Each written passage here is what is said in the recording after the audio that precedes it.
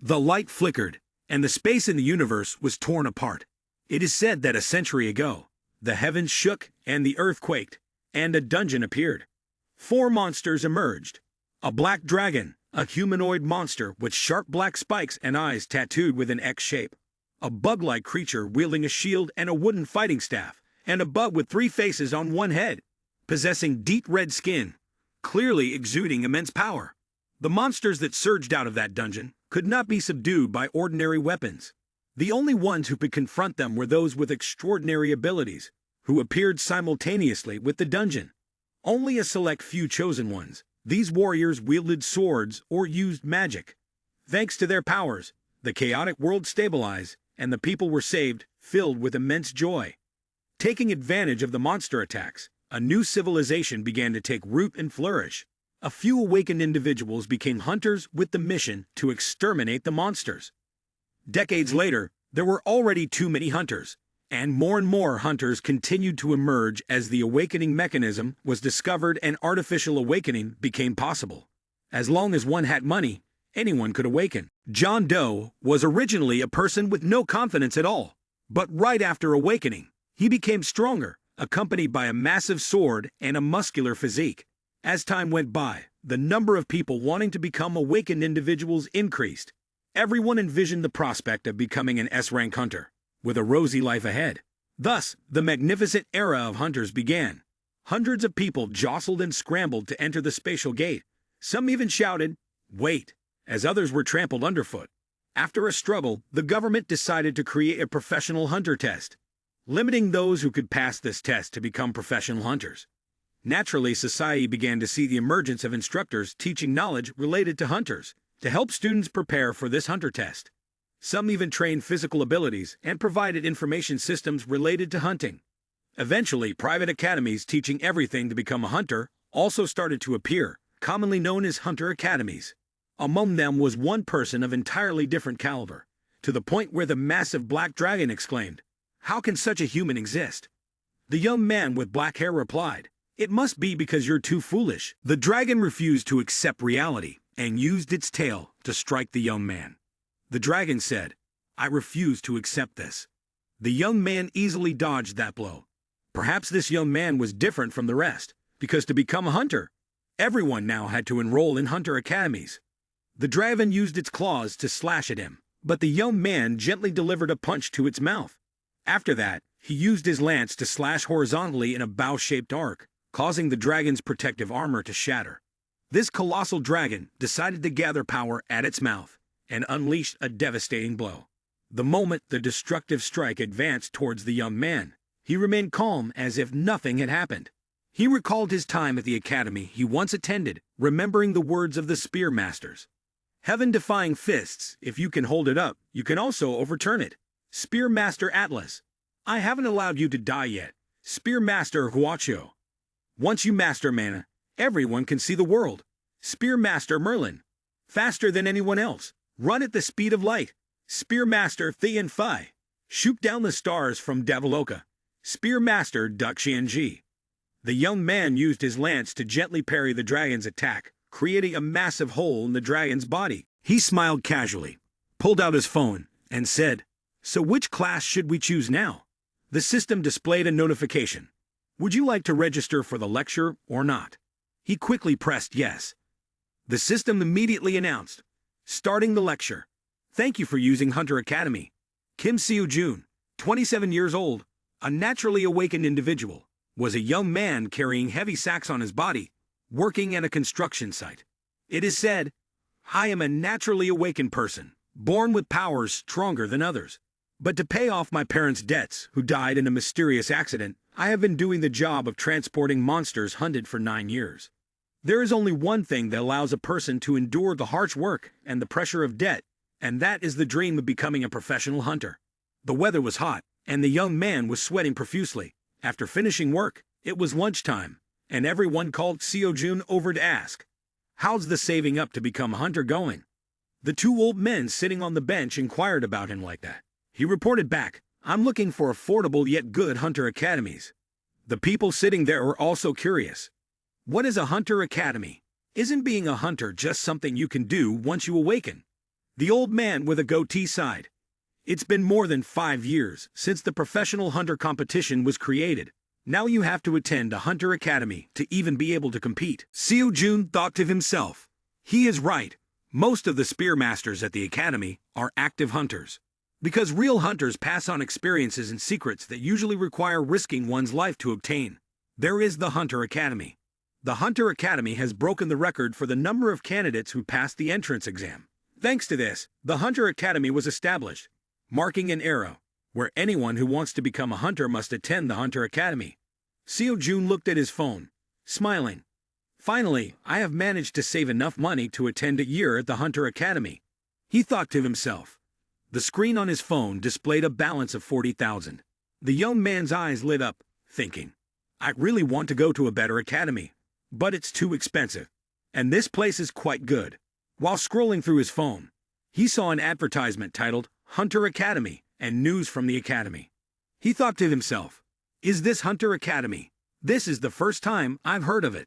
It turns out that the model of talented individuals is changing. The super elite reign is sweeping across the universe, a collection of experiences and knowledge from seasoned spearmasters over 10,000 years old. They customize individual training programs suitable for each student.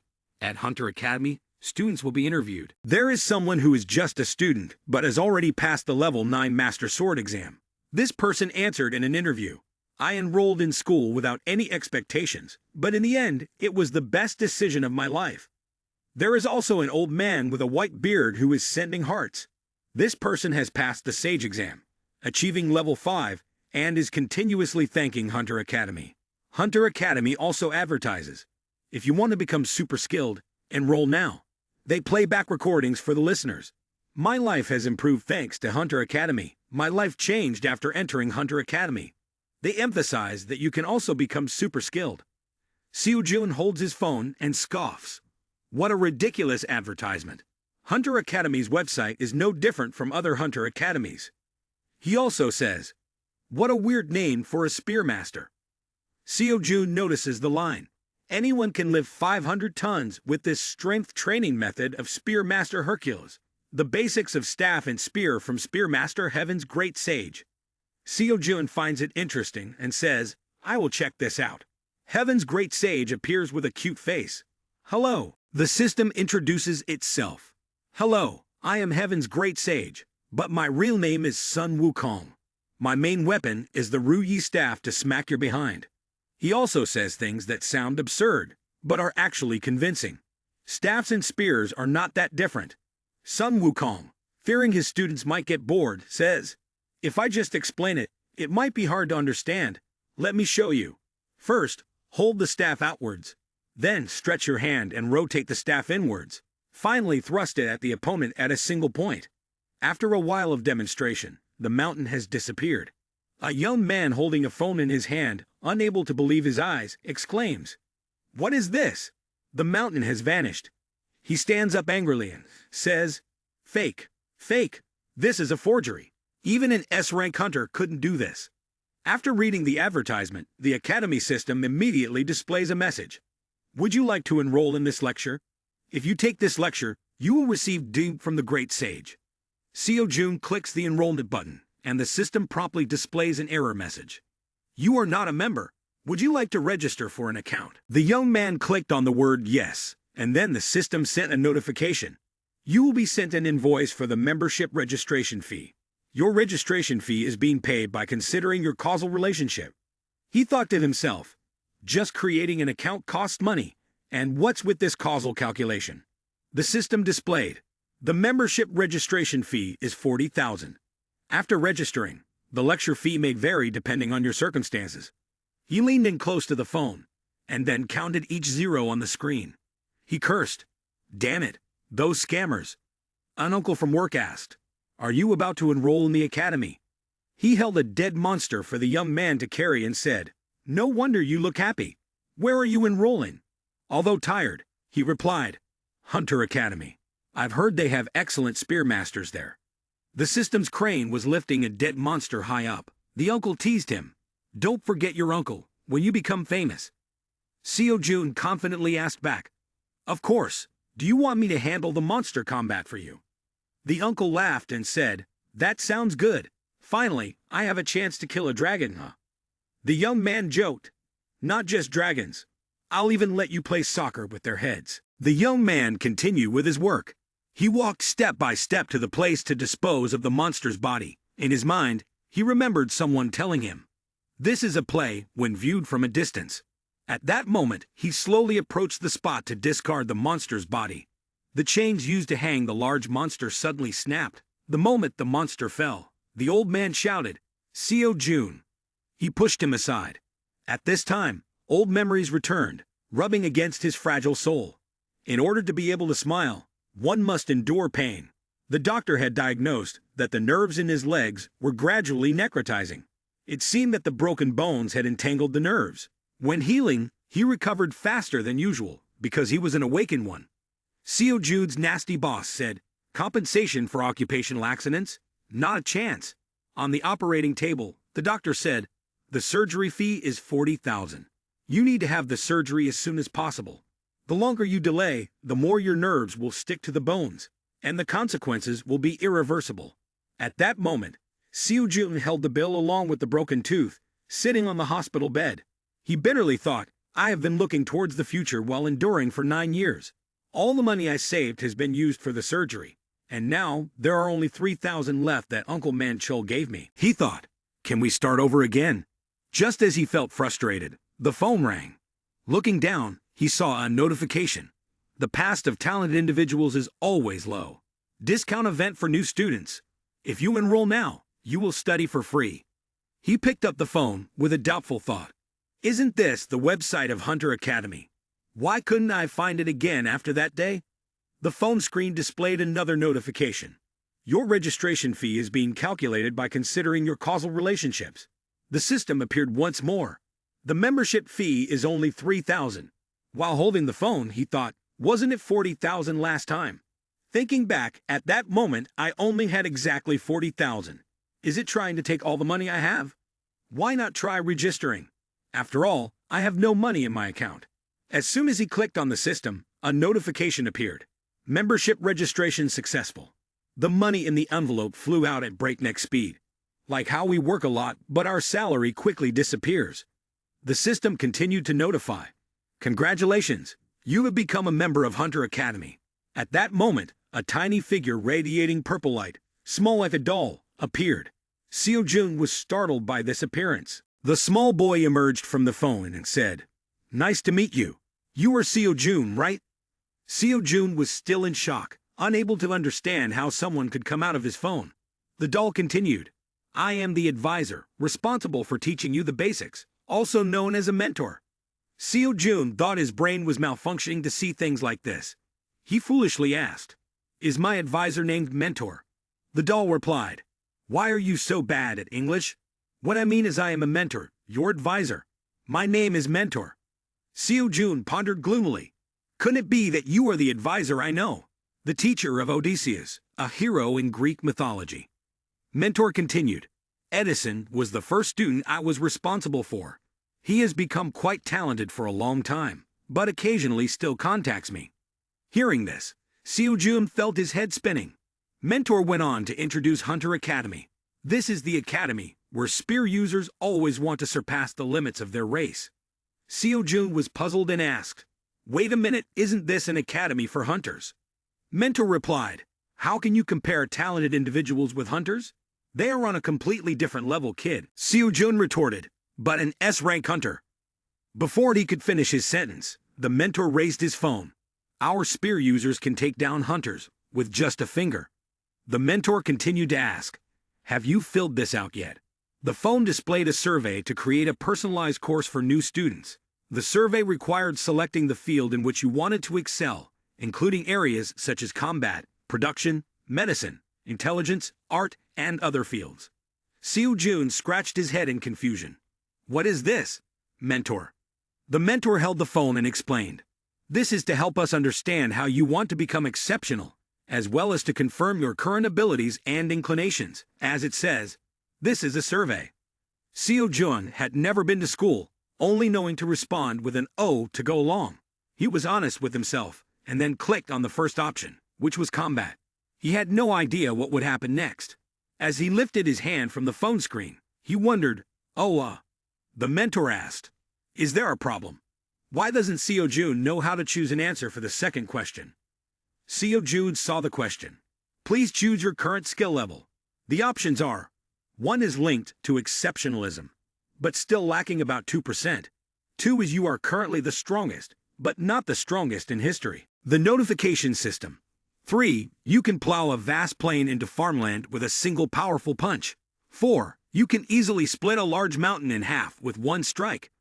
5, it may not be a large mountain, but you can lift a mountain.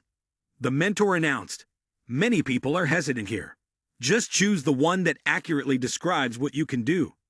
Seo Jun thought to himself, "There is no answer that I can achieve." The mentor continued to ask, "Can you plow a vast plain into farmland with a single powerful punch? Or split a large mountain in half with one strike?"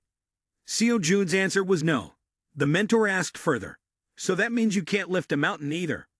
Seo Jun thought, "What is this guy talking about? Oh my god, I'm a newbie, and he's asking me to do things like lift a mountain."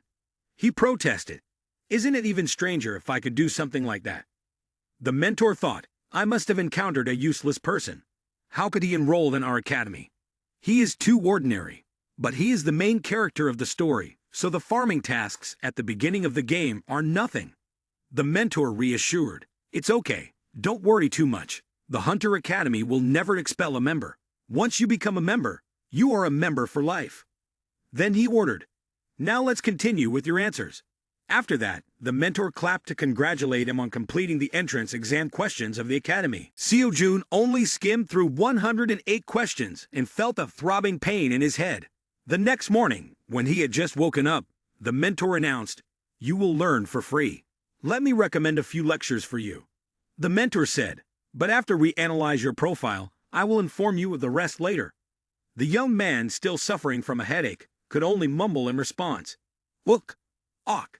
The mentor analyzed, "So your fighting style is using spearmanship for spearmanship instead of training in mana cultivation. The Oriental key cultivation technique might be better. The spear master, Heaven's great sage, is very skilled in the basics, but since you can't even lift a mountain, it's too advanced. I think one of these lectures is the best for you. Learning for free." The system displayed the first notification. Once the spirit collapses, the physical ability becomes useless for the Spear Master Gautama. The second day is a mandatory introductory course for talented fighters of the Spear Master Chiram. The mentor asked, "You are not only injured but also facing difficulties mentally, right? Why not start by learning the lecture from the Spear Master Siddhartha Gautama?" Seo Jun then realized, the person I am about to learn from is the Buddha, so he shouted, "Are you talking about the Buddha?" The mentor replied, "That's right.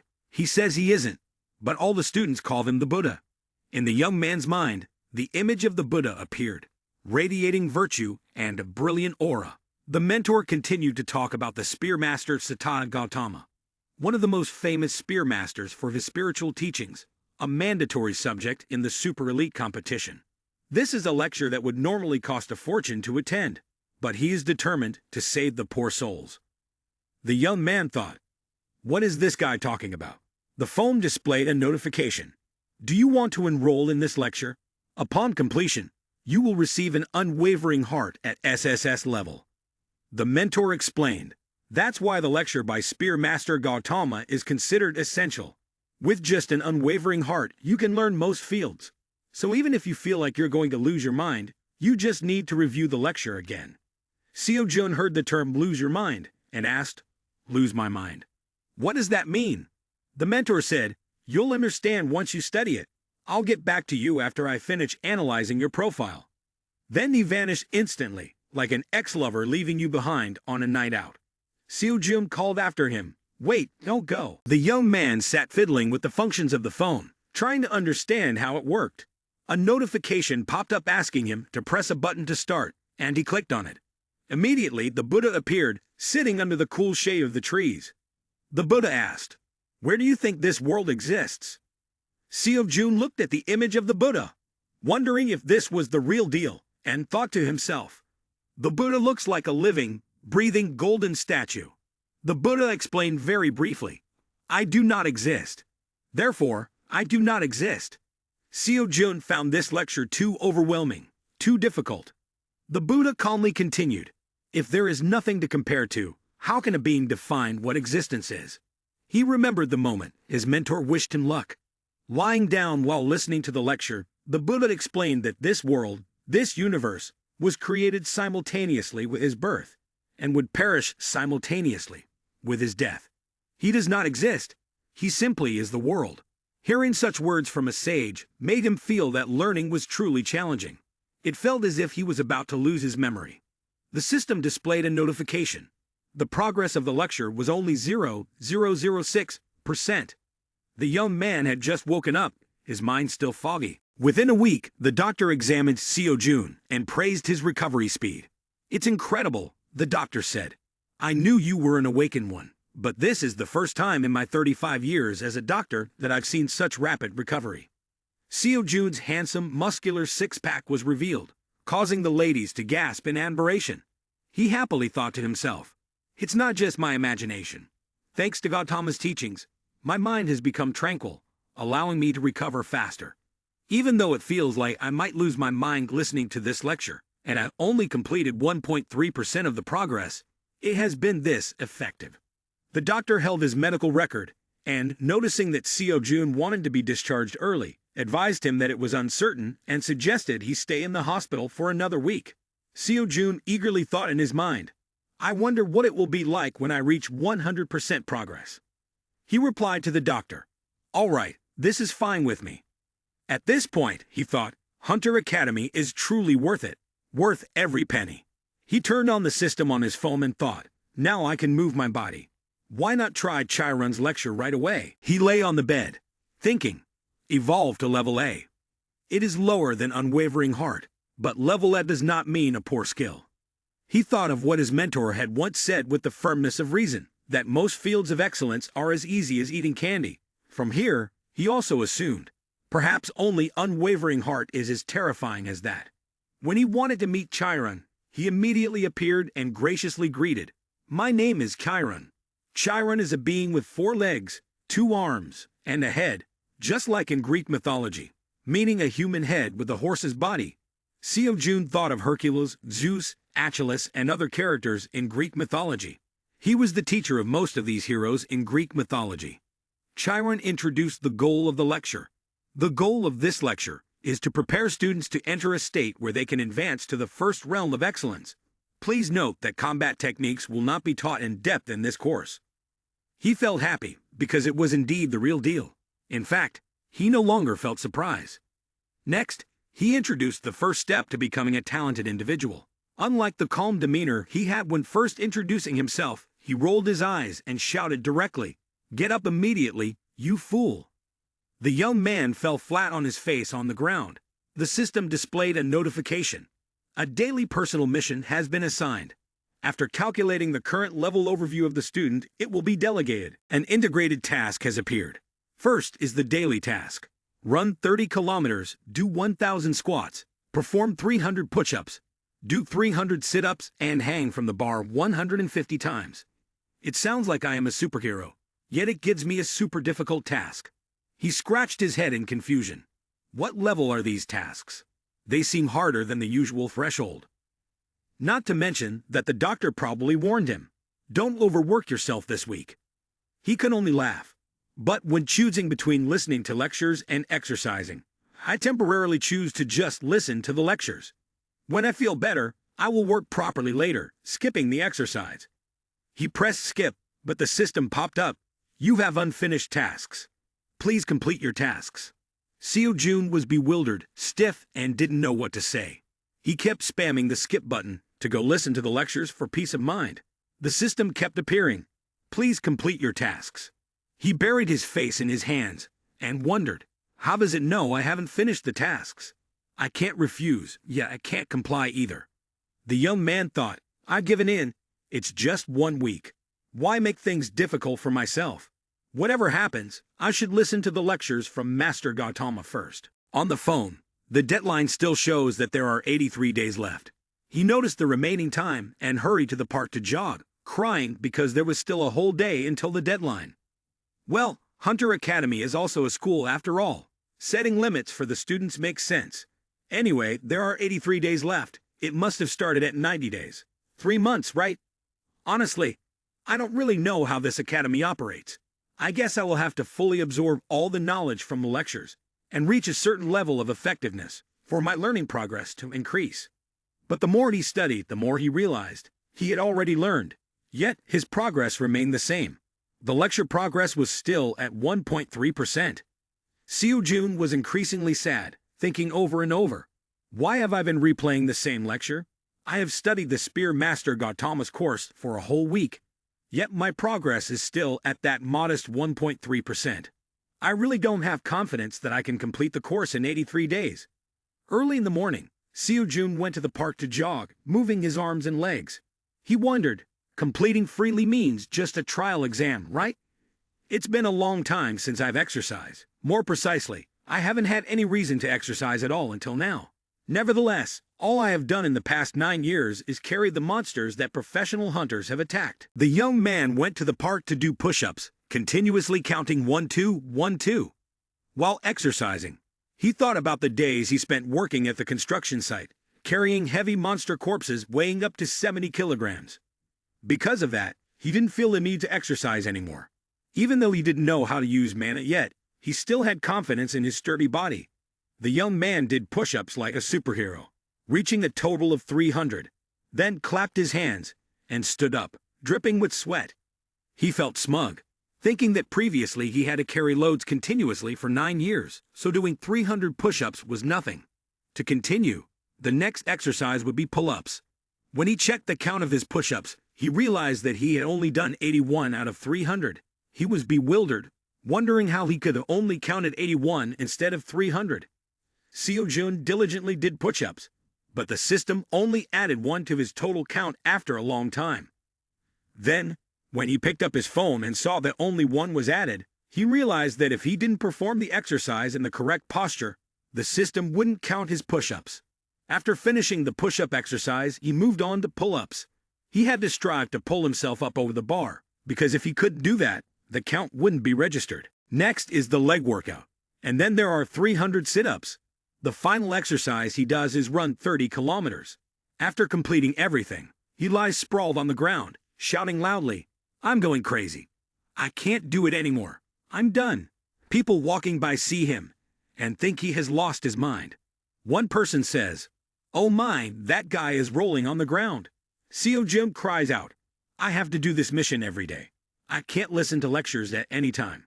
Charon covers his ears and mocks. "That's your problem, haha." In the hospital, an elderly woman exclaims, "Oh my young man, why does your body look so much better? Are you exercising again?" Seo-jun replies, "Oh yes, how are you all doing?" The old woman claps her hands and says, "Wow, you work so hard. Really hardworking. The young people are so good." Nearby, an old man sits reading the newspaper with a frown, listening to their conversation. Just then, the hospital TV announces the latest news.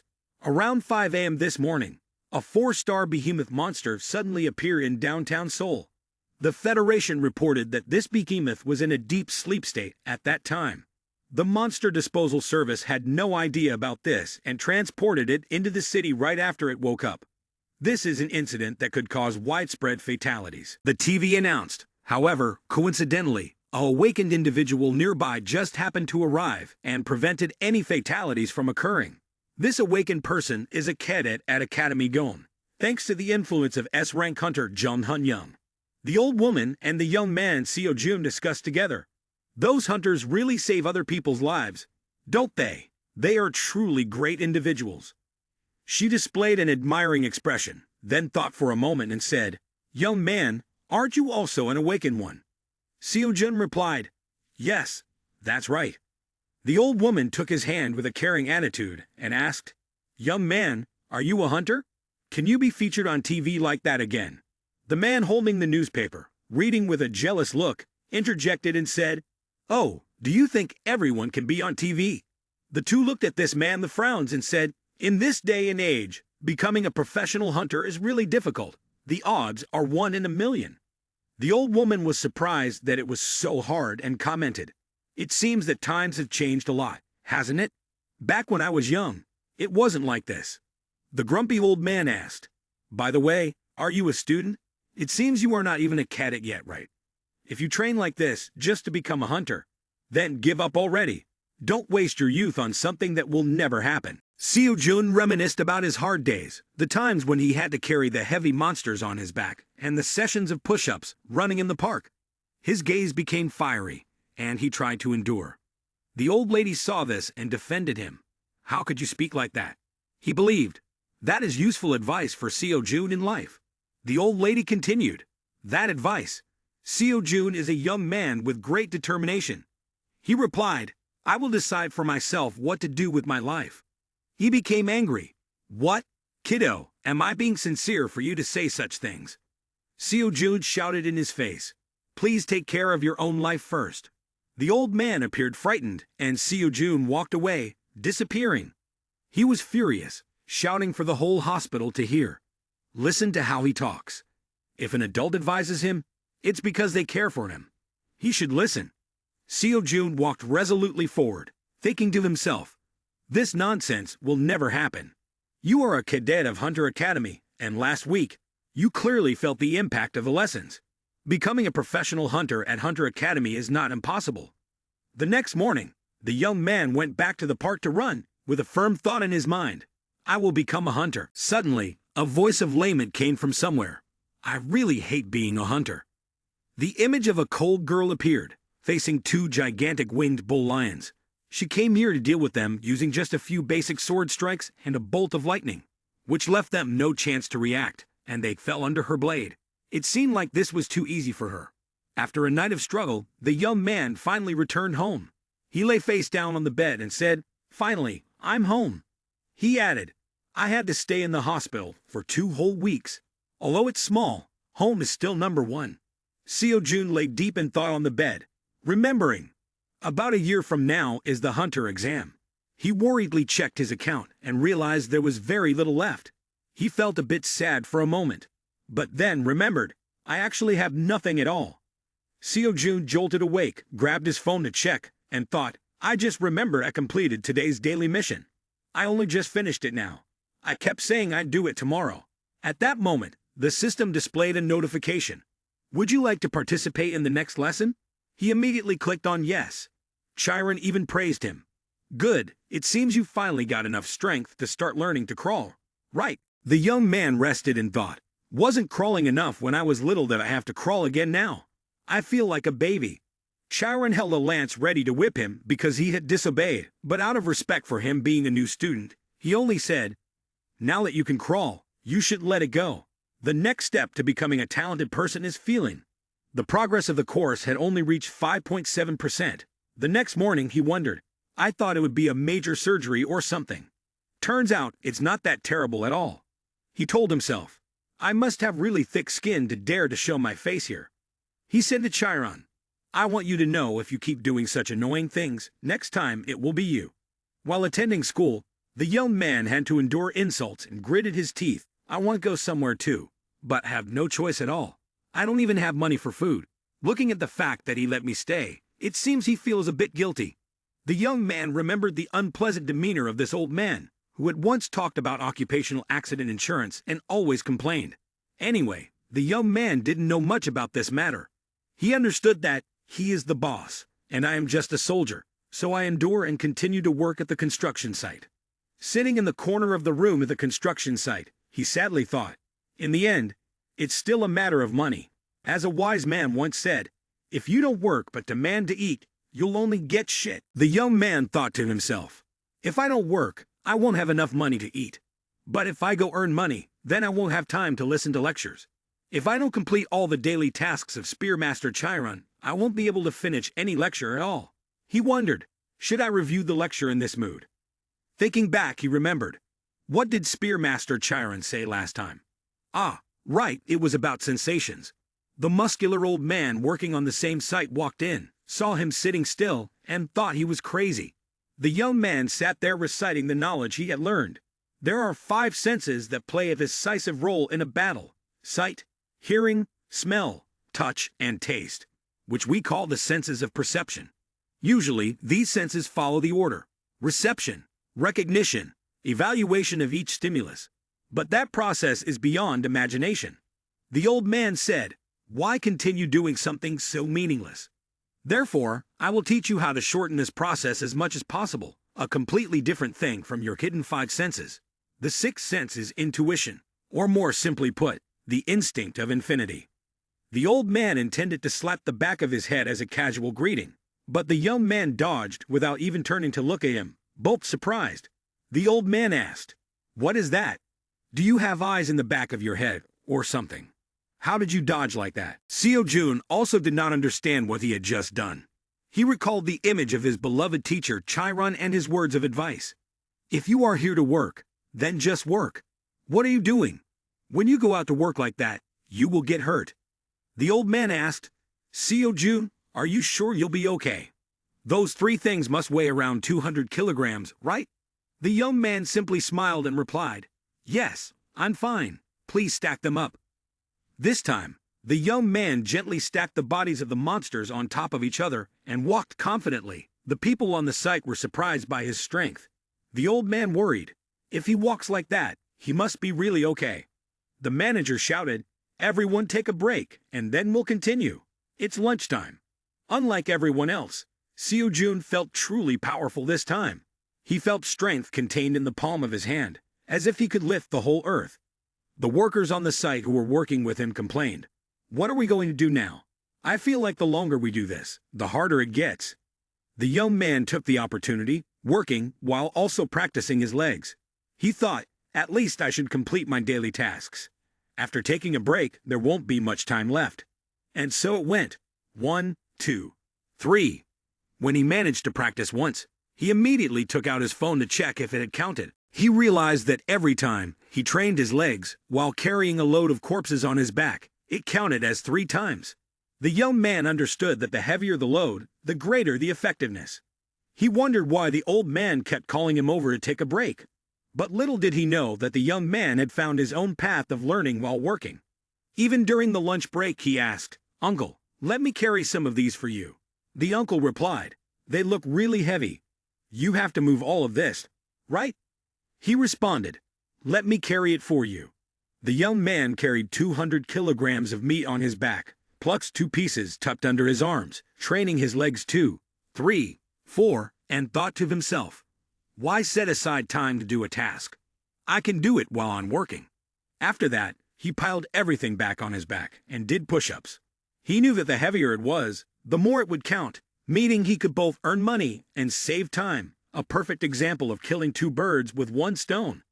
Seo-jun continued to move on to the monkey bar exercise cheerfully. The old man thought he was crazy and immediately intervened. After a day of hard work and training, the young man returned to his room inside. "I feel like I'm about to die." But thinking about the moment the old man was shocked on the construction site because of his health, he felt satisfied. Now he could work while also fulfilling his duties. Lying down for a moment, the young man got up again and picked up his phone to check for any notifications. The phone had notified him. The daily mission had been completed. All tasks were accomplished. He calculated. Having listened to both lectures, it was only 10 o'clock. Luckily, he finished quickly like that. He thought, however, after completing it, he still felt like he had wasted time somehow. The course of Spearmaster Chiron had completed 9.1%, while the course of Spearmaster Gautama had reached 2.5%. Seo-jun was a talented and diligent young man, so reviewing lessons was just a small matter. He reasoned that learning another lesson might be better, but reviewing wouldn't increase his progress at all. This isn't a good idea, he wondered. Since regular lessons would cost money, he decided to participate in a free course to learn for free. He clicked on the list of free courses, and the system displayed a notification. "You will be able to become strong enough to move that mountain of Spearmaster Xian. Seo-jun was curious about Spearmaster Xian and wondered, is it referring to the hegemon King Xian? He recalled the image of a general wielding a lance, sitting on a horse, fighting fiercely. The hegemon King Xian. After appearing in the mythology of the Zhou and Han dynasties, he became famous as a person with an extraordinary physique. The young man joyfully thought of the saying, "He who can oppose 10,000 from him." Without hesitation, he thought, "Not bad at all. And since this is a free course, this lecture is free. He immediately clicked on the registration button to learn mountain pulling spearmanship. The person in the picture appeared and smiled. You want to learn to use a spear? Those who take this course are just a bunch of trash. They don't even know the basics. Yet those trash want to learn to use a spear. Let me teach you these foolish ones. You don't need to be anything extraordinary. For now, just swing it around. Deeply embed the spear into your body and your senses. Then come back and find me. The system displayed a notification. Your daily mission is ready. After calculating the overview, the current rank of the student will be assigned an integrated mission. That mission is to swing this weapon 5,000 times. The young man felt despair because he had only said a few sentences, and the lesson was over without any explanation. He looked at the daily mission and switched to another scene, where a beautiful girl was walking. The manager at the construction site flattered the safety manager. This site has never had an accident, sir. Nothing to worry about today. It turned out she was the safety quality inspector of this construction site and was a B-rank hunter named Park Seo-yoon. She immediately turned to question him. You know about the recent behemoth accident, right? Even though I was the one who finished the inspection, I might have overlooked something. So I want you to make sure to verify it thoroughly. He replied, yes, of course. The others wondered, who is she that he behaves like that? Oh my, he's about to kneel at her feet. Seo-jun, who was also working on the site, realized, isn't she the granddaughter of Sword Star? I think her name is Park Seo-yoon. Yes, that's right, she is Sword Star Park Min-chul. It was said that 100 years ago, he was an awakened one operating when the concept of gates was first introduced. Unlike the systematic understanding of awakeneds today, the monsters back then were much more ferocious. Such monsters were rampant on the streets, a time when human survival was not guaranteed at all. He reminisced about his youth, being an extremely powerful young man in such a world. A mother and her child were attacked by a monster, but fortunately, I appeared in time and was one of those who helped rebuild the civilization of this world. That is why he truly is the savior of this world, a hero. Seo-jun thought, time flows like water, and perhaps he has grown old, but he remains a powerful force on this planet. Although he thinks this way, there are actually many tasks that need to be completed. He carried a pile of monster corpses on his back, thinking that this was not his concern, but he was focused on counting each step to train his legs. Park Seo-yoon wondered, what is that guy doing? The worker at the construction site reported, don't pay attention to him. He's been like that since last week, like a madman. She even thought this guy was crazy. The young man continued to work while training. He carried the corpses to where his uncle worked alongside him and said, I'm leaving these corpses here, okay, and then counted to 60. The old man did not understand and asked, how much longer are you going to lift those things? The young man simply replied, if I've started, then I will do it until the end, and continued counting to 61. He added, everything here has meaning. The old man responded kindly, what is this? If you keep doing this you'll die, and told him, since you brought this here, then go on instead of standing here doing nothing. Seo-jun smiled and said, let me go bring a few more. Park Seo-yoon sighed, finally free. I really am not suited to be a principal here. The construction manager said, how can we allow the granddaughter of Sword Star to be in such a shabby place? We will prepare a comfortable room for you. She said, no need, I'm fine. She was leaning against a pole to think when some workers from a nearby construction site were gossiping loudly. Is she the one? The granddaughter of Sword Star. Afraid Park Seo-yoon would hear, they told each other, keep your voices down. Another person wondered, what rank is she as a hunter? Park Seo-yoon pretended not to hear, but in reality, she heard everything. The two people continued to discuss. She's just a B rank. What's the big deal? The granddaughter of a top server and only at that rank. However, everyone has their own struggles. And so does Park Seo-yoon. She knows Sword Star is a revered hero. But to her, that name is just a heavy title that weighs down on her. Even though she received training to become a hunter from her grandfather, since she was just learning to walk, the wall of the title Sword Star remains too high, and she lacks the ability to overcome it. Park Seo-yoon practiced daily with a wooden stick, but she still found herself being compared to her incredibly talented grandfather. Her original dream was to become a hunter, and she had told her grandfather this, but he didn't listen and told her, don't say such foolish things anymore. She was filled with resentment and anger, feeling as though she could not have a normal life just because she was the granddaughter of the Sword Star. Even though her compromise was to enter Hunter Academy, two young men in the class, being taught by Park Seo-yoon, scoffed. Isn't it because the Sword Star is teaching? No way. She placed the paper on the podium, stammering. The Sword Star has nothing to do with this. I am the instructor. However, everyone turned their backs, saying, we have been deceived. In this situation, after the news spread that the Hunter Academy she established had no appearance of the Sword Star, all of her students lost interest and left her, despite her pleas for them to stay. Gradually, she sank into darkness with her failure. She realized that those who had enrolled were only there because of the title of the Sword Star. Returning to reality, she reflected. The remaining ones also left quickly, as if they had been chased away by my grandfather for that reason, and now no one knows anything about the Hunter Academy. She lamented. If only I had a proper academy then. Suddenly, for some unknown reason, a person rushed out in panic, shouting loudly, run fast! Run fast! There's a monster! She appeared alarmed. Seo-jun, who was nearby, saw the lions surrounding them, and exclaimed, Teacher! At this moment, the young man felt tense. Why did the manticore we brought here suddenly wake up? Wasn't it supposed to be dead? He said, Run! Seo-jun, don't worry about me. Just get out of here first. He was in a dilemma. If he left, that man would die. He would definitely die. A normal person could never be stronger than a monster. Even awakened individuals who couldn't use mana were the same. Not to mention that the manticore was a level 4 monster, which even professional hunters found extremely difficult to defeat. As he thought about the image of the girl from earlier, he wondered, what about the hunters? Right now, only Hunter Park Seo-yoon remained. He thought a little more. If she were here now, it would be too late. He would still die in agony. Someone had to act immediately. The lion monster was preparing to enjoy its meal, letting out a roar. Seo-jun, undeterred, gripped his weapon and charged forward like a god. Die. Unexpectedly, these monsters were not only strong, but also knew how to dodge attacks. Taking this opportunity, he said, Hey, quick, run! He knew he could die at their hands. However, Seo-jun bravely said, We will get through this. Hurry up. Even though he held a metal rod in his hand, he realized he was all alone here, and needed the help of other professional hunters. In front of him stood the shadow of fierce demons. Yet the more determined he was, the more the power of the demons suppressed him. Deep down, he kept reminding himself, Be strong. Don't hesitate anymore. Move and attack it.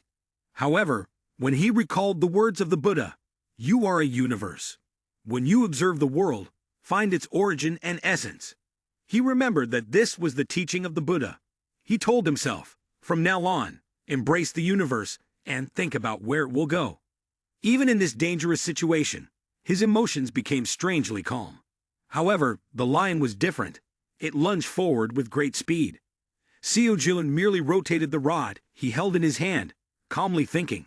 The fear in his trembling heart would gradually settle down. The lion's claws lunged towards him, and he also knew that if he moved after thinking about his reaction, it would be too late. He had to act on instinct. The young man once again awakened his limitless instincts, dodging the monster's attack. The lion continued its assault, and he used his iron staff to gain momentum and soared into the sky, thinking, Let my emotions do all work. While the lion was bewilderedly looking around for the young man, he was above its head and believed this was its weak point. But he hesitated. Should I attack or not? What should I do?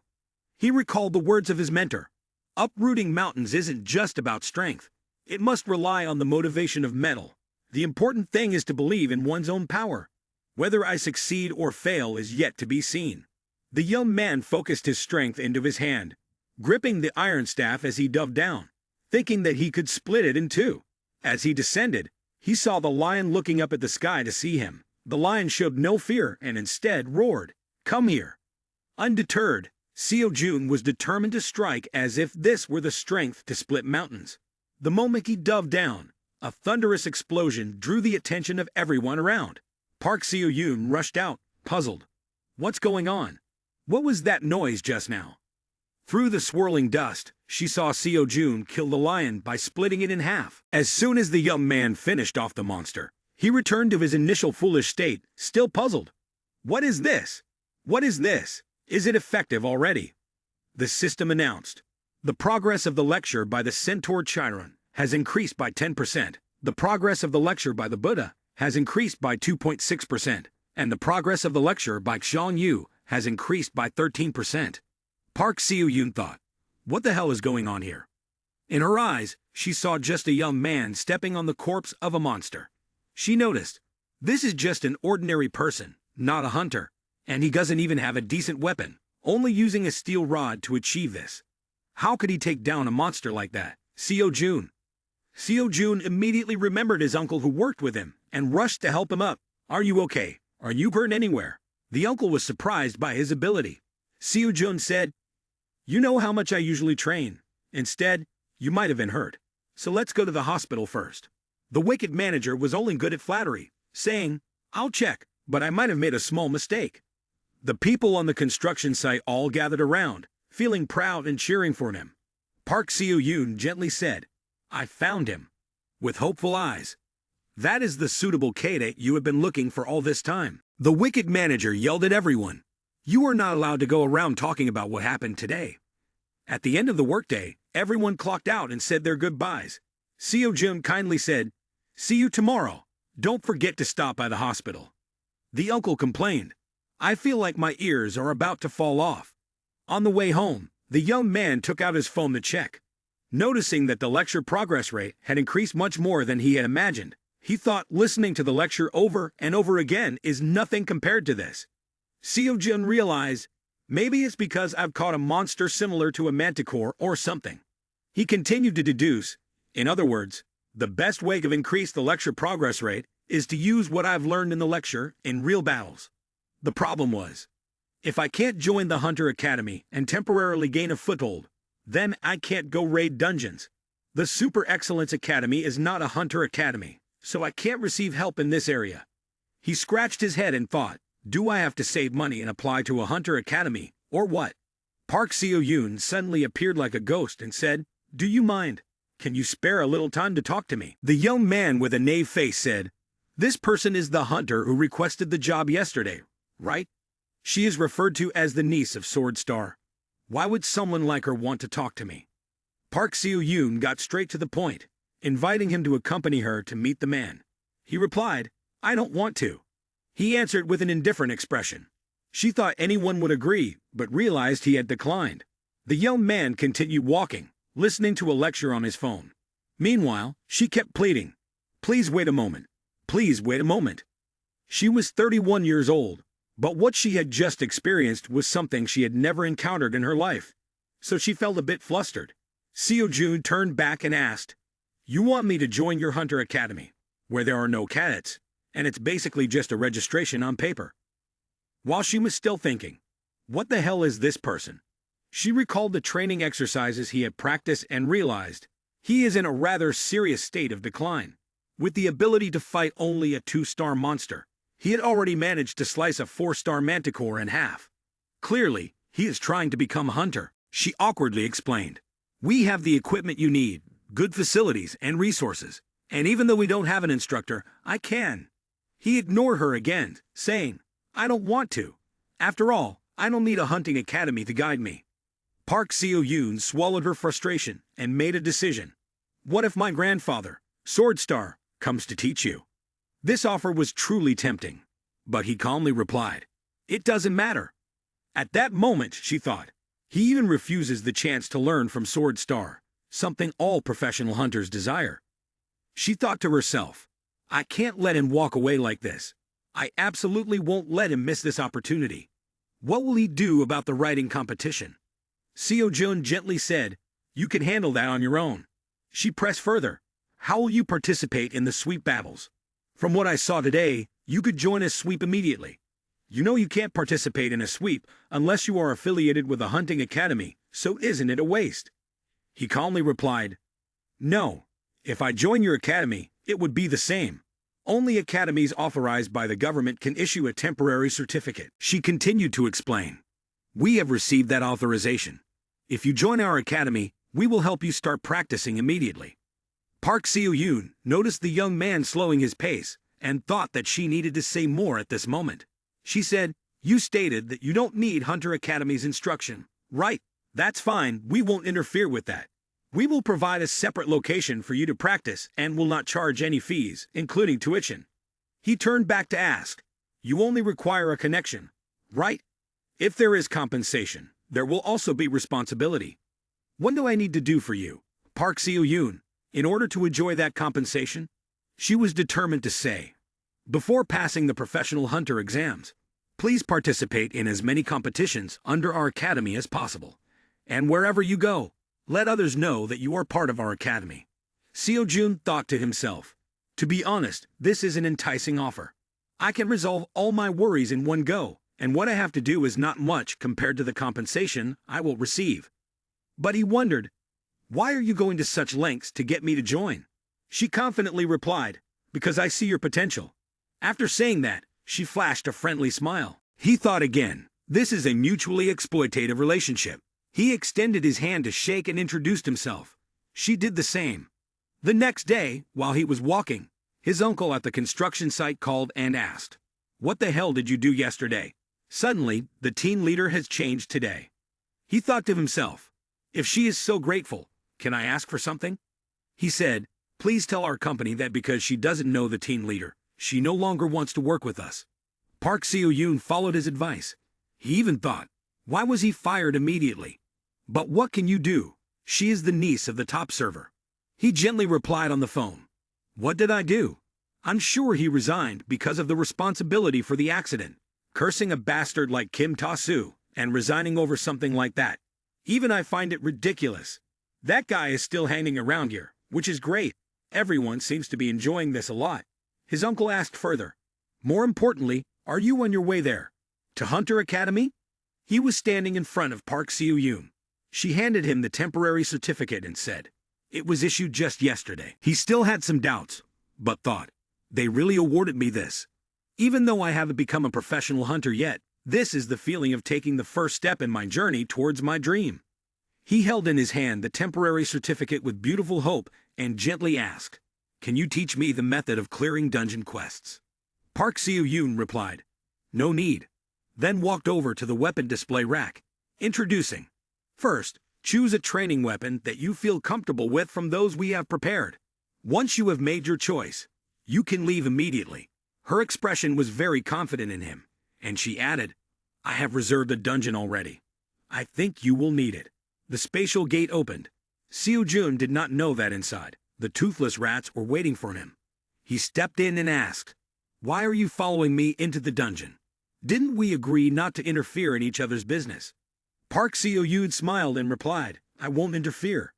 You are the only cadet of our academy. How could we ignore you? Just think of it like a buy one get one free deal, especially reserved for the future hopes of the academy." Seo-jun felt proud. Without needing to say anything, Park Seo-yoon also knew this was the first time the young man had come to clear out the dungeon. She advised him, "Just treat me like a safety device. Even though this dungeon only has a few rats like that, you still can't let your guard down." The young man felt excited because this would be a place for him to train against those weak monsters, suitable for newbies like him. He slung the spear over his back, just like during the fight with the manticore. The mana protection was easily pierced. Normally, attacking didn't require mana to redirect. Having a transparent barrier was quite common. Suddenly, a huge weasel lunged at him, intending to bite his head, but he managed to dodge just in time. Park Seo-yoon was startled. Seo-jun gathered his strength and struck the rat's rear with his spear. Seo-jun's points increased slightly. The young man excitedly thought, even though it doesn't increase as dramatically as with the manticore yesterday, if it's already gone up this much with just 2 kobolds, it's still worth it. Moreover, I can earn money while clearing the dungeon. Seo-jun gradually got accustomed to the dungeon and said to her, "I will speed up a bit and treat this like a game of clearing out the rats. Wherever I go, I will clean it up." Park Seo-yoon witnessed a suspicious scene. Does this young man have a problem with his mind? But truly now, she thought the level of craziness of this young man was beyond imagination. It's terrifying, really terrifying. Seo-jun kept holding his phone, mumbling, "Absolutely must stay away from the hydra poison." Park Seo-yoon didn't understand why the young man kept staring at the pitch-black screen with nothing on it. Ever since returning from the dungeon raid, Seo-joon in her mind was a strange young man obsessed with his phone. She also noticed some odd points. Not only that, but she realized his actions, and the way he'd exterminated the rats showed that he was a cadet who had never been properly trained from the very first time he raided the dungeon. Yet he could slaughter these sewer rats like a hunter who had trained for over 15 years. Meanwhile, the young man kept mumbling. How could he do that? She remembered when they were in the dungeon, the young man carried the bodies of 2 rats and said, "If you have nothing to do, then move these with me. After all, it's money." As he walked, the young man practiced his legs, making her think he was doing some strange exercise while moving the corpses. He could have called a body removal service, but he wanted to save costs. She tugged at her hair in frustration, thinking, I can't hide from him that I have a cat forever, but how can I bring this up with him? The young man was solely focused on the fact that it was already past midnight and he had not finished listening to the lecture. These strange and unusual actions of his made her reflect on her own actions and question whether they were right or not. The next morning, the young man woke up and opened his account, finding over 9,000 in it. He praised himself. I managed to earn this much in just one day. The young man played the grind game, doing whatever tasks he could do by himself, and even attempting those he couldn't manage. The work of moving and decomposing bodies was all done by him to earn money, but he realized that this was time-consuming and labor-intensive.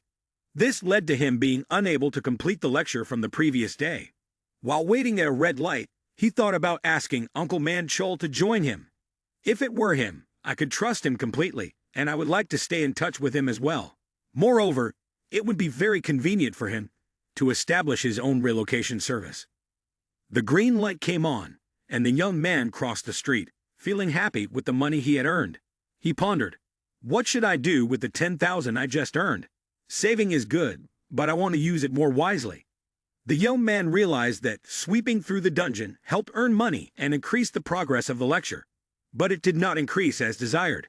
Even when catching a sewer rat, it ultimately did not increase my points at all. Seo-joon thought of the image of Sun Wukong and wondered if he could become as strong as that.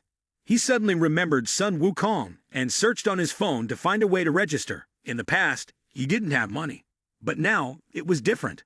The academy announced the basics of staff arts and spear arts, with training personally conducted by Heaven's great sage.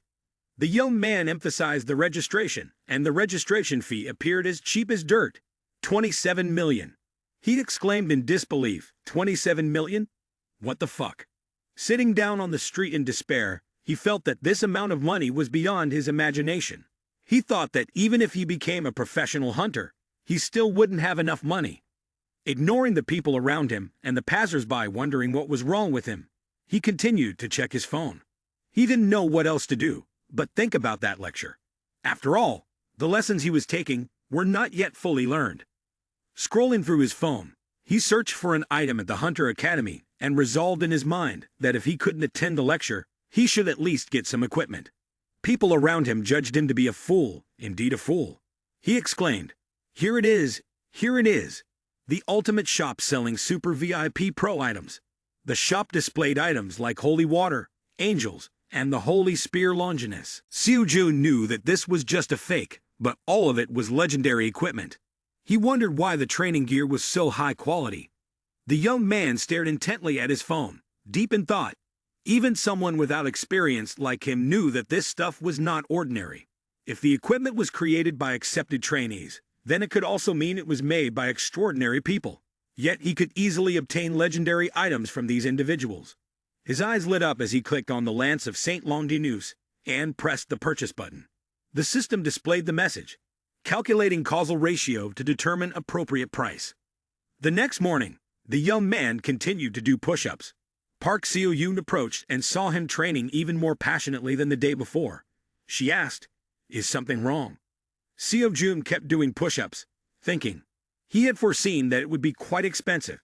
Even a fake would be worth millions. In fact, he had calculated the risks already.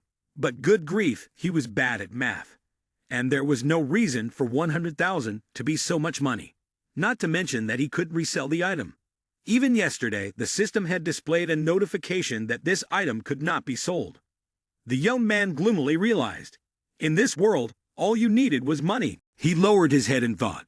100,000 was already a lot, and he couldn't even remember when he would ever be able to hear the lecture of the 27 million of heaven's equal great sage again. Park Seo-yoon noticed his strange behavior, but still called him over. She talked about the academy race and asked, "Do you know anything about this race?" The young man only knew a little. Park Seo-yoon explained its meaning literally. This is a competition among various academies, where countless students participate to showcase their excellence. She handed him an A4 sheet about the Level 4 Academy race for him to learn more. She explained that these competitions occur frequently and belong to the Level 4 tournaments. In those competitions, if he performs well, he could earn the right to participate in higher-level tournaments. Park Seo-yoon explained that this allowed him to increase the number of applicants to the academy and was sanctioned by the government. Therefore, hunter academies did not hesitate to pour all their resources into it and send their most promising talents to participate. Seo-joon immediately understood her intentions. She explained, "These things, of course, are not wrong. I want you to participate for the Hunter Academy, our dream." In his mind, he wondered if this academy race would be of any help to his lecture. But thinking of it as an experience, he happily agreed. "I will participate." Park Seo-yoon was surprised by his quick agreement. Seo-joon turned around and said, "That is our commitment. And what do we usually do while the race is going on?" Park Seo-yoon replied, "Although we do not know the exact details of the race, we know it is evaluated based on the total points from the dungeon level and the cadet tournament." He picked up a weapon, holding the spear and thinking about the fact that he had never had any combat experience with a cadet except for monsters. He resolutely clutched the spear and thought, "What should I do? I will also participate, so I want to do it properly." He further thought, "No one fights solo with me." Then he widened his eyes, turned to Park Seo-yoon, and asked, "If you don't mind, could you duel with me?" Park Seo-yoon asked, "What?" But she still picked up a wooden stick to practice. She thought about the scenario where if she didn't fight solo, she would be seen as a coward. Seo-joon felt excited. This is a good opportunity. She is a level 4 hunter, just a level 4, but has been trained by that sword star character. Can a new cadet not have the right to evaluate a professional hunter? But then the more she thought, the more she liked it. The young man, curious, wondered what her strength was like. He asked Park Seo-yoon, "Are you really going to fight me? You are a B-rank hunter, right?" Seo-joon picked up his weapon and said, "Please take care of me." Park Seo-yoon thought, "Today, I must teach him what respect is." The young man charged at her with his first attack using a stick. She easily blocked it with her wooden staff. She thought he approached quickly, but his attack was quite clumsy. Therefore, based on his attacking style, she could predict where he would strike. Suddenly, she thought, "I must have overestimated him. He really is just a cadet." She raised her wooden sword and thought to herself, "I wonder where he got the confidence to mock me." She swung her staff, channeling mana into her strike. The young man easily blocked it with just a piece of wood. Although he managed to block it, he felt it was very heavy. As for her, she couldn't understand how he could withstand this mana-infused blow. Seo-joon continued to swing his stick, attacking her from multiple angles. She still thought, the weapon should have flown out of his hand, and the sword should be at his throat. Things should have been like that. At this point, the aunt could no longer underestimate the young man. Seo-joon continued to fight with even more intensity, reminding, "I'm about to strike for real." While the aunt was still in shock, the young man smiled, "I will fight with all my strength." Then he charged forward to attack like a storm. Park Seo-yoon, while blocking the blows, immediately felt the force and speed of the attacks were much greater, a world apart from before. Seo-joon attacked while thinking about what he had learned. He began with easily predictable strikes, then added a few feints to deceive his opponent. The young man attacked with all his might, leaving no moment spared, believing his attacks were easy to predict. Therefore, the aunt would defend in a predictable manner. He twirled the spear, spinning in circles before delivering a decisive blow. Fortunately, the aunt accidentally reacted in time, causing the young man to become even more determined to pour all his strength into the strike. The moment the aunt sensed the danger, she reacted instinctively. The young man couldn't block in time and was sent crashing into the wall, creating a large hole and spitting blood. She immediately rushed over to support him, unaware that she had just countered with all her might before thinking. The young man struggled to stand up and accepted defeat. He even said, "In the end, I lost." The aunt thought, by saying this, does it mean that in his consciousness he wants to challenge me? Even though this is a battle between a B-level hunter and a cadet. Seo-jun noticed the difference when fighting between a human and a monster. In his mind, he knew he had to work much harder because the gap between himself and a professional hunter was still a long way off. He took out his phone to check and saw that, as expected, the points from the lessons had increased. Looking up at his aunt, he asked, "You're not involved in the tournament, are you?" Still puzzled about the notification system, he asked, "Do I have to fight in a variety of ways?" Then he suggested, "So when we're not in the dungeon, can you fight with me like this? It's really beneficial for my shoulder and neck pain. I'd appreciate your help." Park Seo-yoon thought, there's something wrong with his head. He just took a hit from me, and now he wants to fight again. But then she thought positively. Why care, just work hard and trust him. She said, "I will do everything you ask. If you win, I'll give you all the prize money." Seo-jun asked, "Is there a prize?" Everyone knew, except for him, that this tournament had a prize. His aunt explained, "Of course, it's a competition." "And how much is the prize?" "Maybe around 100,000. Hearing that amount, his eyes lit up with hope. He asked about the tournament schedule, and she said, "It's in about 2 weeks." The young man immediately went to find training equipment, asking, "Is there a sandbag here?" and also inquired, "Can I tear this apart to train?" His aunt didn't understand what this young man was talking about. Turning around, he saw a young man lifting a stone in the academy to practice. The woman said, "Calm down. Use the sandbag over there in the corner. Don't use these things." She was at a loss for words. The young man shouted, "I'm sure I'll get 100,000 on the day of the tournament. Is anyone else from the academy talking? If someone strong shows up, that would be great. I heard that guy from last time is participating too. Let's see, shall we?" The teacher reassured him, "Don't worry. You are the pride of our academy." A bespectacled young man, looking scholarly, was searching for the tournament venue. He felt happy to have arrived and turned around to see many participants. He stood in a corner, pondering to himself. Even though many people are awakening these days, ordinary folks still prefer watching hunters fight. Not to mention the recruiters from various guilds and mercenary organizations blending in. Perhaps even government officials are here. Ignoring how everyone was looking at him like he was crazy, he approached the gatekeeper. The scholarly young man asked for directions and was pointed to the players' waiting room. Upon entering, he saw only tall, muscular young men. The timid young man froze, looking at the pile of weapons of his opponents and their muscular builds, realizing they were very confident. He understood. Since every student is a former cadet, no matter how strong they are, everyone looks very strong. And he noticed a strange young man sitting in a chair, looking at his phone. The scholarly young man realized that the young man in front of him carried a weak weapon. Even the bandages were made from clothing. The scholarly young man thought, who is that impoverished person sitting there from an unknown academy wanting to be famous? The other participants also looked at Seo-jun, mocking him. Poor guy, he must be forced to participate. But why did he join such an academy in the first place? Some even suggested that this young man kept staring at the black screen. Seo-jun ignored the world and continued to study. He heard all these words and turned a blind eye. They continued to listen to the lecture, sitting around, ridiculing and saying, "This young man should just leave." Meanwhile, the scholarly young man thought about the days with his comrades, imagining the scene where he would socialize with classmates. He thought, this young man will also talk to me until I am alone, so I should be a bit worried. But there is no one to talk to, so I checked my phone to ease the awkwardness. When the scholarly young man approached Seo-jun to ask for his name, Seo-jun scratched his head, unsure if he was being misunderstood. The scholarly young man introduced himself. "My name is Lee Min-gai, 19 years old, a natural awakener." Then he asked, "Are you participating in this tournament?"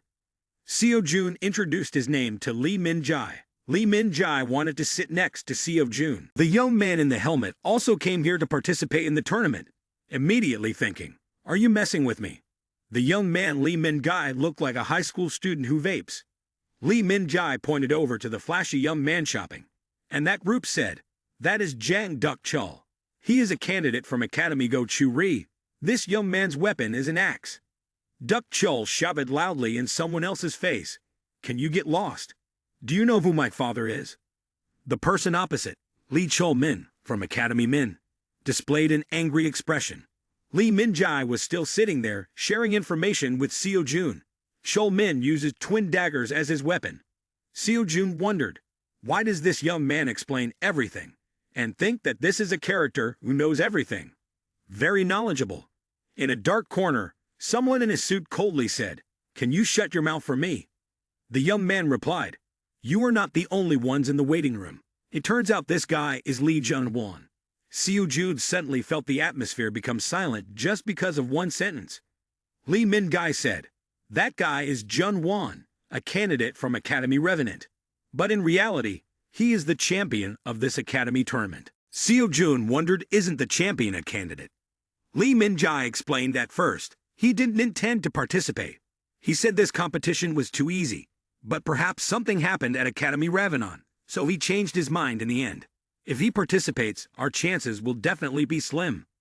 Seo Jun asked, "Do you know the Sword Saint?" Young man Lee Min-jai replied, "Rumor has it that his granddaughter suggested recruiting him." Seo Jun was astonished. "Is it our Miss Seo Yun?" Lee Min-jai explained, "I don't know why he refused, but he must be very confident to turn down an invitation from the granddaughter of the Sword Saint." Jung Won said, "Throw the paper into the trash bin by the basket. Why should we participate with these low-level people? If it weren't for Uncle wanting me to elevate them to level B, even if a trashy candidate gets recognized, it wouldn't matter much. Even if I get recognized in this competition, no one will acknowledge it. If I had known this would happen, I would have accepted that girl's offer. Even if it's an unknown academy, she is the granddaughter of the Sword Saint. If I could properly take advantage of her and reap all the benefits for myself, then discard her now." When this arrogant young man thought of this and cast his eyes aside, he saw the young man Seo Jun sitting there, eye to eye with him. Jung Won thought to himself, who is this poor guy? Why is a poor person like him allowed to participate? Unlike everyone else, the young man Seo Jun did not feel the slightest bit intimidated when this young man looked at him. He thought to himself, if he is a candidate Miss Seo Yun wants to recruit, I wonder how much the lesson score would increase if I fought against him. The stiff young man stood up, as if declaring that the battle would meet again. The loudspeaker announced, "The first match of the Academy tournament will begin soon. All cadets, please complete your preparations." Lee Min-jai glanced around. The match is about to start. Seo Jun set a goal for himself. In just 2 weeks, I will reach 30% of the lessons from Chiron and Gautama. Even though I don't feel any increase in power or anything like that, I can sense the difference between 19% and 20%, and even more clearly between 20% and 21%. He thought, I lack experience compared to the other cadets. Thinking about how I have trained with monsters in the dungeon and fought against Miss Seo Yun at home, whether hunting monsters or engaging in hand-to-hand combat, I won't be afraid of anyone. Preparing to step onto the battlefield, the young man was determined. Wait for me. 100,000 in prize money. As soon as he stepped onto the arena, the young man Seo Jun was informed by the organizers. The dungeon maze race begins. Currently, Chiron's lesson progress is at 31.7%, Gautama's lesson progress is at 6.8%, and Sean Yu's lesson progress is at 33.4%. This tournament attracted a large audience. People watched through the screens, cheering and stirring up the entire event. Among them, there was a person holding a camera, saying, "Senior over here." The man in the blue shirt reproached, "Why did you take a seat in the corner like this?" By chance, he bumped into a woman wearing a mysterious hat. Both of them sat down in their seats. The young man with the camera asked, "Is something wrong?" The person replied, "No, it seems she is watching someone." He asked, "What are the details of the first round of the tournament?" The young man with the camera said, "The first round of the tournament is the dungeon maze race. Note that attacking other cadets is prohibited. Besides the goal of escaping the maze, everything else is unimportant." The other person asked, "Is finding the way a skill to be developed later, or is it testing the intuition of the hunter? Even if it is the lowest level tournament, could they create a maze simple enough to escape by mere luck?" The young man with the camera replied, "There will probably be monsters in the maze, and hunting them will help find a way out. This is likely the most important skill test for the time when attacking the dungeon. The person stroked his chin in thought and said, "It seems like this contestant is quite skilled." The young man with the camera exclaimed, "Look over there." It turned out that it was none other than Jung Won, who was wielding a bright red sword, slashing in multiple directions at a towering giant monster. Everyone in the tournament felt excited and cheered loudly. The person was surprised. "I didn't think that was the movement of a cadet, truly a different level." The young man with the camera replied, "You're not the only one who knows. I also recognize that he's skilled." The person asked, "But who is he?" The other person said, "That's Lee Jun-won. He could be the champion of this tournament." The mysterious man in the hat earlier said, "That's the one from Academy Dream." Upon hearing his name, people showed a hint of fear. Why is Lee Jun-won here? While she was busy observing, the man from before bumped into her and looked up to see a familiar figure. Park Seo-yoon intentionally turned her face away so that no one would recognize her as the granddaughter of the Sword Saint. So what is the situation in the maze right now? Seo-jun was trying to use his weapon to break through the wall, but realized this wall cannot be destroyed. He switched to another method and thought to himself, "If I had known this would happen, watching Theseus' lecture might have been a good idea." The young man touched the wall, walking and thinking, "I can learn the trick to escape the maze." He imagined, "If I use strength, I could leave the mountain. Then I would have more than enough power to destroy this wall, just like the heroes in Greek and Roman mythology, controlling the Minotaur and escaping the labyrinth." Seo-jun walked for a while and realized he had reached a fork in the road. He thought of a very simple rule. To escape the maze, just keep your hand on the wall and continue in that direction. Eventually, I will reach the exit. But the problem was whether the final word truly meant the exit. The young man felt as if someone was guiding him to the left. This feeling was indescribable, and he himself did not know what was happening. Seo-jun walked for a while to the left when the wall on his right sent a signal that he should go in there. He assumed this might be the sixth sense mentioned in Chiron's lecture. Without hesitation, he decided to trust his intuition. As he walked, he found it very strange that he was in the maze without encountering any monsters to fight. The system announced, "Cadet Jo Suk-min of Academy Scar has been eliminated." Continuing on, the young man saw no one and imagined, "Oh, are my enemies that strong? My intuition even avoids monsters." And I even imagined, if it were real, when reaching 100%, I would learn the art of transformation, seeing the future like being able to foresee the questions. Moments later, the opponent will attack, or something like that. While the young man was daydreaming, he heard someone say, "Be careful. Did you just hear something? You never know when or where a monster will appear." Suddenly, Seo-jun realized, why am I meeting this young man instead of a monster? But he encountered Lee Min-jae sitting down. Seeing Seo-jun walk confidently, Lee Min-jae asked, "Do you know something?" But little did he know, the young man Seo-jun was blindly walking, taking risks. If he made a mistake, he would get lost in the maze. Lee Min-jae, being smart, admonished him, "Walking like that is dangerous. I know how to get out of the maze, so from now on, I will lead the way. Do you know the left hand and right hand method? If you keep going left, even the most complex maze can be easily solved." The young man Seo-jun didn't want to waste time and wanted to follow his instincts. Meanwhile, Lee Min-jae thought that doing so would lead to get lost. Seo-jun refused and asked, "Why are you following me?" Lee Min-jae honestly replied, "Because we are comrades in misfortune." Shyly scratching her head, she continued, "It's because I joined alone, and from what I've seen, you also joined alone." Seo-jun was taken aback because this was the reason he was talking to him. Even Lee Min-jae thought Seo-jun was weak, so she wanted to unite. Seo-jun scratched his head and asked, "Oh, am I really that weak? Anyway, on the outside, I don't look special at all." Lee Min-jae wanted to introduce his sister, so he said, "I want to show you something special and interesting." He took his phone out of his pocket and showed Seo-jun the picture of his sister. Seo-jun seemed uninterested and started to walk away, saying the girl is really cute, but she's not my type. Don't introduce me to her again. Lee Min-jae pleaded, "People like us who are weak need to stick together to get out of here. Come with me." Seo-jun thought this person was persistent and figured, this young man is still small. He will be scared and worried when alone. Lee Min-ji kept trying to hold on, saying, "It's really dangerous." Seo-jun hesitated and thought, he may talk a lot, but he can explain some things in the waiting room. But even though he is young, he is still a contestant and a competitor. 100,000 is waiting for me. Thinking this in his head, Seo-jun was about to leave when he asked, "Are your parents and sister coming to cheer for you?"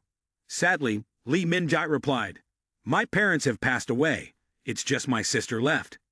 Seo-jun remembered the tough days of having to earn every single penny and training every day until late at night. Lee Min-ji thought he had made the atmosphere serious, saying, "I'm sorry, that was a long time ago. I just want to say that my younger sister is too small to come see me." Seo-jun, who had been through difficult circumstances, felt a surge of compassion. He told Lee Min-ji to come with him and called out, "We are friends in adversity." Seo-jun smiled and said, "If you want, just follow me, but remember that the champion's prize is mine. Other than that, there won't be any team formation." The young man wearing glasses followed Seo-jun and realized, what speed is this? Too fast. He kept saying, "Let's go together." Lee Min-ji noticed Seo-jun walked with too much confidence, without a clear purpose, as if he already knew the way out. He thought this was unlikely to happen. The two reached a dead end, and Seo-jun seriously placed his hand on wall. When he pushed lightly, the door opened. Lee Min-ji barely had time to recover from escaping the maze so quickly. The organizers announced, "The first person to pass through the maze has appeared." The time taken was 27 minutes and 12 seconds, breaking the old record of 1 hour, 4 minutes, and 34 seconds. The entire audience cheered for the new record. Everyone thought, "This is impossible." Who remembers that Lee Jung-won was still fighting, while this young man rushed to take the first position and escape from the maze? The young man stepped outside with a frustrated expression, because he hadn't farmed any monsters at all. Lee Min-ji thought to himself, "How the hell did it come to this? I just happened to run into Seo-jun and wanted to collaborate to get out of the maze." The organizers announced the results of the first round. Lee Min-ji only ranked second, behind Seo-jun. The third place was Jung-won, with a time of 1:08. The others watching were amazed and asked, "Did you know anything yet?" The first place only took 27 minutes. Another person wondered, "Which academy is this person from?" The man replied, "I looked it up and found out it's the Dream Academy. I've never heard of this academy before." Someone else commented, "A cadet from such an unknown academy is at the top." Some people were discussing, "Kim Seo-jun is from a wealthy family. His father is a CEO." Seo-jun quietly sat on the chair to continue studying, faintly hearing those people still talking. "It's surprising. I thought Jung-won would definitely be at the top. Who would have thought he would come in third?" Young Seo-jun only cared about studying, feeling exhausted because of the people around him, making it hard to focus on the lecture. Jung-won approached him with a serious expression and tense eyes. Seo-jun didn't know what this person wanted to talk about with him and why he was looking him up and down. Jung-won looked at Seo-jun with a judgmental gaze and turned away, disdainfully saying, "Is that all? It's just luck." The others standing around immediately assumed that Seo-jun was merely lucky, riding on the coattails of the arrogant Jung-won. Of course, how could someone from that kind of nameless cadet be so skilled? "I'm so jealous, I want some luck too." Feeling the noise, he decided to stop studying and end it there. Just then, there was a sound of the door opening, and someone from the organizing committee announced, "Everyone, please gather. I will announce the content of the second round of the competition. The second round will be in a one-on-one tournament style. Since the competition is a level 4 tournament, to maintain fairness, everyone's weapons must not contain mana. If they do, you will be disqualified immediately.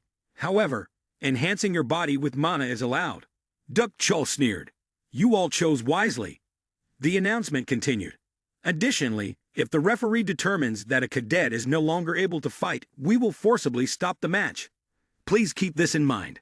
Seo-jun thought to himself, there are 32 people who passed the first round. In a one-on-one match, starting with 32 is normal. I wonder how the pairings will be arranged. Calmly listening to the information, Seo-jun remained composed while Lee Min-ji trembled, unsure of who he would be paired with. The organizing committee said, "That's all for now. If there are no further questions, we will announce the matchups." A participant suddenly interrupted and said, "I'm sorry, I forfeit my right to compete." This left Seo-jun confused about what was happening. Park Seo-yoon stepped out of the arena, thinking to herself, I almost lost everything, imagining the scene when that man discovers I am the granddaughter of the Sword Saint. She reminded herself to return after things calmed down. Just as she was about to leave for another place, she heard someone loudly ask, What is going on with this match? The man stood in front of the tournament staff, angrily questioning. Didn't you say there were 32 people who advanced past the first round? How come the qualifiers are starting from the semifinals? The staff calmly explained. That's because everyone has forfeited their right to compete. It turned out that the man was one of the bettors. The staff confirmed.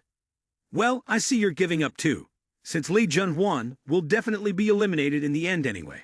The betting man replied. That may be true, but the odds are just too low. The staff even added, Who would be foolish enough to bet on another cadet? Immediately, a man resembling Cinderella placed a suitcase full of money on the table and declared, $1 million for Kim Seo-jun. The other young bettors were taken aback and seriously said, That guy is just a kiddo with a bit of luck.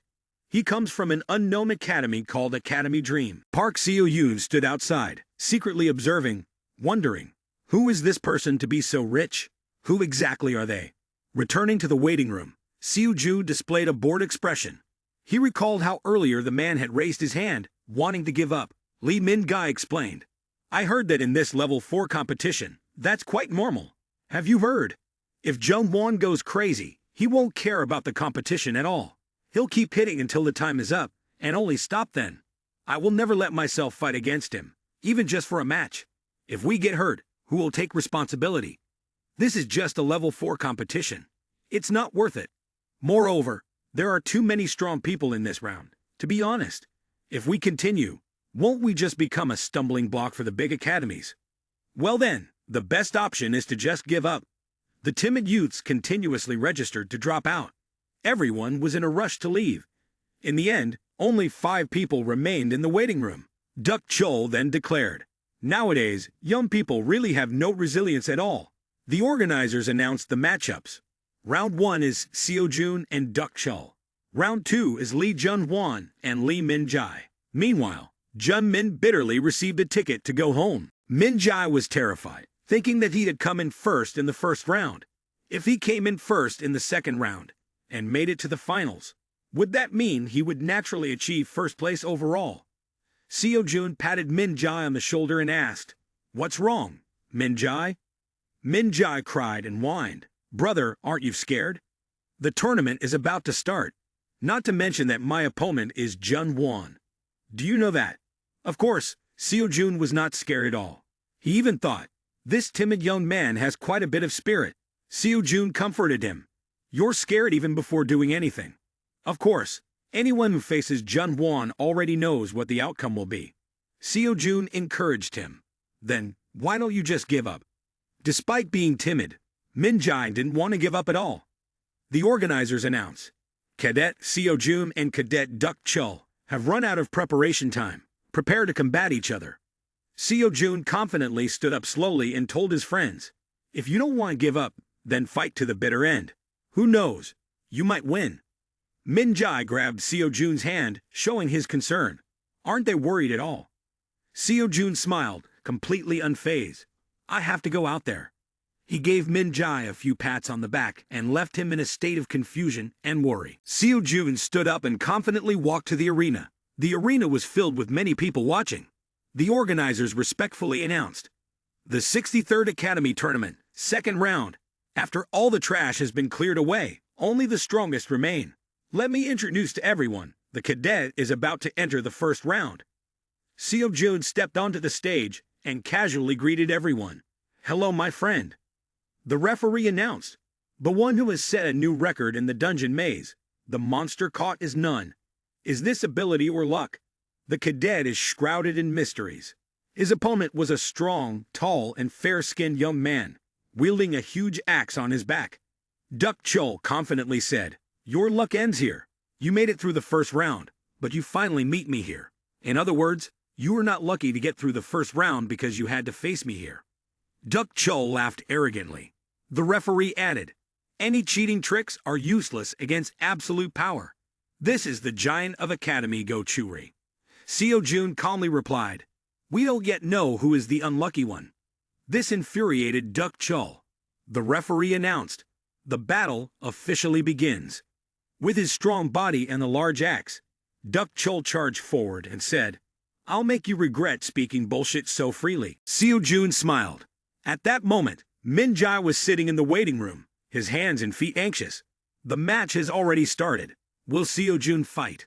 But there was no time to worry about others anymore. Min Jai saw Jun Hwan standing in front of him, staring into his murderous intent. Min Jai thought, I have to fight this guy. Recalling what others had said, Seo Jun remarked, afraid of losing before even fighting? Just go all out. What if you win? Hearing his encouraging words, Min Jai felt torn between the thought of giving up and having to fight the monsters Jun Hwan and Duck Chul. Min Jai thought, I can't compare myself to them, and I think now is the right time to give up. Outside in the stands, the cheers of the crowd leaned towards someone. It turned out that everything people had anticipated was completely wrong. The outcome of the match was decided in the blink of an eye. The winner of this match was Seo Jun from Academy Dream. Seo Jun stood in front of the muscular Duck Chul, looking into his eyes. Duck Chul, frightened, sat down on the ground. The arrogant Jun Hwan said, those trash, it's really fun to play together. Glancing at his opponent Min Jai, Jun Hwan felt ashamed to be fighting someone so weak. Min Jai was determined. This time, I will punch that guy in the face. Duck Chul felt a surge of energy and swung down hard, but Seo Jun easily dodged. The referee shouted, just as expected from Cadet Duck Chul. The power is truly remarkable. But Cadet Seo Jun effortlessly avoided his attacks. It seems he's not just relying on luck, the audience murmured. Duck Chul swung wildly, but every strike he made was easily evaded by Seo Jun. After exhausting himself from the relentless chopping, Duck Chul realized, my attacks are ineffective. He concentrated all his strength into one final axe strike, adding mana to his blow. Just as he brought it down, Seo Jun effortlessly deflected it with his weapon. Duck Chul was still in shock, not understanding. With my absolute power, how could I be deflected so easily? He sat down on the ground, his expression dazed. The referee announced, fantastic. Contrary to everyone's expectations, this match was decided in the blink of an eye. The winner is Seo Jun from Academy Dream. Duck Chul continued to stare blankly into Seo Jun's eyes, unable to comprehend. I have failed in a strength competition.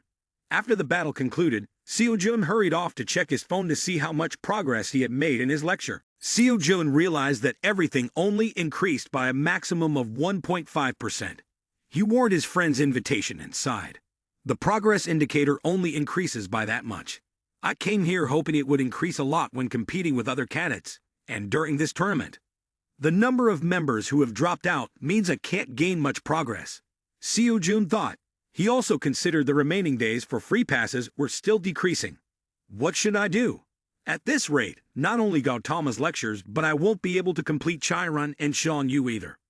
Seo Jun opened the door to the waiting room, lost in thought.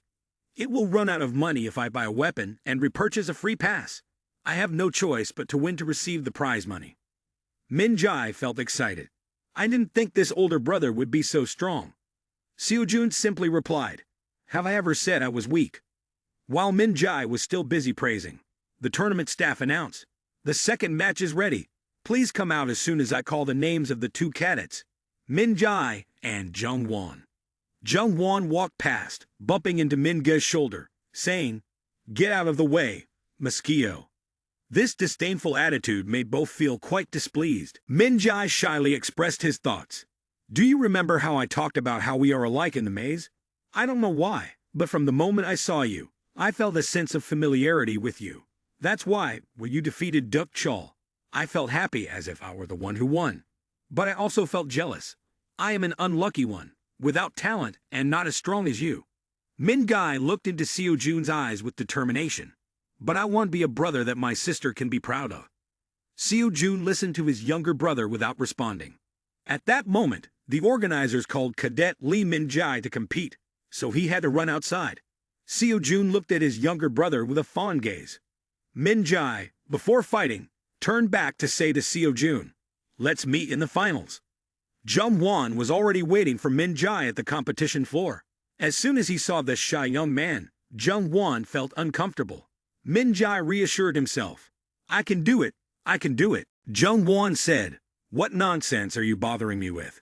He thought to himself, everything is exhausting me. I feel truly ashamed to be participating in this ridiculous tournament. Right after that, the referee explained the rules once again to both before the match started. Jung Won rolled his eyes as he observed his opponent, a kid wearing glasses, and thought, is this kiddo really my opponent? In his eyes, Min Jai was nothing more than prey. He was certain he would win without even having to fight. Jung Won also thought, I am at the top of the food chain, and see Min Ji as nothing more than a blade of grass. This guy is just like Seo Jun, here by sheer luck. Before the match, he even indulged in self-admiration, thinking, I should be at the top of both rounds. It's only natural, since I am on a completely different level compared to the trash participating in this farce. Min Jai held the sword in his hand, and although his whole body was trembling, he refused to give up. This spirit made Jung Won feel humiliated. He angrily thought, this pathetic mosquito, do you think you can defeat me? Jung Won asked, hey referee, when can we start? The referee replied, the announcement will be made soon. Before both of them charged into attack, Min Jai had a moment to think. He was determined. I can do it just like Seo Jun. The referee then received a notification from the organizers and declared, the match begins. Jung Won thought, this is a ridiculous tournament, no need to show off. As soon as the referee announced the match had started, Jung Won rushed to attack, thinking he would finish it in one skill. He also used a sword to fight. Fortunately, Min Jai used his sword to parry, but it seemed very difficult. The organizers announce, as expected, Jung Won has the upper hand and Min Jai is in a tough situation. Jung Won looked at Min Jai and said, if you're just a bug, then act like one. He poked the tip of his sword into Min Ji's chest, causing Min Jai to bleed from his nose and his glasses to fly off. Right now, Min Jai was struggling to get up, clutching his aching body and thinking, I am going to lose. This is not about whether I can win or not. I cannot compare to him. He had fallen into despair. Can I really not do anything? Even though I told myself I would become a brother that my sister could be proud of. I want to be strong like Seo Jun. Min Jai thought of the name Seo Jun, and he felt even more motivated to stand up and fight on. Min Jai wanted to fight recklessly, and with the sword in hand, he confidently charged towards Jung Won, even knowing that he could easily withstand this blow. At the very moment Min Ji's sword was about to touch his face, there was a loud clang. Immediately, amidst the smoke, it was Min Jai who lay defeated on the ground. The referee announced, there will be no reversal. The winner is Jung Won from Academy Revenant. The spectators in the stands who believed in Jung Won said, he is truly hard to beat. Jung Won is on a level that shouldn't be participating in this competition. He may be an arrogant jerk, but he has the skills to prove it. Suddenly, a cut appeared on Jung Won's face. As blood flowed out, Jung Won suddenly squinted, thinking, this kiddo has made me bleed. And he regarded him as just a damn dog. At this moment, Jung Won's face had turned cold and full of murderous intent. The audience watching believes that this young man is showing off after his victory, while he is actually indulging in self-pity because Min Jai could reach him. Jung Won's rage boils over, and he asks the referee, am I here to break the fortress? The referee, sitting next to the injured Min Jai, is unsure of what he is saying. Immediately, Jung Won, like a mad dog, uses his right foot to kick the face of the scholarly young man, shouting, this is why this match has become a circus. Because you people allow these foolish ones to participate. That is why you are all just level 4. Noticing that Jung Won has gone insane, the referee tries to intervene. What is going on? If this continues, we will have to step in. Jung Won still believes he is right and asks, why aren't the people around angry that these weaklings are trying to become hunters? He feels humiliated for participating in this tournament. At that moment, Jung Won raises his foot to stomp on the face of the poor Min Jai lying on the ground. You keep crawling up, not knowing your place. Trash like you should know your limits. Immediately, his newly befriended brother Seo Jun rushes in with his wooden spear and gives Jung Won a strike. Seo Jun has been enduring since the beginning of the match. From Jung Won's arrogant attitude, to the fact that he even intends to kill his younger brother, Seojum has changed his mind and wants to fight him right now. Seojum is truly furious. He grabs his weapon and attacks that superior being. Seojum's gaze becomes resolute. At all costs, I must defeat this bastard. Seojum commands, "Get your filthy foot off." Jung-won becomes even more aggressive, trampling on Min-jae's head and challenging, "What if I don't?" Seojum swings the spear horizontally, forcing Jung-won to retreat. He supports his younger brother in his arms and asks, "Are you okay? Is Min-jae still conscious?" Min-jae is completely motionless, but his mouth still murmurs, "Seojum." Jung-won witnesses this scene, thinking that this is a disgusting form of affection between tiny insects. Seojum lectures him. "What's so enjoyable about looking down on others like that? What's wrong with you? Why do you always have to stomp on others?" Jung-won replies, "You really don't know, do you? It's simple. I don't like those ungrateful insects." Seojum objected, stating, "That doesn't mean they can't have dreams." Jung-won found the word dream amusing. "I didn't know there were still people talking about such lofty things in this day and age. You think you can achieve everything just by being diligent?" The spectators watching the match began to feel dissatisfied. Isn't the organizing committee intervening? This is really chaotic. The security staff wanted to intervene in the match, discussing among themselves, "Should we stop them now?" Another replied, "I don't understand either, but this is the directive from above. From now on, we just need to stand outside and observe." Miss Park Seo-yoon was worried. Seo-jun's opponent this time is a very strong guy. Jung-won rambled on about his ridiculous philosophy. "I don't think you're that foolish. Let me teach you a lesson. This is a world where the strong will win. Do you understand? A place where you can only survive by defeating others. There's no room for those who only know how to dream. Here, it's only about winning and losing. This world is like that, you fool." After hearing the words of this jerk, Seojum thought, "I once thought like Jung-won. Throughout the 9 years of enduring to become a top-tier hunter, I had to face reality many times. I used to be someone with nothing, neither talent nor money." Seojum thought, "It seems impossible to do anything. Working day and night is only enough to maintain a living, unable to improve anything. No matter how hard I try, it's still just as miserable. I have asked myself hundreds of times what would have happened if I had given up and done something else in the past." Then Seojum decided to switch to serious mode. He instructed the security staff to take care of Min-jae, helping him to rise while absorbing the philosophy. "Fear can hold you back and make you doubt yourself. The number of times I've questioned whether I can do it is countless. That's also the reason many people dare not face reality." Seojum stood before Jung-won and asked, "So what? That's not something you can dismiss as you please and insult." Seojum immediately rushed forward with his weapon.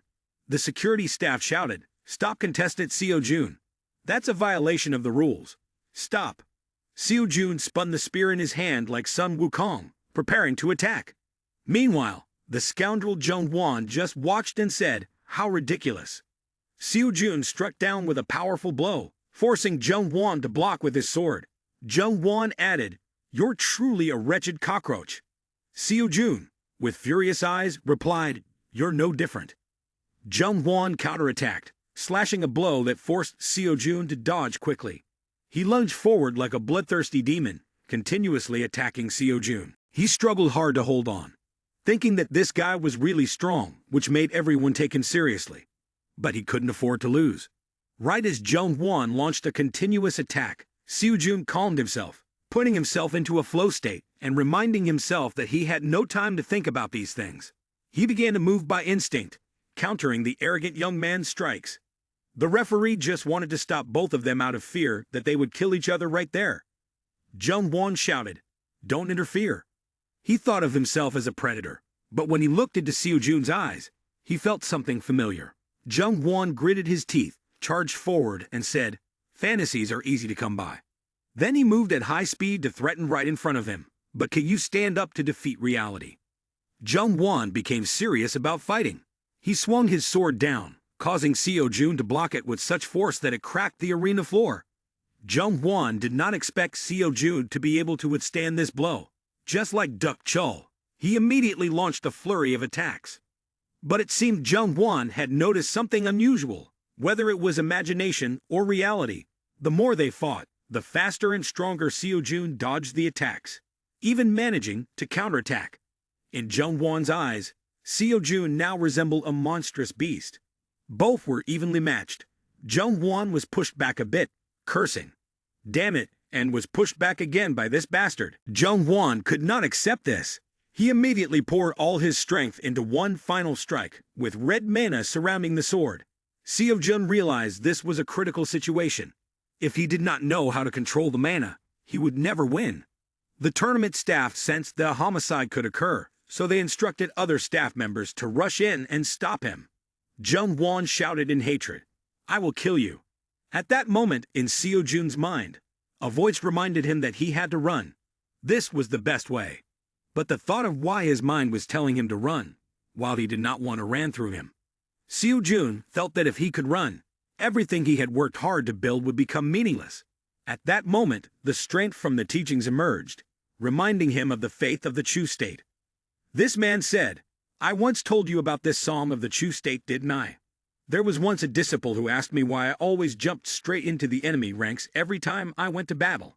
They asked what if the battle was predetermined, when the outcome was already set, and losing meant there would be no way out. Although I did not want to admit it, that was the first time I felt fear. What scared me the most was the thought of failing. Nevertheless, I still fought until the end. Do you know why? Just because of what I had to do, kid. If you already know you will fail, trust yourself and fight until the end, just like Xiong Yu fought to the last despite losing." But he said, even if one has the ability to move mountains and fill seas, without believing in oneself, one will not be able to defeat anyone. And that is the spirit of the most reckless fight. The image of Xiong Yu appeared, as if providing motivation for Seo Jun, helping him to counterattack. Seo Jun focused, channeling mana into his spear, and rushed to support the red-haired youth. Jung Won felt humiliated. Gritting his teeth in anger, he shouted directly at Seo Jun, "Don't make me laugh. I am the predator, the one who will devour all lowly creatures like you." Both prepared to charge in, and the security staff also tried to rush over to stop the two young men. But it was too late. Jung Won screamed, "Die, you bastard!" The clash between the two strongest youths in the tournament caused the arena to crack open. The audience had to cover their faces because the shockwave was too strong. An energy shockwave exploded, sending the security staff flying as they tried to intervene. A staff member asked, "Who won?" "It's too dusty, I can't see anything." After the last blow, the one standing was Seo Jun, while Jung Won lay on the ground, bloodied and unconscious. The entire audience cheered. Seo Jun from Academy Dream. Everything had come to an end. Seo Jun stood still trembling, while Jung Won's face was down on the ground. Everyone was chanting Seo Jun's name. Seo Jun is the champion. Even Miss in the academy couldn't believe her eyes. Just 2 weeks ago, this young man was struggling to fight with a sword, having absorbed the lesson. Now he could create an aura spear. This time, it completely changed Seo Jun's perspective of him. Suddenly, she felt as if someone mysterious was watching. She turned around and saw the man in the mysterious cloak who had bet $1 million earlier. Park Seo Jun looked at his face and realized, "This is the person I saw at the betting place. How could there be such a mysterious person?" The mysterious man also had to tip his hat in admiration, believing that this was impossible. He was so taken aback that he dropped his hat and coat. Park Seo Jun found it strange.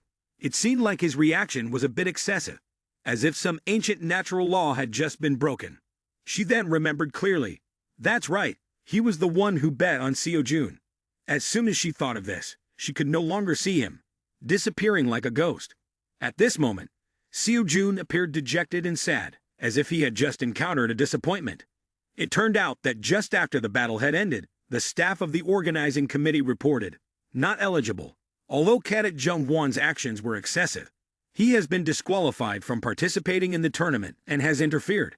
Even though it was not an official match, the referee issued many warnings, but he ignored him. His actions clearly violated the rules of the game. Seo Jun outwardly accepted it, but inwardly thought, he is not wrong. However, why didn't the organizers stop me before I could intervene? Seo Jun was fundamentally a good person. Even after defeating others, He still inquired about Jung-won's current health. The organizers replied, Cadet Jung-won, of course, is also disqualified. Although he exhibited behavior using the aura sword and showed intent to kill his opponent, he was not prosecuted. However, he will not be allowed to participate in next year's Super Hunter exam. When Seo-jun was no longer allowed to compete, it was evident that other young people took the lead. Lee Jun-min won the tournament. Min Jae placed third, and Juk Chul somehow managed to secure 7th place. On his way home, Seo-jun took out his phone to check the information about the winners and thought, these people are so lucky. But what he was really concerned about was how much the progress of his learning had increased. Upon checking his phone, it turned out that Seo-jun's learning speed had skyrocketed after fighting that guy. Especially the speed of Zhang Yu had surpassed 50%. Seo-jun played the game with skill, so right after finishing the match, he didn't allow himself to rest and wanted to learn new material. The higher the level, the faster the learning speed. While he was lost in thought, Miss Seo-yun from the academy patted his shoulder and asked about his condition. How are you? Is there any pain? Although Seo-jun felt a lot of pain, he still responded. Seo-jun tried to act like he was fine, saying that it was okay. Park Seo-yun, a fan, expressed a sincere apology. Seo-yun didn't understand what Seo-jun wanted to apologize for. He felt regretful because he should have won, but he got interrupted. It seemed like Seo-yun would be angry with him, but Park Seo-yun said no, it was not a big deal. No need to apologize. To be honest, I was just worried about whether you were okay. Seo-jun asked in confusion what would happen if he wasn't okay. Suddenly, Seo-yun mentioned the prize money for winning the tournament, causing Seo-jun to freeze for 5 seconds. By the time Seo-jun remembered, it was too late. He cried out, hoo-hoo, continuously bringing up Long Gino's pier, and the money to buy free tickets for the class. Seo-yun wondered what Seo-jun intended to do with that prize money. Seo-jun sadly sat down and said, I'm saving it for a weapon, so I want to buy it. In his eyes, there was only that weapon. But then Seo-jun stood up and said, well, it's okay. If I say I don't regret it, maybe that's not true. But I think if I hadn't gotten involved in that, I would regret it more. Then he and Seo-yun smiled at each other. I'm sure that the money issue will be resolved. Seo-yun believed that too. Min Jae had something to express, so he went to Seo-jun and called out to him. Seo-jun, I'm over here. Min Jae rushed over, barely catching his breath before asking, are you leaving now? Park Seo-yun, afraid that others might discover she was the niece of the Sword Saint, wore a hat to cover her face. Min Jae placed his trust in this older brother and asked, can I become someone like you, if I keep trying? Seo-jun looked into the eyes of this young man. Although there was still a hint of fear in his eyes, he could see the determination in this young boy. Therefore, he paused for a moment and offered sincere advice. It might be difficult. To be honest, Min Jae's talent might fall behind if he wants to become a super hunter in today's era. Of course, people often say that if you try hard enough, nothing is impossible. But to face this world, relying solely on dreams and ideals is extremely harsh. So don't just focus on becoming a hunter. You can excel in other things too, and there's no reason to be disappointed about that. You are still very young. Min Jae felt a renewed sense of hope. He accepted the advice and said, you're right, I'm not sad at all. I just came here to say goodbye. Min Jae turned his back while saying, thank you for everything. Seo-jun felt a surge of motivation, but also emphasized, don't wait for anyone to understand your feelings, whether it's me or anyone else. Don't let others say that you can't, that you have no talent. That's an undeniable truth. That's what people say when they see you. They will say you can't do it. That's why you will never succeed. But always remember that other people's opinions about you are not reality. At this point, the bespectacled young man, Min Jae, couldn't hold back his emotions and shed tears. If you want to do something, then just do it. Just knowing that is enough. The two concluded this meeting. Min Jae promised for next time. If we meet again, my sister and I will come to visit you. Park Seo-yun saw the good side of Seo-jun and was moved. Seeing this side of you astonishes me. Seo-jun humbly replied, I've again stuck my nose into something that's not my business. Park Seo-yun joked, but now I think you have a fan.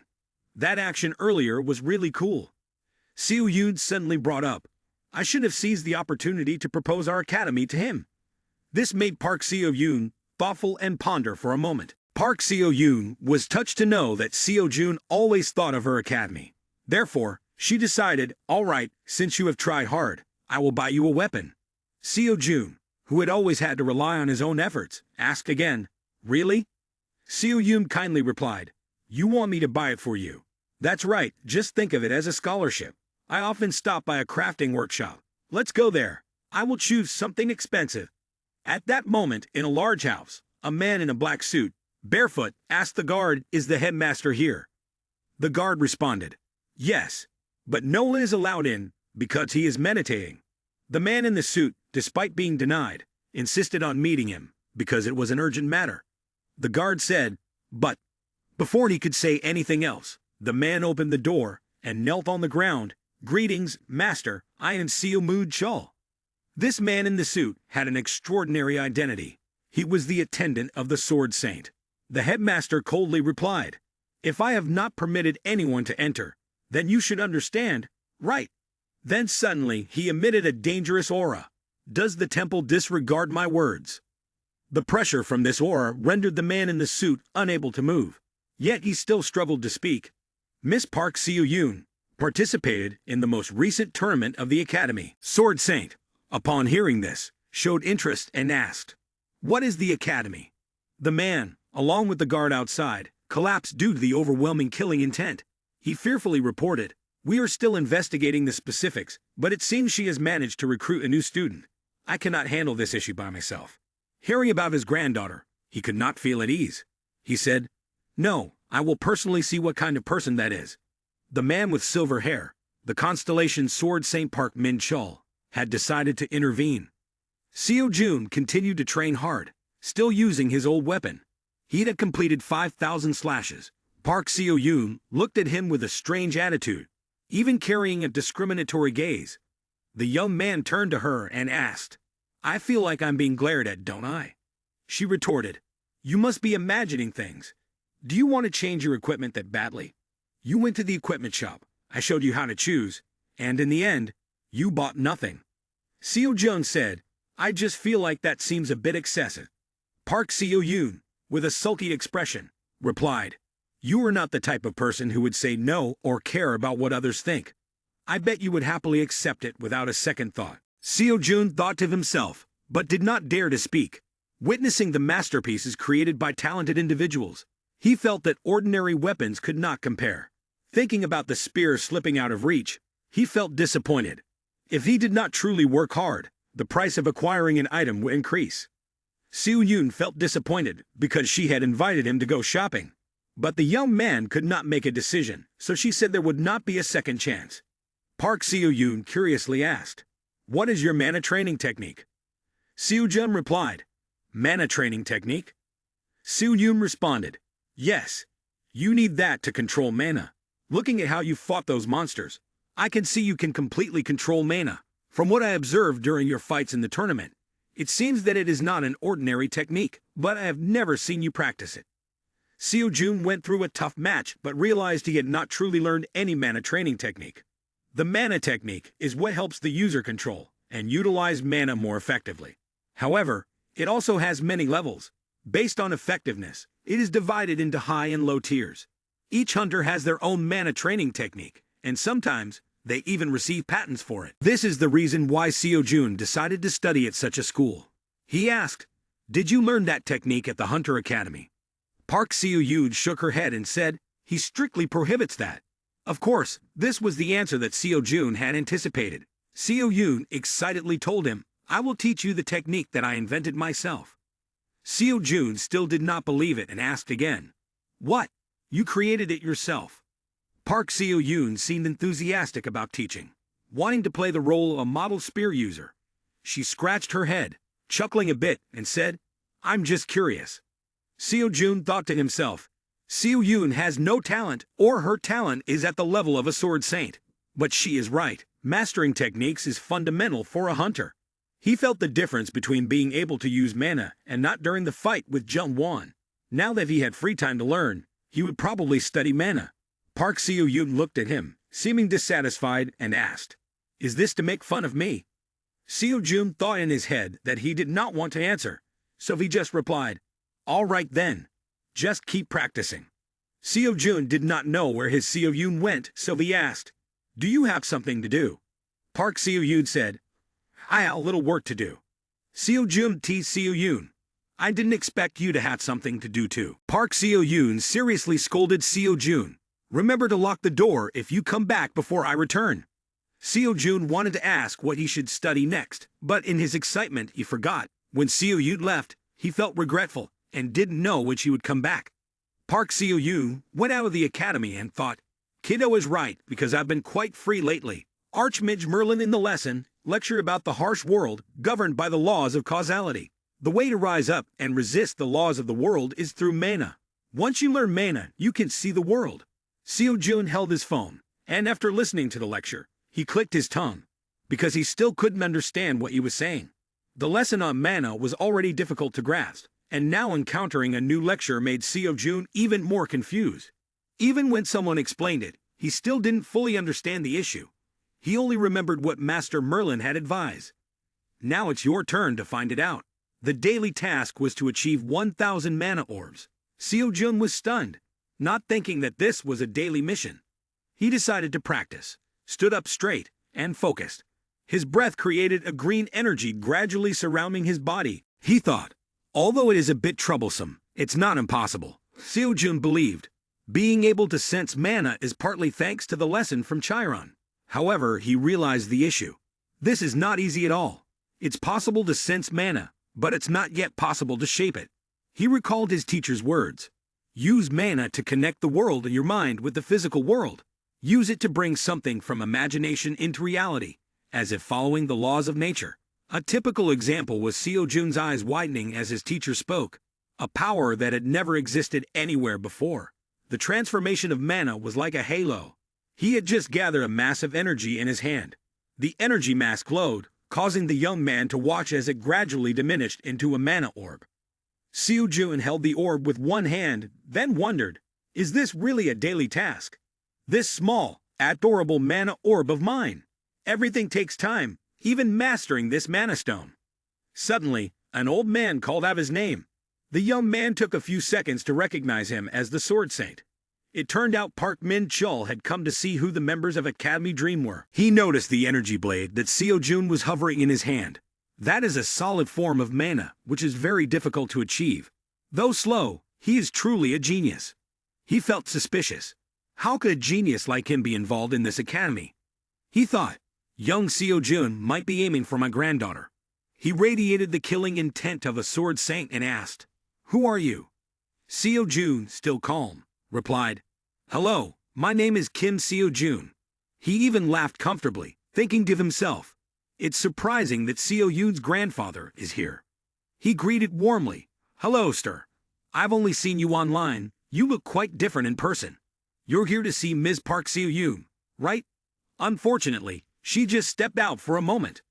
What surprised him was not where his granddaughter had gone, but that the young man in front of him was completely unaffected despite his killing intent.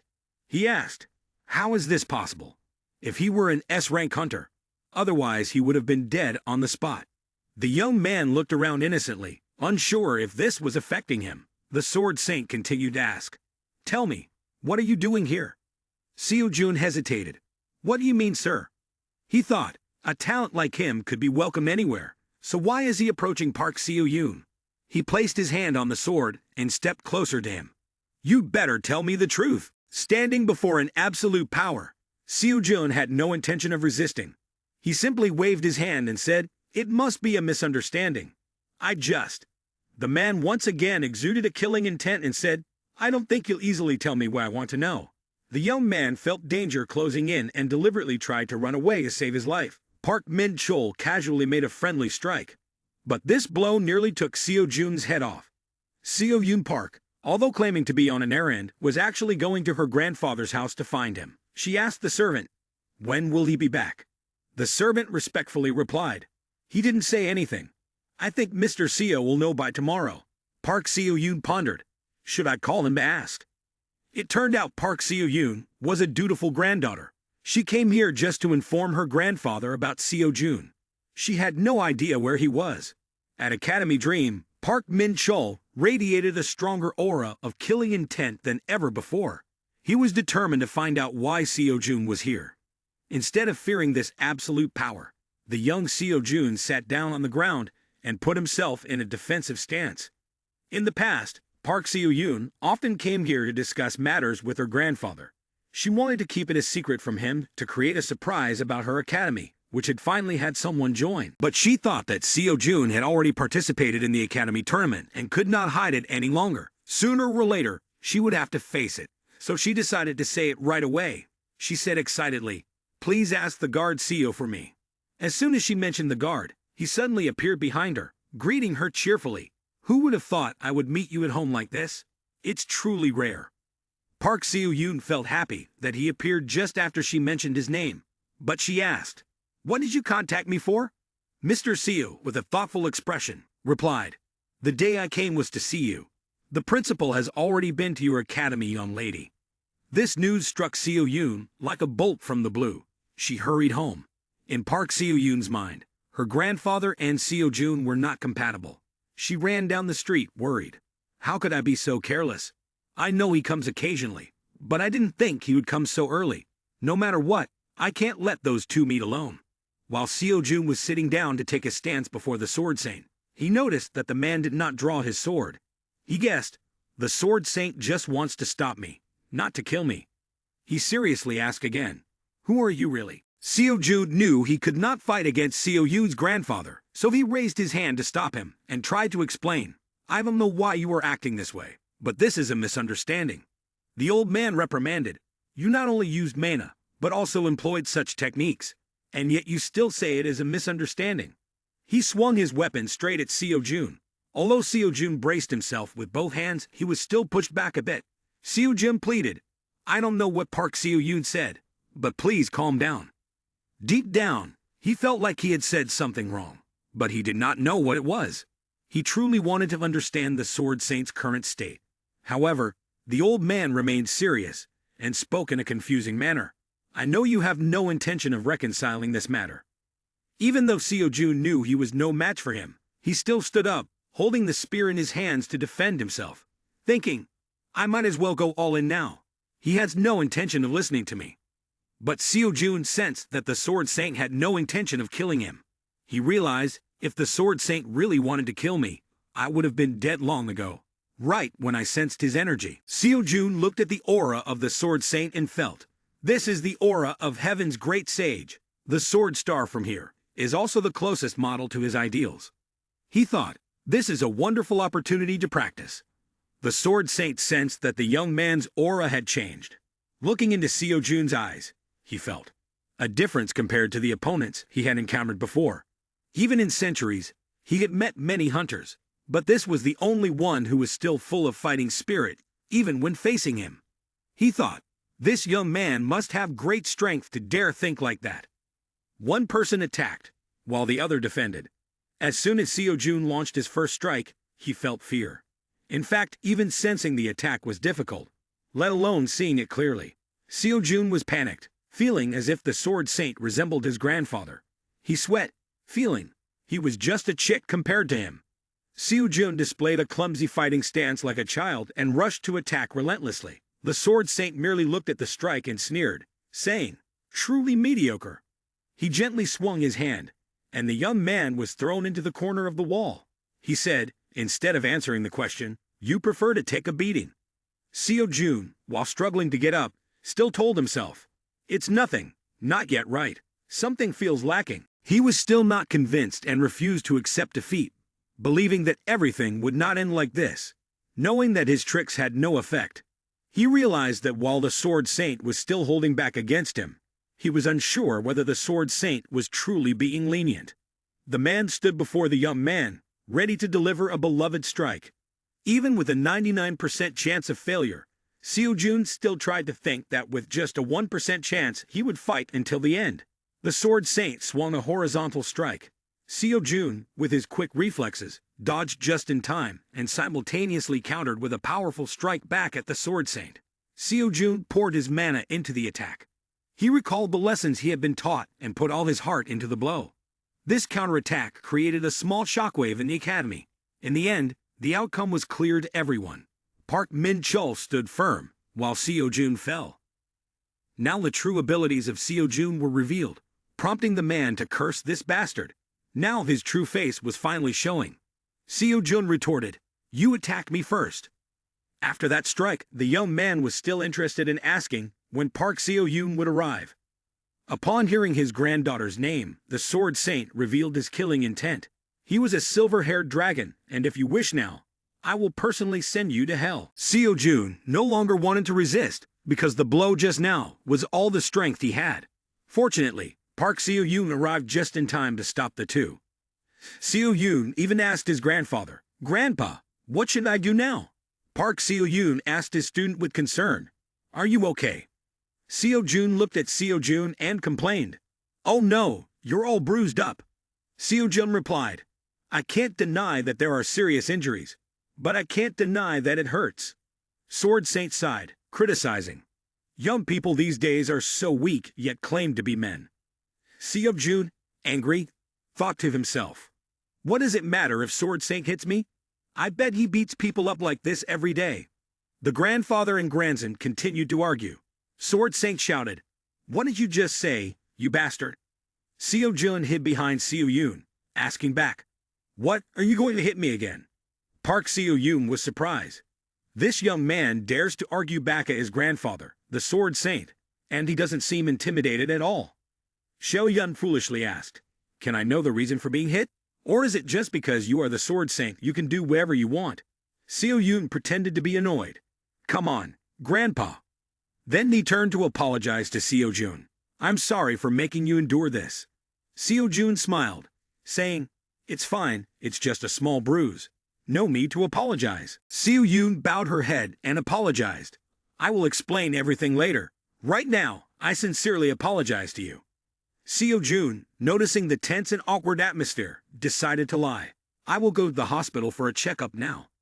Park Seo-yun wanted to cover his medical expenses, but Seo-jun quickly left for another place. He understood that Seo-yun was in an awkward situation, and Seo-yun silently thanked him in her heart. Park Seo-yun glanced at her grandfather. "Grandpa, let's talk." Although she had taken the initiative to speak to her grandfather, standing before a Sword Saint made her too afraid to open her mouth. Her grandfather's warning echoed in her mind. "That bastard is really suspicious. Stay away from him." Seo-yun clenched her hands tightly. "He has nothing to be suspicious about." Her grandfather replied with a single sentence. "What do you know, dear?" Just that one sentence brought back a flood of memories. He had once said, "You don't know anything, so just do as I say." Her childhood had been completely under her grandfather's control. Even when she established a new academy, the new students were not free from his grasp.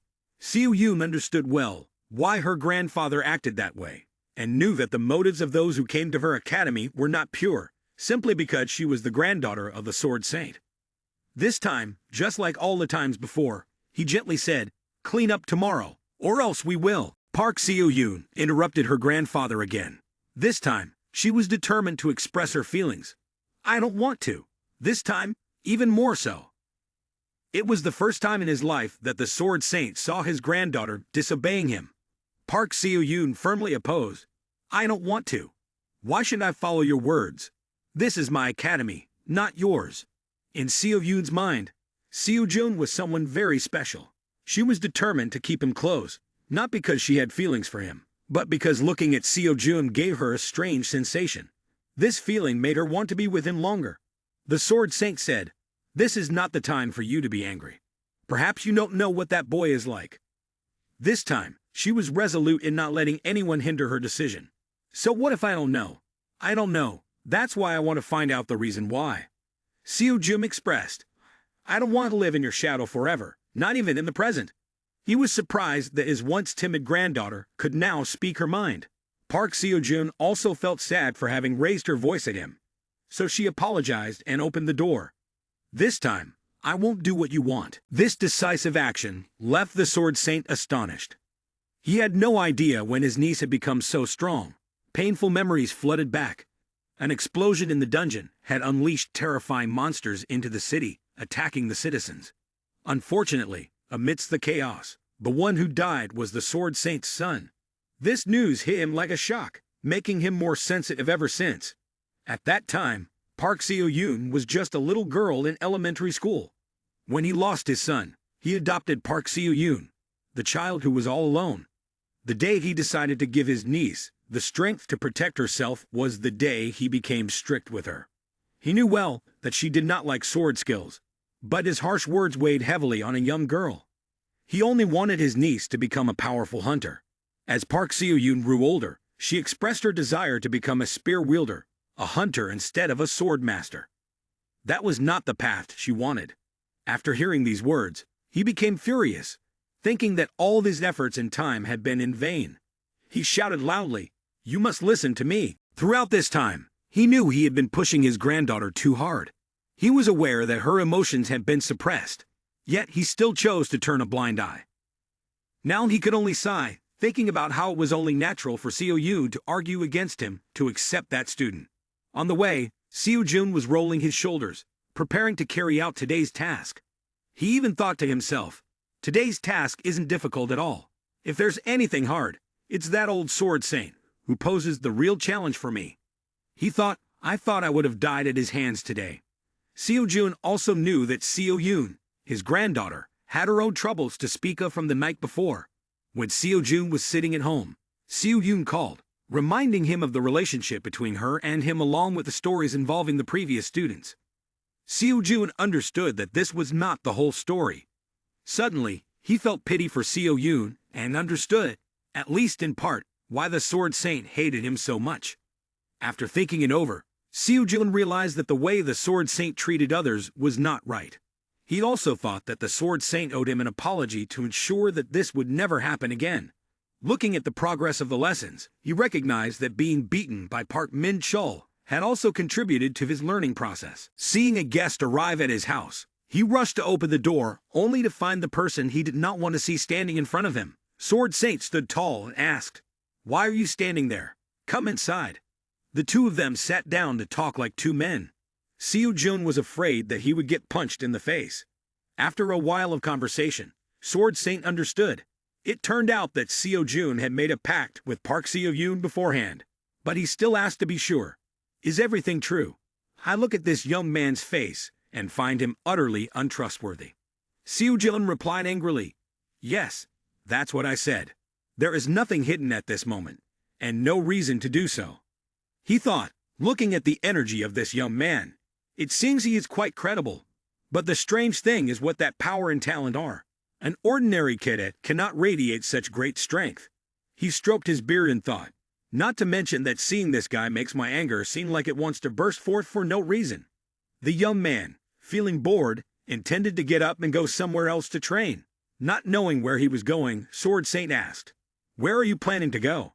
Seo-jun simply replied, "It's not that I want to go anywhere. I just want to train." True to his thoughts, Sword Saint believed. By observing this kiddo training, he could roughly grasp that this young man was hiding something. He replied, "How should I know?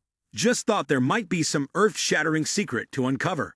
He stared blankly at the young man, who looked more like a foam addict. He knew one thing for sure. This guy's mind is in a very unstable state that I can't comprehend. He didn't understand how this young man practiced. Could it really be just by staring at his phone for hours? And the screen doesn't even have anything on it. He speculated, maybe he's meditating right now. The young man looked confused. "What did you just say?" He repeated once more, "I said, are you meditating?" Seo-jun replied, "Yeah, it's somewhat similar to that. The Sword Saint personally taught him. Meditation is an excellent form of practice.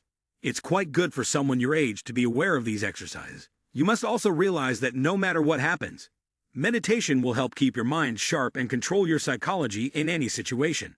After hearing this, Seo-jun simply responded, "Okay, got it." Contrary to his thoughts, he found it perplexing. What's wrong with this kid? He doesn't seem interested in what I've just taught. How is this even possible? He immediately switched to another method to entice Seo-jun. "If you want, I have a few things I want to teach you." Upon hearing that the Sword Saint had a lesson to teach him, Seo-jun replied, "I suspect Park Min-chul's seriousness is being pushed up once again." He secretly chuckled with delight. "Look at that," he responded immediately. "He seems quite curious, so I will teach him something. If he really wants to learn, I can guide him a bit." Seo Jun thought for a moment and felt that he should focus more on his own lessons. He immediately declined. "But I'm not very interested in your teaching. I'm fine as I am." The old man was instantly crushed with disappointment. The young man even rudely stated, "You keep interfering with my training process. If you had something to say, can we talk about it later? I know you're free." But Seo Yoon, who came to visit her student in the morning, was surprised to see her grandfather there. He said, "You came at just the right time." She asked him, "Why are you here?" He gently whispered into his granddaughter's ear, "Isn't the kid relaxing her mind? This Park Seo Yoon is coming here to bully Seo Jun once again. He said he doesn't want to hear my guidance anymore, the guidance of the Sword Saint." Upon hearing this, Seo Yoon froze. What's wrong with this kiddo? He looked at Seo Jun and said, "Everything he is doing is strange. In fact, he might be losing his memory." Park Seo Yoon was already too familiar with this scene. He asked, "So what you mean is that what he is doing now is not strange at all?" Seo Yoon replied, "It may seem strange to you now, because I used to think the same way before." She stepped forward to greet, "Seo Jun, I'm here." The two exchanged pleasantries, looking very close. As for the Sword Saint, he really did not like this young man at all. He noticed Seo Jun's words, finding them as ordinary as anyone else's, while his granddaughter expressed a very joyful demeanor.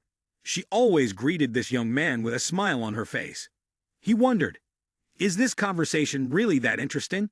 It has been a long time since I rarely saw my granddaughter so happy.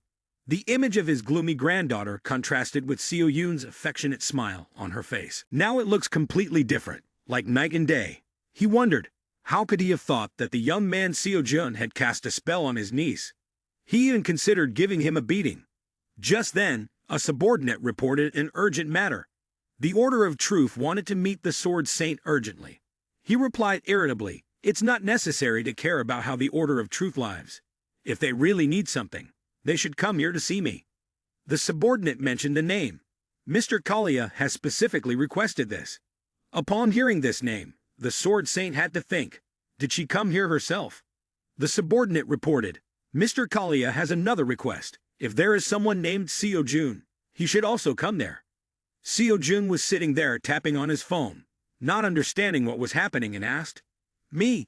Everyone stared at him in disbelief. He did not understand why that person wanted to meet Seo Jun and the Sword Saint right now. He expressed his disdain with irritation. Is this guy one of the Order of Truth? How could someone like Kalia ever know about him? Seo Jun, being all alone and unfamiliar with anyone, couldn't understand why the other person wanted to find him. Park Seo Yoon recalled, on the day of the match, the mysterious person seemed very surprised. She had also felt suspicious when this individual stood behind, observing everything happening in the arena. She reasoned, could this person be related to this incident? The Sword Saint still couldn't believe his eyes. So he is indeed a member of the Order of Truth, as my niece said. Then there's no way Kalia would be interested in such an ordinary kiddo. He hesitated and asked, have you ever heard of that person? Seo Jun racked his brain, but still couldn't figure out who that was. He even asked another question that left everyone astonished. By the way, can I stay at home? It's too bothersome. Indeed, he was young and inexperienced. Kalia was actually one of the 7 apostles. She was treated on par with heads of state, wielding immense power. She was also the successor to the vacant position of the Apostle of Chastity.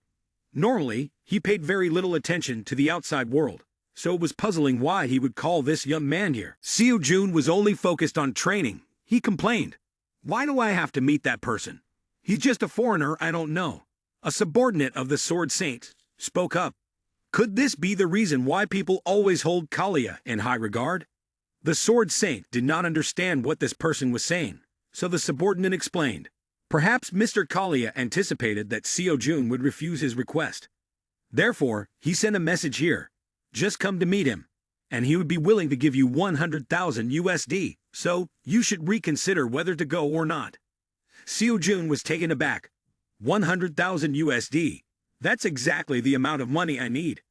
He told himself, how strange that when I'm in such dire straits, money suddenly comes my way. The truth about the Order of Truth was gradually being revealed. The Order of Truth believed that instead of believing in some gods created by humans, They would be the ones acting on behalf of the divine. Their words were no different from those of a teacher. The people in this organization were cloaked in a mysterious robe. The church consisted of 7 extremely important positions: humility, charity, temperance, diligence, chastity, patience, gratitude. It is said that a century ago, the Order of Truth was treated merely as a cult. However, in a cataclysm, by uniting their powers with countless superheroes, they played a significant role in bringing peace to all of humanity. This also led to their remarkable development. The tranquility did not last long, as a gigantic, frenzied, and brutal monster emerged during the cataclysm. Just when it seemed that the battle was nearing its end, this monster appeared with strength far surpassing the others. Even when the superheroes from around the world united, they could do nothing against it. At that time, humanity believed that this was the second cataclysm they had to endure. Fortunately, the only ones who could defeat this monster came from the Order of Truth. They were the Grand Voice and the 7 Apostles who put an end to the cataclysm. Returning to the present, they finally arrived at a hotel located in the suburbs of Seoul. The old Sword Saint was also present there. As Seo Jun just arrived, he thought, he is a member of a major worldwide church organization. Yet, his living conditions seem a bit run down. Sword Saint introduced the mysterious person standing in front of him. I came here to meet Kalia. The guy next to me is the mysterious one in the black cloak. Without needing him to introduce, it was clear this was Seo Jun. He pointed and guided the way for the two. As Seo Jun walked in, he carefully pondered over what Seo Yun had said. If that's true, then the person Seo Yun saw in the arena is indeed related to the Order of Truth. Does she want to lure me into joining their group? I must meet them and ask for sure. A member of the organization opened the door and announced, "In this room, you two will meet her." Seo Jun still felt suspicious. Why does this person know about me? Know about Academy Dream? I definitely need to verify this. After meeting this person, the two were told by the organization's member, "Please sit and wait here for a moment. She will come down to meet you." He thought they would surely sit and wait. I knew this would happen. Seo Jun still had many questions about the person named Kalia. He asked, "Mr. Park Min-chul knows Mr. Kalia, right?" He sighed. "Even if she is Sword Saint, this is the first day I have met her." Seo Jun couldn't believe his eyes. Is it really that rare to meet someone named Kalia? Earlier, he thought that the Sword Saint mentioned Kalia with a disrespectful attitude, assuming that the two were quite close. The Sword Saint began to recount his acquaintance with her. "We have only called each other a few times, but this is the first time I have met her in person. Previously, I had met the Apostle of Chastity, but I had not met his successor." Seo Jun felt enlightened. It turned out the Sword Saint was not even sure. I didn't expect there to be so many mysteries in this world. Seo Jun asked, "So who is the Grand Voice? Is that person important?" The Sword Saint replied, "From what I know, it is said that was both the first and last time he revealed himself in that decisive battle." Seo Jun suddenly mentioned, "Have you met the Grand Voice before?" Hearing this name, the Sword Saint recalled that terrifying image. He simply responded, "I have not. I can only see him from a distance." Suddenly, footsteps approached. A whispering voice said, "It's a pleasure to meet both of you. Isn't this the first time I'm meeting you in person?" The Sword Saint seemed a bit annoyed. "You were the one who called us here, yet you made us wait, Kalia." Kalia came to greet. "Do you think I should take the time to cleanse my body along with a clear mind, so that I can convey my precious words in the most perfect way? That would be wonderful." The Sword Saint listened to these words, finding them to sound like nonsense. Kalia formally introduced herself to Seo Jun. "I am Kalia, a follower of the Order of Truth, and a proclaimer of the deity's suggestions. I am also the heir of the Apostle of Chastity." Seo Jun politely greeted her. "Nice to meet you." Kalia responded, "I am Kalia. You don't need to introduce yourself. I already know your name is Seo Jun." She also thanked him for coming. Seo Jun innocently asked, "How do you know me?" Kalia found his innocence amusing. She thought, "I need to clarify a few things before getting to the main topic." She mentioned, "Recently, you participated in the Academy's match, right? At that time, one of our followers was watching you."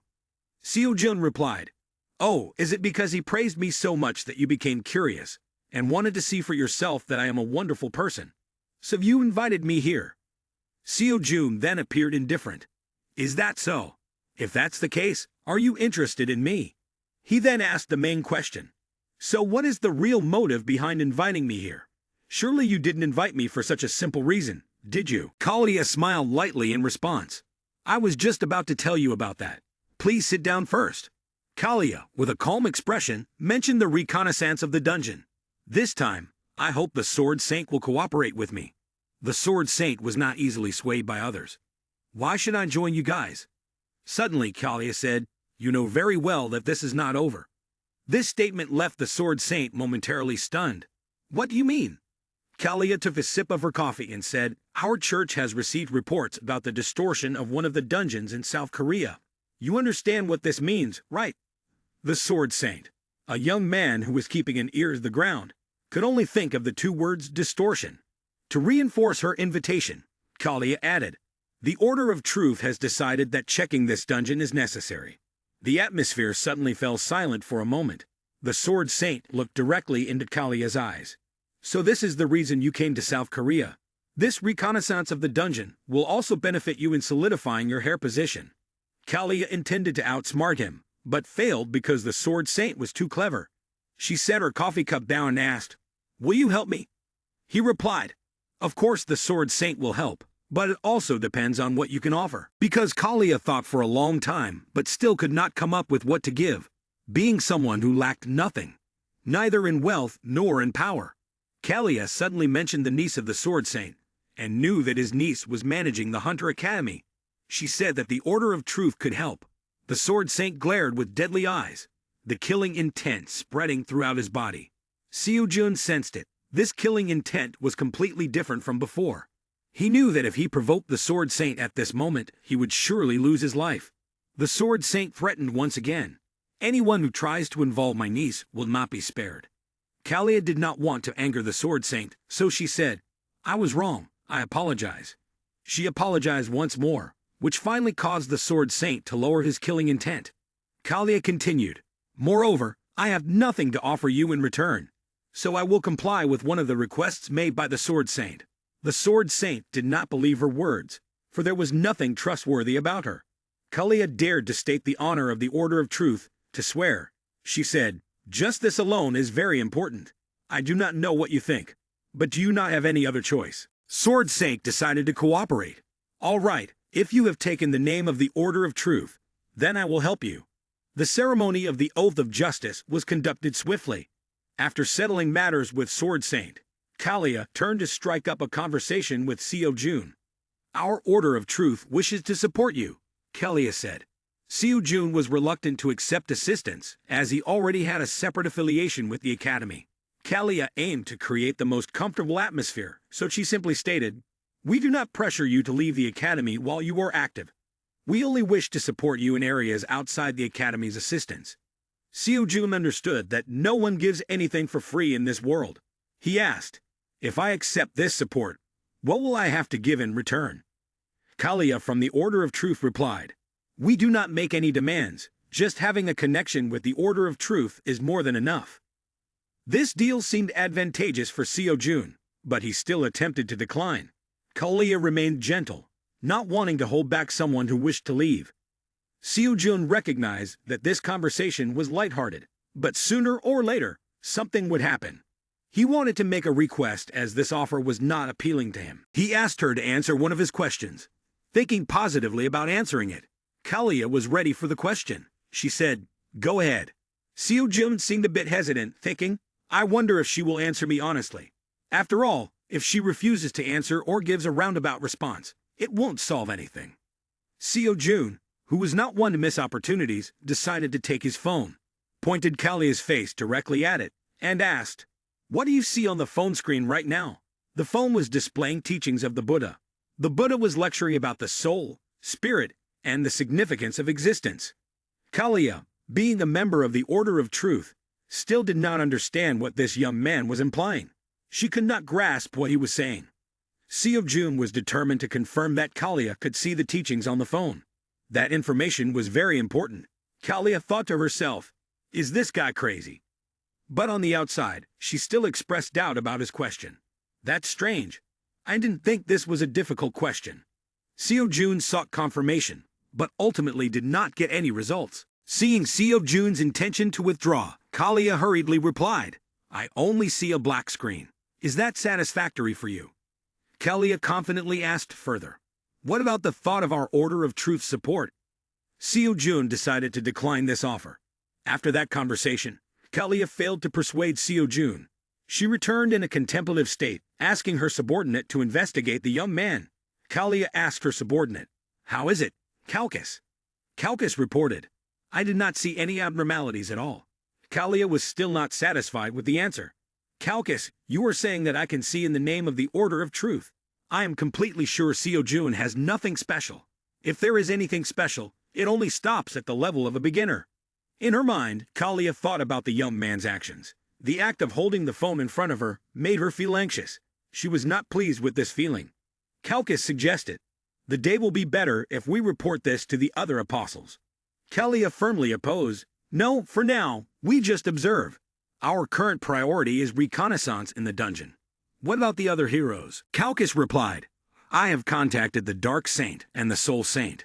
You know, because they are the unseen ones on their way home." Sword Saint directly scolded the young man, "You useless fool. Why would you refuse her offer?" Seo Jun felt that if he hadn't spoken, it would have been better. But now that he had, it made him feel terrible. He was not doing this just for fun, but also to confirm that at least Kalia was not someone from the Academy's transfer. He knew that if he agreed, it would only be a matter of appearance without any real intent. Sword Saint immediately guessed, "So the Academy, your granddaughter's dream makes you feel better, huh?" Seo Jun still wanted to stay connected with the Academy, of course. How could I meet anyone as honest as Park Seo Yoon again? He wanted to ask about the dungeon and what investigating a dungeon meant. Sword Saint sighed and explained to the young man, "Simply put, the magic has been distorted. When this happens, fighting in the dungeon becomes more difficult. In fact, these distortions cause many ripple effects, but mainly lead to an increase in the dungeon's level, or may relate to the dungeon's collapse before the time is up." He couldn't believe that such things could actually happen in the world. He simply said, "You will see later." But during times of upheaval, those things still happen from time to time. Seo Jun realized that Kalia's story was different from what he had mentioned. He reassured, "Don't worry anymore. Kalia just misunderstood. The great upheaval has already ended." The Sword Saint walked in a different direction, opposite to where the young man was heading. Seo Jun thought, he wants to return to the Academy with his granddaughter. He said, "You're going the wrong way. The Academy is this way." The old man told him, "No need to know beforehand." He also warned, "That useless name. If he does anything that touches my granddaughter, I will not let it go." Seo Jun interpreted it differently, as if he was saying that if he kept talking, he would eventually acknowledge him. The old man replied irritably, "I will be watching you." Seo Jun teased the Sword Saint that he wasn't being honest at all. Wasn't it his actions that caused the distance between him and Seo Yun? The old man was about to turn back and hit the young man again. Seeing this, Seo Jun quickly turned tail and ran away, saying, "Have a good evening." Upon arriving at the Academy, Seo Jun complained, "Every time something happens, he wants to resolve it with violence." Entering the Academy, he opened the door and greeted, "Seo Yun, I'm back." Park Seo Yoon saw him come back early, so she asked, "Why are you back so early?" "I thought so. But where is my grandfather? You said the two of you would come back together." He replied, "He went out for something important." Seo Jun added, "He went to work." Park Seo Yoon was worried that her grandfather might do something to hurt him. Seo Jun responded, "There's no need to worry." Park Seo Yoon wanted to tell him, "My grandfather has interfered too much, right? I'm sorry. Next time I will bring it up with him." Park Seo Jun always revealed his genuine character, and he always thought about everything in an optimistic way. He said, "The way Sword Saint expresses his thoughts may not be right, but I don't think it's that bad. He can change from now on. If things get worse, then taking a few punches from him is fine. But of course, it won't be for free." After saying that, the young man suddenly felt like he had just rambled, which made Park Seo Yoon like him even more. She gently thanked him to break the awkward atmosphere and then asked, "You said you needed money, right?" He asked back, "How did you know that?" It turned out that every time Seo Jun practiced, he sang the song, "I will definitely get you 100,000 USD. Seo Jun reflected to himself, The most important issue for me is not money. I have used the 100,000 USD I received from Kalia to pay off my debts. Seo-jun kept thinking about the fact that his free study period was about to end. He still needed to buy weapons, and there was a pile of lectures he had to listen to alone. Park Seo-yoon always found ways to help him. She took her phone and introduced a money-making program, saying that on the 24th there would be a competition called Clear the Dungeon, organized by a guild. Seo-jun researched the competition. A series of information appeared, stating that only those studying at a government-recognized academy were eligible to participate. The registration deadline was the 10th, and the total prize was 300 million. To understand better, Seo-jun asked Park Seo-yoon what this competition was about. Park Seo-yoon simply explained, "This is a competition to eliminate unprocessed dungeons." Seo-jun wondered, are there really unprocessed dungeons? She further explained, anyway, dungeons that do not generate money are not worth processing. He felt enlightened, thinking that it turned out that professional hunters were only pursuing profits. Park Seo-yoon elaborated, dungeons that typically do not generate money often have high levels and are difficult to attack. If this dungeon is not dealt with, over time, it will collapse and monsters will spill out of the dungeon. By then, even low-level monsters could pose a danger to ordinary people. She explained that initially, dungeons like this were often handled by specialized public hunters. However, due to the time wasting and inefficiency, especially with high-level dungeons in a place like this, the government had replaced it with a different method. Seo-jun cleverly guessed, is it the dungeon clearing competition?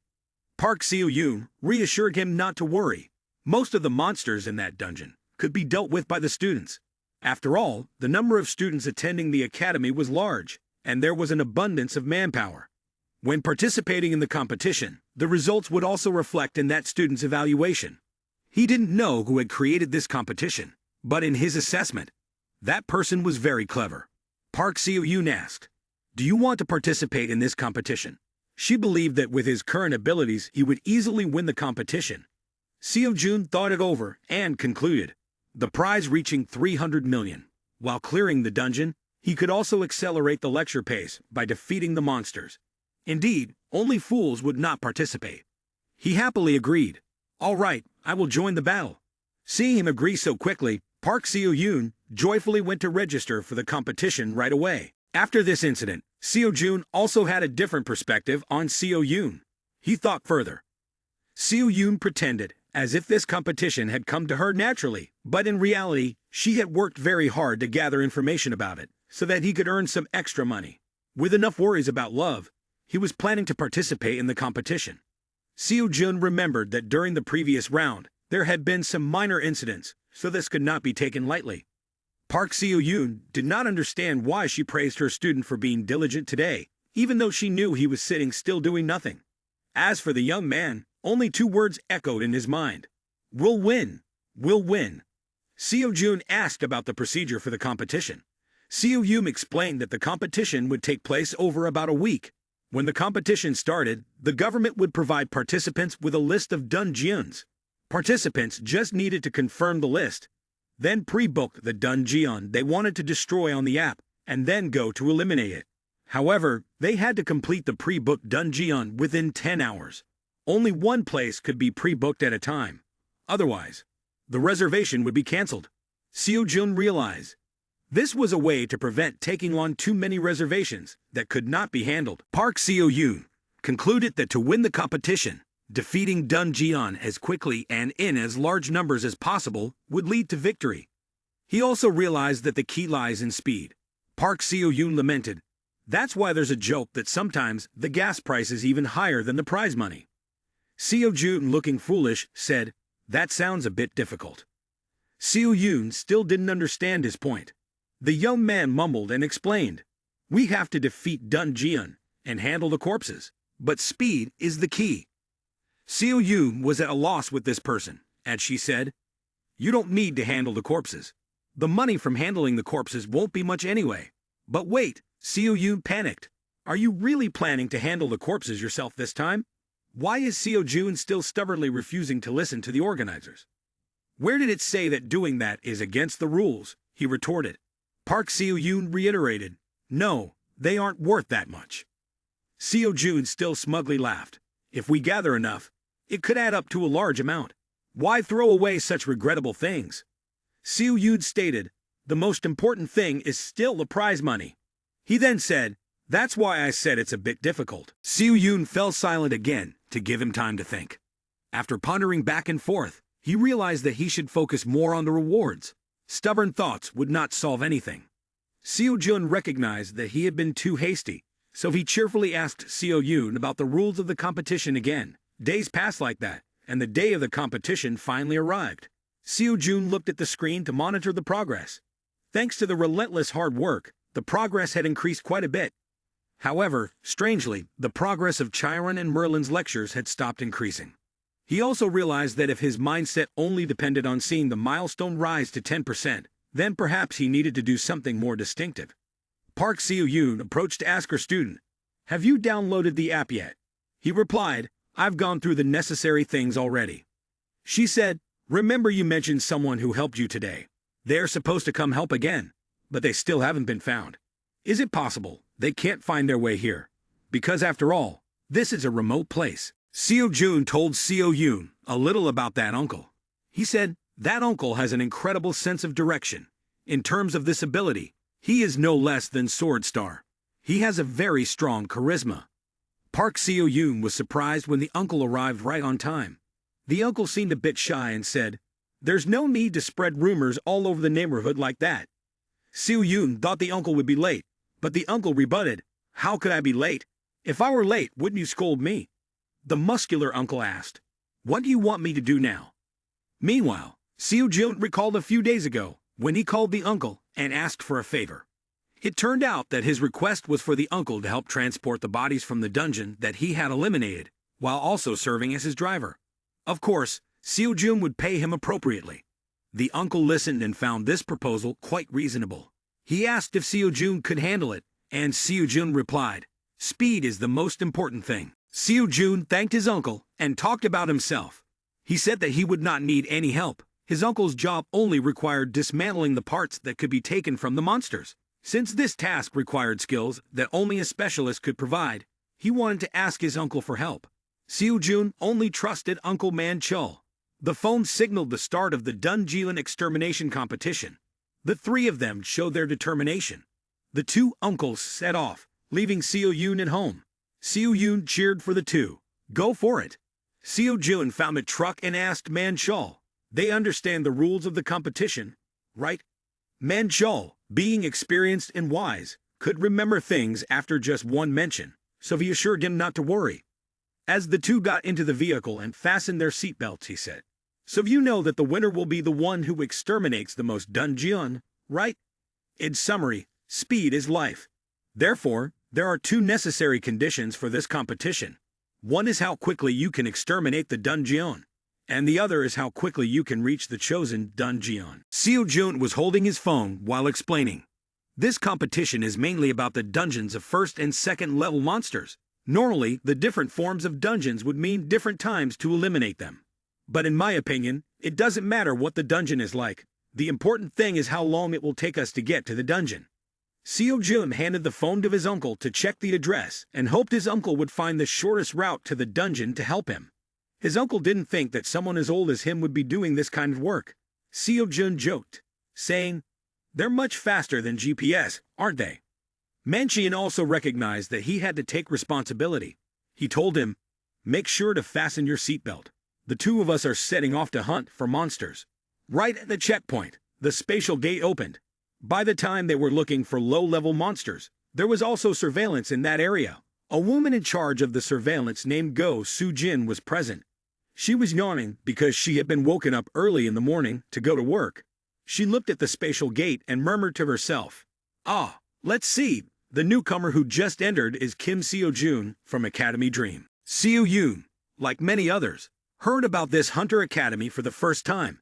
Seo-yoon sat in a chair to observe and thought to herself that the young man seemed ordinary, probably taking about an hour. Go Soo-jin noticed that Seo-jun was accompanied by a muscular uncle around 50 years old, holding the can of drink. At first, Go Soo-jin thought this was an act of cheating, which made her feel confused. But when she saw that the person was just standing still outside, she decided to let things be. Seo Yoon also thought this was just the driver. Suddenly, the space gate had some fluctuations. Before Seo Yoon could understand what was happening, Seo Jun poked his head out and said, "Uncle, get ready to go." The uncle hadn't even finished his can of coffee when the young man completed his task. Go Soo-jin was worried that they would cheat, so she reminded them that this was an act of cheating. Seo Jun knew this was not right, but he gently said, "What kind of monster is so weak? I've already cleared everything." Seo Yoon still looked puzzled. Seo Jun told Seo Yoon, "Go check it out. I've taken care of everything already." Go Soo-jin stepped through the gate, and the impossible unfolded before her eyes. Monsters lay scattered on the ground, making it hard for Go Soo-jin to believe what she was seeing. The young men she had just deemed ordinary, who had only entered the dungeon for 10 minutes, had wiped them out. As for the young man Seo Jun, he was carrying a monster he had just killed on his back. Seo Yoon, seeing this, couldn't understand what this crazy guy was doing. Go Soo-jin only saw him walking step by step and counting. 1, 2, 3. She thought he was insane. When bringing out the monster's corpse, Uncle Man Chol also said, "Are you still doing that crazy stuff?" Seo Jun focused on his work, saying, "Anyway, I can't skip my assignment." Uncle was silent, surprised, and asked, "What assignment is that?" Seo Jun casually replied, "It's there, that kind of assignment." He even asked Uncle, "How long will it take to process this monster's body?" Uncle laid out his toy tools with some lowly girls on the table, and said, "As you said, they are low level, and the valuable parts of their bodies are very few, so it will only take about 15 seconds per one." Seo Jun was overjoyed and said to his uncle, "Wait for me a moment.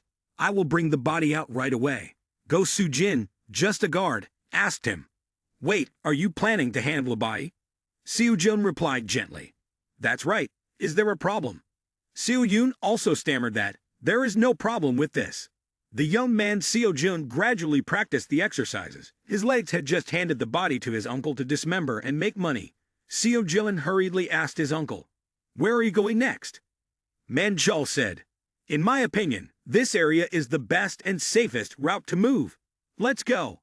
The two of them, uncle and nephew, carried on their shoulders the sacks of valuable monster flesh, then got into the truck to continue their journey, leaving Seo Yoon in a state of bewilderment. On a fresh early morning, the judge at the second point was feeling delighted as he wished every day could be like this. He just needed to go outside, sit on a chair, and bask in the sun. Just as he said, "I wonder when the others will arrive here." A truck, similar to a garbage truck, came rushing in and braked suddenly. Two people rushed into the space gate.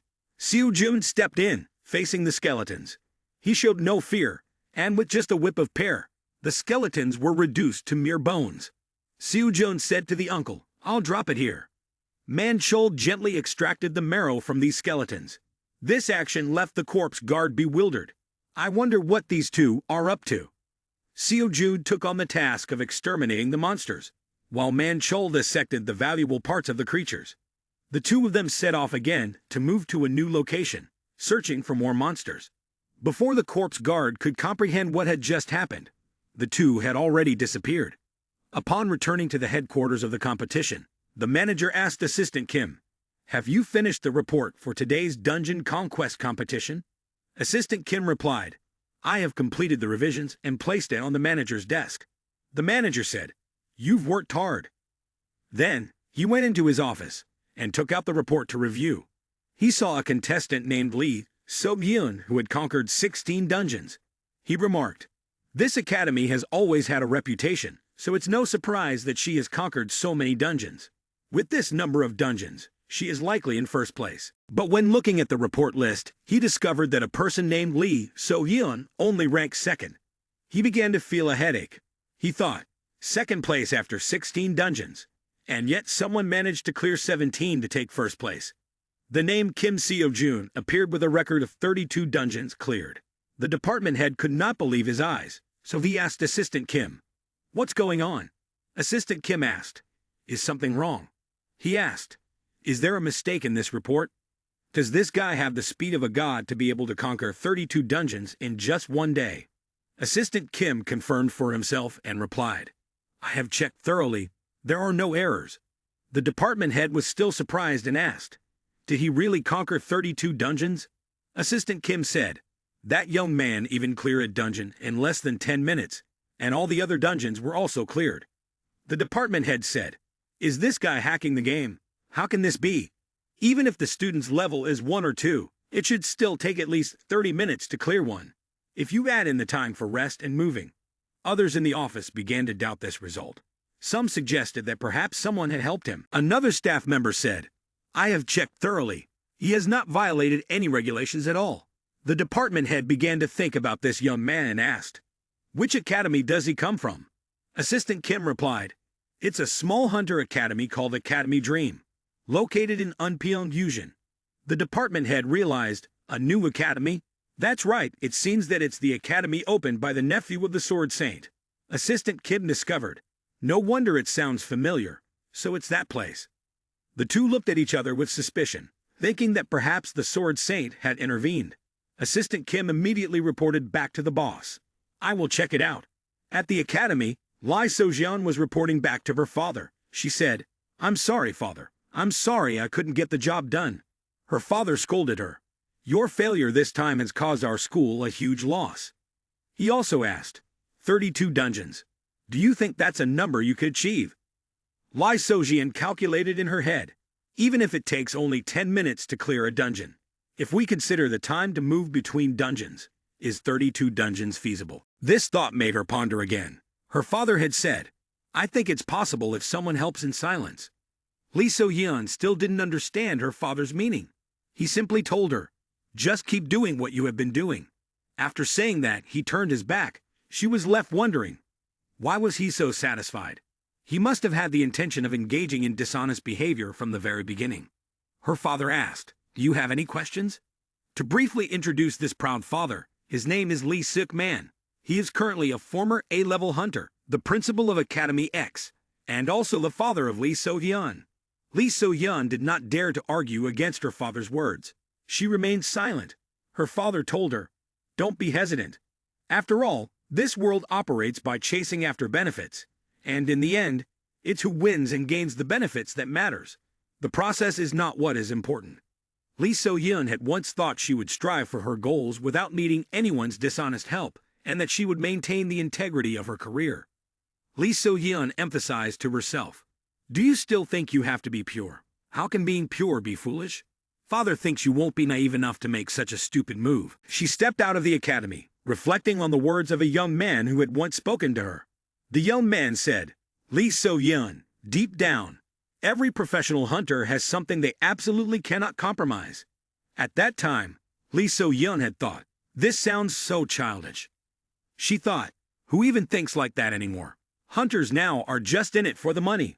The young man had cheerfully added, if the world has become this way, does that mean I have to degenerate too? Just wait and see. I will become a professional hunter who can make everyone swoon. Lee So-yeon responded, what? Please go out on the street and say that. If people mock you, I would feel so embarrassed. The young man reacted, should I be embarrassed? The words spoken during their training made Lee So-yeon nostalgic. Reflecting back, she thought, it's sad that this young man has died. She angrily cursed in her mind. If you're dead, don't show up in front of me anymore. She stormed off in anger. Meanwhile, the two relatives lamented, oh dear, there's not a single part of my body that doesn't ache. At this point, it was already late. Seo-jun told Man-chul, Uncle, you've worked too hard today. Man-chul thought about having to do this every week and felt like he would die from it. Seo-jun saw his uncle complaining for the first time. His uncle shouted, what? Try driving and thinking about the route at the same time. This is really brain-racking, kiddo. Seo-jun brought up the issue of money. Do you think about how much money we've made today? His uncle asked back, how much have we made? Seo-jun calculated that after deducting expenses and taxes, there was about 7 million left. If they split it in half, each person would get 3 million. But not wanting to take his brother's share, his uncle suggested a split of 7-3. He explained, you were the one who conquered the dungeon, while I just moved them elsewhere. There's no reason for me to demand half. Seo-jun thought of his uncle. I also helped break things down. This is extremely important. And we also have to consider the driving route. Without you, I wouldn't have been able to do this smoothly today. Manchol said to Seo Jun, "That's why I only take 3 parts. Honestly, I only want 2 parts. Just do as I say, or starting tomorrow, I won't do this anymore." Seo Jun replied, "I understand. So 30% of that money is 2 million. Since there's a leftover, I'll round it up to 2,500,000. Okay, Uncle Manchol." His uncle shouted again, "Why round it up to that number?" Seo Jun thought about his uncle's efforts throughout the day, and he said, "Just consider it as gas money." Uncle sighed as he held a can of drink and said, "I know." While Uncle was sitting and drinking, the young man asked again, "But Uncle, it seems like you are not surprised at all, right?" Uncle replied, "Surprised? Surprised about what?"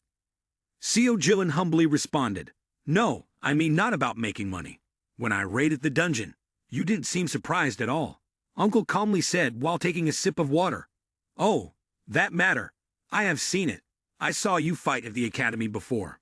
Seo Jun was surprised because he didn't know when Uncle had come. He said, "You should have told me when you came." Manchol didn't want to put pressure on him and said, "Doing that would only add more pressure on you." Behind Seo Jun, there were always people ready to support him, like Uncle Manchol. Although he spoke a bit bluntly, he was always there cheering for him. He had taken care of an orphan who had lost his parents and had to bear a huge debt, yet he still became a solid support for him. Seo Jun suggested, "By the way, Uncle, why don't you start a demolition company? Make it a monopoly. It would be better with me around." Manchol found his nephew's words a bit nonsensical, but still replied, "A demolition company? Where would the money come from to start? But have you really reached that level? Are you good enough to use a monopoly company already?" Seo Jun replied, "Not right now, I mean later." Manchol, with his experience, advised him, "Take your time with that. Don't rush too much." Seo Jun quickly thanked his uncle. The second day of the dungeon conquest competition had arrived. The two of them hurriedly got back to work. The gatekeeper shouted loudly, "These are the ones who clean up the dungeon." Manchol found this nickname strange and asked, "What's with that odd name?" The gatekeeper explained, "It's not meant to be strange. It's just that you don't only raid the dungeon, but also clean up the bodies of those monsters, so that's why we call you that. Actually, people have been talking a lot about the two of you lately. At first, I didn't believe it, but I've seen it with my own eyes. To make them comfortable while working," the gatekeeper said, "in short, there are no other issues. You just need to do what you usually do." The ranking board for the 24th dungeon competition appeared, with the first position being Kim Seo Jun, with a record of 73. Lee Soo-jeon stood in second place, with a record of 36. With other unfamiliar names, it was clear that Seo Jun's achievements had far surpassed the average person. Seo Jun was determined. "This time, I will definitely win." Manchol said, "But remember, if you don't win, it will be really strange." Seo Jun now realized that his choice of companions was the right one. He told his uncle, "There are only 5 days left. Let's do our best, Uncle." For a young man like Seo Jun, these monsters were nothing more than small fry. But for his uncle, even though he was quite strong, having to dissect monster corpses and find a way through every day was truly not easy at all. Manchol said, "Damn it, even if I die, you won't let me take a break, right?" Seo Jun told his uncle, "Please try to help me. If we win, I will treat you to a big meal." Hearing his nephew's bold words, Manchol demanded the most expensive dish. Seo Jun confidently replied, "Of course, I will buy everything for you. Bring Soo-yeon, your niece, along too. I haven't seen her in a long time." Manchol laughed and put his arm around the young man. "Then we need to catch a big cow." Seo Jun looked at his phone screen, feeling that everything was going smoothly. The feeling was good, and at this rate, he was sure he would win. Suddenly, on the third day of conquering the dungeon, his uncle picked up the phone to check and noticed something unusual, handing it over to Seo Jun to take a look. Seo Jun held the phone in his hand, unable to believe his eyes. The locations on the phone had all turned red, meaning these places could no longer be booked. Everything seemed to have shattered the original plan. Seo Jun discovered that the nearby dungeons had also been cut by at least 1 point. "No, I can't drive." He thought, this is a strange coincidence. The dungeons near him had just been fully booked. His uncle also caught a whiff of something unusual and said to him, "It seems like someone is deliberately trying to hinder us. There really are too many obstacles in our way." Seo-jun remained undeterred. He said, "Nothing is certain yet. For now, let's head to any dungeon that hasn't been booked." When they arrived at a dungeon that hadn't been reserved, another problem arose. Uncle Man-chol lamented, "Oh, it's the same here?" In the end, the ranking for that day showed that Seo-jun still held the top spot, but the number only increased by more than 10 dungeons. Meanwhile, the girl Seo-yeon had increased by 61 dungeons. When he got home, Seo-jun picked up his phone and still wondered, believing this was indeed a bizarre situation. Man-chol said to Seo-jun, "It's no longer a surprise. It's definitely that second person playing tricks." Seo-jun wondered, "We can find out who booked the dungeon through the app, but confirming that way is hard to be certain. First, let's try to get back to the organizers and see what happens." The uncle thought to himself, Damn it. Seo-jun reflected and reasoned. Even though I'm in the lead, there are still 3 days left. If things keep going like today, I might end up losing the championship. Seo-jun discussed again with the uncle. "Sorry, but we might have to leave the dismantling company for now until we can get rid of the remaining people." Man-chol replied, "All right, for now, winning is the most important thing. You don't need to worry about me, but no matter how fast you attack, it won't make up for the travel time. I'll try to find the fastest route, but if I keep being hindered like this, I'm at a loss." Seo-jun came up with a new idea and suggested, "Everyone, let's think about this." The next morning, many people gathered at one location. A man in a black suit told those around him, "It's good for everyone to talk like this, but I'm really worried. If that Seo-jun manages to book the dungeon, then all the dungeons around here will be booked up." The young man in the yellow hat said, "Don't worry, that guy has already downloaded the game." The other person replied, "Just like yesterday, right?" The guy in the yellow hat and the one in the black shirt were talking to each other. But why was that guy able to clear so many dungeons so quickly? The young man in the black shirt asked, "What can we do? We're lucky to get such a good price." The man in the black suit said, "Everyone focus." He announced, "The fast young man has already set up the dungeon. Remember, yesterday, he set up all the dungeons within an hour's drive from his location. If we set up at the same time, it will raise suspicion. So within 10 minutes, you will attack the dungeon. Let's split up to set them up. For the other hunters, the most important thing is to place the money." He emphasized, "Remember to place the deposit. We will act on our own accord. Those who obstruct others often face setbacks." One of them, while checking his phone, discovered something and reported back to the man in the black suit. He still didn't understand. Is there something wrong? The feeling of unease finally set in, and the young man asked the organizer of this operation, "We just need to set it up like this, right?" But the dungeons he set up are right next to the dungeon that Seo-jun set up. He couldn't believe his eyes. All of his plans under the direction of his superior have now gone off in a different direction. He snatched the phone from the young man. Coincidentally, Seo-yun's dungeon was also close to the dungeon of the young man that they planned to harm. All the plans they initially had were realized when they found out that if the dungeons they had set up were attacked, their teachers would not have any gems to counterattack. One of them calculated, "If Seo-yun attacks now, when can we cancel the reservation?" At that moment, one of them remembered the reservation rules for the dungeon, and he said, "If we don't attack, we can't make a reservation for the next 10 hours. Doesn't everyone know that? We are intentionally attacking the dungeon." The man in the black suit looked at his phone screen and shouted, "Damn!" He couldn't believe his eyes. The plan was changing like this. At this time, Seo-yun was still slowly eliminating the monsters in the dungeon. After a session, she got into the car and told the driver, "It's done. Let's hurry to the next dungeon." The driver was still stunned by the speed because she had only been in there for less than 15 minutes. Seo-yun asked the driver, "Why haven't we left yet?" Then she discovered that the driver was stammering, and the driver had to explain, "Well, actually, all the dungeons in the area have been fully booked, so I don't know where to go." This made Seo-yun surprised as she also realized this plan may have been discovered. Someone announced, "The ranking for the 4th day of dungeon attacks has been released, with Seo-jun in first place having achieved 98, while Seo-yun has 73. Haha, I realize that my plan has been exposed." She thought, "This time it's over. I'll be scolded by my father again." She also discovered, it turns out that the young man had also reserved the dungeon with her, preventing both of them from having a chance to participate in the dungeon. If this continues, she won't see her ranking. Upon returning home, thinking her father would scold her, Sif Man instead told his daughter, "I know he has figured it out, but I didn't expect him to use." He then suggested a different approach for his daughter. "Just do what you usually do." The daughter responded to her father with a simple yes. The fifth dungeon conquest battle finally took place. The two of them were already waiting there. They asked So-yeon, "You are the one, right?" So-yeon knew that this time she was right, but she wasn't the person to meet. Still, she politely replied, "Who are you?" Man Shul reported, "Who else could it be? We are all people in trouble here.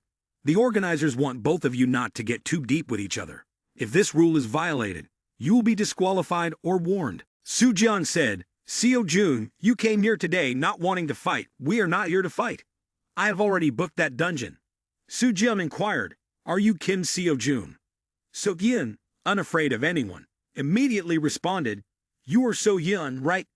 Regardless of who wins or loses, let's compete fairly. We must compete against each other." But this company started with good intentions. So-yeon reacted to the statement as if implying, "Am I not playing fairly?" So-yeon smiled charmingly, softly replying, "You should go somewhere else." She saw his figure walking away, and in her heart, she thought, "How ridiculous. Is there really any good intention here? What kind of good exists in this world?" So-yeon's worldview was very negative. She believed that the species called humans are inherently selfish. No matter what they do, they evaluate based on their own interests. If it benefits them, they will do it. If it doesn't, they won't. In this process, there is no good intention or goodwill. So-yeon, fueled by her resentment, approached the dungeon before her. "Let's finish this quickly and get out of here." After clearing out the monsters, she stepped out of the spatial gate. The guard reported, "That's surprising.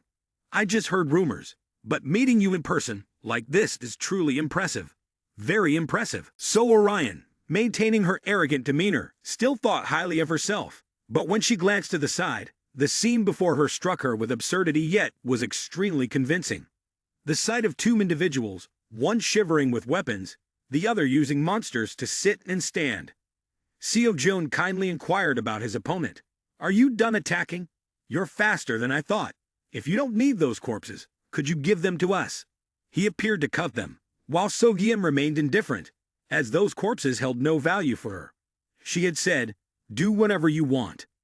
Seo-jun encouraged himself as if gaining motivation.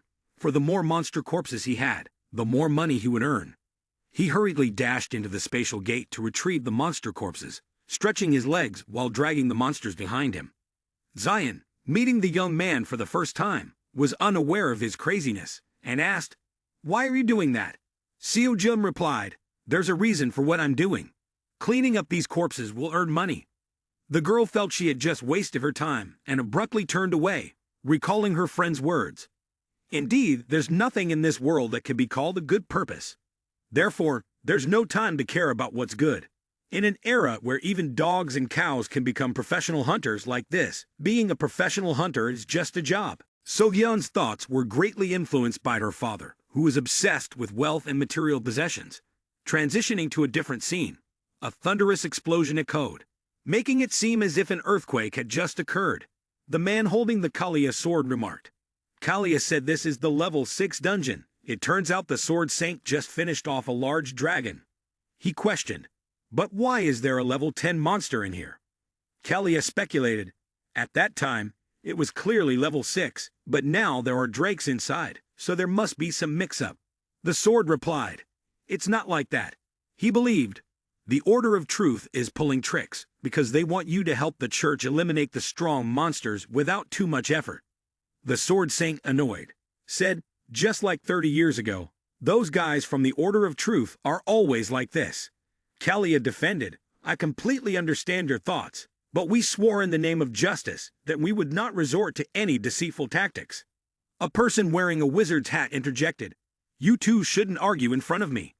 It turned out that the one who spoke earlier was a disciple of the magic saint named Jung Ji-min. Jung Ji-min told the two of them, "I came here to investigate what happened." Sword Saint, on the other hand, found her presence to be a nuisance, thinking that she was making a fuss. Jung Ji-min recounted, "My master's health is currently not good. He is the only one who is old yet still healthy like that. Sword Saint knew that although this was a compliment, there was also a hint of mockery in it, so he retorted, "As far as I know, your age is not young either." Xiu Yun the witch shouted, "I may be older, but don't speak like that."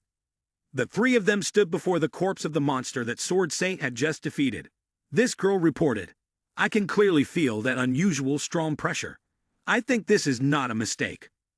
Jung Ji Min inquired to get an update on the situation. "Did you not notice anything strange while fighting it?" The Sword Saint didn't care much about this monster, the reporter said. "It's just a level 10 monster.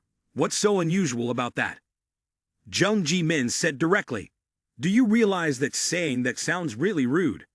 The top two people who love the Sword Saint the most are the young man Seo Jun and this Jung Ji Min." The Sword Saint still firmly believes, after all, this situation is not a misunderstanding. Jung Ji Min, however, did not think everything was that simple. She reasoned more carefully. "I don't believe that after defeating the Berserk Great Beast, incidents like this have never happened again. Even Kalia is suspicious. Could it be that other dungeons are experiencing similar situations?" The young lady witch expressed her concern. She said, "Although the likelihood is very low, it doesn't mean it's impossible. The other two must also investigate this matter further. We need to recheck the lower-level dungeons that the guild leader is measuring." At that moment in the afternoon, the two guards spotted a dungeon entrance. The young lady registrarian asked, "Is that a dungeon entrance?" The other guard realized that the situation was not simple. It's very rare for two dungeons to appear together. But this is the first time I've seen 3 dungeons appear together like this. A young man holding an axe appeared friendly. "Oh, isn't this the dungeon I reserved? I thought this was my dungeon." Another guy immediately replied, "You're mistaken, that's my dungeon." The reservations for the dungeons had all been snatched up by others beforehand. The two of them angrily went home. Uncle Manchul shouted, "These bastards! Are you all crazy? The overseer is pocketing all the money. Why does it always happen like this wherever we go?" Seo Jun also felt frustrated as he realized that those who had obstructed him before had found new ways to hinder them. Seo Jun was closely pursued by the rich girl with a count of 87, while he only had 89. Park Seo Yun, with a strong sense of justice, declared, "I am determined to demand fairness. Even if I have to borrow the name of the Sword Saint, I will make sure to propose it successfully." Suddenly, there was a notification from the phone. This news seemed to soothe the anger of the two of them. The notification stated, "In the case where the dungeon that the candidate had reserved is attacked without the consent of that candidate, the attack can be transferred at the discretion of the dungeon overseer." Seo Jun viewed this news as a form of consolation. He thought that even though all the dungeons had been taken over yesterday, having this announcement was enough. Manchul, out of concern for his nephew, also breathed a sigh of relief. They should have done this sooner. Seo Jun calculated in his mind that they would have no other way to stop him.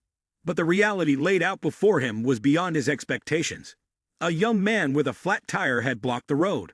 "Those people have apologized repeatedly. My car broke down out of nowhere. Please bear with me." The traffic jam lasted all day, significantly affecting the process of exterminating the monsters from the dungeons. In the end, the ranking order was reversed. Lee So-yeon rose to the top position with 111 dungeons, while he fell to second place with 110 dungeons.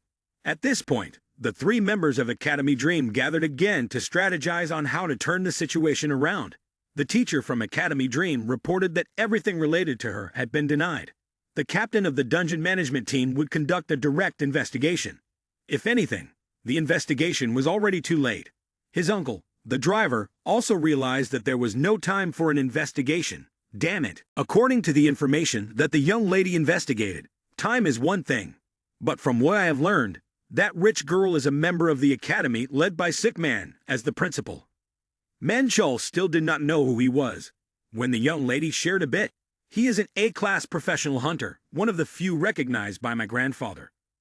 Upon hearing that this person was a professional hunter acknowledged by the Sword Saint, Manchul wondered, is that person really that skilled? Park Seo-yoon, who lived with him and had met many people, also knew that this name belonged to a petty person. "But he has a wide network," she said. From here, Manchul realized that what they were doing had been obstructed by him. Park Seo-yoon lamented, "Fate doesn't care about anything. Even if we investigate, it will be hard to uncover anything. If we do investigate, it will take a lot of time. Honestly, if my grandfather were to step in directly, it would be resolved immediately. Seo-jun knew that stubborn old man won't easily step in to protect us.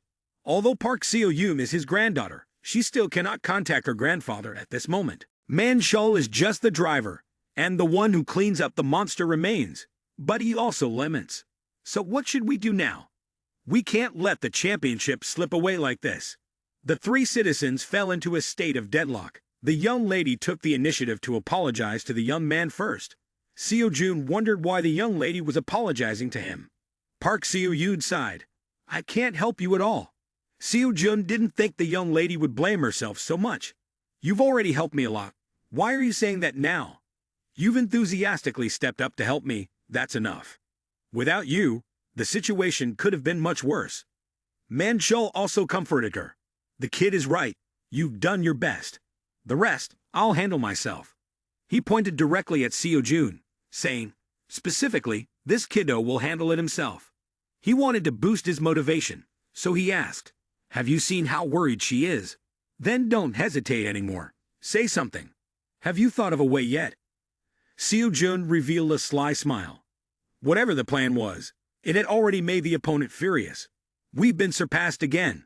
What on earth happened? The subordinate reported. He must have placed the dungeon close to the dungeon, so we don't know where he set it up. Sick man scolded the staff. Then we must stop him at all costs. The uncle and nephew came up with a plan. The uncle, sitting in a fancy black car, said, let's go. Seo-jun raised his hand joyfully. Uncle, I'm done. Let's move on to the next place. Uncle Man-shul said, just bribe the supervisor. If you put money into it, what can't you achieve?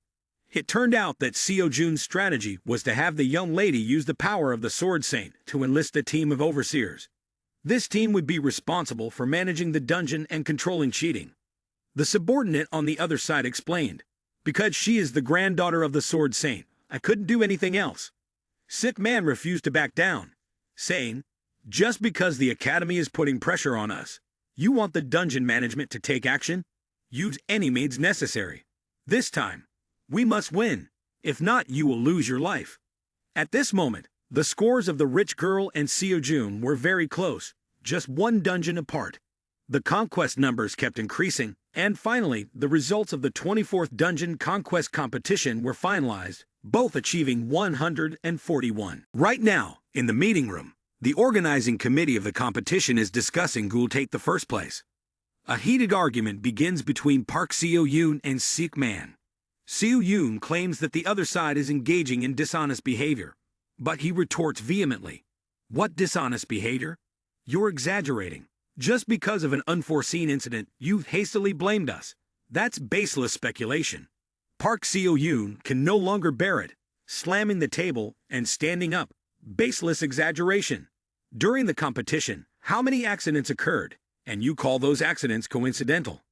Sick man, having already lied to the end, also raises his voice and asks, do you have any evidence to say that? The organizing committee has to stand up to intervene, but the two of them continue to pull each other into a fierce argument, always ready to fight. To satisfy both parties, the organizing committee decides, we cannot recognize this co-championship. Furthermore, there is no evidence to suggest that the other side has cheated. Therefore, she is still eligible to receive the championship. Sick man feels overjoyed but tries to suppress it, turning to the organizing committee and saying, I have a proposal for how to proceed. The organizing committee has held the final competition. The champion of this round will officially be observed by the team leader of the dungeon management, Shin Young-seok. After confirming the presence of the two players, he began to explain the rules. He said, this round will determine the winner between the two of you. The rules are very simple. Among the 3 dungeons in front of us, each of you should choose one to attack. Whoever finishes attacking their chosen dungeon faster and then attacks the remaining dungeon will be the winner. Seo-jun quickly responded, so that means whoever conquers their chosen dungeon first will be the winner, right? There's no need to attack the other dungeon at all. Shin Yang-seok had to say, you are correct. Initially, we intended to find a place with 2 dungeons, but after searching, we found no suitable locations, leaving only this one. This means you cannot disregard the other dungeon. He scratched his head and chuckled. In any case, you have to conquer both dungeons, as one dungeon seems too easy for you guys. Right, two people stood in the same position, ready for this decisive battle. Shin Young-sik, the dungeon manager, announced that all dungeons were level 2 and equally difficult. Therefore, the two could discuss among themselves to decide which dungeon to attack first. Seo-jun, highly alert, believed that the likelihood of her having arranged the entire match in advance was very low, but he still needed to be cautious. He proactively decided which dungeon to attack first, while she merely responded blandly, "It's up to you." Seo-jun chose to enter the dungeon on the right first, while she opted for the dungeon on the left. This meant that the more challenging dungeon would determine who the winner would be. Before stepping into the dungeon, she said something to him that made him reconsider. "Don't feel too wronged." Seo-jun was about to ask when the judge raised his hand to announce the two contestants should prepare and signal the start of the match. Both began to run into the dungeon. As Seo-jun ran, he thought about her words, wondering what she meant by feeling wronged, and what she was trying to convey. However, he quickly realized that the prize money from this tournament was the most important thing. Therefore, he continued to compete without any further thoughts. As soon as Seo-jun stepped deeper into the dungeon, he noticed something unusual. Based on the surroundings, this was supposed to be the kobold dungeon, but at that moment, he couldn't even hear the sounds of them. He continued to venture further inside, but after 5 minutes he still hadn't seen any of them or anything else appear. His instincts told him that something was off. Just as he expected, a roar echoed, startling Seo-jun. He realized that this cry did not belong to the kobold dungeon. Once again, he encountered a manticore, this time even more ferocious than before, no different from the previous one. It charged towards him. But with the aura of a main character, he managed to pause and understand why a level 4 monster was here. Was this dungeon miscalculating levels? Feeling a life-threatening danger, he glanced over and struck hard. With just one blow, the head of the manticore fell to the ground. Although he had dealt with the monster without expending too much effort, he hurriedly ran out of the dungeon. He knew he had eliminated it quickly, but the fact that his opponent was still fighting in a level 2 dungeon made him anxious and feel as if he might have been late. The moment Seo-jun rushed out of the dungeon, he thought to himself, she must be moving to the second dungeon. As soon as he met the manager, he shouted, "My dungeon has a manticore." The dungeon manager appeared surprised. "Why is there a level 4 monster in that dungeon?" Seo-jun, fearing the manager wouldn't believe him, pointed toward the dungeon and said, "You should go in and check." Shin Young-sik calmly asked him, "Have you dealt with it already, Seo-jun?" Seo-jun felt it was unfair and requested a rematch. Shin Young-sik, the dungeon manager, had to be impartial and gently replied, "I completely understand your request, but it is very difficult to cancel a match." Seo-jun still didn't understand what he was talking about. There really is a manticore. However, when the manager mentioned that contestant So-yeon had not yet exited the dungeon, he managed to calm down. On the side of the rich girl, she had entered the dungeon for a while, but had not yet detected any monsters. However, looking inside, we could see a much larger level monster standing behind her. Old memories come back. So-yeon is bandaging her brother's wounds. Her brother complains, "You really are strong-handed. If you become a super hunter, defeating 2 monsters would be as easy as pie, right?" Seo-jun replies, "I can only speak. I went against our father's wishes, and that's why I'm like this." It turns out that in the past, her brother had lived contrary to their father's desires in pursuit of his own life goals. He wouldn't allow himself to do anything wrong and said, "So-yeon, if you want to become a super hunter, don't compromise yourself." So-yeon retorts, "Come on, what's so funny that you keep laughing? Do you know what people call you? They call you a fool." She further criticizes, "What's wrong with my brother doing a little bad stuff? In this day and age, being that foolish will just get you eaten alive. If you don't solve your own difficulties, just live like everyone else." Seeing her brother injured while helping others, she couldn't hold back her emotions, and said, "What's there that can't be compromised? A true hunter needs to wake up. Most heroes are old and dead by now.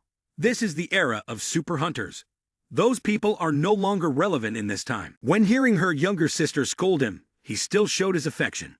He gently said, "Somewhere, there will still be good people." Seo-jun had to accept her brother's naivety. She just smiled and reminisced about the short time they had spent together. On a day when the rain poured heavily, So Helen heard news that her brother was in trouble.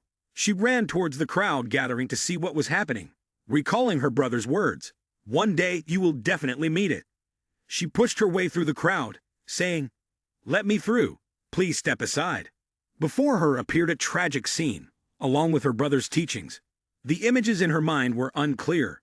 No matter the reason, she could not complain. Her brother had died that rainy night. The brother she cherished most in the world was no longer there. Her family also thought her brother was a fool, more foolish than anyone else. Upon returning home, her father, sick man, not only failed to comfort her, but also used her brother's death as a lesson. He said, Jin Soo was a fool.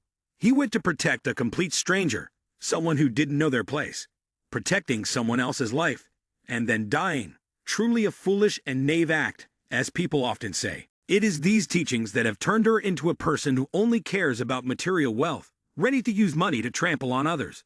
In the past moment, she promised herself that she would not be like her brother, that she would absolutely not live like her brother. Returning to the present, her level 2 dungeon is nowhere to be found. Only a level 6 dragon stands behind her. At this moment, the manager is still reporting. That's right, player So Yun still hasn't exited the dungeon. You will still win regardless of the conditions. But is it necessary to fight again? If you still want to, I will consider it. As long as you clear the remaining dungeon, you will win. Seo-jun always thinks of others. Instead of advancing to conquer the second dungeon, he is worried about her. Based on what he just encountered, everything has likely changed from the beginning. At first, he thought she was playing tricks. But after seeing that she still had not exited the dungeon, he thought she might also encounter something similar to what happened to me. At this moment, a staff member measuring the dungeon's frequency detected an emergency situation. The department head asked Manager Kim, "What's going on?" Manager Kim exclaimed, "The magic power measurement device is very strange. It was showing level 3, but now it's actually level 4. Is the machine broken?" The feeling of anxiety has raised many doubts in Seo-jun. He reasoned that if the dungeon is broken, it means that the magic power is being disrupted. If the wave of magic power in the dungeon is chaotic, the prediction index will change. If there is not enough time, the dungeon will explode and leave very serious consequences. The two continued to discuss. "Yes, I have been working for over 25 years, but this is also the first time I have seen this. The current situation is unclear, and more problems are arising." Shin Young-sik said to his assistant Kim, "Perhaps it would be better to call the elite hunters to investigate." He was about to turn to tell Seo-jun to pause the game, but he did not see him here. In the dungeon, So Young was in an extremely difficult situation. She had almost no ability to fight back anymore. The monster that had killed her brother was right in front of her. It was a level 6 monster named Nercura. Faced with its roar, she did not show fear, thinking that this was just the absurd appearance of a monster like in storybooks. Before it ended her, she still thought, "I will not be foolish enough to die like you." However, she could not die, because of the appearance of a handsome young man. Seo-jun came to save her. He temporarily pushed the monster aside. Standing in front of So Yeon was Seo-jun, who was straining his muscles and putting all his strength into blocking its charge. She even asked, "What are you doing?" While holding the monster's leg temporarily, Seo-jun instructed her, "Can you move? If you can, run away immediately. I will buy you some time." The bull-headed monster struck down with a powerful blow. Fortunately, Seo-jun moved swiftly in time. While thinking of a way to attack it, he also realized, indeed, this is a level 6 monster, not easy to deal with. He jumped in front of it and poked its head. The monster roared in anger. Seo-jun successfully attracted its attention. It frantically attacked him with its claws. Although he managed to block the attacks, just one hit would send him to the afterlife immediately. As he thought, "I have figured out its skill patterns, and just need to avoid its deadly strikes." Seo-jun attacked right at its head. However, he was hit by its claw on the left side of his chest, causing a gaping wound. The monster flung Seo-jun aside like a piece of trash. A strong will compelled Seo-jun to immediately stand up, despite the pain and bleeding from his wounds. The monster roared to demonstrate its power in front of the two. Seo-jun, although exhausted, said, "Smarter than I thought." It seemed that there was no way to buy time any longer, and she still couldn't move. At that moment, So Yum understood his feelings, and her gaze gradually became more affectionate towards him. She asked, "Why did you do something like that?" She believed that what he did brought no benefit, and she had nothing to do with him. So Yeon said, "You just need to participate in conquering another dungeon to win. What else? Don't think that doing that will make you a hero. After all, you only participated for the money." Seo Jun smiled in response. "That's right, I participated to earn money. You have no idea how much I need it." She had been saved by the young man, but still had too much pride. She angrily said, "Just go away and win. Do you think I will thank you for this?" Seo Jun saw her foolishness and coldly replied, "I absolutely will not listen to such nonsense. This is very wrong. Even though this is not the first time I have shown no mercy, there is no reason for you to die at all." As soon as he uttered these words, the image of her older brother appeared, as if he were telling her, "One day, you will meet someone like your brother." Seo Jun continued, "I can't think of any reason not to help you. More importantly, is there any reward more precious than saving a life?" The images of the gentle older brother also emerged to remind his sister that there are still good people in this world. But the monster was different. It only wanted to kill the two of them. After seeing the two of them talking for too long, it charged in with an angry demeanor. Seo Jun shouted, blaming himself for talking too much. The bull-headed monster did not give the two of them a chance to resist. As it rushed towards them, fortunately, Seo Jun remembered the teachings of the centaur. He once told him that the intuition of a leader and thinking are both important. However, most students cannot fully understand the meaning of this statement. What belongs to the realm of thinking ultimately means judgment. So surely there will be people wondering that the teacher had previously said that waiting until after thinking and judging would be too late. That's right, waiting to think and judge before acting would indeed be too late, but most people understand this to mean that one should not think or judge at all. However, I've already stated from the beginning that intuition belongs to the realm of thinking. Seo Jun has heard this lecture hundreds of times, but this time, he has truly absorbed the essence of the lesson. The teachings seem to have seeped into him with the words of Sagittarius teaching him at this very moment. He seems to have understood the meaning of what Sagittarius said. It means to make intuition and thinking one. If judgment is not a feeling, then it is the unification of thought and feeling. Dying of hunger is the intuition of the talented. Seo Jun's eyes became sharper. He had dodged the first strike. Just after he avoided that blow, even though its claws had grazed his face, he could sense that he could see where its attack would go. Seo Jun felt a change within his body. His muscles became more flexible than ever, and he felt as light as a feather. When the monster attacked for the second time, he was still able to dodge it effortlessly by simply jumping up.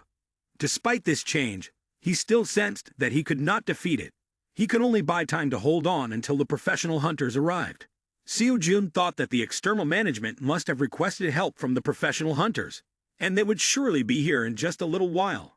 He just needed to hold on until then. He felt he could take care of himself. But when he glanced down, he saw So Yeon lying in pain, with one arm missing. He thought that she could not endure until that moment. His nature did not like to wait, so he decided to handle the monster himself. Seo Jun pushed off with his foot and kicked down hard as fast as a superhero. With determination in his mind, he thought, "Let's see me take you down."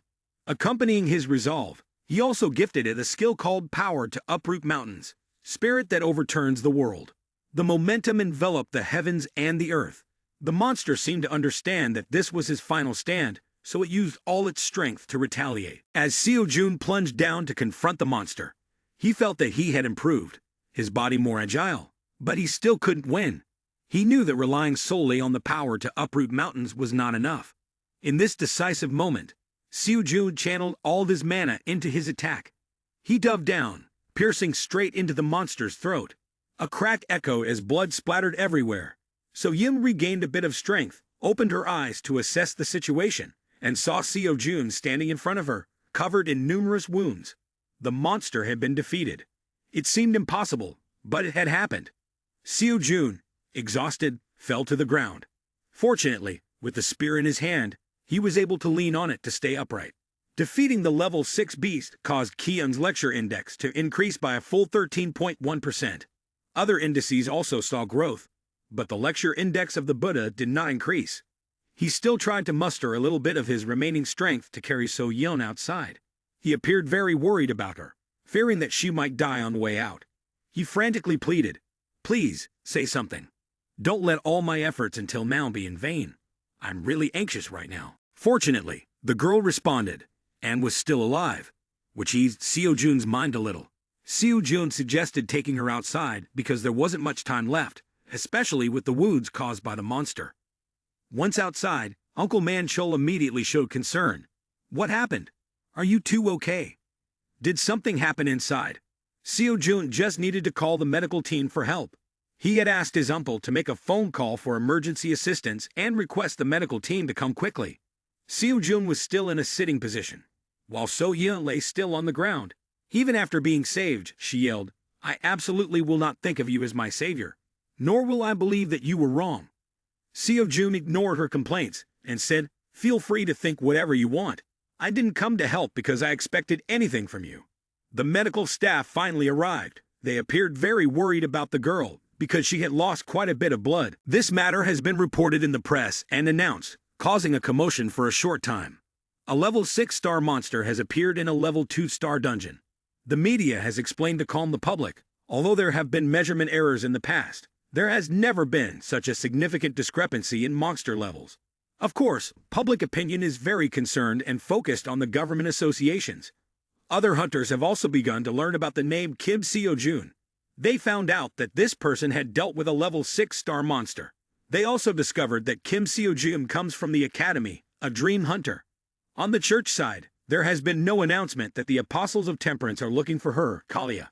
Kalia wondered, "The Apostles of Temperance are looking for me." The subordinate replied, "Perhaps it is due to the disturbance that has arisen in Korea this time." Another little niece being cared for by the Sword Saint appeared very surprised and said to the Sword Saint, "Grandpa, I heard that the student who dealt with that monster this time is a student from the academy founded by Park Seo-yoon. Is this true, Grandpa?" The Sword Saint turned away and pretended to say, "If you are talking about that detestable name, then yes." The niece still did not understand why he referred to that person as a detestable name. Returning to the present, Seo-jun lay with his face down, crying in the hospital. He lamented where all of his money had gone. Man-chul asked, "Are you regretting your money?" Seo-jun was originally a fool. He always saved others first, did humanitarian things first, and thought about the consequences later. He believed he should have been the winner. When he picked up his phone to read online, he saw the news saying the prize money would be split in half. He thought, "Isn't this a bit too much?" Man-chul asked again, "Then why did you step up?" Seo-jun thought about the moment when he would meet her again, playing rock, paper, scissors with her. Whoever won would receive that prize money. His uncle reminded him, "What does she have left with 2 hands? She lost 1 hand because of this incident." Seo-jun believed that as long as there was money, that was everything. His eyes lit up. His uncle said, "Kiddo, you really have gone mad, to the point of losing your humanity." He still thought in his mind, "I will find another way to play a game with her, to get that money back." Park Seo-yoon also came to visit him and said, "I'm here now." As soon as she stepped in, she saw Seo-jun and his uncle pulling their hair and lamenting. "I don't know either who to," she asked. "Is he okay?" Man-chul replied to her, "Don't worry about it. He's regretting having to split the prize." Park Seo-yoon came here to visit him and also to update everyone on the situation. She reported, "Why split it? We won, right?" The two of them still hadn't grasped what was happening when she explained, "The rich girl has voluntarily given up her position." Park Seo-yoon added, "Not only that, her cheating behavior has been revealed, and she accused the academy's director, who is her father, of his brutal actions. The media is buzzing with reports that the director of an academy has engaged in cheating." Seo-jun recalled her words and thought, she once said that she wouldn't change her mind at all. He still didn't understand. Why did she behave like that? It doesn't seem like her at all. The uncle said to everyone, "Could it be that she has something else planned?" Before she came here to visit her student, she had stopped by the hospital where So-yeon was staying to check in on her. During their conversation, So-yeon had said, "It's wrong to think that he won't change. But I also think that I was wrong myself." The young lady conveyed the message to everyone, but they still did not understand what she meant. Only Seo-jun vaguely grasped the meaning. Today was filled with good news. The young lady informed Seo-jun of an even bigger piece of good news. "Anyway, you have won the prize all by yourself. Moreover, The government is considering their responsibilities regarding this incident. They even exempted you from taxes on your prize and added 100 million more. Seo Jun's jaw dropped when he heard about the additional 100 million in prize money. Park Seo-yoon further warned him, "Don't get your hopes up because that is compensation for damages." For someone who worked at construction sites and collected dead animals to earn money, this amount was enormous, making it hard for him to believe his eyes. He even calculated the total, which could reach 400 million. Park Seo-yoon also announced another important matter. Our academy dream has finally risen to the third position. In this situation, only the young lady and the students understood enough to celebrate. Uncle Man-chul, however, was completely lost. Park Seo-yoon explained to the young man, "Thanks to this victory, you have qualified to be an evaluative factor. Although many powers have been elevated, the most important thing for you is that you can now explore the 4-star dungeon." This was also something he worried about. He thought to himself, "I will face difficulties when leveling up to level 3, let alone level 4. Two people exchanged sweet words of thanks. Seo-jun encouraged his young lady that perhaps she should take on new students besides him. Man-chul asked him, "In short, has the issue been resolved satisfactorily?" Seo-jun thought, "She no longer plays rock, paper, scissors. Life has its ups and downs, and right now, it's on the upswing." He confidently invited everyone to eat. "Whatever you want, even the most expensive dish, it's on me." Man-chul felt the warmth of humanity returning, while the young lady, modest and simple, just wanted to eat sushi. Everyone had gone outside, leaving only the person lying in the hospital bed. The financial matters had been settled, and they had eaten their fill. He pulled out his phone to prepare to become the king of shopping for weapons in the superlative store. Seo-jun opened his phone to check and saw that his account had 400 million. He examined each item he might buy. First was the Lance of Longinus, priced at 100 million. After a while, he thought again, "I wonder if this item is on sale." But unfortunately, the price has dropped now. Later, when things return to normal, the price will go up. He felt a sense of fear. No matter how much I save, it never feels like enough. Seo-jun is equipped at a slightly lower price. The store displays 2 fake items. The first is a belt from Aphrodite. Using this belt can attract the opposite sex. Next is a rope used to bind Fenrir, made from materials that do not exist in the world. This rope cannot be cut by anything. After seeing these 2 fake items, he still feels that the Lance of Longinus is the best choice. Thinking to himself, "I must buy it." Seo-jun thinks back and forth. He still feels regretful about spending a large sum of money on a single item. But when he thinks about how genuine items can be worth hundreds of billions, while fakes only cost a few 100 million, he comforts himself. Even if it's not genuine, it must have certain uses. He knows that based on the law of causality, each time he buys an item, the causality will be adjusted. The price to purchase an equipment could become higher and higher, or it might not be like that. But he wants to be truly careful, so he doesn't have regrets. The important thing he can remember is that the store does not explain much about the items, only briefly mentioning their effects based on the content in Greek mythology. Seo-jun sank into his own thoughts. After all, items that are not mentioned in the mythology, or that he is unaware of, cannot have their true functions guessed. He did not blame himself for these items. If he did not know, then it was fine. Seo-jun thought about consulting someone who had experience using these items in the hunting community. He entered the search bar in the experience sharing forum for newcomers, and began typing his query. After using the site, he realized he still did not have an account, so he could not post or comment. However, he could browse in viewer mode for reference. Upon reflection, he wondered why he did not have an account.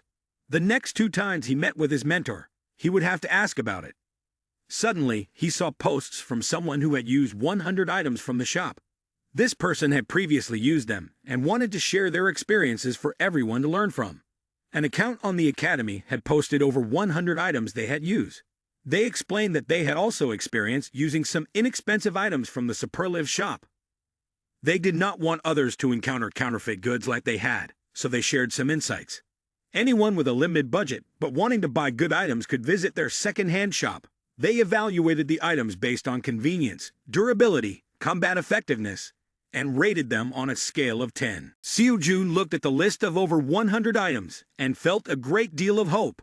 The first item was a shield shaped like the sun. This shield had quite poor defensive capabilities. Moreover, it served a decorative purpose to enhance its appearance. It featured various white patterns to increase the aesthetic appeal of the shield.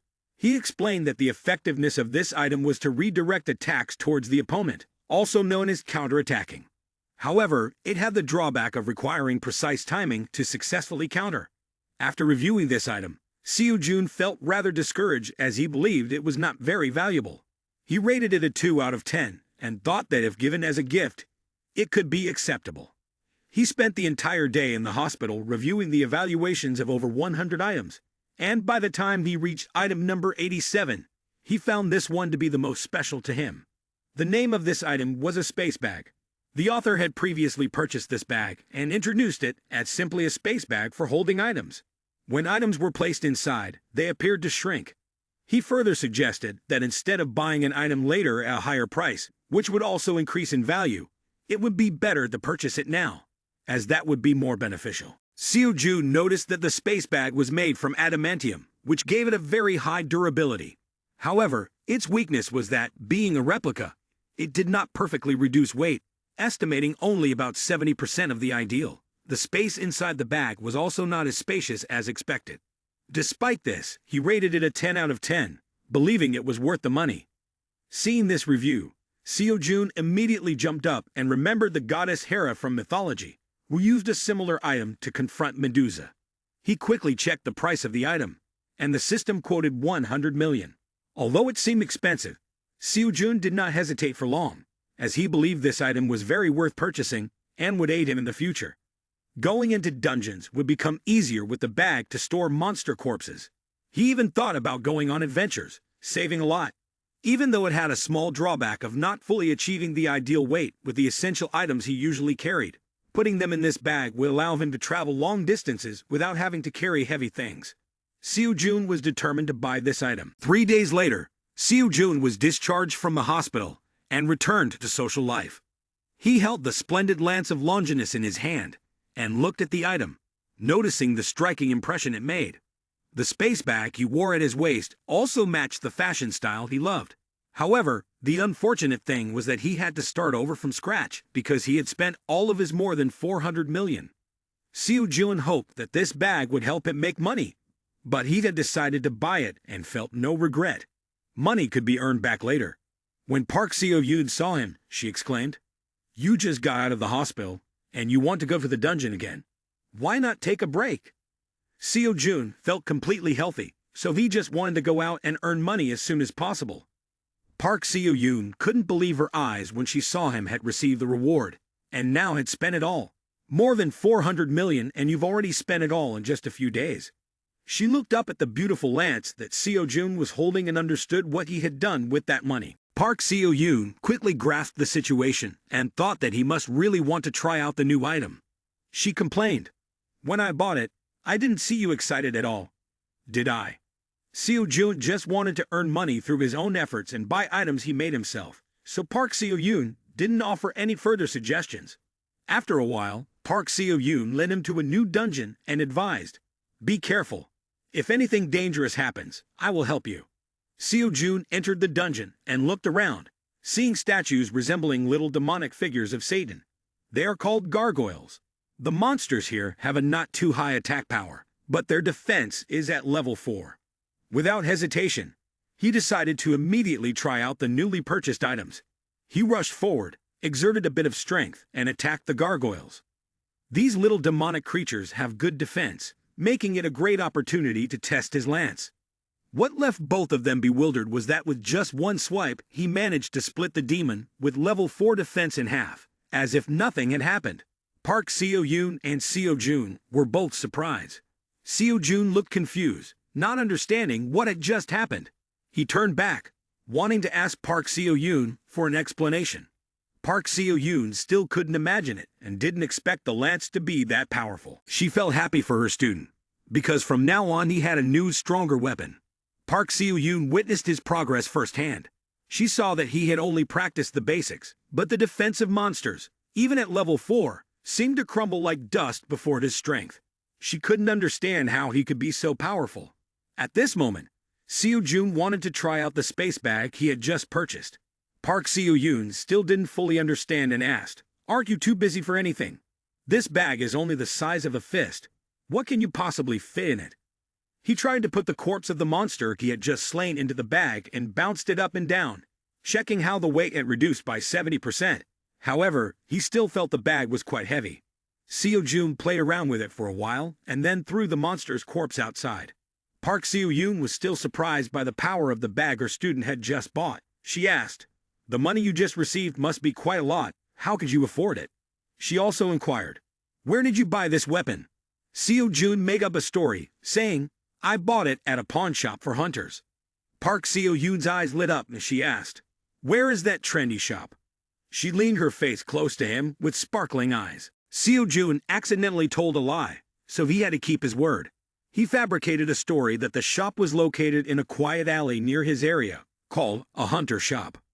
Park Seo-yoon was in a hurry to buy one for herself, but Seo-joon threw a cold splash of water. "We can't go now. When I went to buy it, the shop owner was cleaning up to go on a trip." Seo-joon rarely lies, so for some reason, this lie made Park Seo-yoon believe him. She felt suspicious, sensing that he was lying, but she had no choice but to trust him. Seo-joon told himself, "I'm sorry, young lady. I can't tell you the truth." At that moment, there was a disturbance in the dungeon. Rocks and debris from the ceiling began to shake violently. Seeing that the situation was not good, Park Seo-yoon rushed in to prepare to handle it, angrily signaling him to move aside. Seo-joon wanted to take this opportunity to test himself. Looking at the lance, he felt its power. It was much stronger than his old weapon. He still didn't understand why, when he slashed at the monsters earlier, despite their high defense, just a gentle stroke had shattered them. Seo-joon decided to try a remarkable skill to strike from a distance, with a skill named Power to Uproot Mountains. Previously, in a larger form, he charged towards a horde of 10 monsters. Closing his eyes to sense everything around him, he placed himself into a meditative state and focused on the striking motion. In his mind appeared the words, "piercing break." He executed the preparation along with an extremely powerful blow. The monsters seemed to sense that something terrible was about to happen. Yet they still chose to charge towards Seo-joon. He experimented with the lance but unleashed all the attacking power he had accumulated in a short period. The energy from the spear created an immense destructive force, causing the monsters to disintegrate into nothingness. The Academy's trainees, as if witnessing lightning striking down, still could not believe their eyes as the blow had created a vast crack. Legend has it that the lance held by the protagonist is also known as the Holy Lance and had once pierced the crucified Jesus on 10 crosses. Indeed, the lance that Seo-joon intended to test again produced a terrifying explosive power like that. Seo-joon believed that what he had just done was all thanks to the equipment, after consulting an article on the internet and purchasing what seemed to be essential gear. But a new issue has arisen. The problem remains money for young people, especially with only 25 days left to use the free study program for members. The young people motivate themselves to give their all in the next 25 days, and immediately practice their leg exercises with enthusiasm. Park Seo-yoon told him that someone wanted to meet him. Sister Jimin asked if they could meet just once. Seo-joon heard this name for the first time and asked, "Is she your sister?" Park Seo-yoon reported back that she is just an acquaintance, or in other words, she is the Disciple Magic Saint. Seo-joon still did not understand who the Disciple Magic Saint was, and Park Seo-yoon explained that this disciple will be accepted when they are older, a genius among geniuses, recognized far more than others by the Magic Saint. He is actually referred to as the Magic Saint of the next era. Surprises keep coming one after another. Last time, the Heir of the Order of Truth wanted to meet him, and now the Disciple Magic Saint also wants to meet the young man to ask something. Seo-joon guessed that the young lady wanting to meet him this time was likely due to the appearance of the level 6 monster in the dungeon. Park Seo-yoon, concerned for his health, instructed, "She will come to see you another time, as you are not well right now." Seo-joon was worried about the upcoming meeting, anxious that it would be like his encounter with the Sword Saint, where the two of them would argue back and forth. The young lady reassured him, "Don't worry, she is not like that." Seo-joon then felt that meeting was acceptable, and the young lady took out her phone to send a message to Jimin about the date and time of the meeting. Just as she pressed the send button, the young lady arrived unexpectedly, appearing out of nowhere like a ghost. Park Seo-yoon was puzzled, saying, "How could she arrive so quickly after you just sent the message?" It turned out the young lady had come on her own because she could not wait any longer. She took off her glasses and asked, "Where is he? The one you always praise." As soon as Jung Jimin met him, she gasped in disbelief. Is this teenager really a high school student? How can that be? She approached him with an astonished expression and asked, "Where did you get that?" Seo-jun could not understand what the young lady was referring to. The young lady pointed at him and asked, "Where did you get that?" Seo-jun felt like he had just encountered a rude young lady, as she had been talking aimlessly for a while. Park Seo-yoon, sensing something was off, rushed to defend her young lady, angrily stating, "She's still young, so please don't take it to heart." Then Seo-yoon went to get a chair for Jimin to sit on. Park Seo-yoon explained her sister's personality. Once she becomes curious and interested, she won't care about anything else. Seo-jun looked puzzled. Could it be that person is? Seo-yoon cheerfully clarified. Yes, her name is Jung Jimin, the disciple magic saint I mentioned earlier. However, from what he remembered, the disciple of a magic saint was around 40 years old. He had found this information online, but after meeting her in person, she still looked so youthful. Park Seo-yoon explained, she often changes her appearance. To be precise, she still retains the look she had when she was younger. Seo-jun was hearing about this strange type of magic for the first time. The young lady happily elaborated, "It's not polymorph, where you completely change shape. I just recall the image preserved in a different form onto my body. It's not that easy to do." Jae-min pointed at the space bag that Seo-jun teased around his waist and insisted on asking, "Where on earth did you get that bag?" Seo-jun looked at the bag and saw Jae-min rambling. "What you mean is about the bag I'm wearing around my waist, like this." Seo-jun took it and wanted to show it to the young lady. The young lady's eyes lit up and asked, "How can it be created? If it creates a twisted circuit, the space will be twisted along with it." He turned to ask his young lady, "Have you ever seen it, Park Seo-yoon?" Seo-yoon had to admit that if he hadn't brought it out for her to see, she probably wouldn't have known about the existence of this bag. She even asked, "Is this bag really that special?" Seo-jun gently said, "This bag is indeed amazing, but I'm not quite sure about it." Hearing this, the young lady got furious and yelled at the young man, "It's not amazing, it's terrifying, very scary." The young lady jumped around, sharing her out-of-this-world knowledge with him. In this small bag, there are 4 magic bright sides working simultaneously. If it were just simple magic, I wouldn't mention it, but expanding space, reducing weight, and finally preserving images, oh my! Talking about doing magic, I can't even analyze how it could be done. Above all, what is this bag made of that can withstand 4 twisted magic circuits? Seo-jun felt a headache. He had intended to show this young girl his Lance of Longinus, but then he gave up. If I show it to her, I don't know how she would react. Jung Ji-min really wanted to conquer this item. The young girl laughed loudly and said, "Sell this, I will buy it." Seo-jun just replied, "This is a bit difficult." The girl quoted a price of 56 billion, then finally decided she would pay 100 billion. Seo-jun was surprised. "Young lady, it seems like you are asking for a bit too much." Jung Ji-min confidently responded, "I'm not buying with my own money. I'm not saying I will give it right now, because I have to go help many other places. But anyway, I can find 100 billion. After all, this space bag was worth more than 100 billion. Seo-jun, based on the knowledge he had also heard before. A space bag that holds 30% of space is sold for 30 billion. If it is a bag that holds 70% of space, then 100 billion is not unreasonable. If it were someone else, maybe not, but with this young girl, she could prepare that amount of money. Just looking at her face shows her credibility. Seo-jun thought, with 100 billion, I can buy back this space bag, and any personal lessons or anything else I worry about will be solved. Seo-jun thought for a moment, and then decided to tell the young girl, "I can't sell this." Park Seo-yoon didn't understand why he would do that, as she knew he was in desperate need of money. The young girl was also taken aback, wondering why. "I think a valuation of 100 billion is reasonable." Seo-jun sighed and handed the bag to the young girl to try out. As soon as she touched it, the bag gave an electric shock, causing her to drop it on the ground. Seo-jun smiled, feeling a bit nostalgic. You see, besides me, no one can use it. It turns out the system has prohibited selling this item to others. He held the bag in his hand and continued, no one besides me can touch it, let alone sell it. You should give up. Despite that, Jung Ji-min still hadn't given up. Even though she couldn't touch it, she was still curious. Is there something else on it? Not just 4 magic circuits, but 5 circuits? It's truly a masterpiece.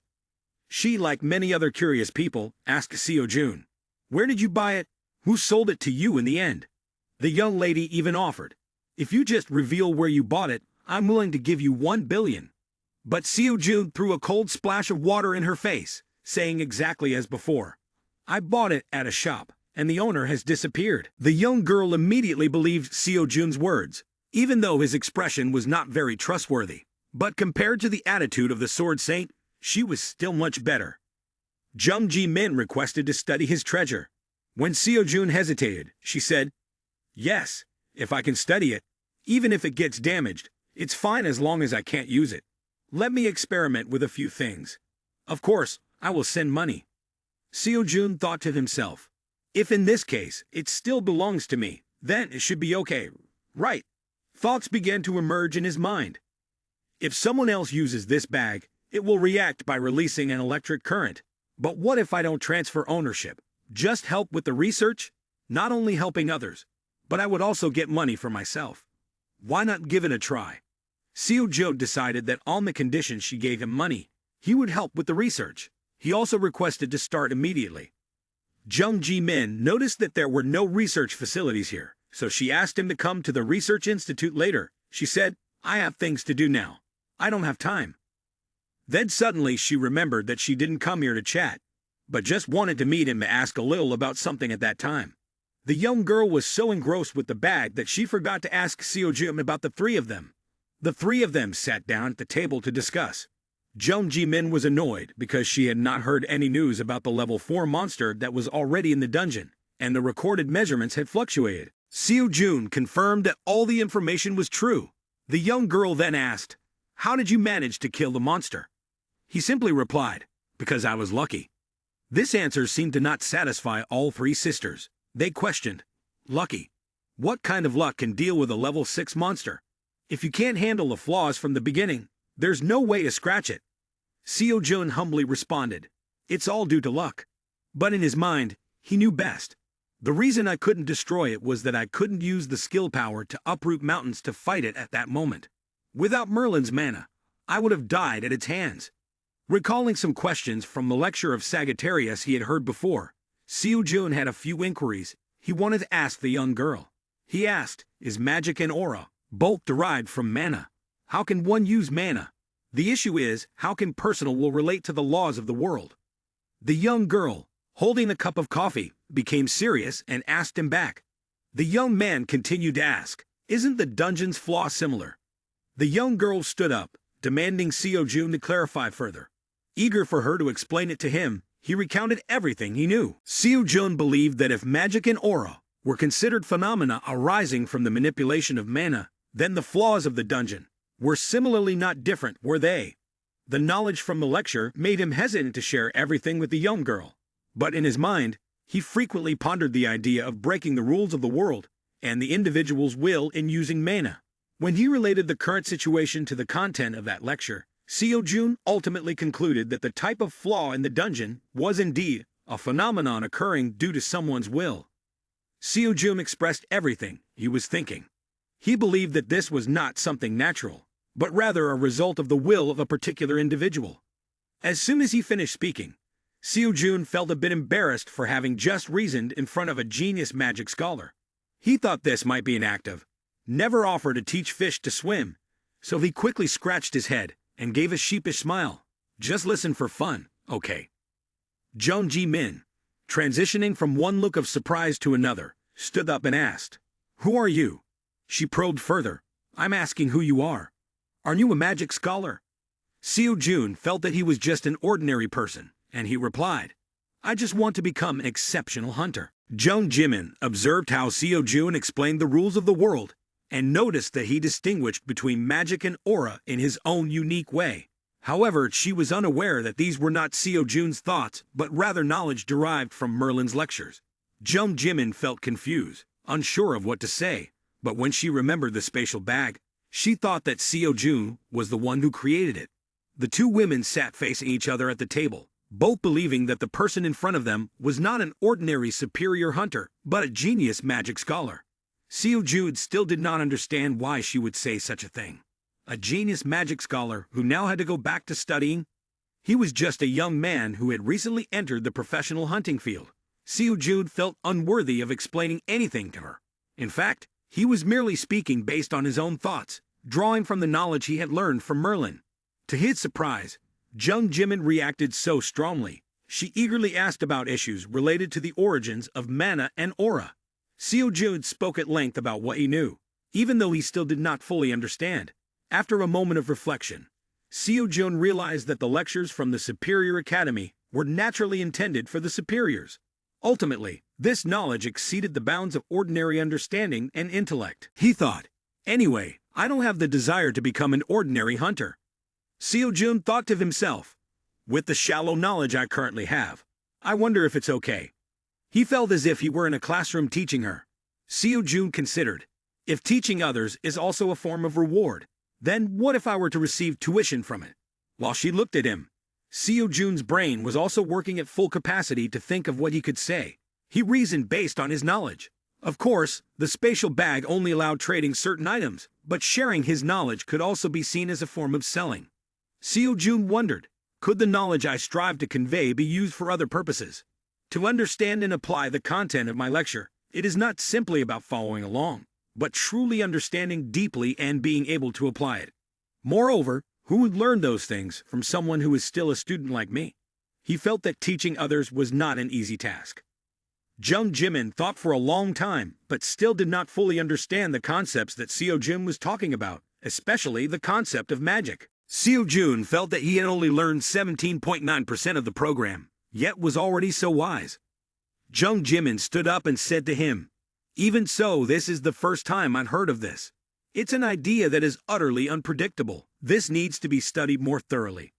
After saying that, she left, leaving Seo Jun sitting alone. Just then, Park Seo Yoon returned. In fact, she had gone out to buy some food, and before she left, Jung Jimin had said her final words. I will invite you to the laboratory later. Park Seo Yoon felt sad, because she had prepared some bread in her bag for Jung Jimin. But she had left quickly. Seo Jun also recognized different aspects of Jung Jimin's personality, quite different from what he had seen in the media. In real life, she was always cheerful, optimistic, and eager to learn things she didn't know. Park Seo Yoon was not surprised, as Jung Jimin's personality was something that everyone who had met her in real life acknowledged. Sometimes, Seo Jun even wondered if she might be the next magic saint. He felt proud that he had already had the opportunity to meet both the disciple of the magic saint, Kalia, and the sword saint. This trio was truly not easy to encounter at all. Seo Jun was invited by a young girl to eat leftover food. He happily accepted and thanked her. While he was chewing, he thought that if it continued like this, even the greatest person would come to him in the future. After finishing a hearty meal, Seo Jun calculated and realized that the progress rate of the lessons was still too low. Indeed, thanks to the spatial bag, he could complete the test quickly. However, if he used the remaining time to finish the course, it would not be enough. He wanted to complete another course before the free course ended. He made up his mind to earn more money so he could study for free and increase the lesson progress. He walked through the door and asked the young girl, "Are you free? I want to ask you something." Park Seo Yoon looked gloomy, seeming to be in a terrible situation, weakly replied, "What is it?" She mumbled to herself, "If there are more new students, I won't be able to teach them all by myself, and will have to hire additional instructors. But if the teaching time is such that not everyone can participate in teaching, how much do I have to pay them? Just thinking about it gives me a headache. Do I have to run to the system again?" Seo Jun had to get closer and tap the young girl's head for her to finally wake up, startled to listen to what he was saying. She anxiously asked back, "Did you call me?" Seo Jun couldn't understand what the girl was thinking, calling her repeatedly but not seeing any reaction. Park Seo Yoon confided in him, saying, "Actually, I am planning to recruit new students, but there are too many issues arising, so I am a bit worried." Seo-jun also had many worries just like her. The reason he approached her this time was for a purpose, and the main reason was still to make money. He asked her, "I just want to know if there are any competitions coming up. Not like the competitions at the academy last time, or the recent dungeon clearing events. I need you to check if there are any competitions happening before the 20th. Park Seo-yoon took out her iPhone 11, carefully checking the schedule and reported back. There is nothing on the 20th or around that date. These words made Seo-jun appear a bit disappointed. However, when she said, "Next month, it seems there will be a competition at the mock exam," he realized this was also a significant competition, but just a mock test. He had researched the format of this exam. It was merely a simulation of an official exam, held only once a year for professional hunters. If he missed this one, he would have to wait another year. Noticing the pressure of this exam was quite high, the Academy's training hunters often held mock competitions for students to practice beforehand. Through his research, he also learned that there were 3 top students from Korea: Hunter Mills, Ale, Gon. In all 3 academies, each student can register to participate in the mock exam, so the scale of the mock exam is quite grand. As usual, the scores that students achieve in the competition mostly match the scores obtained in the professional exam. With a large number of students participating, the prize money for scholarships awarded to the top students is also substantial. The way to increase the lecture rate, as well as to earn money, lies within this mock exam. As long as one puts in the effort, many issues can be resolved. Unfortunately, the free study period will end next month. He had to scratch his head and, feeling disappointed, told the young girl, "There's no other way. What's meant to happen will happen. I will still practice hard until that mock exam takes place." Arriving home at night, he focused on listening to the lectures again. It was frustrating, not perfect, and could be disrupted and flawed at any moment. As the situation changed, the method also changed, and it had to be remembered. Intuition could exist independently of its own principles. He fully believed in the lectures he had learned and acknowledged. The extraordinary person is indeed incredibly talented. Currently, he was very obsessed with the results of this exam. He only thought, "This is just a mock exam, don't stress. So I need to pay more attention in the next lecture." Seo-jun thought he must have misheard because the system on his phone just reminded him to pay more attention in the next lecture. But it seemed he had heard the phrase. The exam for extraordinary people also has a mock exam. The system introduced all the tips or solutions to the difficult problems in the mock exam are contained in the instructional video. Hearing this, the young man immediately thought seriously. Is there really an exam for these people? And there's even a certification saying that means there are certain standards to pass the exam, just like the exam for professional hunters? Is someone evaluating these things? This was also the first time he saw this advertisement. He also understood. Passing this exam is like achieving 5th class sage or level 9 swordmaster. He thought before that they were just advertising for fun, but who would have thought it was real? He scratched his head in thought because he felt he had no reason to participate in the mock exam. He told himself, "I'm just not capable enough to take part from the very beginning." Then time was running out, so he pressed on the screen to speed up the lecture when a character appeared to give a lesson. The mock exam is getting closer, right? If you don't participate, why not try registering once to see what happens? If you just give up on yourself now and take pride in that, all of you are just a bunch of trash. Pay attention and listen carefully. You should follow my advice this time and ask these worthless insects. Seo-jun didn't believe it. He had just seen an advertisement, and he thought the video advertisement was really terrible. He was still busy remembering. He didn't know what lecture he had been studying recently. After a moment, he suddenly remembered. It could be the lecture of Buddha and Merlin, 2 important figures in the progress of the lecture. They appeared to remind him not to be obsessed with the results of the exam. He also realized this was related to the mock exam. After a while, he sighed again. Indeed, these incomprehensible things don't connect with each other at all. Feeling quite bored, he had to encourage himself. The young man took out his phone to check people's opinions about this exam. An author, after participating in several extraordinary exams, left a few lines of sharing. The older brother wrote, "Hello everyone, greetings to those who are just starting out. Surely you have all worked very hard to prepare for this exam. I also feel that I am not capable enough to participate in this exam. I don't know how many times I have participated anymore. It must be around the 10th time now. I hope this exam will go smoothly. I am also in the phase of looking forward to this exam. The results of the exam will change everything. I intended to ask for advice from the seniors, but I don't know anyone, because I believe that even when asking for others' opinions, people will give different views. Seo Jun found his situation similar to his own imagination. He scrolled through his phone for a while to see the experiences this person left and realized, indeed, when achieving it, looking back feels quite normal.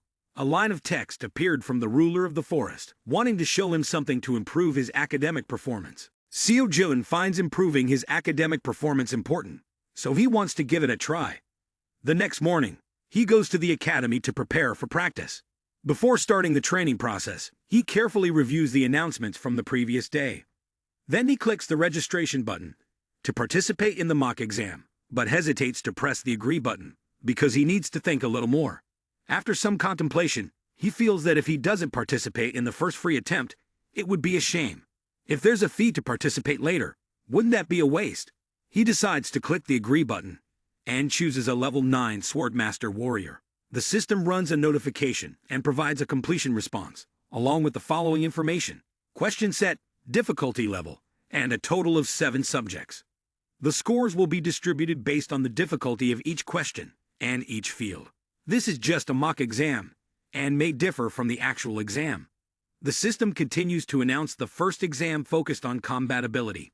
It requires him to answer correctly on the issues conducted in the next 15 stages. Seo Jun hasn't even had time to admire a girl's picture when the system is ready for him to begin.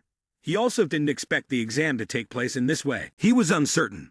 I wonder if there are all 15 stages. Would they be based on the standards of a superhuman? Is the first stage level 5 or level 6? What level monster will appear here? If stage 1 is level 5, and each stage increases by 1 level, then fighting stage 15 must be level 20, right? Hearing about a level 20 monster, the young man felt scared. Well, since I'm in it now, I might as well go for it.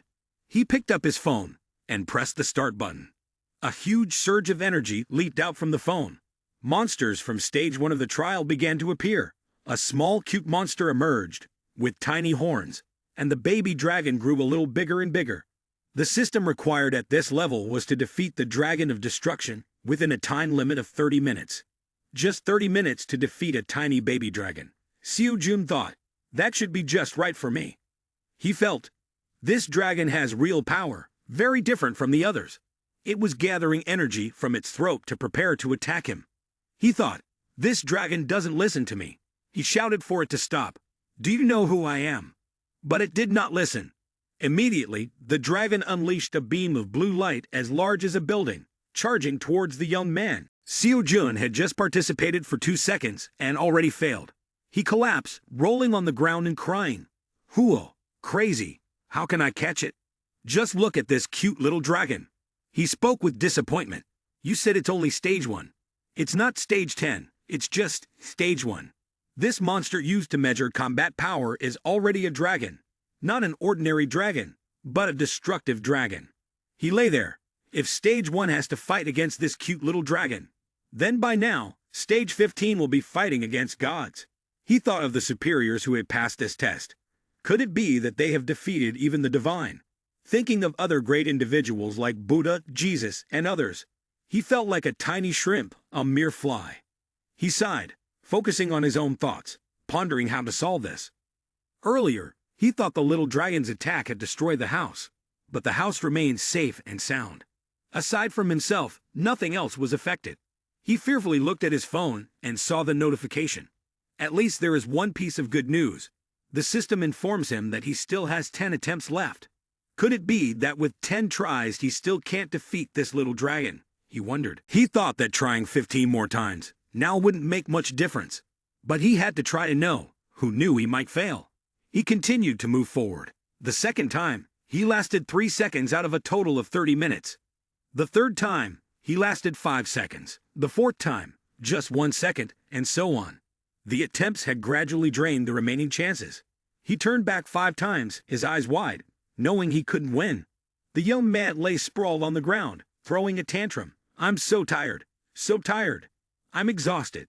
I want a sister in a bikini to come and motivate me to practice the exercises. After that, the young man went to the park to walk, thinking that his fate was so miserable that even a professional hunter couldn't make it, let alone be exceptional. Now, to speed up the lesson, he had to deal with that little dragon. If not, it would hit him again, and he would meet his ancestors. He felt regret for choosing this trial training program. Now wanting to switch to something else was not an option. At his most desperate moment, the system displayed a notification. Would you like to hear the tutorial on how to eliminate the little dragon? But in return, you will lose evaluation points. He thought for a while, and then brought the phone up to his face. The system displayed a tutorial lecture, including teachings from the Heaven Great Sage, an analysis of the characteristics of the destructive dragon Fener, and the 4 guardian beasts blue dragon that would teach him how to evade or not evade attacks. He held the phone and recalled a few names like Heaven Great Sage, wondering to himself, is this really the Heaven Great Sage? He thought that he could learn many valuable things from this, so he decided to press the agree button to view the lecture from Master Heaven Great Sage. Heaven Great Sage appeared and asked, "You are having trouble with the destructive dragon Fener, aren't you? Let me help you gently." He didn't know if this issue would assess others' judgment abilities, but he also warned that there would be some difficulties. He recounted, in the past, the talent of Heaven Great Sage had once triumphed and the name Heaven Great Sage resonated for a time. He focused on the lecture, explaining that many students facing this dragon would also be worried like him. Seo Jun felt that in the past, he used to think of Sun Wukong as a foolish monkey. Sun Wukong explained quite vaguely what he summarized that it was enough to just avoid its breath attack. Too easy, right? Too easy to understand, right? Watch me do it once and remember. He stood before the breath of the dragon, said, "Don't think about tearing that breath apart. If you can do it, great. If not, then try again in the next life." He said, "The quickest way is simply to avoid it. After the dragon exhales once, you won't see it repeat for another minute." He remarked, "It's just a lizard." He began to swing his 17 centimeters long staff, with a source of yellow light emanating from it. The technique named the Great Sage, equal to heaven, emerged, and the first silhouette was struck down. The yellow light pierced straight through the dragon's body, causing it to shatter. Sun Wukong said, "Simple, right? You just need to follow along." Sun Wukong believed that this first stage was merely to further assess judgment ability. The harder it was, the simpler it became. All right then, I'm off. The lecture was truly easy to understand. Anyone who watched could do it. Every household could do it. Parents were proud, and the lineage was proud. The young man, after watching, fell into contemplation. He thought, well, I've listened to Sun Wukong's lecture. If I don't understand, then I will listen to the lecture of the 4 guardian beast blue dragon. Perhaps it will be easier to grasp. He picked up his phone to watch the lecture and saw that it seemed he was summoning another dragon to continue his life. The author also stated that you just needed to watch and follow along. Seo Jun, after listening to the 2 lectures, still felt confused about what to do. He felt a headache. The instructor had one final lecture from Professor Siegfried. In fact, this lecturer is a famous hero in Norse mythology, renowned for the sword Balmung, and known as the first dragon-slaying warrior. The first dragon he faced was the destructive dragon that he was currently confronting.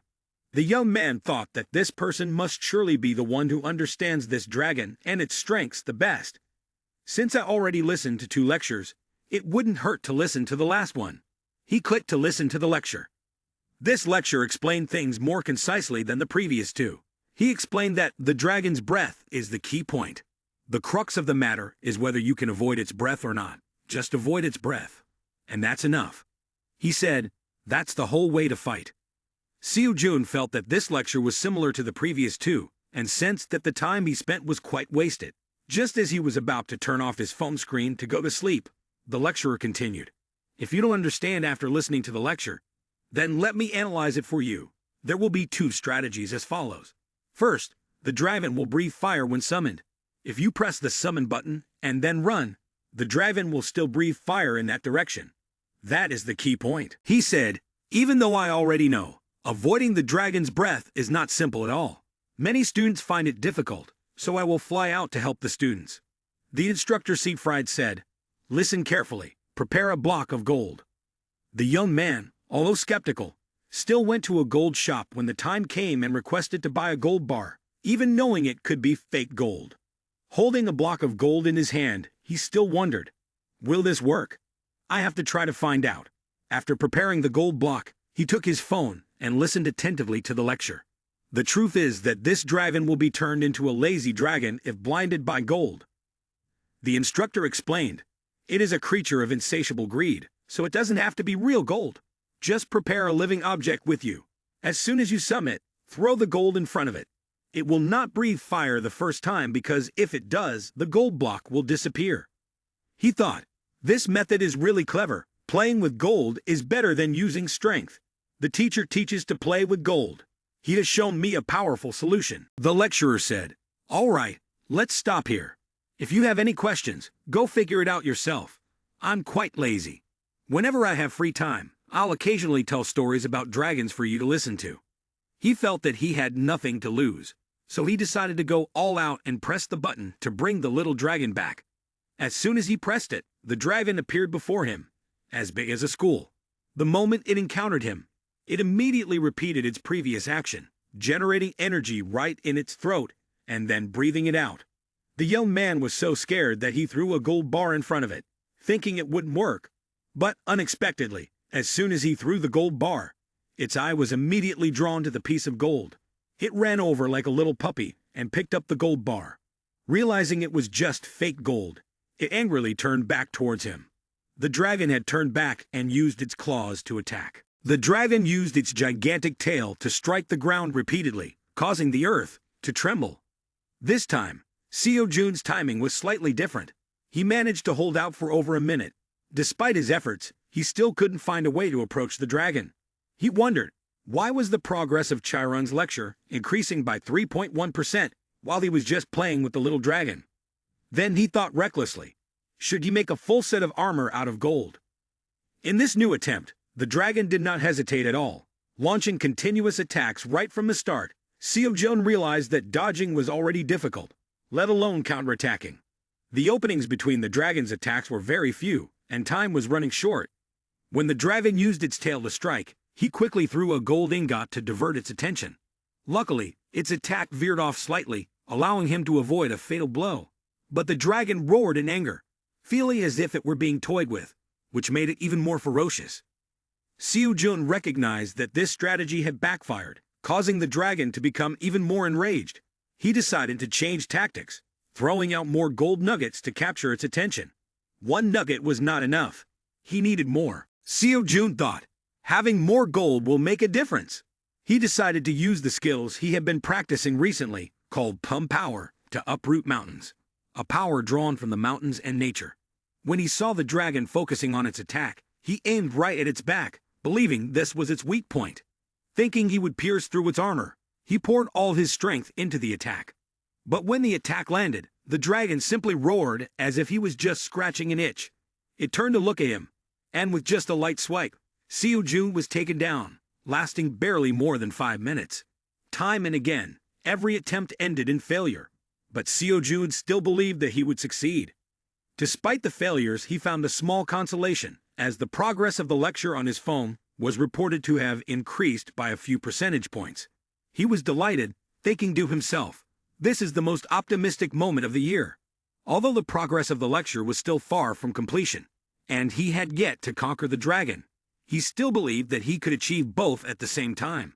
A notification from the system appeared. Do you want to try again? You have 3 chances left, kid. Seo Jun resolved. Doing bad things will lead to consequences. I can do it. He encouraged himself like a multi-level marketer. Upon returning home, Soo-yoon asked, haven't you been to the dungeon lately? Seo Jun replied, that's right, I haven't had time to go out recently. For now, I'm focusing on training alone. The young lady wondered, I see you doing nothing. But you don't have time. Seo Jun had many things to hide and couldn't tell the young lady everything. So he just smiled awkwardly and changed the subject. The young lady also didn't ask further and said, I'm going to prepare some documents. Soon after, the system announced some good or bad news. The combat course score of member Kim Seo Jun is below average, with a combat power of 4 points out of 100. Evaluation. Failed. Seo Jun exclaimed, oh, how delightful. So happy that I've already failed the first subject. But in reality, what worried him more was that his course completion rate was increasing more slowly than he had expected. He thought to himself, real combat is just one way to quickly awaken my understanding of the courses. From there, I can gradually understand the content I've learned, and when I apply it, the course completion rate will rise. There were only 3 days left until the trial mission exam would take place. Seo-jun thought, this time would be more beneficial if used to listen to lectures. With that thought, he was determined to complete each lesson he had learned, especially the basic physical training courses. The feedback system. Happy. It made Seo-jun suddenly wake up. He thought, could it be that I will hit my head again? Seo-jun did not know what would happen this time. While he was still confused, suddenly a red energy orb gathered right on his left hand. He was surprised. Huh? What is this? At that moment, another dragon appeared behind him. Looking at the gem in his hand, he thought, it looks familiar, just like in Dragon Ball. This mission seemed too easy. All he had to do was escape from the pursuit of a snake. When he turned around, he even saw it smiling at him. The system announced that he had 1 minute to escape from this snake. Seo-jun thought, too simple. He held the red gem in his hand and wondered, is this really primary energy? But Phase 1 failed in just 3 seconds. Nonetheless, the system continued to carry out Chiron's lecture and Xiao Yu's lecture, and both were continuously upgraded. The third course he had to face was improvisation. This time, he had to either eliminate or survive in a state of lying still without moving for 10 minutes. Standing before the towering sphinx, he wondered, is there really a human inside? Of course, he failed this challenge as well. But after each failure, he would conduct a lecture, and everything would improve just a little bit. Next was the fourth course, a course on mana. This course would teach how to control the desires of Pungasari. This seemed to be the simplest task, since he didn't have to fight. He gathered mana into his hand and transferred it to the mouth of a sow with a long snout. He thought that simply feeding it would suffice, but the pig was still not satisfied. It kept saying it was very hungry. After feeding it for a while, he felt exhausted and dazedly ran away, leaving the pig alone. Naturally, this lecture also ended in failure, but he gained a few more percentage points. The fifth course focused mainly on the mind. The system's requirement was that within a limited time, he would listen to a song from a siren for 30 minutes. A girl resembling a mermaid was playing and singing for him. He found her voice very beautiful, and did not think of this as a challenge. He wondered, could it be related to the influence of not being moved that the Buddha once spoke of? He wasn't sure, so he tried to concentrate on the lyrics. He praised the mermaid. Your singing is so beautiful, and told himself that level 1 was too easy for him. Maybe he could directly advance to level 15. The fifth course is also about spirit. He just needs to listen to Mental Strength by Helheim for 30 minutes. This time, the girl sings a new song that gives him a headache. He doesn't understand why. But after finishing the song, he proceeds with the teachings of the Buddha and gains an additional 1%. After finishing the test, he immediately checks his scores from the mock exam. The results are quite disappointing. He fails every subject, even scoring less than 10%. However, regarding asset ratios, all indicators are very high. Seo-jun feels that if this continues, he will easily surpass both exams. He doesn't know what will happen after completing the courses, or what he will learn next. But considering there are still 2 courses left to choose, he is unsure where to start. These courses seem too difficult compared to his abilities. He decides to take his time until the exam day to consider and make a decision later. In the meantime, he tells himself, well, I will find out eventually. For now, let's just wait. A few days later, he appears anxious, biting his nails. The young lady notices this and asks, how are you? He replies, I'm fine, thank you. And you? Haha. But inside, he is still dazed, because 3 days have passed without any announcement. There are only 5 days left in the free course. He is just a little bit away from completing the course. He believed that he needed to immediately return to the dungeon to practice, compared to waiting indefinitely as he was now. Going back was much better. He thought that even if there was an announcement later, he wouldn't care. Suddenly, his mentor appeared, which made him very grateful. The mentor asked, how have you been lately? The mentor chuckled lightly, I guess I came back a bit late, huh? The mentor's appearance was truly timely. The mentor inquired further, it seems like you're still doing quite well. He was bewildered, not understanding why the young lady had appeared out of nowhere, making him hide his mentor. Just before that, he had said, What took you so long to get here? Soo-yoon thought he was implying that she should ask, are you okay? He quickly lied to take the mentor to another place, to the park where he often trained. The mentor stood upright in front of him and said, I feel like if I weren't here, you'd still be all right, wouldn't you? He wondered what he meant by being all right. The mentor sensed his anger and spoke frankly. Actually, I checked Seo-jun's personal information. The results are quite disastrous. Seo-jun had already silently understood the disastrous results, but the mentor said, given your level, Kim Seo-jun, I feel that no matter what advice I give, it won't be very helpful. So I think you should focus on listening to the 2 lectures I suggested for you instead. Hearing this, he felt like crying. The mentor couldn't lie to himself, so he continued. The free pass period is short, and my advice must help elevate your level to be meaningful. Seo-jun wanted to get angry with his mentor, but realizing the mentor was too right, he decided to remain silent. He accepted the bitter pill and followed the mentor's advice. The mentor nodded, sincerely apologized, and asked, during the time I wasn't around, you studied hard, right? He replied, yes, I studied like a dog. The mentor said, I don't believe it, I don't believe it. Then he took out Seo-jun's Samsung phone to check. After checking, the mentor was astonished by the results. Seo-jun felt like the mentor was possessed, as the mentor's behavior was quite strange. Then the mentor said, oh, why is it like this? It looks so surreal, doesn't it? The mentor discovered the lecture ratio and kept looking at his face. He gently said, I watched 4 lectures at the same time. He also specified the parameters, affirming that the ratio of lectures on the screen was completely accurate. The mentor was still puzzled. How could you be so quick? If it were an ordinary person, going through the introductory phase would take at least 3 to 4 times longer. He replied, I only spent 5 sessions. He further mentioned to the mentor, I also registered for the Super Viet mock exam. The mentor was surprised. Impressive. You even know how to register for the mock exam. The mentor felt proud that this inexperienced kid had registered for the mock exam and experienced it on his own. But today, taking the opportunity to meet the mentor, he also had something to ask. The mentor said, go ahead and ask. He continued asking about the elective subjects in the exam. How should I choose the subjects for that event?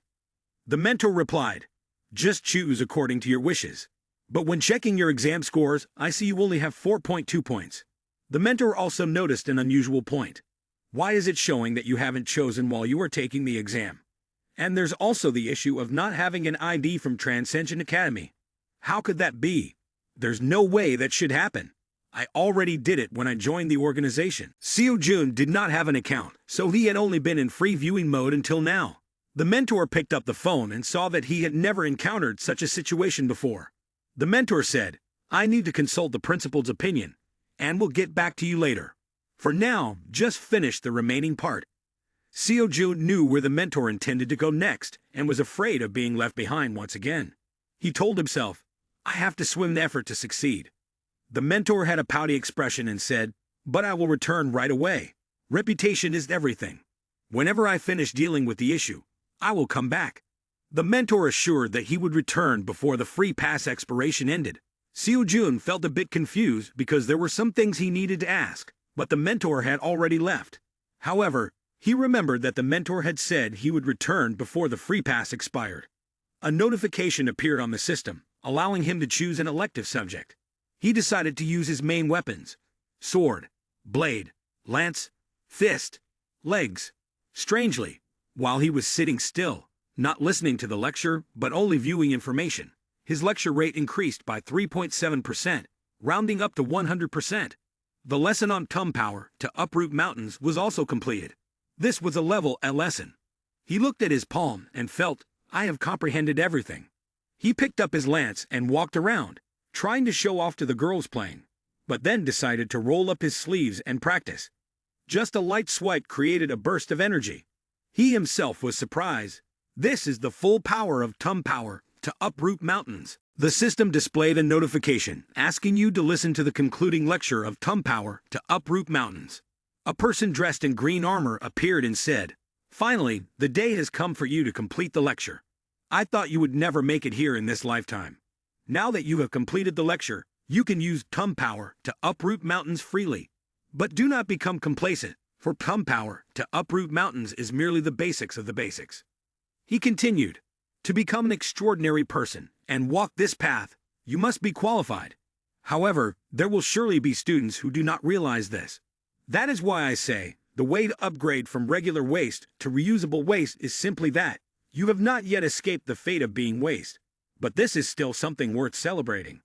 He concluded, now you officially have a way to learn that suits you. You must enhance this skill to continue on the path to becoming extraordinary. Absorbing that path is incredibly difficult. You will continuously doubt whether this is the right path. The person in the blue armor affirmed. And there will come a time when you will want to give up. But remember, there is no correct answer to being extraordinary. There is no extraordinary, and all things that exist in this world do not have a correct answer. So you just need to firmly believe that the path you have chosen is the right one. Finally, he had completed the lecture on Tum power to uproot mountains by hand. The training session was over, and he walked home to meet Teacher Academy Park Seo-yeon, who had given him some new information. She said, it's nothing much. As I mentioned about the previous mock exam, within a week from today, they will accept applications to participate. I asked if you wanted to join. He happily agreed and asked her to help him register. This was also the issue he intended to ask her about when he met her. The young lady saw her student agree and immediately looked for a way to register him. Seo-jun, with hopes of soaring towards his dreams, knowing that the scores in the mock exam for extraordinary people were dismally low. But that was the mock exam for the extraordinary. The mock exam for hunters would be different.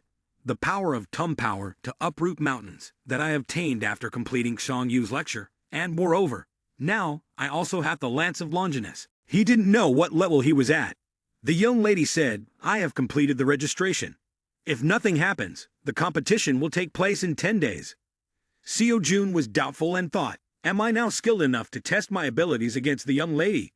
When he saw the young lady asking him back, he switched to another question to avoid the issue. There's nothing wrong, right? The enrollment is still going well.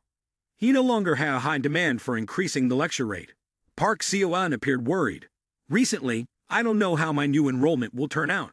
I don't know what to do with myself anymore. When my niece takes in new students, even the Sword Saint will come looking for trouble constantly. He thought, next time I meet the Sword Saint, I will challenge him once. The young lady advised, I say that, but he is my grandfather, so I will find a way. What I am most worried about now is which instructor to invite. Seo-jun felt he was skilled enough to teach. He asked the young lady, what kind of instructor should I invite according to your requirements? The young lady replied, mainly I will teach, but I can't teach everything. Each student has their own personality, and I can only teach according to my own style. This is like opening a new horizon of knowledge for him. Before that, he thought being a teacher was very simple, but Park Seo-yeon made him understand that every field needs a dedicated instructor. If a renowned person cannot be invited, then money must be spent to hire a skilled lecturer. He asked, so how much does a well-known lecturer earn? She replied, each lecturer is different. But once they reach a certain level, at least around 100 million a month. For those at the top, it can cost several billion. His eyes lit up when he heard this number. He thought, I could become a lecturer instead of being a professional hunter. The young lady still did not understand what his intention was. 3 days later, Seo-jun checked the results on his phone and saw that the score was too low. He even thought, if others looked at it, they would think I got a perfect score. He looked at the list of lectures, which totaled 4. But he had completed one. He just needed to finish the second one. He thought, the free study pass still has a few days left, so it should be fine. The mentor arrived on time in front of him and greeted him. The mentor asked, why are you reacting like a log? Seo-jun said coldly, didn't the mentor say that after I finished the lecture, I would come back? The mentor stared in surprise. Have you already finished the course? The mentor didn't know what else to say, only shaking his head in astonishment. The mentor asked, so, how have you researched that matter? Seo-jun suddenly remembered. Oh, I forgot. The mentor couldn't help but scold. Anyway, it seems like something big is about to happen. Strangely, after the mentor checked the account and reported to the principal, the mentor still couldn't find any information about Kim Seo-jun. Seo-jun thought, this could be a serious system error. He asked the mentor, how is it possible that there is no information about me? Did you check carefully? The mentor was at a loss because on the side of Transcension Academy, there was no membership registration information for anyone named Kim Seo-jun. Seo-jun temporarily felt a headache. If according to the mentor, you were not a member of Transcension Academy, so how could you have been able to attend the lectures from the academy all this time? The meaning of the mentor is similar to his own. The mentor himself does not understand why things are happening this way. The Transcension Academy operates entirely on a membership basis, so if one is not a member, it is impossible to attend the lectures. Seo-jun anxiously reiterated, the principal did not say anything special. Why did I hear that he received the report directly that day? The mentor made a statement that caused him to become skeptical. Yes, he received the report directly that day, but the principal is also not clear about the specifics of this matter. The principal does not know. Seo-jun pondered. In my mind, the principal is an existence of immense power, and that existence is not something that anyone can know just because they want to. Seo-jun believed this could be a fault of the system. But after hearing this information, he thought, perhaps it is not, because the system of the Transcension Academy seems to have no faults, unless the cause and effect have been altered. The mentor continued. However, that cause and effect, under any circumstances, will not change. The principal said there might be traces of someone's intervention, but we still do not know who that is and how they did it. Seo-jun worriedly said, so what should I do now? Am I going to be expelled? The mentor noticed that Seo-jun was very eager to learn and frequently participated in meetings, so he comforted him. It's okay, it's just a misunderstanding. This issue has arisen from our side, not from Kim Seo-jun. It doesn't concern you much. So when I said there is a big problem, I meant we have a big problem, and you won't be forced to drop out. I already mentioned before, once you are a member, you are always a member. Seo-jun breathed a sigh of relief because he could still study here. He thought, there is no code, but I didn't expect that someone intervening would be even more serious. There must be someone intentionally causing this for some purpose, but I still can't know who it is, and why I was chosen. I'm just an ordinary hunter, living a regular life, nothing special at all. Seo-jun asked again. Right now it seems there is nothing unusual, right? The mentor replied, that's right, just continue doing what you usually do. Until we find the cause and recreate your code, everything will be very difficult. So please understand. Seo-jun had always been in the role of a viewer of the lectures and practicing according to those teachings through real battles, so he was already accustomed to this. However, the issue this time could not be overlooked. The important problem now was that there were only 2 days left for the free course. Chiron's lecture was about to be completed 100%, making Seo-jun even more anxious, because the free learning tickets were running out. He reported to his mentor to seek advice on what he should do now. The mentor simply said one sentence. Of course, this is my job, and then explained for him to understand. First, to put it simply, the curriculum established at our Transcension Academy is divided into 4 parts. Introductory, Beginner, Intermediate, and Advanced. Currently, you are at the introductory stage of the curriculum at Transcension Academy. From here, one can see how far your dream of becoming a talented person is, as you are only at the introductory stage. Seo-jun asked the mentor, if so, when completing the advanced stage of the study program, will I become a talented person? The mentor shook his head. It is not that easy. After finishing the advanced level, there is still much to do. We only divide the curriculum up to the advanced level, and after that, our advice and lectures no longer hold value for the members. After completing the advanced program, you will have reached a certain level, and each person should have their own training method to suit them. He continued, and it brings higher efficiency, especially in the stage from advanced to superlative. The stage from beginner to advanced is much more difficult. In other words, the later stage after advanced can be seen as a true beginning. Hearing the mentor say that the stage after advanced is the true beginning, he wanted to collapse and just stay home, watching movies to relax. The mentor advised him, right now, you must get through the introductory stage while still choosing your main weapon. If you combine the free course that is about to end, then perhaps you will need to purchase another one. The mentor continued, and if you purchase another free course, you will get to listen to private lectures and have the mentor personally consult with you. Meanwhile, advertisements popped up on his phone, announcing, just by practicing this exercise, anyone can understand, including 500 sets of lectures from Heracles. The system asked, Do you want to register for the optional lecture? If you register, you will receive S-level divine power in martial arts to initially become a talented person. The system continued to ask for him to decide. If you register for the corresponding lecture, you will receive the Heaven Ascending Ladder and Void Path. The mentor pointed at the screen. Choosing these two seems fine. Give it a try. Seo Jun asked his mentor again. Don't we need to practice mana and lance arts anymore? The mentor replied, that's part of the curriculum at the intermediate level, and if you want to study it, that's fine. But if you excel, you'll have to bear the consequences yourself. In my personal opinion, you should learn them after you've passed the beginner and elementary stages to have a solid foundation. Only then will you be able to learn many more things. Seo Jun felt that his mentor was firmly advising him to learn these things for a reason, so he responded, I understand.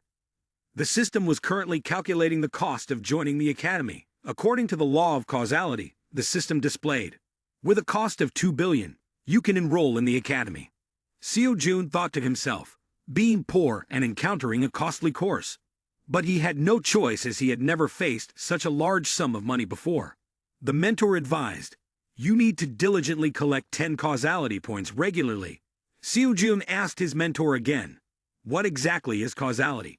The mentor explained, our academy uses causality for students to join the academy. Simply put, it's similar to a status. Seo Jun wondered, what will the status at the academy help me receive? The mentor said, there is, but it's just a little bit. In fact, the lectures at Transcension Academy only serve to help students become talented individuals. The mentor fell silent, becoming more serious. The mentor continued, right now, the fact that I can stand here with you is the basis. Everything I can tell you has already been said. When you reach a higher level in your studies, you will naturally understand what my previous words meant. From now on, I will do my best to support you. Instead, remember to study diligently. Seo Jun, encouraged by the conversation, wanted to ask another question. The mentor was open to answering any questions if possible. He asked, are there other students besides me? The mentor replied, of course, just look at the community and you will see. Seo Jun continued to ask, but they exist in the same space as me, right? His question struck a chord, leaving him silent. The mentor eagerly responded, Transcension Academy currently has many users who are students. Here, there are 4 students who have become talented individuals. This is the largest number among all the academies. Hunter Mills and other academies hold the first and second positions. He said, each student has their own unique courses and characteristics. People often think that if they want to learn magic, they should go to Academy Ale. If they want to learn about weapons, they should go to Academy Gon. And if they want to learn something unknown, they should go to Hunter Mills. It is often said that nothing special means there are no flaws at all. From this, one can infer that Hunter Mills has the potential to become one of the top 3 academies in South Korea. Finally, the day of the mock exam to become a professional hunter for Hunter Mills has arrived. Seo Jun and Park Seo Yeon are together. Seo Yeon said, please follow me. It will be more crowded later, so it's better to take advantage of this time now. The organizers also reminded the participants that the guiding staff would take a separate path. The atmosphere and organization were completely different from the previous academy tournaments. Seo Yeon shook hands with a man, introducing, I am the instructor for the candidate named Kim Seo Jun. Seo Jun had researched information about this mock exam. This is a large-scale competition, so the investment amount is different. The top performer will win first place worth 1 billion. This amount is enough to buy a free course worth about 500 million. Over the past time, I have noticed that I have been diligently grinding in dungeons, but the amount of savings has not exceeded 30 million. He pondered. No matter how much I've saved, there are times when I just want to collapse. My mentor has informed me about some special lectures, but for now, the first thing I need to think about is money. I'm determined to win, even if it means selling my life to achieve first place in this mock exam. The staff confirmed the information and invited the 2 inside. As they stepped in, the crowd lining up behind them was equally dense, numbering in the dozens, or even hundreds. Seo Jun realized, this is truly a complicated exam. The young lady complimented, after all, this is Hunter Mills' mock exam. Now that we're here, I'm just a guide. I'll go ahead. Remember to take care of yourself, kiddo, and do your best in the real exam. Seo Jun thanked the young lady and stepped further inside. Just as he took a few steps, he heard someone shout, "Can't you see others are waiting in line behind you? Who just runs across without any manners?" Seo-jun slowed down a bit to see what was happening. He noticed a group of people arguing loudly. A blonde thug yelled, "Hey you, come here, I want to talk to you." The blonde man is named Kim Gang-chul, coming from Hunter Mills Academy. He appears indifferent, not caring about what the brash guy just said. The brash guy then growled, "Why isn't that guy in line?" The event staff announced, "Sorry, but that person has priority entry." Some people in line began to whisper, "Is that guy Kim Gang-chul?" A few looked around, trying to confirm whether that was really him. Just by glancing at the large sword he wore on his back, everyone was sure this was indeed Kim Gang-chul. This time, Hunter Mills had sent someone named Kim Gang-chul to participate, representing the hunters. On the side of Academy Ale was Lee Do-gun, and from Gon was Jin Dong-min. Everyone recognized that this trial exam from Hunter Mills Academy was the best ever.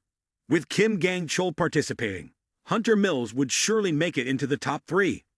This blonde man faced Seo-jun and intentionally bumped into his shoulder to showcase his strength. Seo-jun assessed that this was indeed a strong individual and a promising talent from Hunter Mills Academy. Before the battle even began, the crowd was buzzing with predictions about who would be the winner, and one person confidently declared that the winner would be Kim Gang-chul. He continued, "As for Lee Do-gun and Jin Dong-min, those two are not to be underestimated either.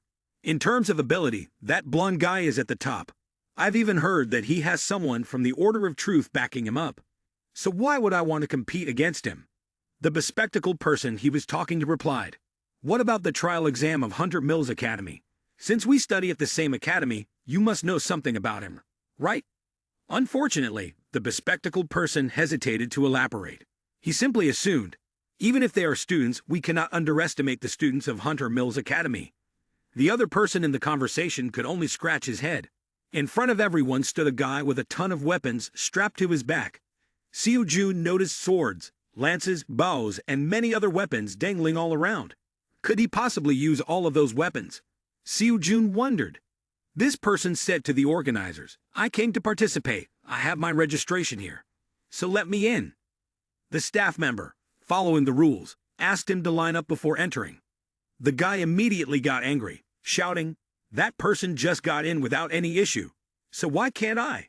That person should line up like everyone else." The organizer explained, "Because he is a student of Hunter Mills Academy." He showed disdain. "What about other students? Is there any difference?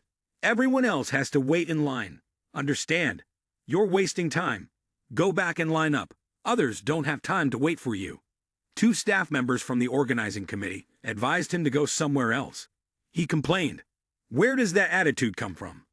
Seo-jun thought to himself, "The organizing staff is really impressive, working professionally."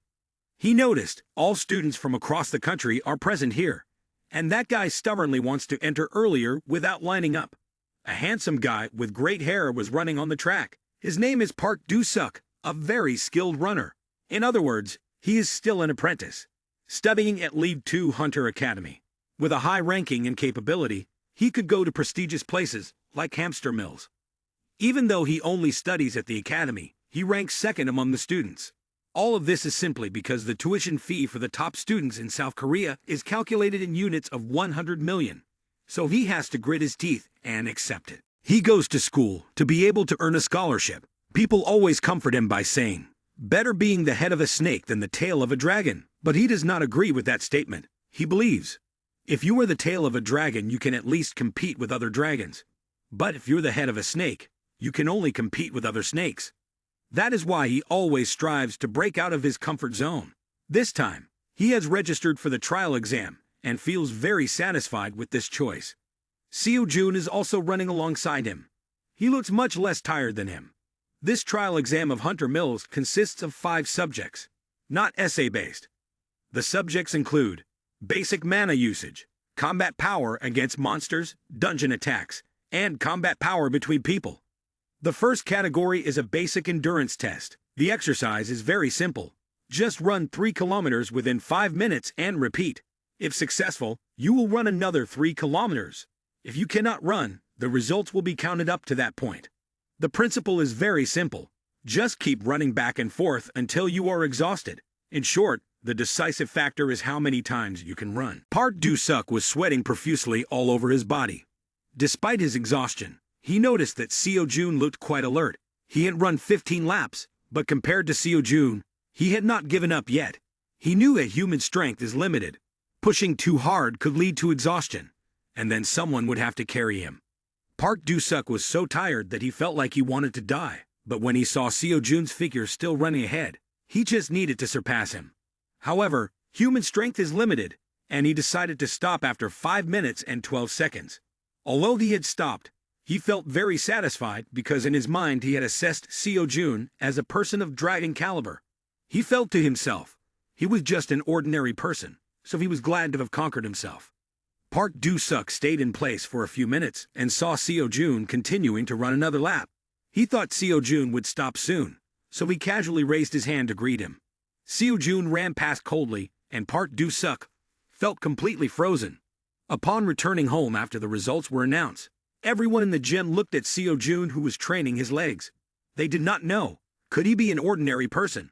Seo-jun was only lightly training his legs with a few tons of weight, causing the barbell to bend like a banana. The other contestants were all surprised. Does this guy possess the power of a god?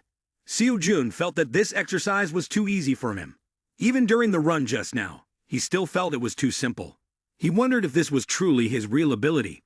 After completing Song Yu's course, he thought to himself that if he was already this strong, how much stronger would he be after taking Heracle's course? Just thinking about it made him excited. Heracle's course promised to grant you godlike strength if completed.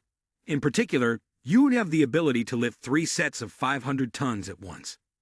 Seo-jun was immersed in his dreams, hoping to earn a lot of money. The other contestants advised him to rest in order to save energy for the next exam. Kim Gang-chul, after finishing the exam, did not feel tired at all. The event staff also advised him to take a break. As he stepped outside, everyone admired Kim Gang-chul, who had demonstrated abilities exceeding the standards in the competition.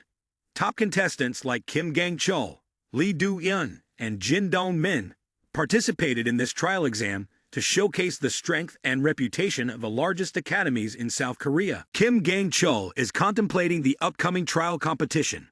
A mysterious figure in a black cloak from the Order of Truth has commanded him. This time, participate in the upcoming trial competition and keep an eye on Seo-jun for me.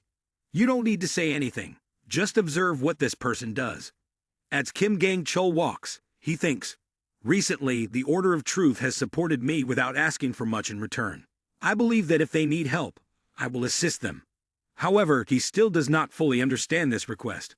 He wonders, who is Kim Seo-jun? About a month ago, it seems I heard this name during that chaotic dungeon incident. He remembers that he merely passed by. He also thinks, this person is nothing special. While watching the scores from the first round with everyone, Kim Gang-chul sees that Kim Seo-jun has achieved a perfect score of 100. Meanwhile, he himself is only in third place with a score of 89. He feels shocked by the gap of 11 points, not only in score, but also in ranking. Kim Gang-chul also notices a name, Lee Min-yul.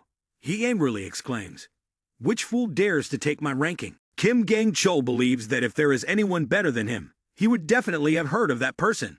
This is the first time he had seen the name Kim Seo-jun. He wonders where this name has come from. Kim Gang-chul turns away, reassuring himself that perhaps some contestants only excel in certain subjects. He is determined not to let this situation repeat itself in the upcoming exams. However, the results of the next exam are not much different. Kim Seo-jun still holds the first position. Lee Min-yul is in second place, while Kim Gang-chul only comes in third. Contestants from the most prestigious academies in South Korea rank 4th and 5th. Other contestants look at the score sheet with skepticism, questioning why Kim Gang-chul is not in first place. Kim Gang-chul recalls what the mysterious figure from the Order of Truth said, that he doesn't need to do anything, just observe. Finally, the day of the second exam, which involves using mana, has arrived. The instructor introduces that the test will be evaluated based on the number of attacks by striking the shield generator. Contestants must strive to use mana optimally to break the shield. Seo-jun stands under the stands, wondering if his lack of strength in mana will be a problem. Although he has grasped the basics of mana through Merlin's course, he still does not know clearly how to use mana, and whether that will be an issue. Each contestant took turns striking the shield. Then, the judges announced the name of the next contestant. Lee Du-eun, an extremely beautiful girl, stepped up. She had many fans lined up below. The judges declared, "You may begin as soon as you are ready." She prepared to gather a fireball right in her hand, then used her powerful strength to throw it straight at the shield. As a result, she scored a perfect 100 points in this qualifying round. The other contestants, who had yet to participate, turned pale with fear. Does she even know how to manipulate mana? Someone scoffed. Indeed, when it comes to using mana, no one can match Academy Ale. Others argued, it's not just because she comes from Academy Ale. She can do this because she is Lee Du-eun. Seo-jun broadened his understanding and realized, this is magic. The judges announced that she could attempt again 2 more times, but she replied, it's okay. Next was the turn of the main character. He agreed to the judge's command and stepped onto the stage. Eyes met eyes. It seemed that Lee Du-eun found this guy interesting as well. Seo-jun thought to himself, let's see how it goes. The judges reported, you may begin as soon as you are ready. He thought he wasn't confident, but still had to do it anyway. Nevertheless, the outcome had been clear from the start. Every action, every maneuver he made focused on generating mana from the lances. He believed it wasn't necessary to pay attention to the strength of the Silver Force. It was enough to create Merlin's mana. In his mind, the phrase, I will pierce it, flashed.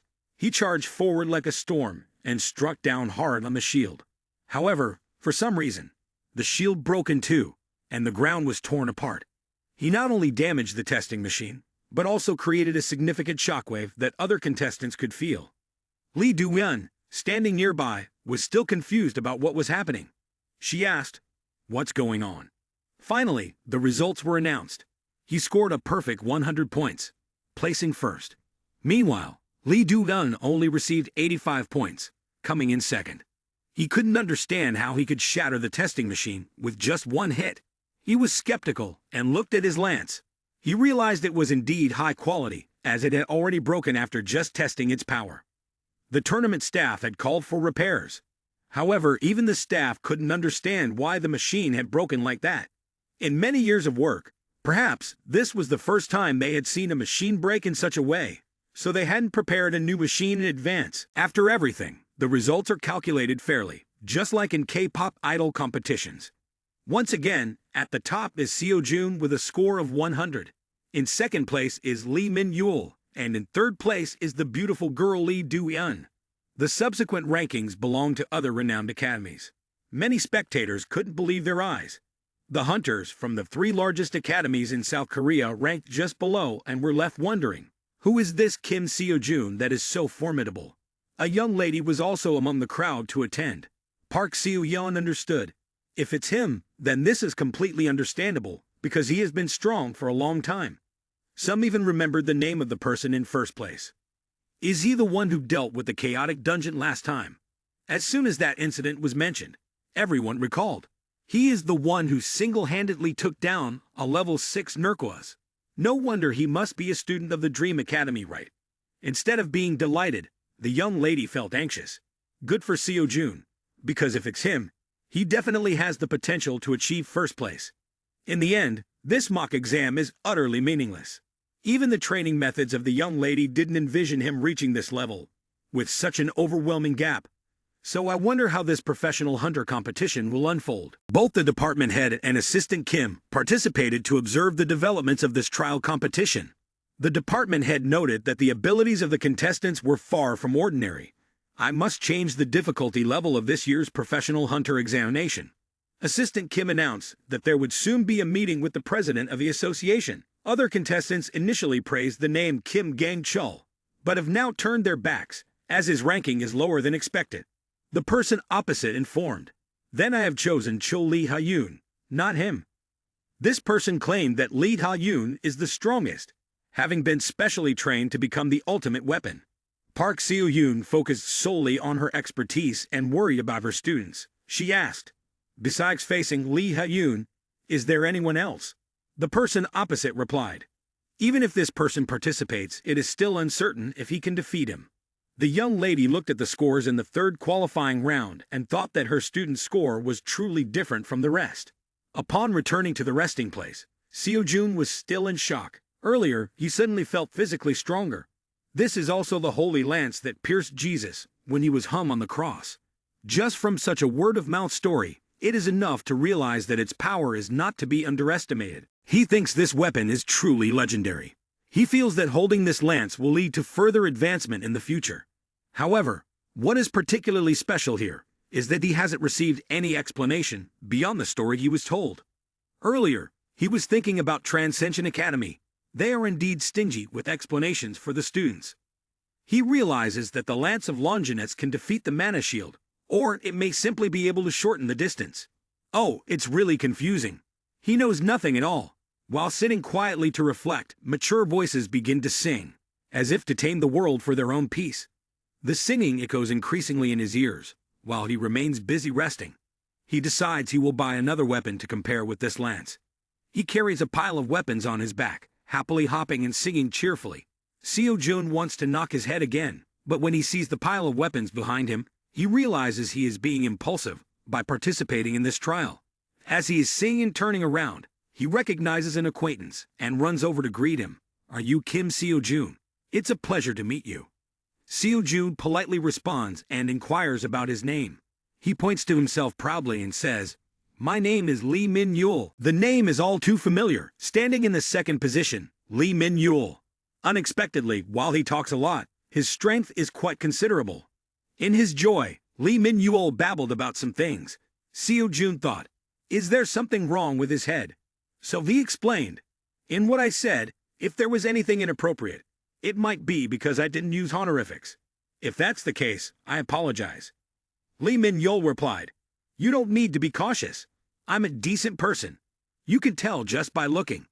Seo-jun still felt puzzled about what was going on with him, but seeing that Lee Min-yul was cheerful and enthusiastic like himself, he thought, maybe he isn't the type to go looking for fights. Therefore, Seo-jun relaxed himself as well. The judges announced over the loudspeaker, "Next is the Dungeon Raid Challenge. Everyone, prepare urgently." In this Dungeon Raid Challenge, Seo-jun stepped into a field full of low grass. He wondered, I would believe that this is just reality. The fourth event in this hunter competition was very simple, the Dungeon Raid. The key factor for evaluation was the time taken to attack. While he was happily strolling around, he heard the footsteps of a creature he had encountered before. It was a pack of Nerquas. Only about 10 of them. They howled and charged at his back. In the past, his teacher told him he was weak, but now he was strong on a different level. He moved lightly, like his holy lance, effortlessly severing the heads of the creatures. Seo-jun did not expect the lance to be this powerful. Even though he could increase the difficulty by 1 level, dealing with these bull-headed monsters was already terrifying. He saw one survivor rushing to attack him, but he managed to use his strength to fight back. This time, he had the ability to dodge after the previous monsters. The one he was facing was vastly different from the ones he had just slain, but he himself had changed and become much stronger than before. He recalled old memories. Only 3 months ago, he was still a nobody, worrying every day about his next meal, struggling to survive like today. He thought he himself was different, had become a student of Transcension Academy, met his young lady, and his life began to change from there. In fact, he did not intend to be complacent about this, but it served as motivation for him to strive harder each day. After handling all 10 monsters that he had previously struggled to kill even one, now it felt like just a physical training exercise for him. He was aware that his journey to becoming an extraordinary person still had many obstacles ahead. After dealing with the high-level monsters, he earned 100 standard points. Upon returning, he took a moment to rest, and everyone's eyes were focused on him. A handsome guy with beautiful hair looked at Seo-jun with a jealous expression and suddenly asked, "Where did this nameless guy come from?" The one who said this was Jin Dong-min, ranked 4th, standing next to his beautiful sister Lee Du-eun, who was ranked 5th. She kept staring at him, while Jin Dong-min exuded a killing intent that made him ignore them. Seo-jun felt that causing a scene would only hurt himself, so he decided not to pay attention and focus on his own matters. He thought that reacting this way was much better. Lee Min-yul felt regretful because he thought he could have reached second place. But in the end, it was taken away by the person in front of him. What Seo-jun was concerned about was the blonde guy standing in a corner on the other side. He knew this person had a very high sense of pride, but he was strangely silent. Lee Min-yul kept babbling. I thought I handled them quickly. How could you do it so fast? That's impressive. Kim Gang-chul stood in third place, arms crossed in thought. Seo-jun praised him. You're quite mischievous, thank you, but you're talented too. Lee Min-yul replied, just speak freely, don't be too polite. He laughed like crazy again. Seo-jun asked, what is that weapon hanging on your shoulder? Do you know how to use it all? Lee Min-yul answered honestly without hiding. I haven't learned properly from anyone, and I just used whatever there was, so I ended up not having a specialty. Seo-jun felt amazed. The person in front of me, though seemingly stubborn, is a free contestant. He confirmed again. A free contestant means training alone. A free contestant can also be understood as someone who doesn't study at the academy, often those who lack money or talent. This was truly rare among the contestants. Seo-jun began to admire him. Having passed the top academies in Korea, he must be exceptionally talented. Seo-jun said to him, why not register as a student? With your abilities, you could definitely be widely recruited. Lee Min-yul replied, I don't like being tied down. Actually, I do have a teacher. But that teacher doesn't know they have a student like me. Seo-jun listened and still didn't quite understand. Suddenly, the event organizers announced some unexpected news. We are very sorry, but there has been an issue. Everyone was eager to hear what was urgent, so they gathered around to listen. The organizers informed them that the judges assigned for this exam, due to an unforeseen circumstance, could not arrive on schedule. Kim Gang-chul felt dissatisfied and asked with a somewhat tense attitude, what do you mean by that? The organizer temporarily felt awkward about the situation, but had to explain to calm the contestants and instructors who were competing. The instructors selected as judges for this competition, while on their way here, suddenly encountered a dungeon. After all, it is a 10-star dungeon, so they had no choice but to go directly to deal with it. A contestant in the competition asked, so what about this exam? The organizers replied, right now, we are in an emergency meeting. We apologize, and as soon as we have results, we will inform everyone immediately. Therefore, we ask you to wait a little longer. Other contestants also began to complain as they felt they had to wait to compete. Kim Gang-chul began to think a lot about the person from the Order of Truth. He remembered that this person had instructed him not to get involved in other matters, just to observe. This situation must have been orchestrated by the Order of Truth. He couldn't quite grasp how they managed to create a 10-star dungeon. But it was the Order of Truth. They were entirely capable of it. The problem was that this could cause the trial to come to a halt. If things continued like this, Kim Seo-jun would become the winner, and everything would end in vain. Thinking that the Order of Truth had worked hard to arrange for this result was not worth it, Kim Gang-chul began to entertain the idea of going against their decision. He wanted to clarify further, so he asked, what if we change the format of the trial? His suggestion made the organizers reconsider. Kim Gang-chul expressed his opinion. I feel that the remaining subject is individual combatability. If so, how about allowing the participants to engage in solo battles, one-on-one against each other? Upon hearing this, the remaining contestants also began to inquire among themselves, and most of them nodded in agreement. The organizers felt, let's just let these guys finish competing to avoid further trouble, but there were several very difficult issues to address. The organizers explained, the number of participants from Hunter Mills Academy this time is very large. If we proceed in a one-on-one format, it will take a lot of time, and we don't have that much time. Moreover, if we do it this way, there will also be issues with scoring.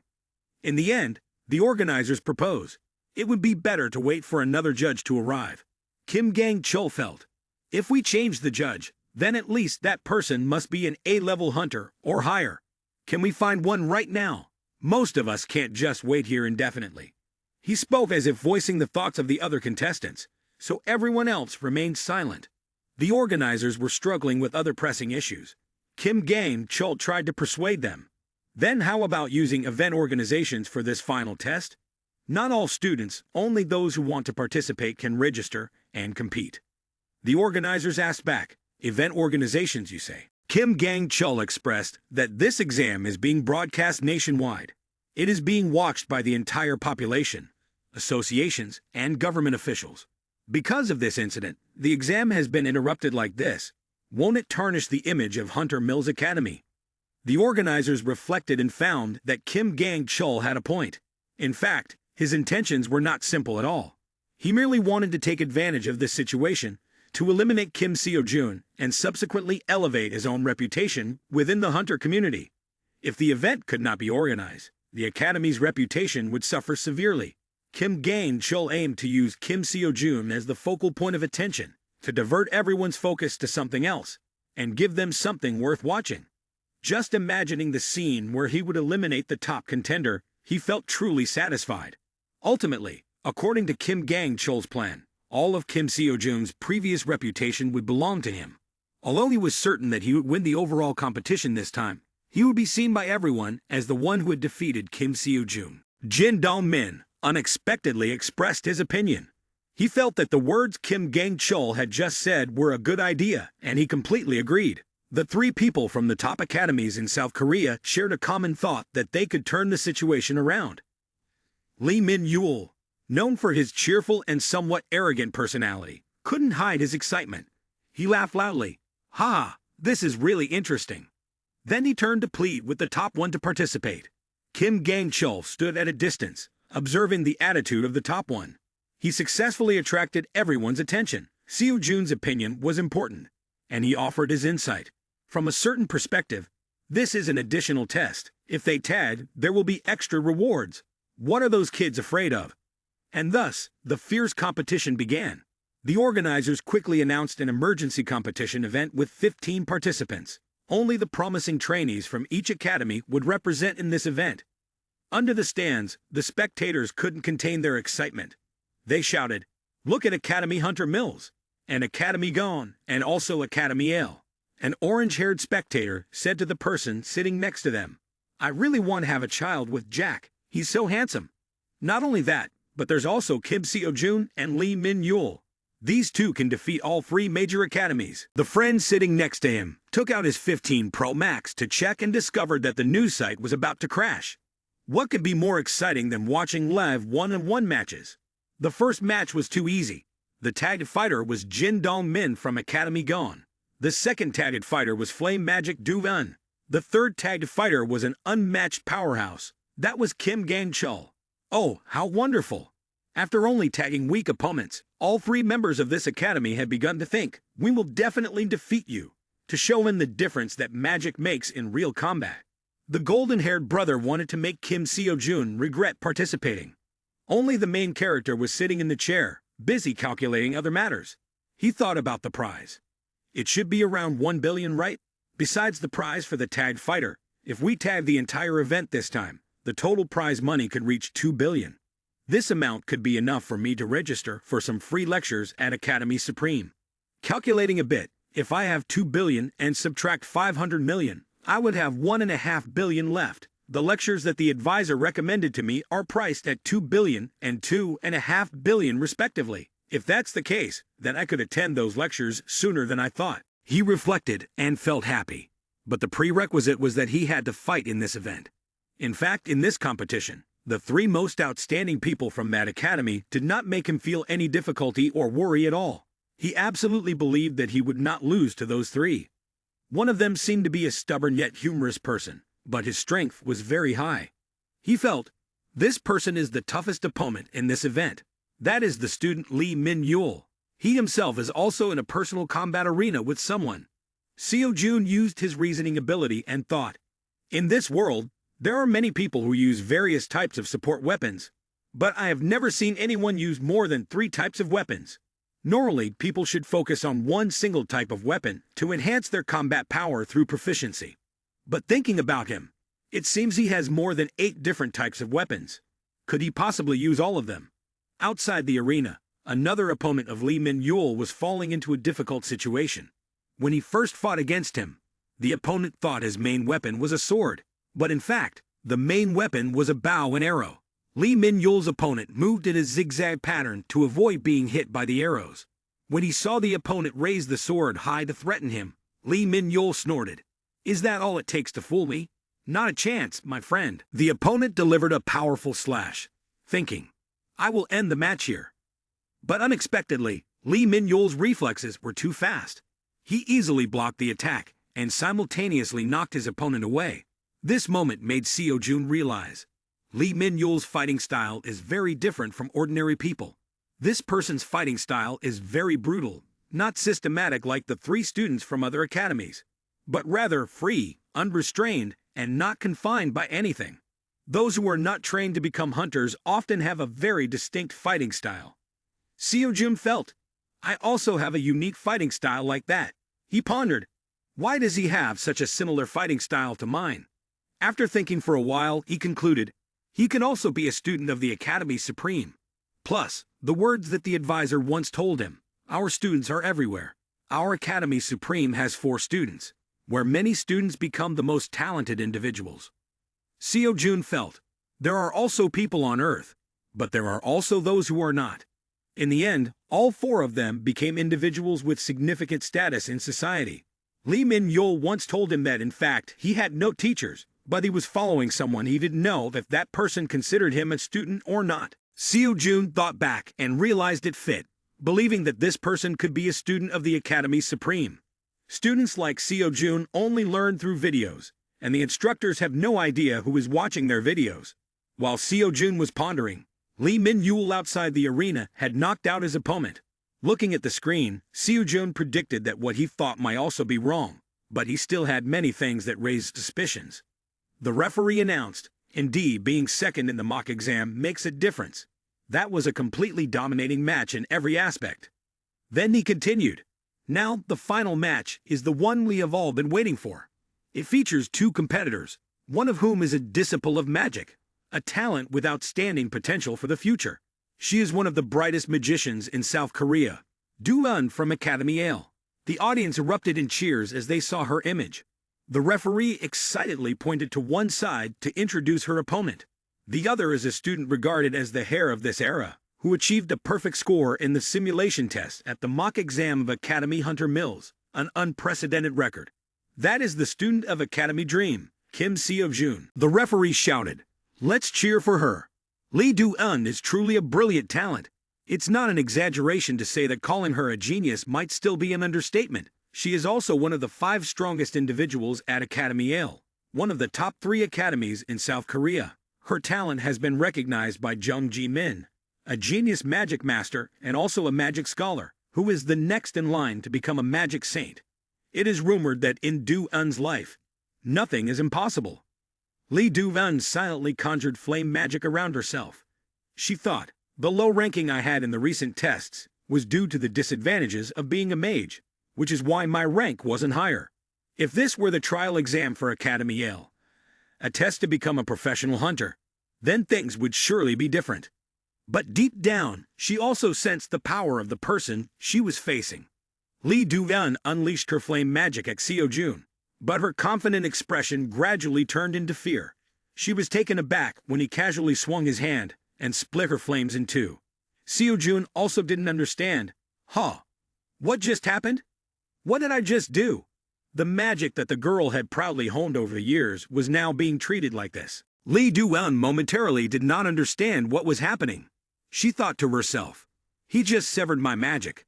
He must be using a special weapon. She believed that the lance he is holding has destroyed my magic. Lee Do-eun felt confused as her magic, which was powerful and overwhelming, was easily shattered. She knew that her opponent was not a magic master, so it was impossible for him to break her magic just with a weapon. Seo-jun reasoned, this is also the first time I have faced such powerful magic. I was curious about what it would be like to confront magic, so I swung my weapon randomly, but unexpectedly managed to shatter that magic. He wondered, does my weapon Longinus have some special effect? But in the end, what is this effect?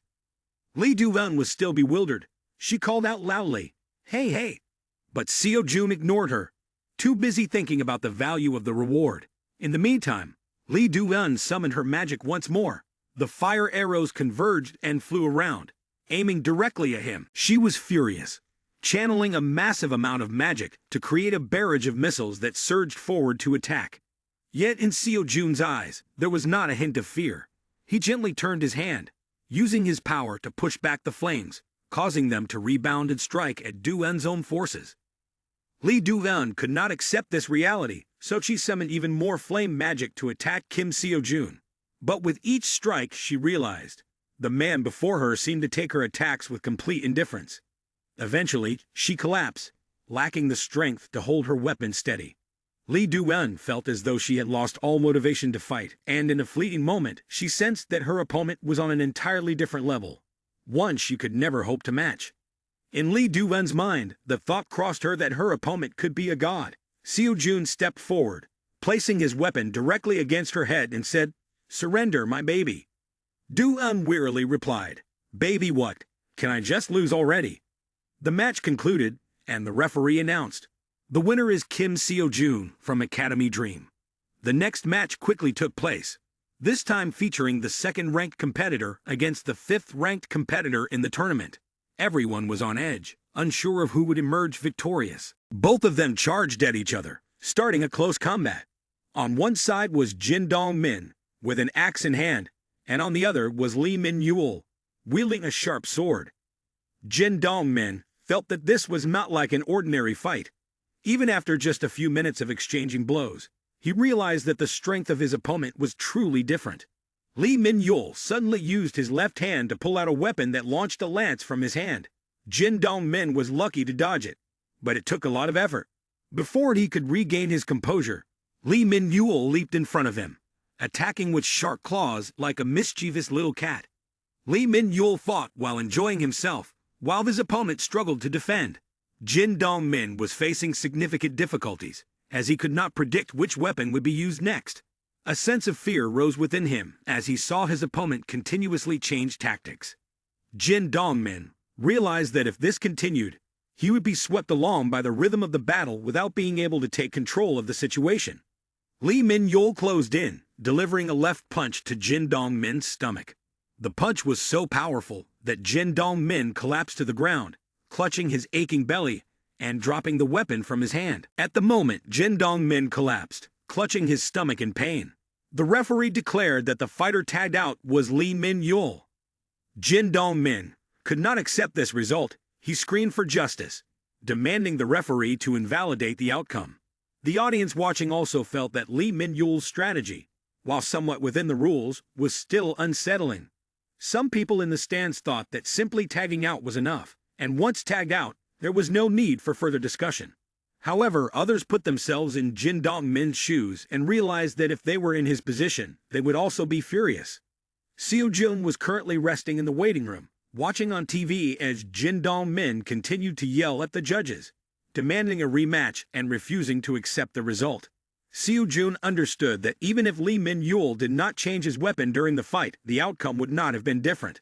As for Kim Gang-chul, he now understood the purpose of the Order of Truth. When it requested him to simply observe from the sidelines, he deduced that not only Kim Seo Jun, but also Lee Min-yul was someone to keep an eye on. In Kim Gang-chul's mind echoed the voice from the Order of Truth. Kim Gang-chul does not need to do anything. Just observing Kim Seo Jun's every move is enough. The ultimate goal of the Order of Truth was to have Lee Min-yul and Kim Seo Jun face off against each other through this trial exam. Kim Gang-chul thought to himself, "I don't need to get involved any further, as this event has likely been a success already." He also wondered, could it be that Lee Min-yul is a member of the Order of Truth? Kim Gang-chul found it hard to believe that an unknown could defeat him, so he thought, that mischievous one must be some individual with hidden power. Otherwise, an ordinary person would never be able to defeat a student from the top-tier schools. The referee shouted like a monkey, announcing, "This event has reached its final moments. The upcoming match is one no one wants to miss. The owner of strength as solid as steel, the pride of Academy Hunter Mills, is none other than Kim Gang-chul." As he stepped onto the stage, he still thought that he only needed to watch. The referee continued to introduce. His worthy opponent is Kim Seo Jun from Academy Dream, known for his overwhelming strikes. Kim Gang-chul felt as if he was merely a backdrop for Kim Seo Jun's performance. He gritted his teeth, determined that this match would not allow the Order of Truth to succeed. The referee announced that the event had reached its final rounds and invited the audience to look forward to the match. The referee said, "Next up is a match that you cannot miss. The strong as steel, the pride of Academy Hunter Mills, is none other than Kim Gang-chul. His opponent is someone who steps into the arena with powerful strides, a person who has swept away all obstacles in his path." Kim Gang-chul felt frustrated because from the very beginning, he was destined to be a stepping stone for his opponent. He decided to rebel against the Order of Truth, refusing to follow anyone's wishes, and instead, he would do as he pleased. With that frustration, Kim Gang-chul grasped his heavy sword, searching for an opening to attack. Seo-jun was not complacent either. He moved in response to his opponent to counterattack. Both clashed their weapons, causing the ground to tremble and crack. They both staggered back a distance due to the shockwave. Temporarily in a defensive stance, they tried to read each other's intentions. Kim Gang-chul felt, "His weapon has no aura lance at all, yet it can block my entire aura sword. Not only blocking my path, but it feels as if my aura sword has no effect whatsoever." He thought that the opponent's weapon was just an ordinary iron rod, but it was not necessarily so. Based on what Kim Gang-chul had seen in the previous rounds, he was certain that the opponent had many weapons and had achieved high results in this trial. Kim Gang-chul jumped off the ground, thinking to himself, "I just need to be careful with the lance." Since the strength between the two sides was not significantly different, he confidently charged in like lightning with tremendous power, bringing his sword down. Seo-jun used his lance to block, his expression one of exclamation. So weak. Kim Gang-chul remained resolute that he would be the one to win the match. The referee, seeing the Hunter Academy participant attacking continuously, shouted, "Kim Gang-chul is relentlessly pressuring, leaving Kim Seo-jun no chance to counterattack. Although using a sword, Kim Gang-chul can still attack continuously with incredible speed. His strength is truly formidable." Indeed, Kim Gang-chul possessed impressive strength. While blocking Kim Gang-chul's blows, Seo-jun assessed, "This opponent has overwhelming power compared to all the other students I have faced." Kim Gang-chul was still furious, wanting to reclaim his honor from the recent matches. He swung his sword down hard at the spot where Kim Seo-jun was standing. Luckily, Seo-jun managed to dodge in time. The missed strike created a huge crack on the arena floor. Seo-jun was both fighting and enjoying himself. He noticed that his opponent seemed to be frantic, but he had to admit that Kim Gang-chul was indeed one of the top 3 at the Academy Hunter Mills, not just in reputation. After dodging the previous attack, Seo-jun landed on the ground. He thought to himself, "Now is the time to show my true strength. I can no longer hold back. I have to give it a try." His eyes shone brightly with blue energy, and the aura surrounding his body was ready to annihilate his opponent at any moment. When Seo-jun entered a serious state, his opponent felt the pressure. Kim Gang-chul had not yet comprehended what had just happened when Seo-jun charged at him with incredible speed, using his lance to strike. Kim Gang-chul attempted to block, but he was too late to counter. He only managed to swipe hard, sending Kim Seo-jun flying back a distance. Seo-jun was now in a serious fighting stance, and Kim Gang-chul sensed that the momentum had completely shifted. Kim Gang-chul sensed 2 distinct states. The first state was like a calm wave, while the second state resembled a volcano erupting violently. Even the referee felt that the situation had changed. He unexpectedly explained to the audience, "I am not sure what has happened, but Kim Gang-chul, who has been pressing his opponent from the beginning, is now starting to be pushed back." After being pushed back, Kim Gang-chul had to endure a fierce pursuit from Kim Seo-jun. Indeed, Seo-jun struck Kim Gang-chul so hard that he had to find a way to retreat. Kim Gang-chul felt that his opponent's speed was too fast. Both powerful and swift, he realized that the strength of his opponent could not simply be described in a few words. However, when Kim Gang-chul observed his opponent's maneuvers, he saw that it was simply a matter of a weapon's spin. What was noteworthy was the overwhelming difference in strength. Kim Seo-jun's direct attack pierced straight into Kim Gang-chul, creating a massive explosion and shrouding the entire arena in smoke. Kim Gang-chul managed to block this blow, but it also caused him to lose 50% of his strength. He could not understand how his opponent could wield that weapon so effortlessly. Standing before a person with greater strength, Kim Gang-chul knew that the weapon was not the main issue. From the very beginning, Kim Seo-jun had not used the aura lance. He imagined, if Kim Seo-jun had used the aura lance in front of him, perhaps this day next year would be his Memorial Day. Kim Gang-chul looked at the image of his opponent and associated it with a woman of terrifying power. He wondered, if this was enough to place him in the top 3 of the academy, then Kim Seo-jun's strength was truly formidable. This moment left an unforgettable impression on Kim Gang-chul, and even in his sleep, he dreamed of nightmares. Just like when he first met Lee Ha-yoon in his memories. Lee Ha-yoon turned to look at him with a contemptuous gaze and said, "I don't expect much, but you were just trash." Kim Gang-chul found it hard to face these things. He was filled with rage, believing that no one could treat him this way. Even those in the Order of Truth dared to look down on him. He thumped his chest and declared, "I am Kim Gang-chul, the junior of the Crazy Dog." Kim Gang-chul stood up, carrying a strong killing intent similar to Seo-jun. The two would have to face off once here, just once. Kim Gang-chul looked at the entire aura lance and the anger rushing toward his opponent, then cursed, "Die." In contrast to that anger was Seo-jun's calmness as he focused the aura lance into the lance of Longinus. A loud explosion occurred, and the audience was filled with fear. The fragments of the blade shattered into many pieces. Kim Gang-chul knelt down before Seo-jun and completely lost, lying face down before Kim Seo-jun. The referee joyfully announced, "The tag fighter is Kim Seo-jun. This opponent is still not a tough challenge for him." The referee informed the audience, "The one advancing to the finals is Kim Seo-jun." Lee Min-yul observed the entire match between the two and felt happy and excited, because he would be the one fighting in the final against Kim Seo-jun. The audience took out their phones to record videos, many unable to believe their eyes when an unknown person defeated a very strong opponent.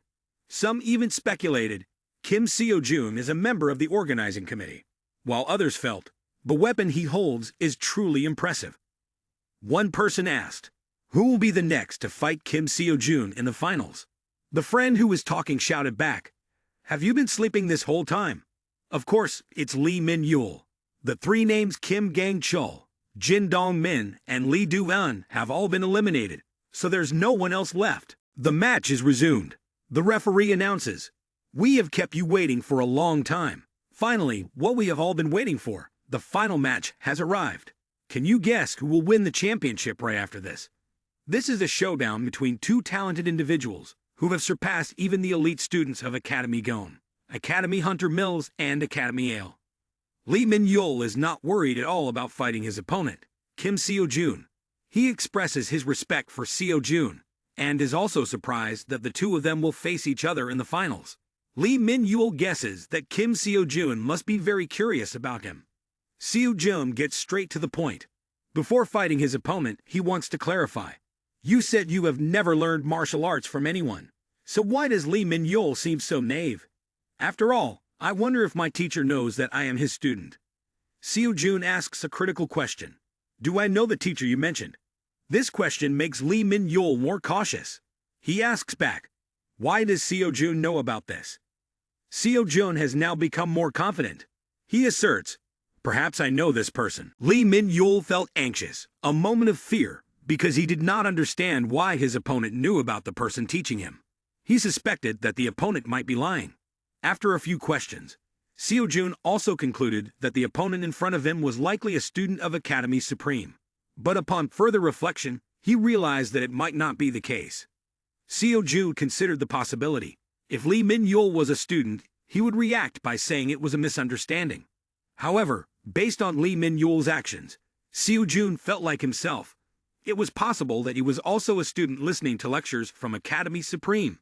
If that were true, the situation would completely change. Seo-jun realized that if the person in front of him was a student, it would not change anything. He was unsure whether this person was on his side or not, so from now on, he regarded Lee Min-yul as his competitor. At first, Seo-jun thought that if he discovered this person was studying at Academy Supreme, they would be allies. But now, he thought that he should not rush, as it could lead to failure. Seo-jun still wanted to ask the other party a few more questions. But the referee announced that the battle between the two would not require further introduction. Through the trial exam and this event, which name would be the one celebrated by everyone? Stay tuned. Seo-jun whispered, If your teacher is someone I know, then he must be a person of extraordinary rank, right? Lee Min-yul was still in shock. He wondered, how does the person in front of me know about this? Despite the referee announcing that the outcome of the match between the two was unpredictable, both continued to converse. Lee Min-yul asked for Seo-jun's identity. Who exactly are you? Seo-jun considered, after all, we have to fight each other. He made a proposal. He suggested, the loser of this match will have to answer one question from the winner. What do you think? As the cheers and encouragement from the audience rang out, Lee Min-yul became serious. He said, and the loser must tell the truth. The referee declared the match to begin. Seo-jun said, you're quick-witted. Let's start. Both had entered a fighting stance, but it seemed they had yet to attack each other. The audience felt confused, wondering, why are these two just standing still and looking at each other? In fact, both were busy observing their opponent. Seo-jun analyzed Lee Min-yul. If only judging by appearance, Lee Min-yul seems very clumsy. Conversely, Lee Min-yul also analyzed. During the fight, I have not detected any weaknesses in him at all. Lee Min-yul decided to charge forward to attack his opponent first. As he advanced, Seo-jun analyzed the weapons that the opponent was holding. According to Lee Min-yul's fighting style, Seo-jun realized that using weapons was not simply about wielding a sword. He decided to put all his strength into defeating his opponent. When Lee Min-yul attacked, Seo-jun parried the blow and immediately sought out the opponent's weak points. Seo-jun countered with the Lance of Longinus, causing Lee Min-yul's sword to shatter completely. Feeling the danger, Lee Min-yul temporarily fell back to think of a way to cope. Before the opponent could catch his breath, Seo-jun charged forward at high speed. He thought to himself, the opponent has lost his weapon and is retreating. So if Lee Min-yul reacts just a moment slower, the match could have ended. However, as Seo-jun charged ahead, sharp arrows suddenly shot toward him from somewhere. Seo-jun's extremely handsome face had to stop to dodge the arrows, much like Sun Wukong sweeping away all the arrows from Lee Min-yul's bow. Lee Min-yul praised his opponent, believing that Seo-jun is truly impressive. He was curious about his opponent's weapon and suggested that if he tagged Seo-jun, Seo-jun would agree to answer his questions about that weapon. Seo-jun, while continuing to fight, agreed to the proposal with an excited smile, but emphasized that it was in case Lee Min-yul tagged him. Lee Min-yul still had time to joke. Then I have to try harder. After a dramatic duel, the two opponents brushed past each other, inflicting pain on one another. Lee Min-yul wielded two swords, complimenting Seo-jun for his strength. Both were evenly matched, with neither side willing to back down. Seo-jun sensed something unusual. While observing Lee Min-yul fight against other opponents, he noticed that Lee Min-yul was willing to break the rules to achieve a tag. But this time, the opponent did not seem interested in tagging at all. Lee Min-yul appeared cheerful and carefree, causing some spectators to even curse him as cowardly and unworthy of fighting. Seo-jun felt that Lee Min-yul was completely unconcerned about the criticism. This sensation made him think, Lee Min-yul is enjoying the fight. After fighting hard, Seo-jun wanted to continue the conversation. Don't you want to tag me? Lee Min-yul finds this question problematic. He himself wants to fight for the tag, and because Seo-jun does not sense the desire for the tag fight from him, he asks like that. Lee Min-yul explains, I don't understand what you are saying, but I am someone who wants the tag fight more than anyone else. If there's a problem, it's no big deal. Just go home and get some rest. Seo-jun feels strange about the other person's attitude. The prize can go up to 1 billion, and he talks about it like it's a toy. Seo-jun doesn't understand why Lee Min-yul can say such things. Why not use every means to win the tag fight? Lee Min-yul casually replies, I've done my best to fight for the tag. What's there to be ashamed of? Seo-jun says, I don't know if you are trying your best or not, but in the eyes of others. Lee Min-yul interrupts, I don't care. No matter how much others insult me, my value does not decrease. These words go straight to Seo-jun's heart, making him unable to help but smile. He finds Lee Min-yul's way of thinking very strange and decides to put his holy lance into the spatial bag.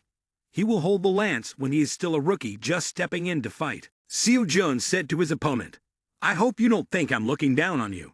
He remembered the time when the Buddha taught him. The Buddha had said, In reality, the world is not as beautiful as we often think. If we are not strong enough to adapt to the laws of nature, we will surely be eliminated. Therefore, we must always refine ourselves to avoid falling behind others. Today compared to yesterday, and tomorrow compared to today, we must be even stronger. The teachings of the Buddha began to return to Kim Seo-jun's mind. The Buddha had asked, "Have you ever escaped this way of thinking?" The image of the Buddha sitting under the Bodhi tree, meditating, appeared. The Buddha taught, "Have you ever escaped from that world and looked at it from a different perspective?" This is the stage when you are practicing, seeing the world from the perspective of the earth. A breathtaking scene enveloped the place where the Buddha walked, with lush vegetation. On a beautiful day, the Buddha, known as Siddhartha Gautama. This is a story when the Buddha had not yet entered the ranks of the 5 Buddhas and continued to practice. At that time, the Buddha saw a group of children in a running competition. He observed and noticed that the children did not understand why they kept running many times. They encouraged each other, saying, "One more time, one more time." But during such times, only one child always came in last. Nevertheless, the smile on that child's face never faded. The Buddha was very curious, so he approached the child and asked, "Hey kid, why are you running like that?" The child cheerfully replied, "Because I like it." The Buddha asked further, "Do you like running?" The child answered, "Yes." The Buddha inquired, "Running so much, don't you get tired?" The child innocently replied, "Of course, resting for a while will be fine." The Buddha wanted to ask more. "What if others catch up to you?" The child's response surprised the Buddha. "My goal and the goals of others are different. How can they catch up?" The Buddha pointed to a distant place and asked, "So what is that goal you see over there?" The child answered according to his thoughts, "There are other people standing there. I'm not sure if that is the destination or not. For me, that is just a point to pass through." Then the child continued to run along with the other children. The Buddha observed and saw that the child continuously stood at the back of the line.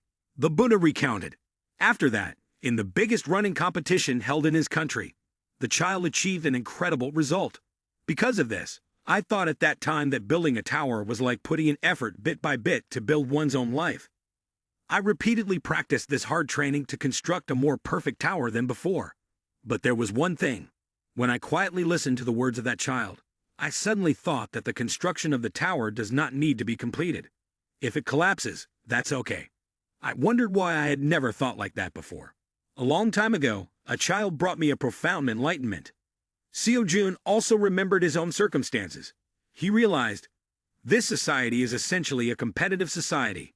If one does not strive every day, one will be eliminated. Just falling behind means losing, and the big fish will swallow the small fish. Therefore, every day I must make an effort. He thought about his own appearance and the rapid development to avoid falling behind. Over time, with the slow pace of the lessons, he increasingly felt anxious. He realized that he was obsessed with the Academy Supreme. He was enveloped by the obsession to strive, and every sleep of his was filled with worries about whether there could be someone better than him. Therefore, he tried every day to become stronger. The image of Lee Min-yul now corresponds to the image of a child in the teachings of the Buddha. There are others standing there. I am not sure if this is the destination. Even if others scold me, my self-worth remains unchanged. That is just a point of passage. Until now, Seo-jun truly understood the teachings of the Buddha. He regretted not knowing this sooner.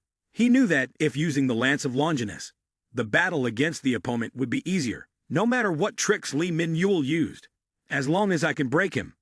Seo-jun took an action that left the opponent feeling confused. He put the lance into his spatial pocket, but his battle spirit would never change.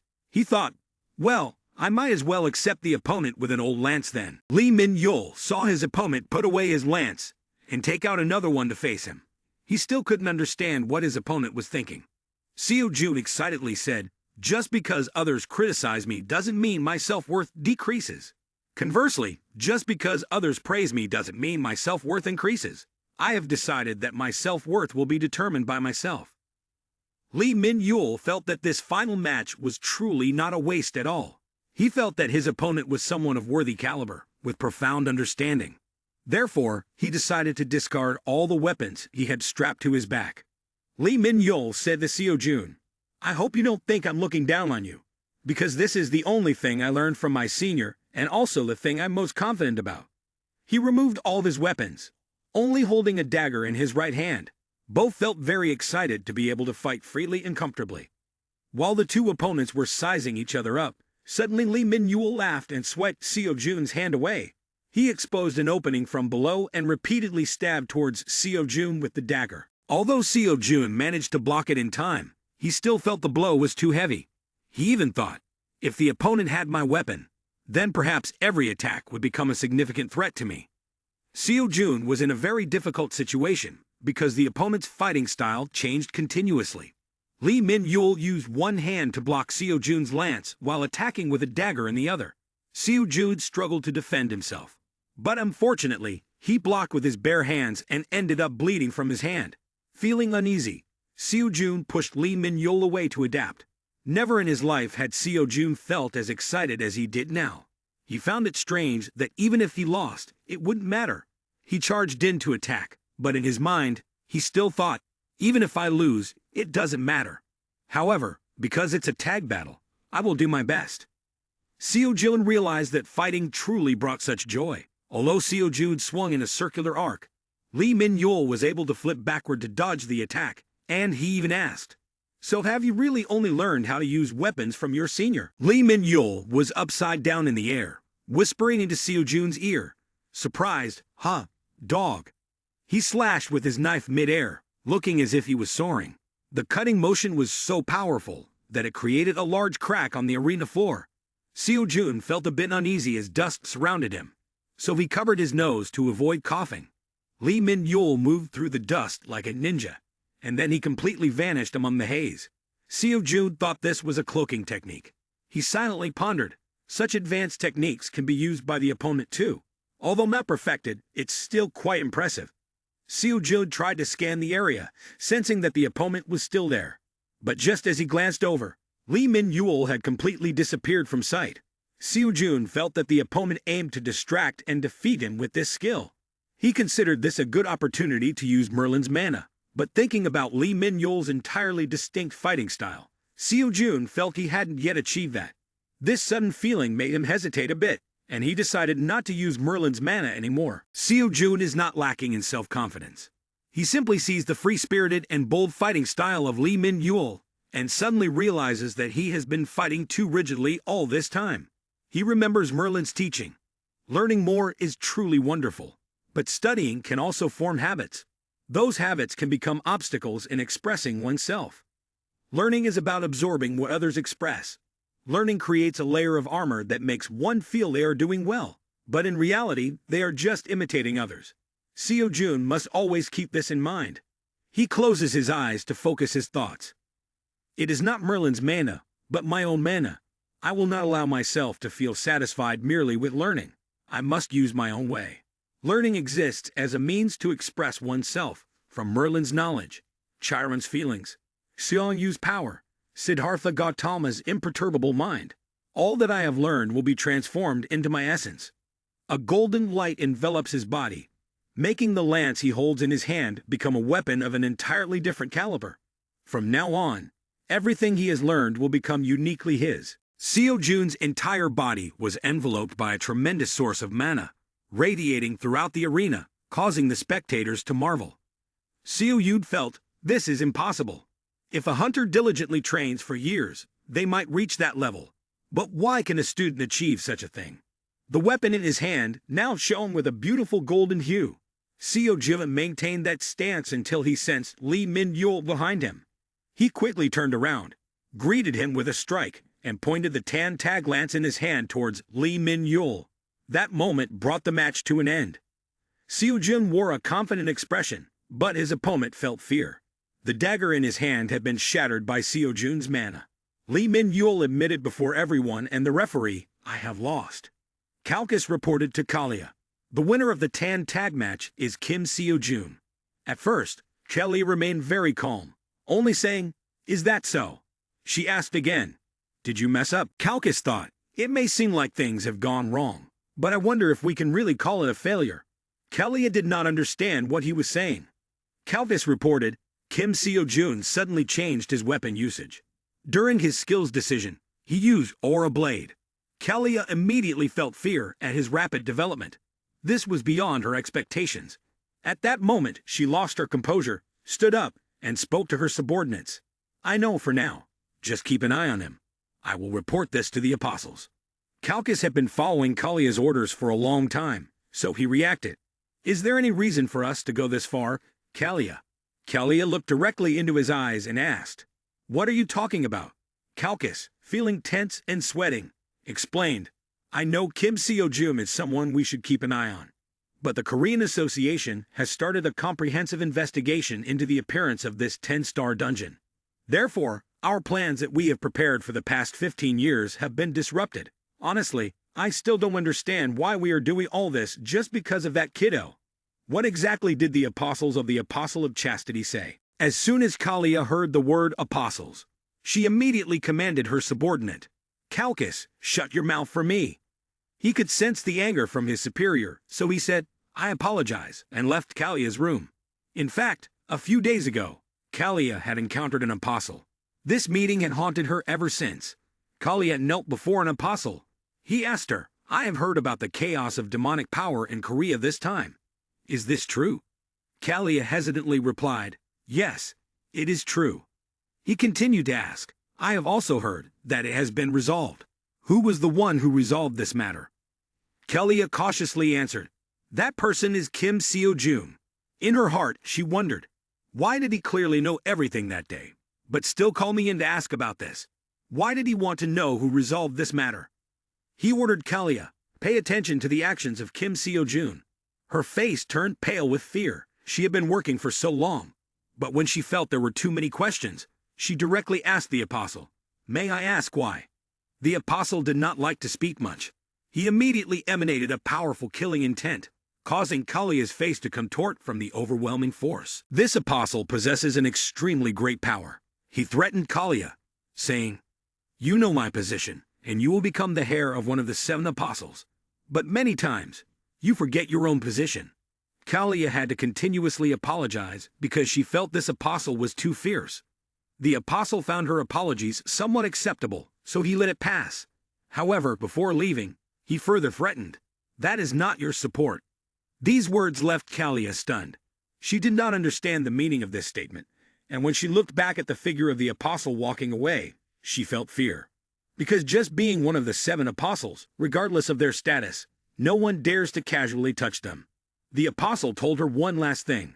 During this time, you have been handling everything on your own without the consent of the elders. If considering your position as an heir, I can overlook all those matters. But you must report to me everything related to Kim Seo-jum. These words haunted her until now. Currently, she was tense, thinking, which apostle should I use to convey the supreme order? In this world, there are not many people capable of doing so. In fact, there is only one person who can do that. After the end of the Academy Hunter Mills mock tournament, Park Seo-yoon praised her student. It's really crazy. Today, even if I were to die, I wouldn't feel regret. I was planning to go home to pray, but I didn't expect Kim Seo-jum to be so lucky. How long until the professional hunter's exam?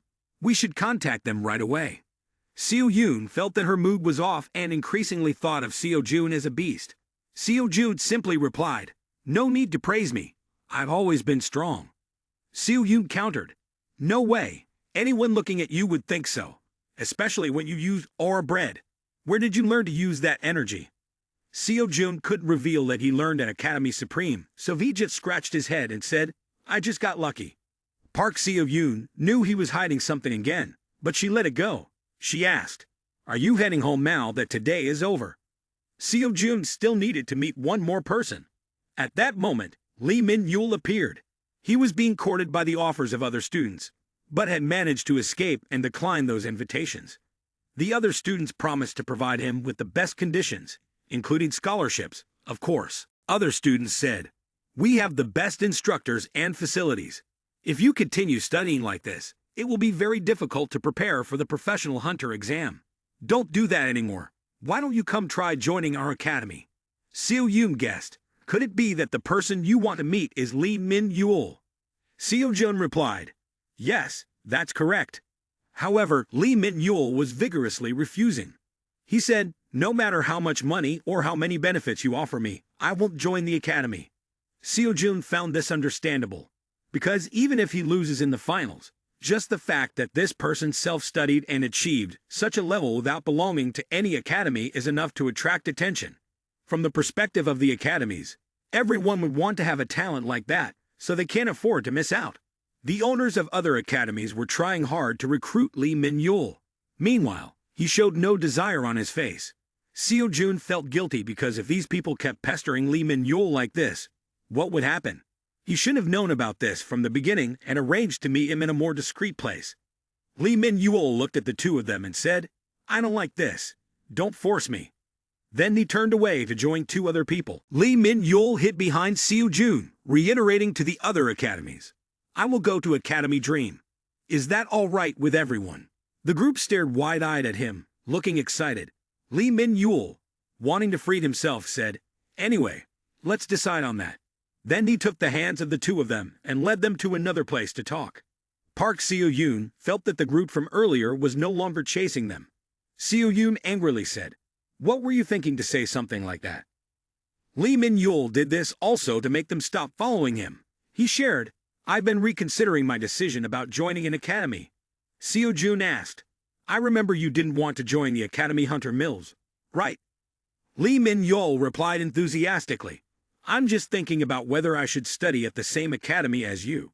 Seo-jun felt this was out of the blue. He momentarily didn't know how to react. If I refuse this proposal, Seo-yun will also refuse to follow me. But anyway, I feel like I'm just a student of Academy Dream. I don't want to interfere in Seo-yun's decision.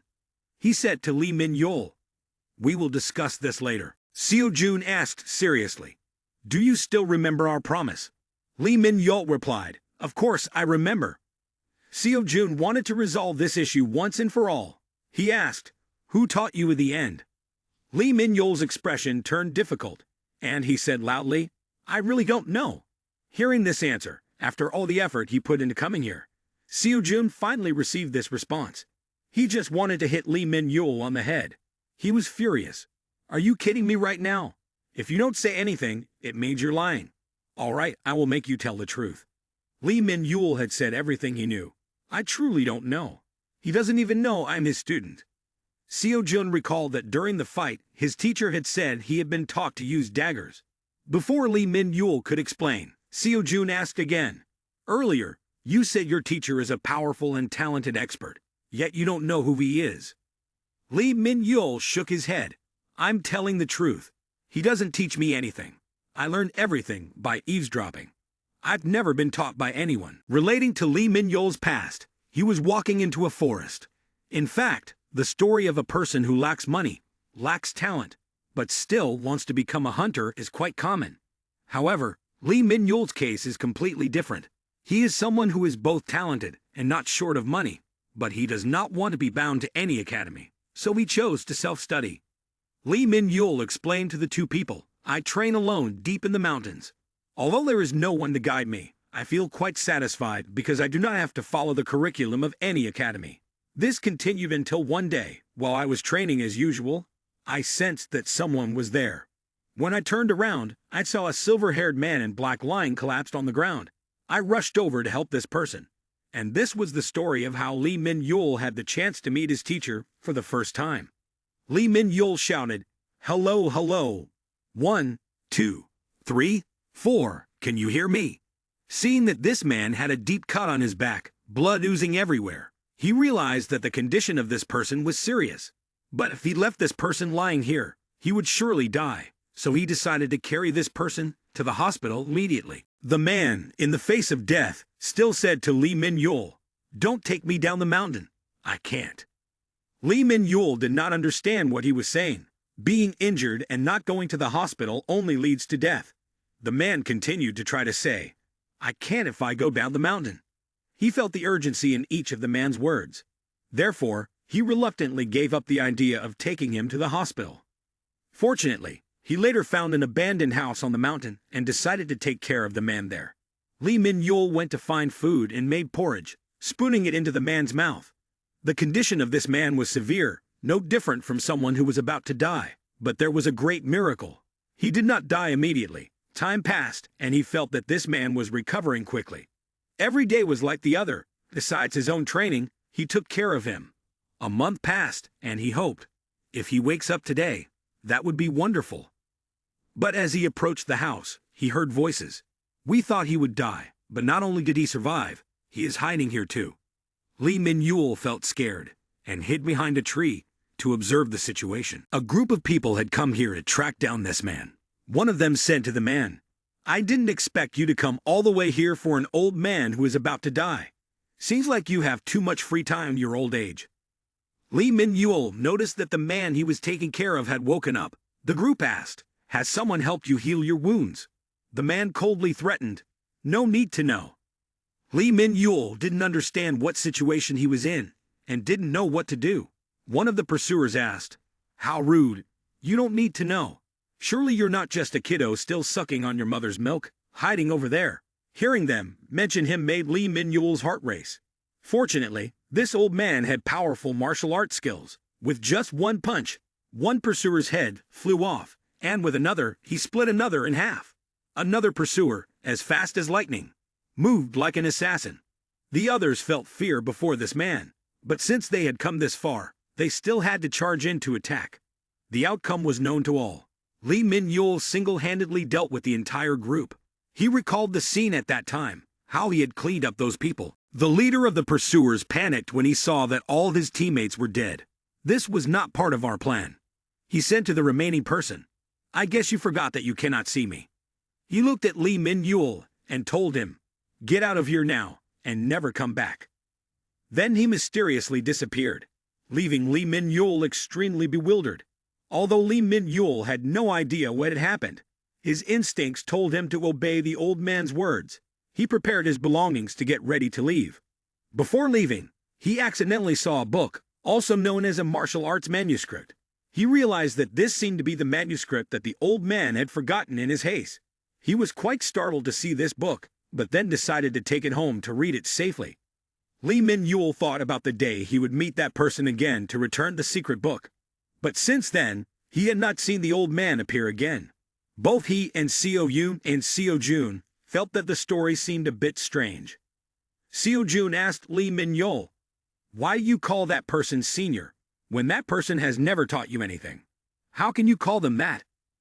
Lee Min-yul explained, When I looked at that manuscript, I realized it contained his most valuable notes. Lee Min-yul felt a bit shy because he had eavesdropped on the techniques for using daggers and the art of invisibility. He knew that sneaking a peek at someone else's belongings was wrong, but he had already lost it. Seo-jun found this situation quite strange, as often the person he considered a senior didn't even know he was their disciple. Lee Min-yul honestly said, From his fighting style, it is certain that the senior is the one who created the valuable skills written in the manuscript. But since the senior still doesn't know that I am holding that precious record, or that I have learned his skills, I don't know what to do. In the end, after Lee Min-yul finished telling the story, he hoped that both of them would believe him because everything he said came from the bottom of his heart. Seo-jun felt like this person was lying, but still chose to temporarily believe him for his own peace of mind. Deep down, Seo-jun thought differently. Maybe he is a disciple of the Supreme Academy. Lee Min-yul still swore, What I say is true. If I am lying, I will be run over by a car on the road. Seo-jun asked again, You really don't know who he is? Lee Min-yul hoped that after participating in a large-scale mock exam like this, the senior might find him.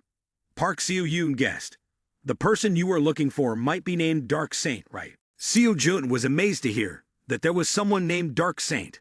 Seo-yoon explained, Just like the Sword Saint, he is one of the 5 iconic heroes of Korea. Among the 5, he is the most mysterious.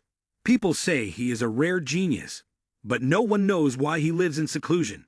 However, if I use my identity as young lady Park Seo-yoon to talk, it would be a different story.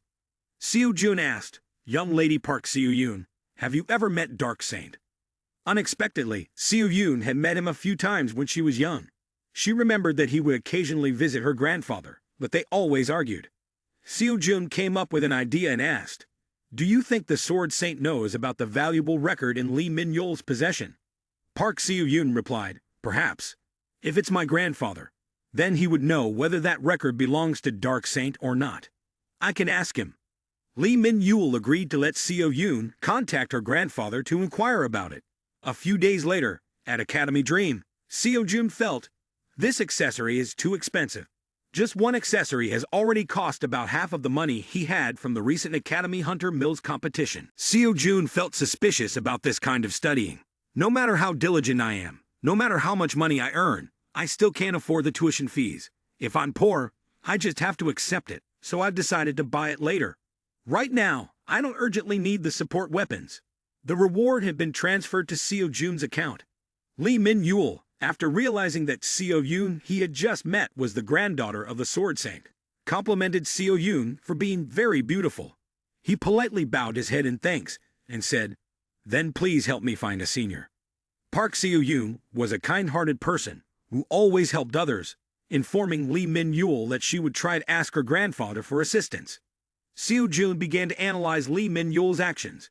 Initially, this person was worried about giving valuable notes to someone else, but after not knowing what he was thinking, he decided he wanted to go with Seo Yoon to meet the Sword Saint to ask about things. Seo Yoon felt strange seeing him speak politely to Seo Yoon like that, while he had previously disregarded all etiquette with him. While waiting, Seo Yoon decided he should buy a free pass. For some reason, when he was about to purchase a new course, the system added a percentage rate of lectures for the remaining lectures to 100%. He did not understand why the system did that. He felt fond of the system already, especially when Professor Chiron's lecture was completed. He didn't understand why. But the system displayed a notification. Continue introducing the Superior Combat Skills course by Professor Chiron has been completed and congratulations on completing the level, a transformation spell. Suddenly, he felt a surge of energy flooding into his body. He screamed, feeling as if he was about to become a god. Turning around, he still saw nothing happening. He felt disappointed that there were no changes at all. He remembered that before completing Son Yu's class, he could sense the platinum power flowing through his body, but this time, it was nothing like that.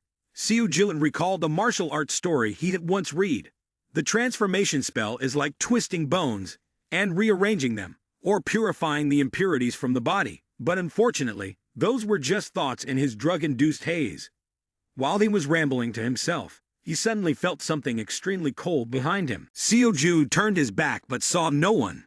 He still felt a sense of fear, as if someone wanted to assassinate him. A chill ran down his spine, as if a cold blade was touching his neck. A mysterious voice spoke up. "Even if I see you with my own eyes, how can you detect my presence? It seems you cannot see my form." The mysterious voice continued. "Perhaps it is because your innate senses have recognized me. Quite surprising. But do not worry, I am not here to kill you." Seo Yoon felt his heart race. "Show yourself," he exclaimed. The voice replied, "I will surely become a tough opponent for that kiddo." Seo Yoon slowly connected the dots and realized that this person was none other than Dark Saint. As soon as he thought of the name, the man appeared before Seo Yoon. Seo Yoon had to remain on high alert because in front of him stood a man who was a rare talent in assassination and a master of stealth. Dark Saint complimented. "It seems you learned quickly." He still couldn't understand. "No matter how I think about it, why is it that he in front of me can detect my presence?" Seo Yoon felt that Dark Saint had no intention of attacking him. So he put the Longinus back in his bag and asked, "You came here to find me because Lee Min-yul told you, right?" Dark Saint didn't want to explain much and simply replied, "Think whatever you want to think." Seo Yoon began to feel suspicious. "You definitely left the books on purpose, right?" Dark Saint responded, "Did that kid tell you? Telling others about me leaving the books won't benefit him at all. What a fool." Seo Yoon was surprised. "When? He doesn't even know you are Dark Saint.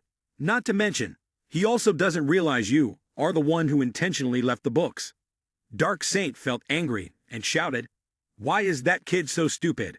Seo Yoon suggested, "Soon, your disciple will be here.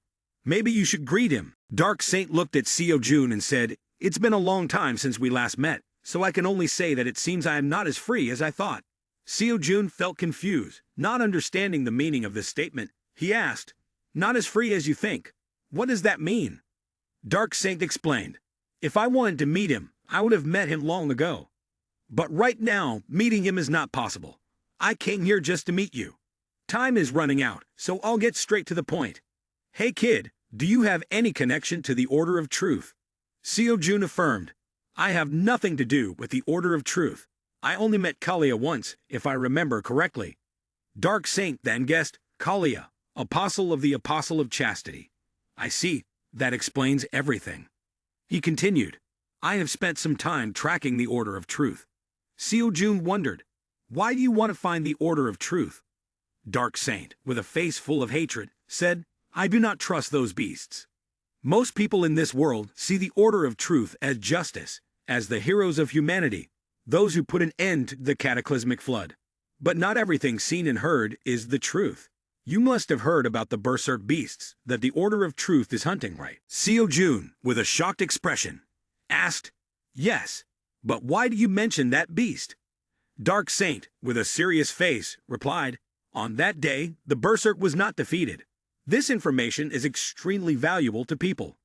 Seo-jun felt a flurry of thoughts arise in his mind. That beast is terrifying. People often refer to him as the second cataclysmic flood. Once the Grand Voice and the 7 apostles hunted him down. It was also when the cataclysmic flood came to an end. But that beast is not often defeated. What are you trying to tell me? Dark Saint believed. That beast cannot be killed. He explained, Isn't it strange? If the Order of Truth successfully hunted him down, then they should have found his corpse. But there are no images, no verification, or any recorded footage. No matter how chaotic the cataclysmic flood was, the absence of any evidence is just too unreasonable. He added one more sentence. The berserk beast suddenly disappeared. Seo-jun felt that this was impossible. Why would he disappear while fighting against such people? He asked Dark Saint again, Wait, if the Order of Truth could not hunt him down, then why are they still considered the saviors of humanity? Dark Saint explained that it could be that they had some influence on the beast, or more precisely, that certain individuals did something to the berserk beast. But he did not die. Initially, he only thought this was a vague and unfounded hypothesis of his own. However, after several years, based on a clear incident, he became certain that this could no longer be called a mere coincidence. He turned away and asked, Have you ever wondered why there is opposition to the position of apostles of the Apostle of Chastity? Seo-jun recalled, I heard the Order of Truth declare that those apostles died of old age, or perhaps some other reason. Dark Saint affirmed, That's right, but the apostles of the Apostle of Chastity suddenly disappeared, just as we mentioned, abruptly like the way the great berserk beast vanished. He continued to reason. Dying of old age is a far-fetched notion. The 7 apostles of a group that had always been together for a long time. Yet only the apostle of the Apostle of Chastity died of old age. Does that seem logical to you? Seo-jun fell silent, unsure how to respond. Dark Saint continued, I see a significant similarity between these two disappearances. To clarify the truth behind these two incidents, I have always been tracking the Order of Truth, and as a result, I have concluded 2 things. First, that Order of Truth scum tried to take my life for daring to investigate them. He continued.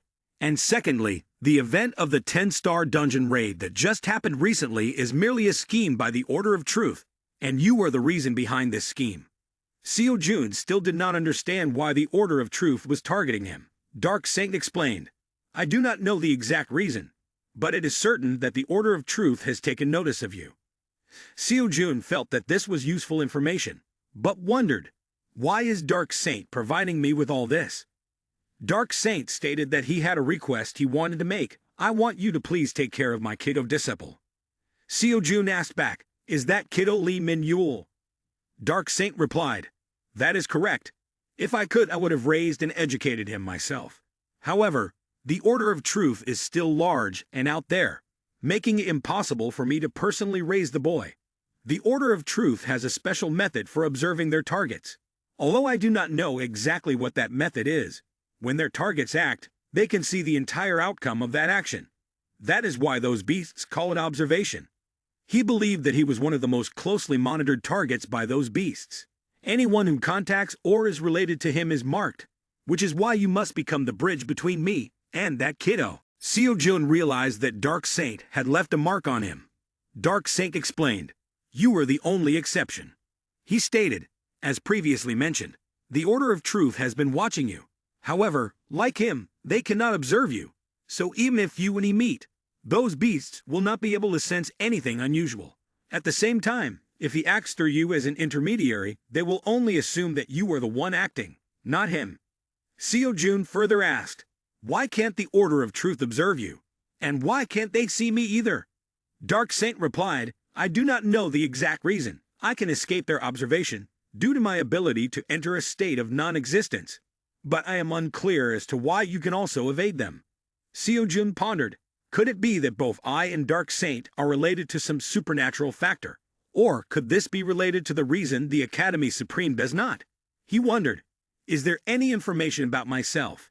In the meantime, Dark Saint took a notebook and asked Seo-jun to deliver it directly to Disciple for him. Dark Saint explained that, right now I am racing against time, so I can only record the knife-throwing technique and the art of concealment. The details will be clearer in this notebook. Seo-jun felt surprised that a man he had just met for the first time trusted him enough to entrust such a valuable thing. Dark Saint said, "The only thing in this world I do not interfere with is those who do not keep their word.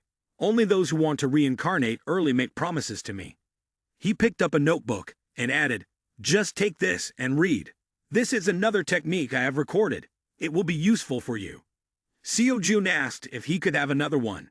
Dark Saint angrily replied, "Kiddo, do you want to die? I don't have time, and you still want to ask for something else. When I give something to someone, even an S-rank hunter has to kneel down and beg. And here you are asking for another one. Well then, let me ask, what do you want right now?" Seo-jun reported back, "It's nothing special, but I was wondering if you have ever heard of child support fees." He played the role of a practical nanny for a day just for fun. Dark Saint felt like he just misheard, but there was no way he could be mistaken. This kiddo dares to shamelessly ask for money in public, especially the money of one of the 5 strongest people in Korea. Does he really care more about money than his own strength? He knows how to seize the opportunity. If he doesn't give money, then no help will be given. Dark Saint thought this kiddo was truly shameless, but he still asked, "How much money?" Seo-jun proposed a promotional price, just $3 million. Upon hearing that figure, Dark Saint angrily cursed. "Damn it, this crazy bastard." Seo-jun had to tell the assassin, "Calm down, don't get angry. Let me explain first." He began to explain. "Honestly, is this the only thing I can do? If what you say is true, then this task can only be completed by someone not being observed by the Order of Truth." Dark Saint agreed. "Right, that's exactly correct." Seo-jun continued to explain. "Not to mention that the person must be a close brother. What would Lee Min-yul think? One fine day, an idiot suddenly jumps out and throws a whole manual in his face, then says a long string of 'This is the legacy your master needs to leave for you.' The kid could jump up, ecstatic, and say, 'Oh my God, thank you.' Or would he think, 'This guy is too crazy'?" Dark Saint is psychologically manipulated, seeing that what he says makes some sense. Seo-jun continues to explain. "Of course, the first time you might be able to accept it. But what about the second, third, or even more times? Are you just planning to help him once in his life and then leave him behind, even though he is your disciple? Even though he is the one who saved Dark Saint's life?" He uses a resentful tone. "If you see Lee Min-yul with your own eyes, you will realize immediately. His nature does not like to be held back by anything. If you continue to leave him behind, he will climb the mountain to cultivate on his own. If that happens, what will you do?" Seo-jun continues to explain. "If I help you, am I not also putting myself in danger? You want that if I do not act through you, then I will have to bear the consequences, not you, right, Dark Saint? But doesn't that mean the Order of Truth will look at the results of my actions and start to suspect me even more?" He asserts, "I believe that I deserve to receive at least $3 million. These words touch Dark Saint's psychology. He asks, "Is that all the money, right?" Seo-jun strongly emphasized, "That's right. What do you think? You accepted so quickly, knowing that I could have asked you for 10 million. But thinking about the scene where you get angry and stab me with a knife would be unfortunate." Dark Saint said, "I will transfer the money to you right away to be sure, but you don't intend to ask for money every month, do you?" Seo-jun replied, "No, I'm not the kind of despicable person who would do that." But in his heart, he wanted more. Seo-jun kept the amount of money unchanged, even including taxes. Dark Saint felt. This kiddo looks so thick-skinned, it feels like he doesn't know what shame is. Dark Saint said goodbye. The money will be transferred under the name of the association. The association will take care of all the tedious procedures, so you can use the money freely without having to worry too much. Seo Jun asked, "Can I tell Lee Min-yul about your visit?" Dark Saint, with a cold gaze, said, "It's not important because the Order of Truth cannot observe you, but remember to remind him not to breathe a word about my existence or the teacher-student relationship between us, and not to tell anyone else." As Dark Saint left, Seo Jun thought that the Order of Truth might be watching him. At that moment, Lee Min-yul also arrived. Seo Jun told Lee Min-yul, "Your senior is actually Dark Saint." After relaying all the information and events that had occurred, Seo Jun only lightly concealed the matter of the maintenance costs. Seo Jun said, "Due to an emergency, Dark Saint had to leave. However, he asked me to pass this on to you." He handed Lee Min-yul a notebook, and then turned away to let Lee Min-yul figure it out on his own. Seo Jun thought, "I will enjoy the money that is about to be transferred to my account and conveniently buy new weapons and some lectures." Lee Min-yul asked, "Why are you giving me this?" Seo Jun replied, "Didn't I report that he asked me to give you this?" Lee Min-yul believed, "You could have kept the book for yourself." Seo Jun suddenly felt a chill, turned back, scratched his nose, and explained, "How should I respond now?" In his mind, he thought, "If I say this book is useless to me, it would be like disrespecting Dark Saint. But then again, wouldn't I be able to find out about the Academy Supreme?" Seo Jun thought up a lie and prepared to tell Lee Min-yul when Lee Min-yul interrupted. "I've made my decision." Seo Jun didn't understand. "What have you decided?" Lee Min-yul said, "I will join you at Academy Hunter Mills." Seo Jun was surprised, but Lee Min-yul remained firm, stating, "I have met a good person and want to be with you for life." Seeing Seo Jun not reacting, Lee Min-yul assumed he had agreed to this decision. Lee Min-yul put his arm around Seo Jun and said to Seo Jun, "In short, I intend to enroll in this academy." With a cheerful attitude, Seo Jun signaled, "I don't mind at all. To be honest, I'm even happy about it." Lee Min-yul would become Seo Jun's teammate tonight and his closest friend whenever he faced difficulties. He shared his feelings. "At first, I was quite surprised, but this is not a problem." Lee Min-yul promised to train with the secret manual that Dark Saint had given him. Meanwhile, Seo Jun thought, "This is a good deal because every time I receive a favor from Dark Saint, I won't have to waste time looking for Lee Min-yul anymore." He felt this was a good thing, his eyes lighting up, and thought, "I can extract more money from Dark Saint if I continue to associate with Lee Min-yul. He is a golden goose for me." Seo Jun laughed. Thinking about it made his mouth water, and he was already filled with joy. Seo Jun, with a fake smiling face, said, "I feel happy that Lee Min-yul has joined the academy with me and will now become my teammate." Seo Jun laughed haha, thinking about how he could make a lot of money from him. Park Seo Yoon thought that her trainees should participate in the team competition. When Seo Jun heard about the competition, he was a bit surprised. Park Seo Yoon explained, "There have to be competitions where the academy's contestants participate together. Because there are so many participants, the rewards are much bigger." Seo Jun's ears only heard the two words "big rewards," and he appeared excited. "Oh, this life is wonderful. I am sure that when both of us participate, we will easily win." Seo Jun's golden egg-laying chicken looked at him with a strange attitude. Seo Jun changed the subject by congratulating Lee Min-yul. "Congratulations on joining our academy." Lee Min-yul innocently thanked him back. The next day, a muscular guy, with a body like a rock, wearing a golden lion shirt, was panting. He reported to the trainees, "Please wait a little longer for me to finish this last set." Since Lee Min-yul enrolled in the academy, along with the competition with a prize of up to 1 billion and 3 billion from Dark Saint, Seo Jun is admiring Hercules' muscular physique. It turns out this is the science he just purchased. With just a wave of his hand, the system presents a lesson proposal. You will receive divine power of level S after completing the training course. Just complete 500 sets with these 3 exercises. The second lesson is a martial arts class. As soon as the first lesson is mentioned, a stone pillar falls to the ground, shaking the very earth. Hercules greets his students, feeling that introducing himself is quite boring. He introduces himself as Hercules, one of the gods of ancient Lamia, the god of strength and heroes. Hercules says, "I know that most of my students usually come here right after completing your course, Chiron. If anyone happens to be sitting here without having completed that course, please complete it first." In fact, Hercules will study after Chiron's course. But in reality, Hercules is Chiron's disciple. Hercules slapped his 70 centimeters thick arm and explained, "For a warrior to fight well, their body must be prioritized. Strength, reflexes, speed, all need to be trained. Among all these things, what I am about to teach you is strength. To be more precise, I am talking about the strength of muscles. I'm sure some students are thinking right now, what the hell is this? What's the point of getting stronger? Doesn't getting bigger just make you slower and more sluggish?" Hercules laughed loudly and asserted, "That's just baseless prejudice. They are completely far from the truth. Channel ki throughout your body, and those muscle masses will gradually grow. As I explain, strength, speed, reflexes, all of them are formed from the strength of the muscles." Seo Jun felt his muscles naturally getting bigger, and he didn't understand what was happening. He thought, my teacher is just flexing a bit, but unexpectedly, his muscle mass has actually become much larger.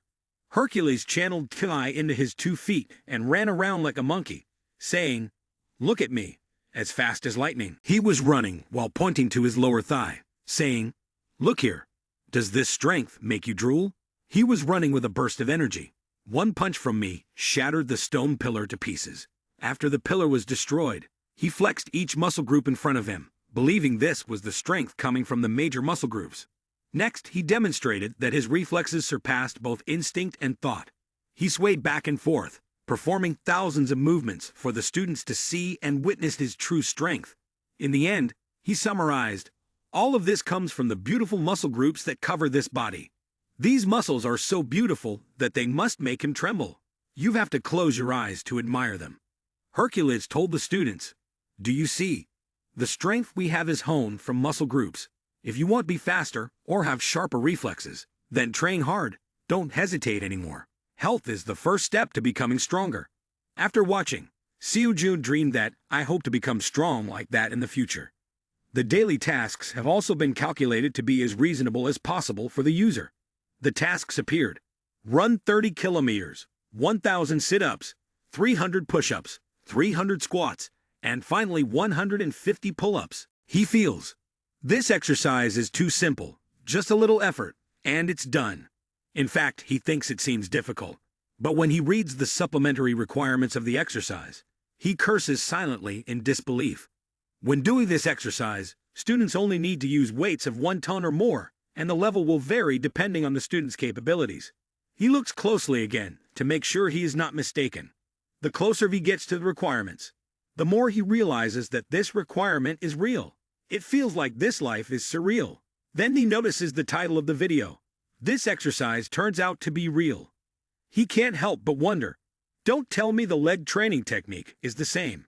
He clicks to watch another lecture about walking on void with an elderly man named Jang Sambong. Jang Sambong explains, "When I talk about techniques in this, I am talking about the movement of the legs in combat.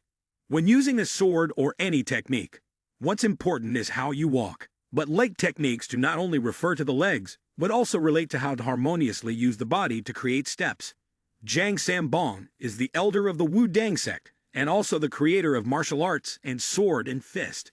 Hercules considers Jang Sambong to be a gym addict, but also a legend who has transcended the mundane world. Yet isn't he also immortal? Jang Sambong gave a very simple example.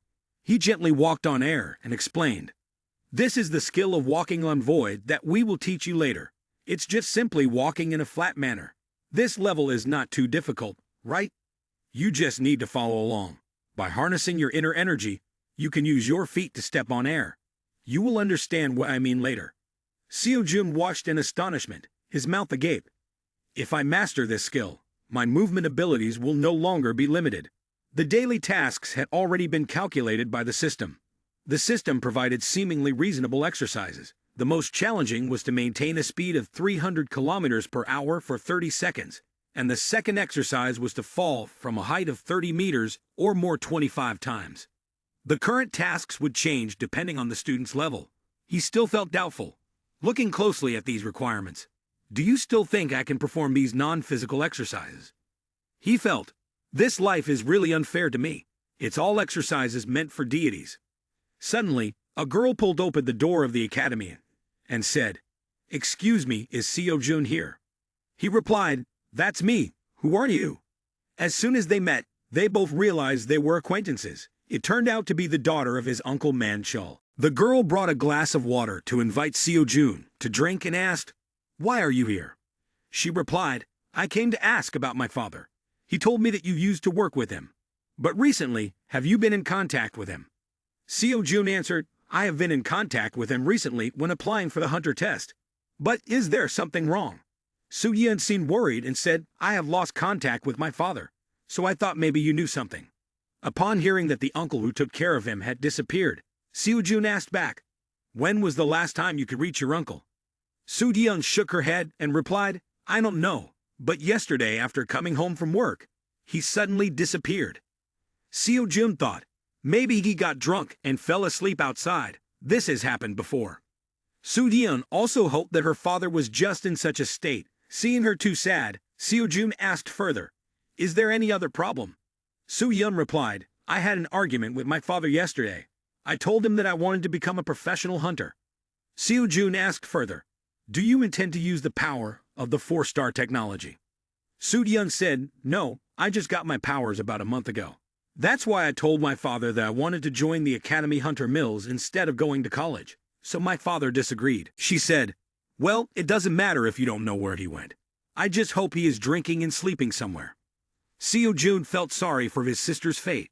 Right now, earning money as a hunter seemed much better than working in a company. He understood why this girl wanted to find a job as soon as possible, just to help Uncle Man Chul. And the uncle didn't want to put his daughter in danger. He said, after hearing stories related to hunters, he will definitely not want his daughter to pursue this profession at all. "Be careful, little sister. If anything happens, just contact me." The little sister replied, "Good luck to you. I think you are doing fine now." As soon as he said goodbye of his sister, Seo Jun's expression turned anxious. He took out his phone to call, but the uncle didn't answer. He didn't know what he was doing. Indeed, this was not the first time this had happened. At this moment, Calchas reported back to Kalia, "I think the evil star has started to take notice." Kali replied, "The evil star and the dark saint, right? What about Kim Seo Jun?" Calchas responded, "We still haven't been able to locate him." This made her bite her nails in worry. She demanded, under no circumstances should the infiltration of a 10-star dungeon be revealed. Konkos replied, "Yes." Kalia continued, the progress of the plan. He still wondered how he could possibly carry out these exercises. He had no idea where to find a ton to train with, let alone complete the workout. He regretted thinking that leaving the beast corpses behind for training was better. But considering that he had bought Kibisis, even though he never intended to use it to help him train, he had no other choice. As soon as he put the heavy items into the spatial bag, the normal spatial evening suddenly became heavier than ever, making it hard for him to even lift it once. He hoped that with this bag, the weight would exceed a ton. But when he tried too hard, it turned out to be too old. So he had to set the spatial bag down on the ground. Seo Jun thought, with my basic strength, it's a bit difficult. But maybe increasing my strength with mana will make it more feasible. He didn't think he would have to go this far, but training felt more like torture than exercise. He rolled up his sleeves and determined to exert all his power to complete the workout.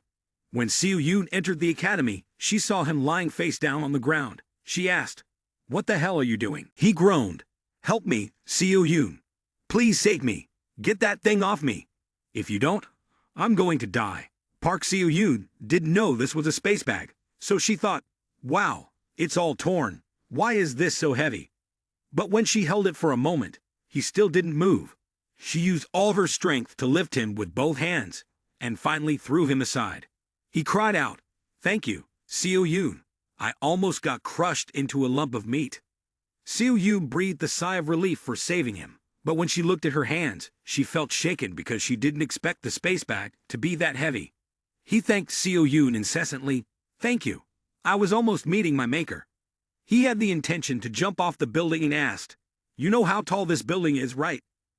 Seo Yun thought he was just asking out of curiosity, so she replied, "It's about 5 stories, around 15 meters." He felt that 15 meters wasn't enough, so he asked, "Why are you asking me this?" He looked at Seo Yoon's face with determination.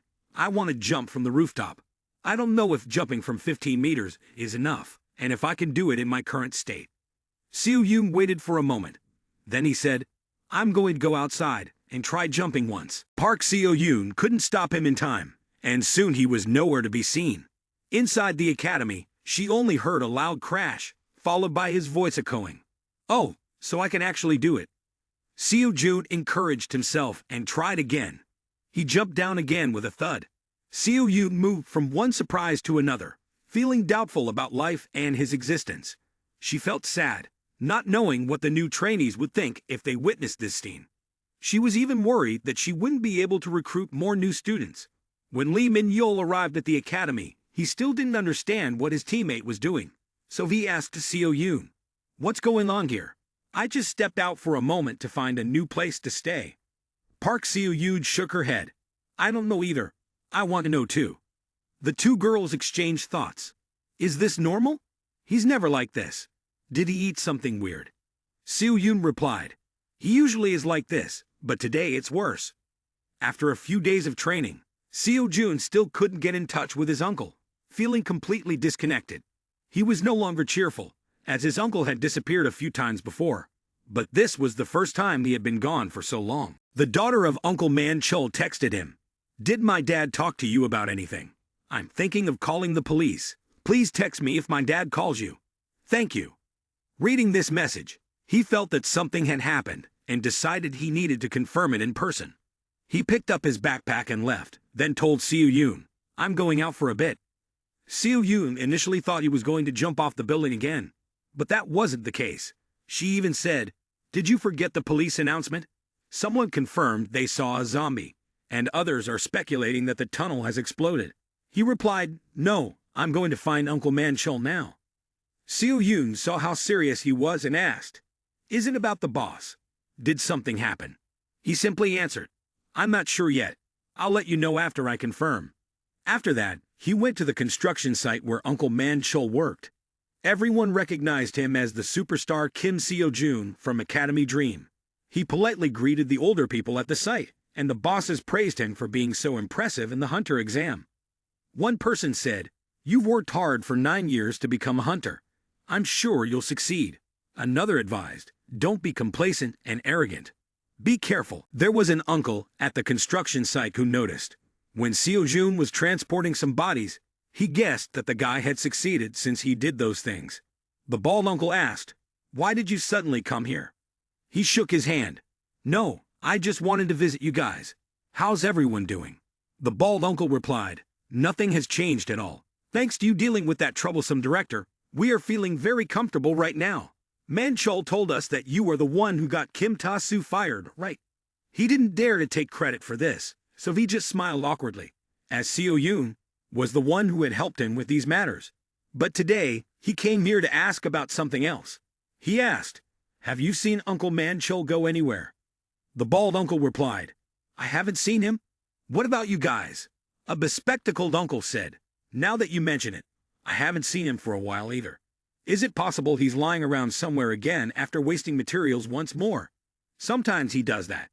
Seo Joon felt disheartened, because he thought no one at the construction site knew about where the uncle had gone. Then suddenly, one person in the group said, "That uncle disappeared when he followed someone." Seo Joon immediately asked for information about the uncle who had followed the stranger. "What do you mean?" The bald uncle tried to remember. "That happened about 3 or 4 days ago, I think. A stranger came to our company." The people around also recalled and agreed. The uncle went out to meet this person. Another person added, "You're right. I heard that person offer a very large reward. Even I was tempted." Seo Joon asked further, "Was there anyone else with that person?" Everyone replied, "No, it was just that uncle." They continued to recount. "I guess this is really suspicious. That person proposed a personal deal instead of going through the company's administrative procedures. Usually, those are very dangerous or illegal tasks. Money isn't worth risking one's life for." Seo Joon felt confused, not understanding why his uncle would agree to do such a thing. Someone else in the group said, maybe he is trying to earn money to pay for his daughter's tuition or something similar. Seo Jun didn't want to miss the opportunity, so he asked, can you tell me where he went? The others discussed among themselves, admitting that they had almost been lured by the words of that mysterious person. The bald uncle finally replied, I'm sorry, but we also don't know. While the uncles were chatting, Seo Jun suddenly noticed something and hurriedly ran off. He only had time to say, thank you for the suggestion. I'm a bit busy, so I have to leave right away. It turned out he had gone to the labor headquarters to inquire about information. But, unfortunately, the staff from the company refused, explaining that they are not allowed to disclose customer information to unrelated third parties. Seo Jun angrily shouted, he is missing. Are you people normal? The staff remained firm in their stance. We cannot disclose anything until it is verified that the person is truly missing. Even after confirmation, we also cannot share information with you. I apologize. Seo Jun was furious, but he had to grit his teeth and endure. He found a corner in the park to sit and think, unsure of what to do next. When he remembered what the people at the construction site said about the uncle leaving with a suspicious person, he felt anxious that perhaps the uncle had encountered something bad. However, according to his reasoning, there was still no evidence to prove that he was missing. The feeling of unease grew stronger within him. At this moment, Seo Jun kept reminiscing about the memories with his uncle Man-chul, a person who was always positive, optimistic, and full of life. His uncle always helped him in work and life. Even when he was in the hospital because a beast had crushed his leg, he still handed him an envelope and insisted that he take this money. At that time, Seo Jun asked, what is this money, uncle? Uncle smiled and said, it's an envelope. What else could it be? Inside there is only 3 million, but I hope you will accept it. Seo Jun, with his self-respect, knew that his uncle had a daughter who needed to pay tuition. He could not accept that money, but his uncle simply said, if an adult has offered it, you should accept it and thank them. Uncle also reminded him, you must try to recover as quickly as possible, kid, and for borrowing money, we only need to use it once more. Right. Seo Jun recalled the time he lost all the savings he had accumulated over 9 years after the accident. At that time, only Uncle Man-chul came to his side, comforting and caring for him. He wasn't wealthy, but he was willing to give Seo Jun 3 million without hesitation. Seo Jun used that money to pay for tuition at Academy Supreme, and thanks to that, he had the opportunity to study at Academy Supreme. Anger surged within Seo Jun as he thought that he could not just sit and wait forever. He decided to call Seo Jun to ask for help with something and was determined to meet Sword Saint to talk immediately. When standing in front of Sword Saint, he listened to Seo Jun's circumstances and asked, what do you want me to help with? Seo Jun, instead of answering yes, said, no. He proposed to challenge the Sword Saint and asked, will you accept? He wanted a one-on-one battle between himself and the Sword Saint. This proposal surprised both Seo Jun and the Sword Saint's subordinates. The Sword Saint asked in astonishment, what? Seo Jun calmly set forth his condition. If I win, I want you to directly intervene in this accident, not just simply help. Conversely, if I lose, I will drop out of school. Upon hearing this, Seo Jun panicked. What is this? Seo Jun further explained, I cannot fight you openly, that is obvious.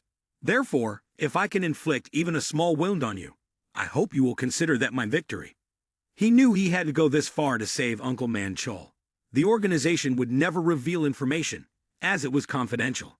But the person standing before him, the Sword Saint, was one of the 5 heroes representing South Korea. This was invaluable, and he had no other options. This was the only way he could save his uncle. The Sword Saint looked at him unflinchingly and said, how bold you are. He told him, very well, follow me. Upon returning to his room, Sword Saint opened the cabinet and took out a treasure that he had not touched in a long time. He drew the sword from its sheath, and the subordinate following behind immediately recognized it as the Azure Dragon Sword.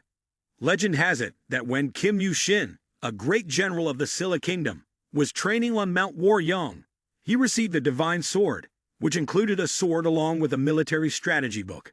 Thanks to this, he achieved resounding victories. Although this was merely a replica of the Azure Dragon Sword, the sword was still a masterpiece created during the greatest era of Korea.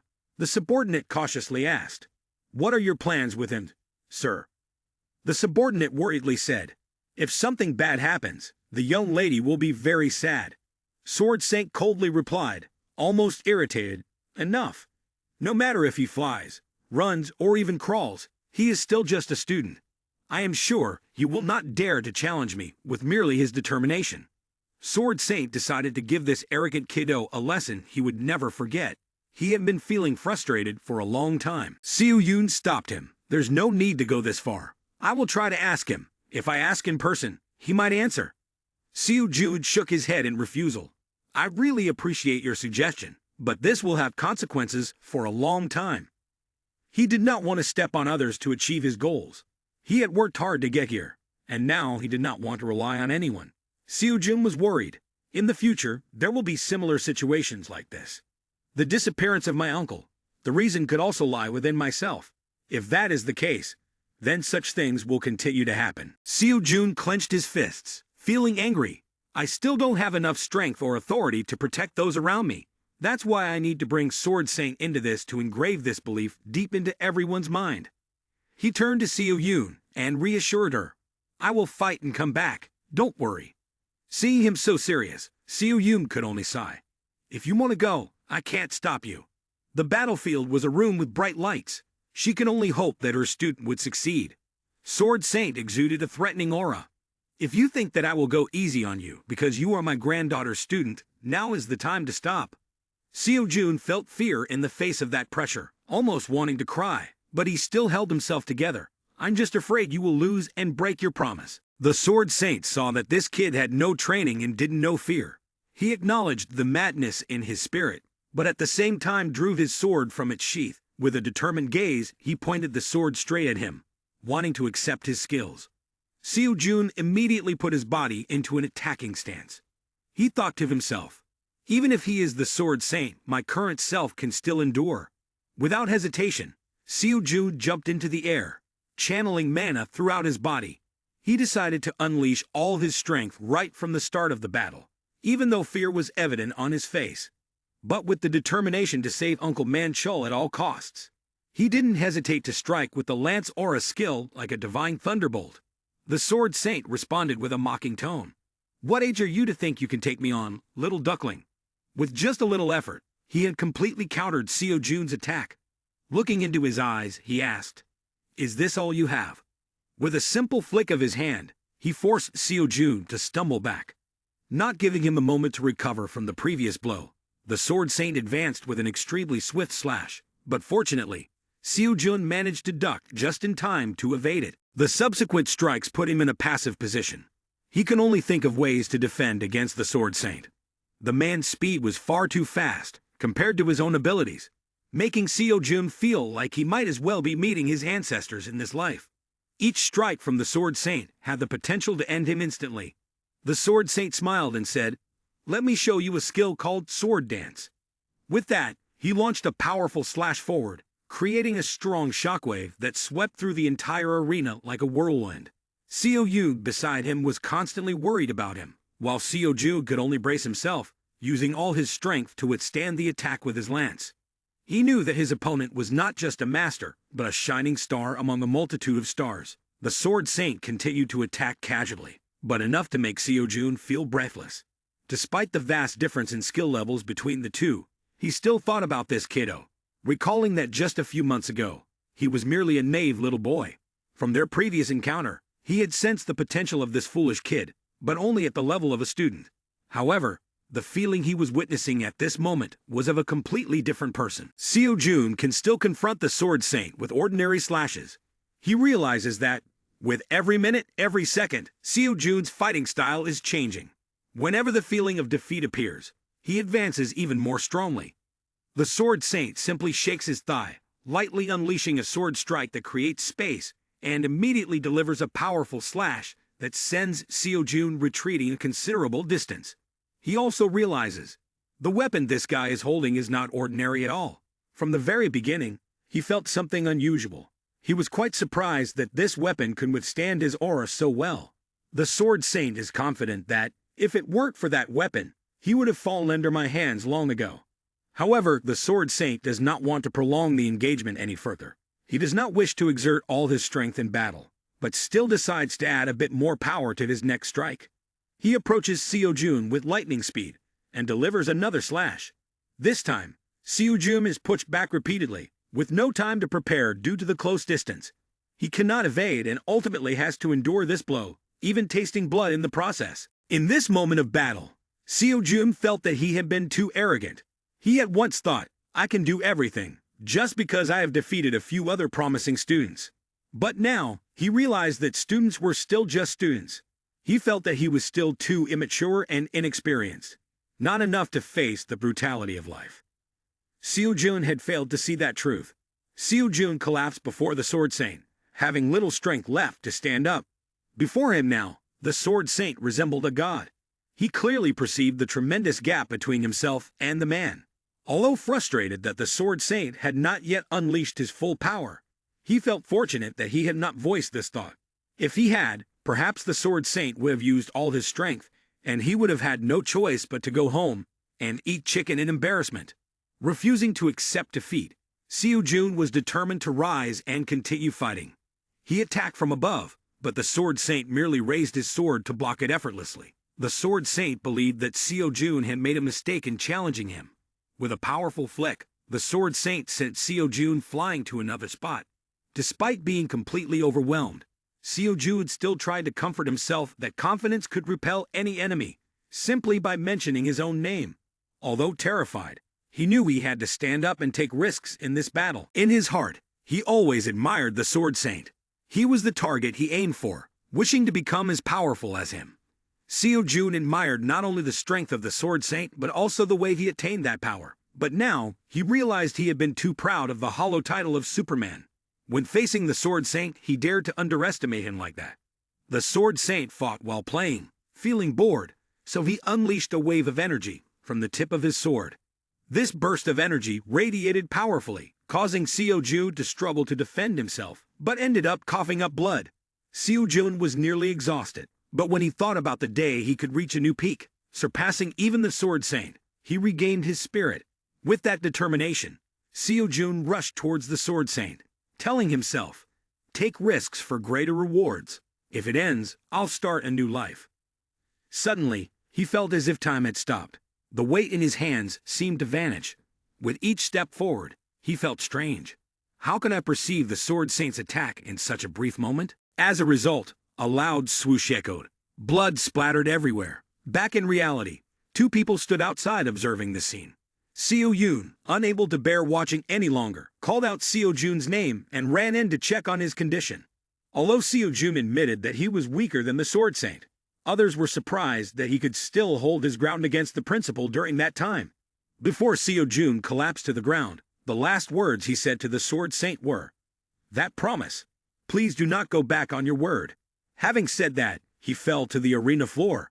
The Sword Saint stood there with a face as cold as ice, as if he were contemplating something. He acknowledged that Seo-jun had grown much stronger than before, and just by looking into his eyes, one could see that. As for Uncle Man-chul, he was carrying someone on his back through the snowstorm, cursing as he walked. Damn it! I regret this now. If things go wrong because of you, I won't follow anymore. I've been blinded by your money. While carrying the person on his back, Uncle Man-chul panted heavily. The man on his back apologized to him, as he hadn't expected this to happen.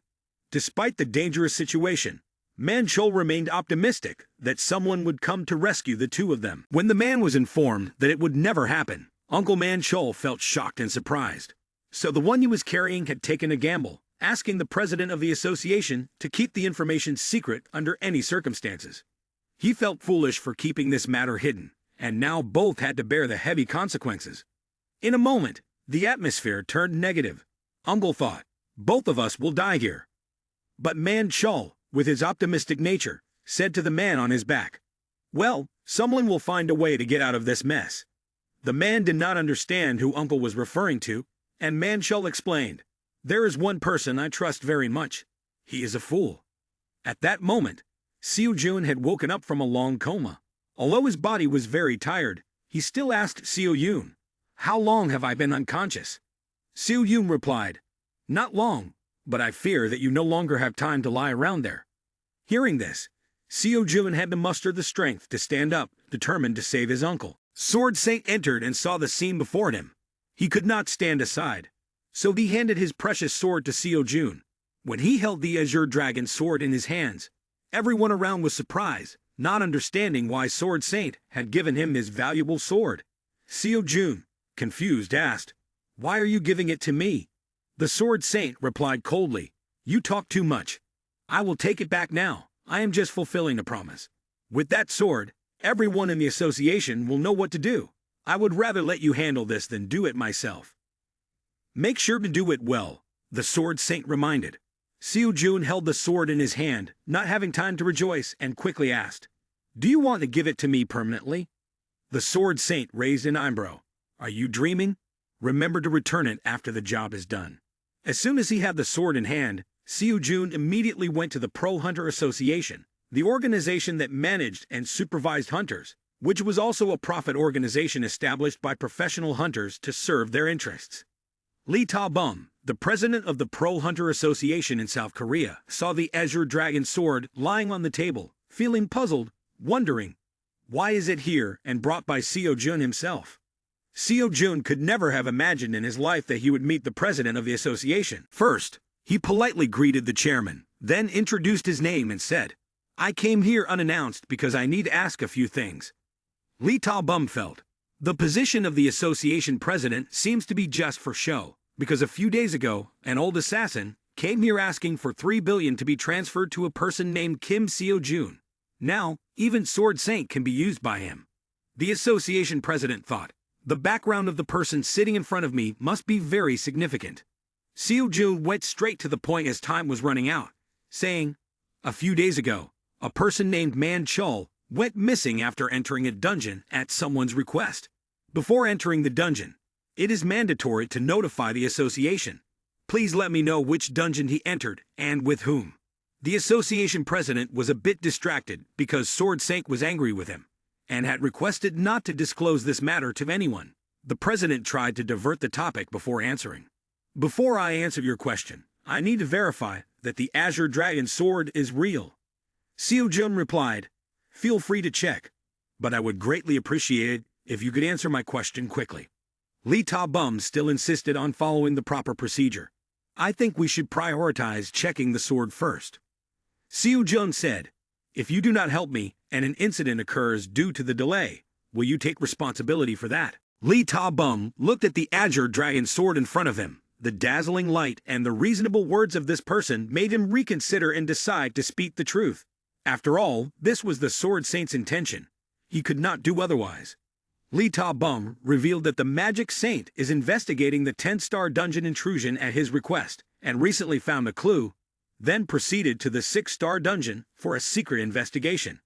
Hearing about the 10-star dungeon, Seo-jun recalled that the assassin once told me that the one behind this dungeon is the Order of Truth.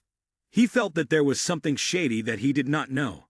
After obtaining the information, he stood up to thank the association president for providing the information, but before leaving, he still had one question.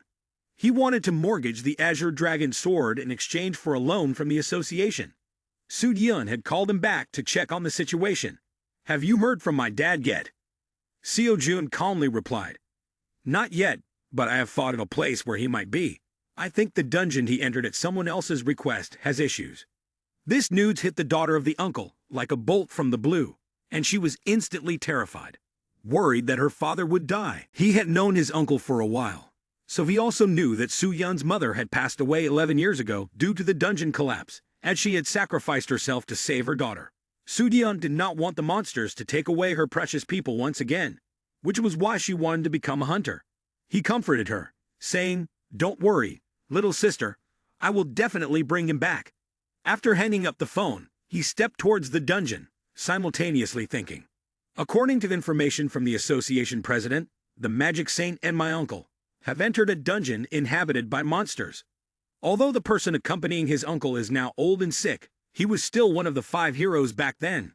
There must be a reason they are trapped in the 6-star dungeon. Perhaps it is a trap set by the Order of Truth to eliminate the Magic Saint. The Order of Truth is closely monitoring this situation, and they will act immediately if anyone intervenes." Seo-jun realized that aside from himself, no one else could help these people. While he was worried, the amount of 500 million had been transferred to his account. He immediately said, "Great, here it is." Thinking that he was joking about using the Azure Dragon Sword as collateral, the president had initially refused. But after seeing that he was serious, the president finally accepted, although very confused. He had also used tricks and words to threaten the president of the association, forcing him to sell to him for 500 million. He thought to himself, this decision will be fine, right? He believed that the Sword Saint told him he could do whatever he wanted with the sword, so he had mortgaged it. In reality, he did not want to see the Azure Dragon Sword that the Sword Saint had given him at all, but because he was about to enter the dungeon, where even the Magic Saint had to fail, he needed to prepare thoroughly. When he acquired that equipment, the system immediately calculated the value of karma and provided a figure corresponding to the amount of money he had just received from the president of the association. He had also noticed this weapon before. It was a weapon, although it was just a fake. But when he held it in his hand, he still felt it was very high quality. Feeling confident, he stepped into the chaotic dungeon. As soon as he entered the dungeon, he felt surrounded by trees and various types of plants. He knew that the monsters sent here are very difficult to hunt. They look no different from an ordinary tree. He sensed that he would be in danger if attacked unexpectedly or surrounded by a large number. He did not want to wander around challenging each one because there was no time left. It felt like wandering would lead to ambush. Therefore, he placed his hand on the trunk, focusing on sensing. Seo-jun, as soon as he focused his thoughts and feelings, found nothing at all. However, there was one tree that gave him a strange feeling, something he couldn't quite describe. He looked in the direction of that tree, thinking, it's no different from an ordinary tree. But it's time for me to try out the new weapon I just borrowed from that old man. Taking the opportunity to test the new weapon, he launched it. When the weapon flew towards the tree, it suddenly startled and dodged to the side. He was taken aback because this was the first time he had encountered such a thing. The weapon he had purchased had the ability to automatically return to attack the target it had struck. The weapon turned back and lodged itself right into the back of the tree, piercing through it and causing severe damage. The weapon he had just used was actually a lance of Gunnar, used to dismember the first giants and create the 9 worlds. He thought to himself, this is amazing. This weapon looks incredibly powerful. Although I sense that this weapon is strong, a replica this powerful seems a bit excessive. Looking at the material of the weapon, I can guess it was forged with superior materials. He raised his hand and imagined himself as the god Thor, saying, Lance, come back to me. However, the weapon remained completely still. He felt it was heavy and difficult to control, so he had consumed a lot of mana to make it fly up and automatically return to his hand. He found this very challenging, because if he kept making it return, it would drain too much mana, so he could only use it about twice in battle. In reality, using it just once would already deplete his mana.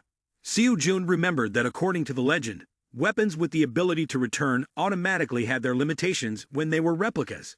At his current level, he could only call it back once. However, with positive belief, he thought he could use this ability freely. By then, this ability would just be like a cheap imitation. He recalled that he had only been able to purchase this weapon by mortgaging the Azure Dragon Sword of that old man. Meanwhile, the trees growing from the ground were preparing to attack him. He thought, if the Sword Saint wants to kill me, then I should throw this weapon to buy some time and escape. The trees lunged, reaching out their hands and preparing to attack. He used his agility to strike each tree, countering some of them and launching the newly purchased weapon. After that, he moved forward, not wanting to get entangled with these trees any longer. He worried, I wonder where my uncle is right now. Right now, his uncle is facing an old man. The old man is running out of breath, and a slogan appears. If you fall, someone else will eat you.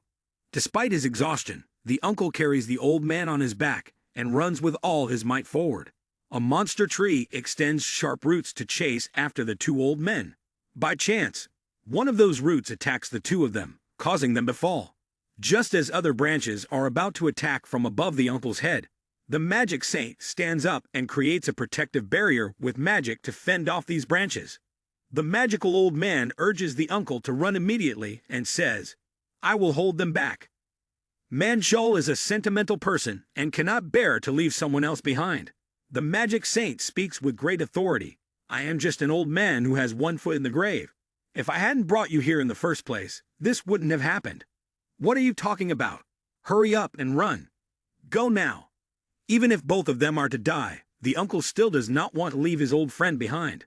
The magic saint, exhausted, lies down because he has given his all. The uncle uses his body to shield the old man. In the moment before they ascend to the heavens, the uncle conveys, "I'm sorry, it's all my father's fault, Soo-yeon." But when the uncle thought he was dead and didn't open his eyes, the male lead was standing in front of him to protect him. Seo-jun, with a confident face, said, "Uncle, do you know how long your daughter has been looking for you?" Man-chol was surprised. "In times of trouble, this kiddo came to save my life." Seo-jun requested the uncle to bring the magic saint back and said, "We will talk later, okay." As for him, he charged forward alone to deal with the problem. He saw that this was a 6-star dungeon, so it wouldn't be easy to solve it all. He successfully attracted the attention of the monsters, just as he thought he needed to find their weakness. Branches attacked him as fast as swords, making it difficult for him to dodge. He'd also realized that these monsters are nearly immortal. No matter how many times I chop them, they can continuously regenerate. He felt a chill and temporarily withdrew. He decided that given the current situation, I cannot get close to them. I will throw my weapon to pierce their weak points. In the critical moment, he fumbled to find that weapon. He thought, if I run to get the weapon, the other two will be in danger. The angry tree monsters continuously attacked them. He used the skills Kuei Te, spinning Lance of Longinus, to fend off this assault. He felt, this weapon is extremely powerful, completely making him feel pressure. His body felt like it was being torn apart into two. When he glanced back and saw the two men had run far enough away, he no longer lingered with them, but moved and ran quickly to the weapon. As soon as he grasped the weapon in his hand, he said, "You guys, who has been bullying me all this time, now it's too late to apologize." He hurled the weapon down, piercing the bodies of the tree monsters. The monsters could only scream in agony, but that was still not enough. Because they had the ability to regenerate infinitely, when this tree was destroyed, there were still countless other trees. He had to work very hard to avoid them. At times, he even got hit, causing him to bleed. He was throwing the weapon, while using the Lance of Longinus to deal with them. When he noticed the weapon had stopped moving, he went to look for it. When he found it, he raised his hand to recruit it. Fortunately, the weapon knew how to obey, rolling back slowly and reaching his hand. He felt truly lucky to have found this weapon, and to have called it back in time. When it returned to his hand, he felt as if he had tamed it much more. His gaze became cold. He just wanted to clear out these monsters as quickly as possible. The monstrous trees, upon seeing the weapon he wielded, became sneaky and fearful, even daring not to attack. He sensed that they were afraid of the weapon he was holding. He chose which one would be eliminated first and decided to start with the one in the middle. He didn't need to say much. He threw the weapon through the row of trees, ending the life of that tree right on the spot. The other trees, realizing the situation was not in their favor, began to grow longer tendrils from their trunks to hinder him. He could retrieve the weapon, but the trees did not know that he had an even more powerful weapon than the one he had just used, which was the lance he was holding in his hand. Its destructive power could clear out any monster he desired. The trees seemed to find their way to death in the end.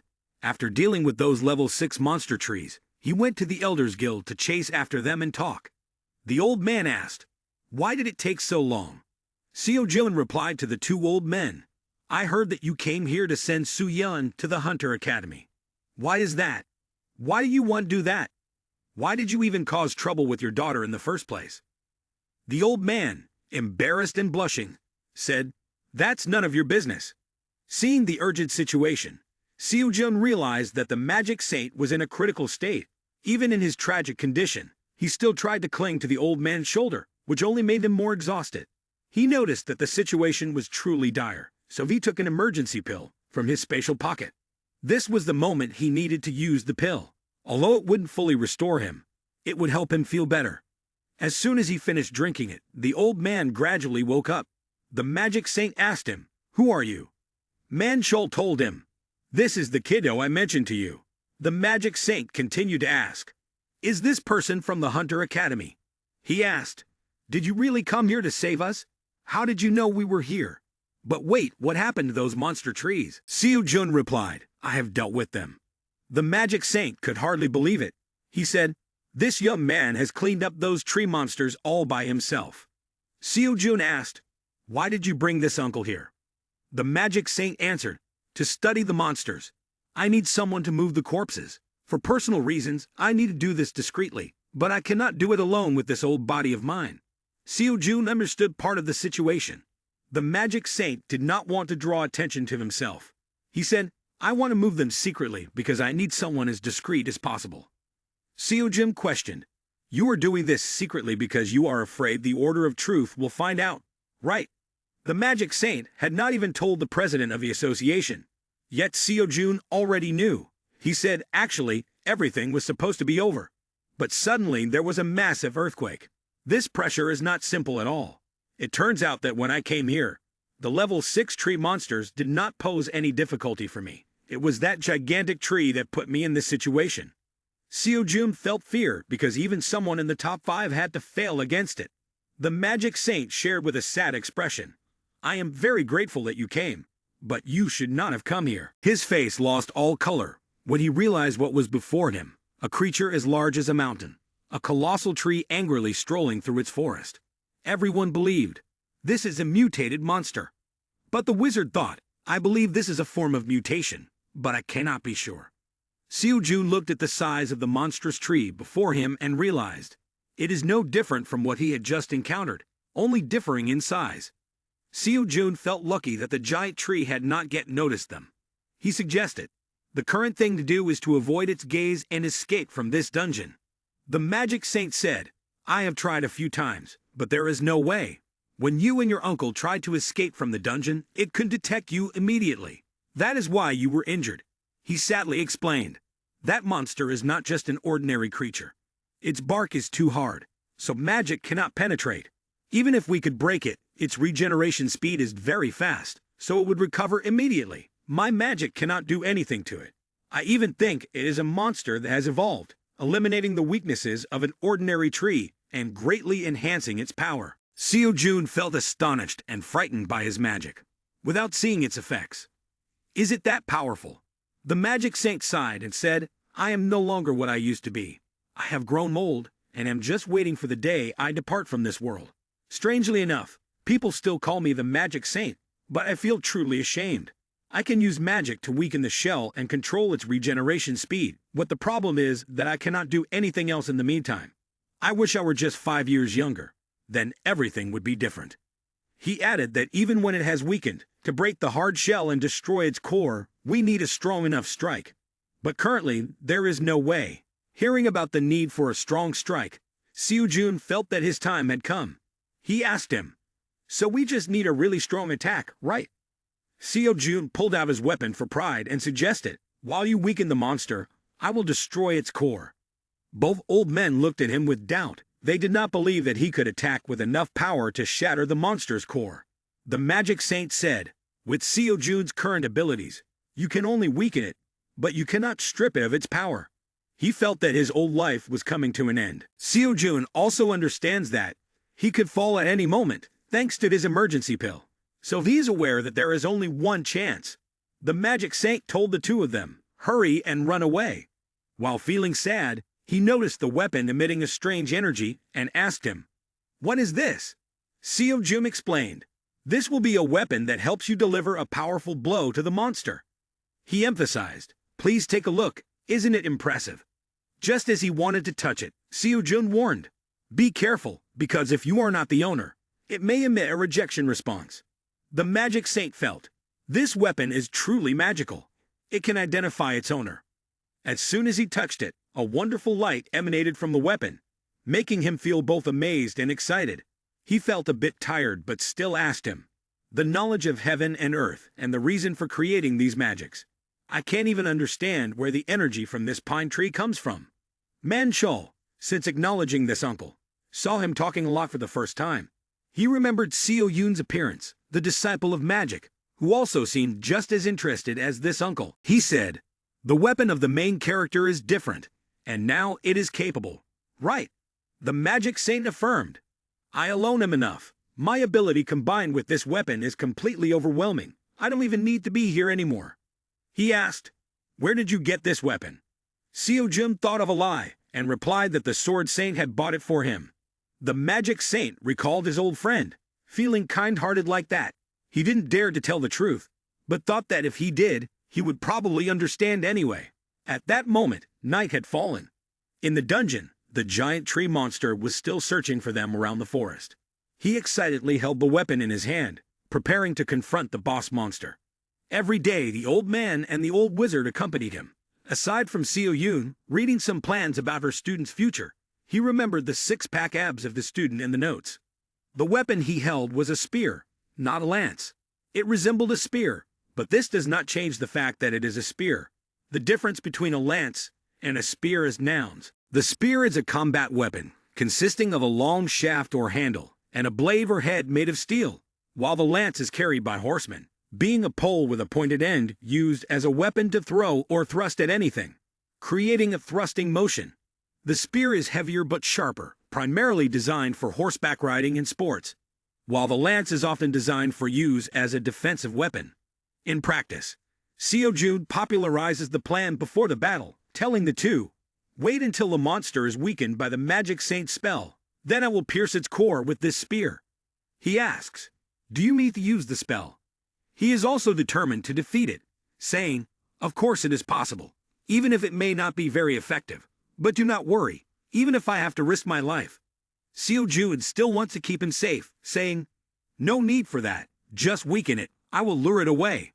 The plan is very simple, I will draw the monster away and buy time for the second step. During that time, the Magic Saint will exert all his power to cast the spell, and when the monster is weakened, I will destroy its core with the spear. The plan is too simple, but I am the one who thinks a lot." Seo-jun considered several risk scenarios. First, I could die while facing the monster. Second, it might attack the elderly group instead of me. He reasoned that the first variable won't happen as long as I perform well, but the second variable, that is, the Magic Saint won't be able to do anything while casting the spell, is a serious issue. He told his uncle, "I will do my best to attract its attention. However, I cannot guarantee how the situation will unfold. If anything unexpected happens, then I'll rely on you." Manchol was determined to return to his daughter and did not want to die in this place. He cheerfully replied to the old wizard, "You heard that right. If you don't want to die, make sure to hold on tight and don't fall off."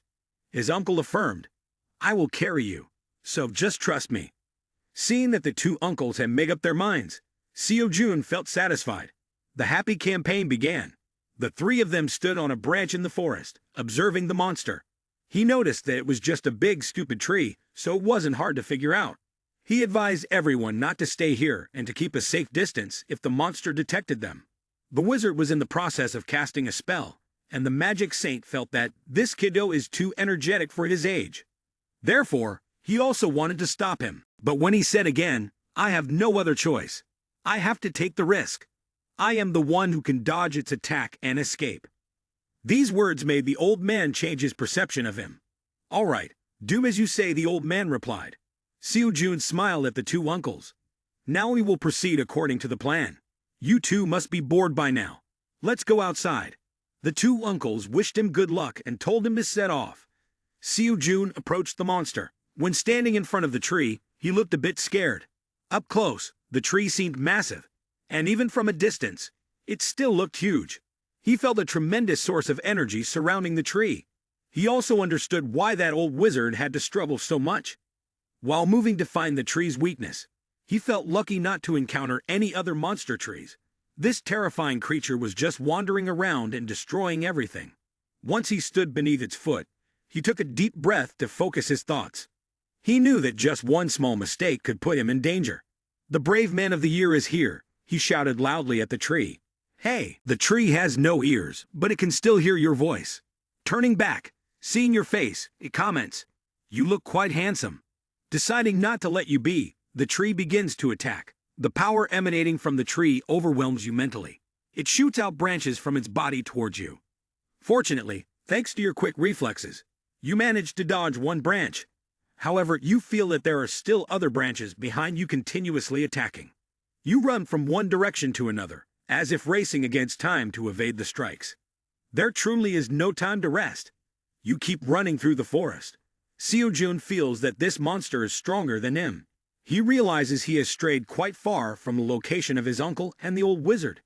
He senses an impending attack, while the old man has yet to prepare the weakening spell. With an instinctive awareness, he feels a branch lunging towards him from behind. He gently uses his legs to dodge. As he prepares to land on the ground, he sees many branches that have sprouted from the earth, ready to stab him. Fortunately, he was holding a lance in his hand, so for the time being, he felt safe. He ran at full speed to move to another place. In front of him, there was no longer a tree monster, but an extremely large, chaotic source of energy. He felt as if he were terrified, and not just himself.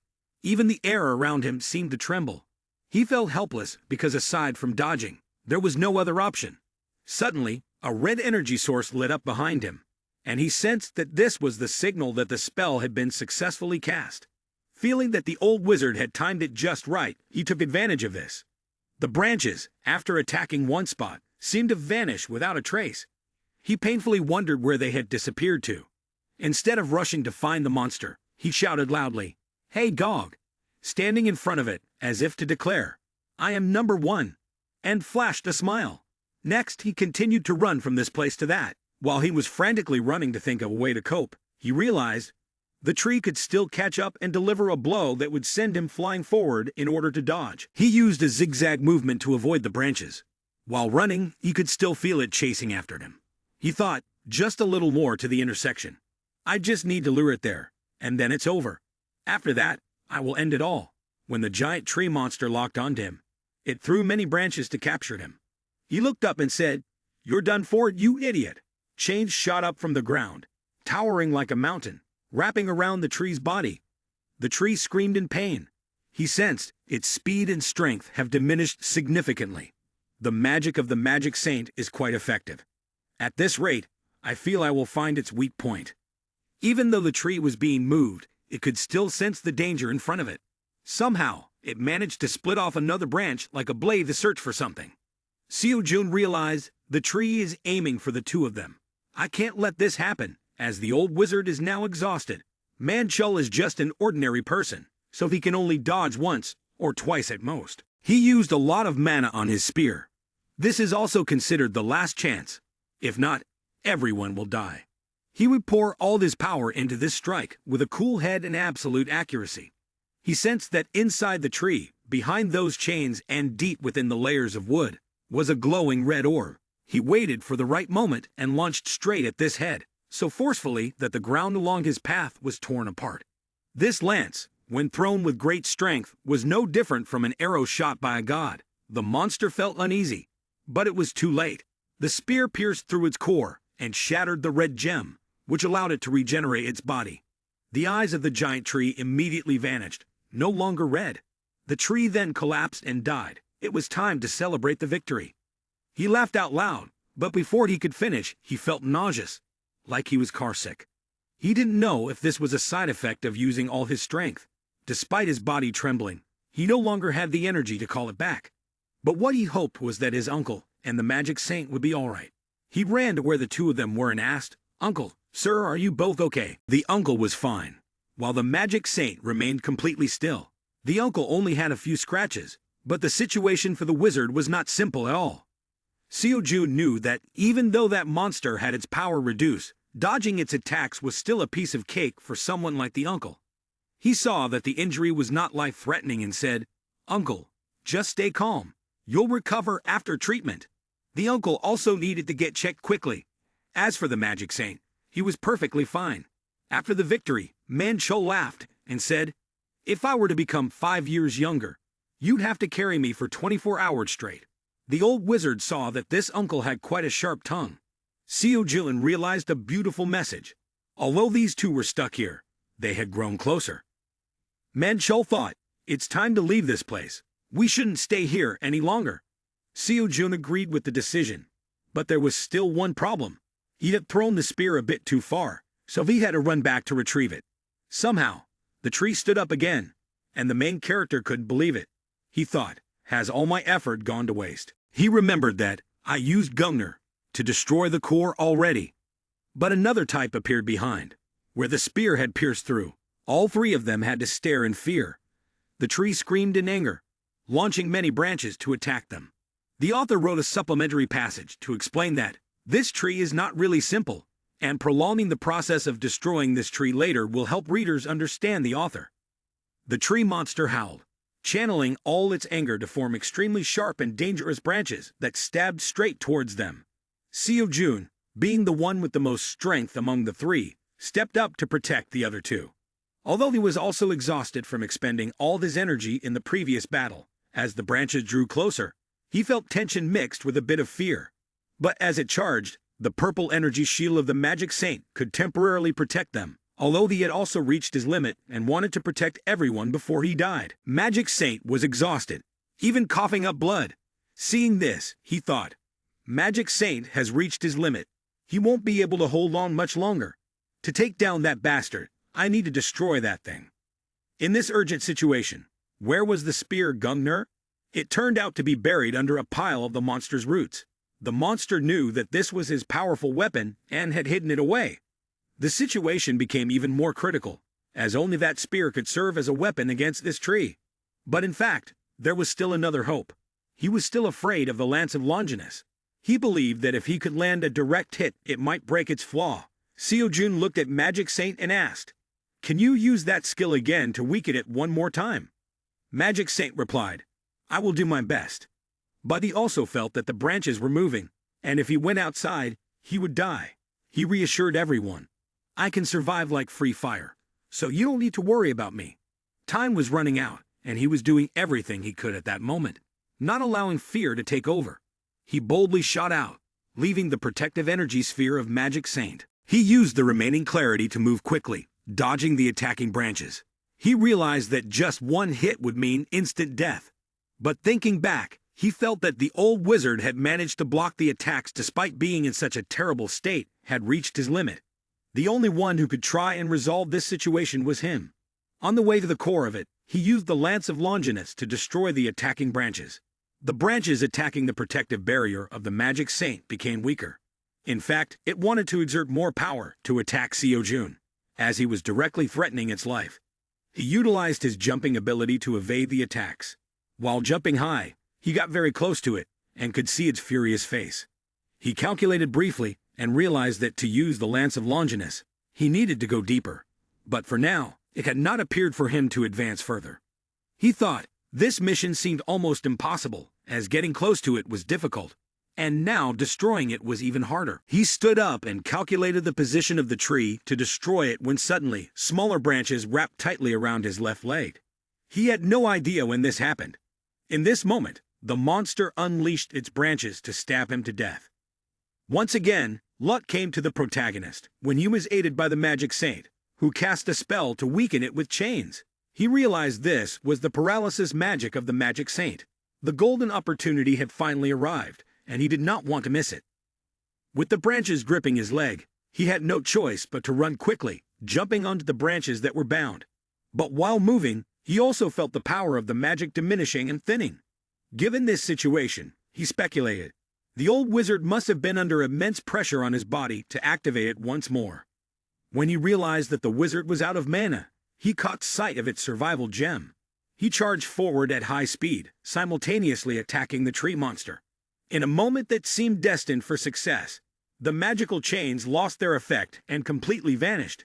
This also indicated that the old wizard had run out of energy. As soon as it was no longer bound, it angrily used another branch to give him a slap that sent him flying several meters away, exhausted, and now receiving another slap, causing him to gasp for breath. Lying on the ground and lamenting, "Oh heavens, where is the strength of the protagonist? Where is the power of our friendship?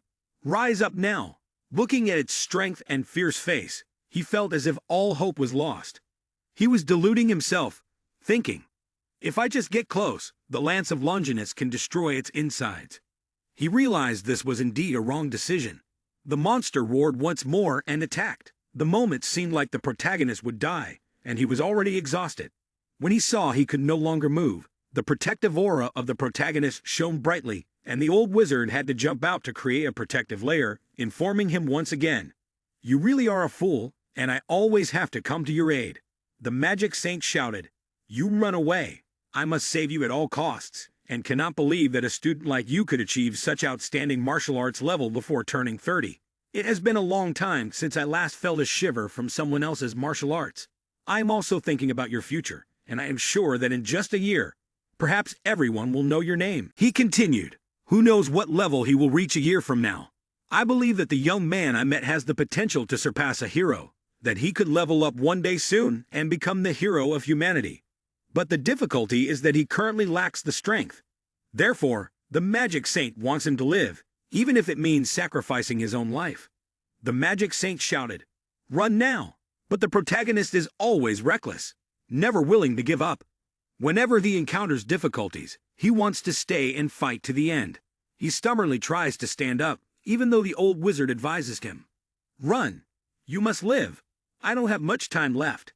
He told him, "Don't be foolish. Face reality." He became angry and asked, "Then why don't you run? Why don't you abandon us and escape? Why don't you leave Uncle Manchul? You could do that if you wanted to. Why do you keep trying to sacrifice yourself?" These words of wisdom made the magic saint realize some truth. The protagonist said that, but he was already exhausted. The more he tried to stand up, the more his body refused and collapsed again. His body was fighting against him. It had reached its limit and bled for the second time. In fear, he thought, running away is the best opportunity and choice right now. He decided to leave this place for the magic saint, and she would take Uncle Manchul away from here. There is one more option, but this is the worst choice: to fight this monster in an unfavorable condition. The moment he collapsed, he thought he would run away. But for some reason, deep down, he didn't want to run. A muscular man stood in front of him. It was the god Hercules. In the first lectures, he had asked him what he thought strength was. This question had made him reconsider. Hercules was the greatest god in Greek and Roman mythology. In the orientation, he emphasized the importance of muscles. However, the strength he wanted to impart was not just the kind of strength from ancient times. Seo Jun, with a face streaming with tears from exhaustion, looked up at the figure before him. It was the god from myths and legends. He was also smiling back at him, as if telling him to keep going. He suddenly remembered the words Hercules had said in the first class. He said, "Strength does not come solely from muscles. The strength I want to teach you is not just that." At this moment, he recalled the tasks Hercules had assigned to him. They were difficult, and Hercules had once said, "Now, are you wondering what the strength I am talking about is?" Even though you wanted to collapse from the exercises, you still kept your head up to listen to the lecture. "Do you think the lesson is over?" Suddenly, Hercules said something that made me perk up my ears to listen. It was the atonement for Hera's curse. I went mad and killed my beloved wife and child with my own hands. As a god tormented by guilt, there was a time when I thought about ending my own life. But fortunately, Hercules' good friend convinced him to undertake 12 labors to atone for his sins.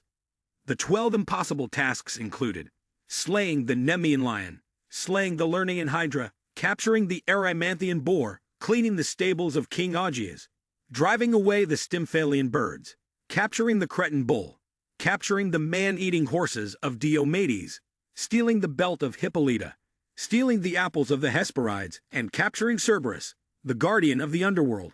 After completing all the tasks, Hercules' fame gradually increased over time. However, people suddenly began to mock me. They ridiculed me, claiming that I sought glory. I believed they were right because I had committed too many sins to become a hero. Thus, people cited reasons that prevented me from ever speaking the words of insult. It was painfully agonizing, and once again, I thought about suicide. He said, "But I cannot give up. I have lived for others, sacrificing myself to the point where they think I am a fool. I only hope that in the distant future, one day, selflessness will become a given in life. Only then can I forgive myself for that fateful day." He continued, "After I completed the 12 labors and was honored as a true hero, I saved the gods of Olympus in the battle against the giants, a battle that nearly ended the era of heroes. Hercules, a man who, having lost his sanity, took the life of his family, ultimately became the greatest hero of all. Hercules explained that the strength that guided him on his path was the will to atone. When you try to do something or become someone, people will often tell you that it is impossible." He went on, "As someone who has gone through such hardships and challenges, let me tell you this. I have heard such words throughout my journey of trials. However, I want everyone to know that it does not matter. Time and again, they will tell you that it is impossible. Time and again, they will say that you cannot do it. Hearing this, he was able to lift one leg to stand up. Then, he gritted his teeth, trying to endure all the wounds on his body to be able to rise. At the same time, the teachings of Hercules continued to resonate in his mind. I will not give up. No matter what, you will not surrender. All you need is a reason, a personal reason to succeed. Just that is enough to become a hero. When he heard the words reason and hero, Seojun stood up with his own will. The magic saint also sensed that this man was going to stand up to fight, so he warned, "Stop, it's madness. You know you can't win. That is not a monster you can handle at your current level." Seojun knew that what the old wizard said was completely true. He could not deny this. He understood himself better than anyone else, that he could not win. His inner self was torn in two directions. One continuously reminding him to stop, telling him to just run away. The fear clung to him like a weight pressing down on his chest, a whisper in his ear urging him to retreat. But then, the voice of Hercules echoed in his mind. Remember this, young man. When the whole world says you can't do it, reason will tell you that you are at your limit. But when you think you can't do it, move forward. In addition to the motivational words of Hercules, there were reasons that arose within him. There were thousands of reasons for him not to be able to do it, and thousands of reasons to run away. He knew that his actions, to someone like Magic Saint, would only make him see him as a reckless 27-year-old young man. But he did not allow himself to give up. He wanted to live a truly meaningful life. All fears had been pushed back by his will and true strength, a kind of power that rose from within his body and soul, no different from divine power. The radiant light of the protagonist shone throughout his body. The monster saw this and thought, "Damn it, this protagonist has evolved again." The will and strength from his spirit had healed the wounds on his body. Then he focused all that energy. At this moment, nothing could stop him anymore. The monster launched branches to surround him, but he simply swept through them, causing the branches to wither. In his eyes at that moment, there was nothing but will and purpose. The attacked monster cried out in pain, but it still struggled to resist. Unable to withstand the resistance, he poured all his strength into his lance of Longinus. Then, he unleashed an incredibly powerful energy strike at the center of the monster's body. This attack was so strong that a tree monster nearly as large as a mountain was pushed back a considerable distance. The protective sphere of the monster shattered under this destructive energy. Magic Saint and his two disciples were astonished. It has been a long time since I felt such a terrifying source of power. Before him now stood the figure of the man who had just defeated that monster. As the monster fell, he too was at the end of his strength, unable to stand upright. Magic Saint quickly created a protective field to gently lower him down. The next morning, his uncle appeared out of nowhere. As soon as Uncle Manchol saw him lying on the ground, he rushed over and asked, "Are you okay?" Magic Saint, with a very tired expression, said, "His injuries are severe, but at least his life is not in danger." Perhaps it was because he was reckless in using an amount of power that he could not withstand. Manchol reflected, "I never expected that the frail child from back then would grow so strong, all because of an unusual power gained after defeating that monster." When everything settled down, the Magic Saint sighed and admitted to his uncle, "To be honest, I was very frightened." Manchol did not understand what this old wizard was afraid of. With a pensive expression, the Magic Saint made his uncle think. Could it be that this old wizard is afraid of that gigantic tree? He is even known as the Magic Saint, and yet he is afraid. The Magic Saint replied, "I am also a human being, not a rock that knows no fear." The Magic Saint thought to himself, "Damn it, even though I always call myself an old man nearing the end of my life, what I fear is not the tree, but death. More precisely, I wonder what will happen to the world after I die, and that thought terrifies me." Manchol asked, "What do you mean?"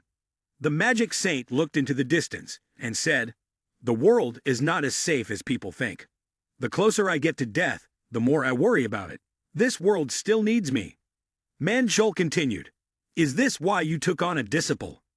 The Magic Saint answered, "That's right, and my disciple Jimin has done very well beyond my expectations.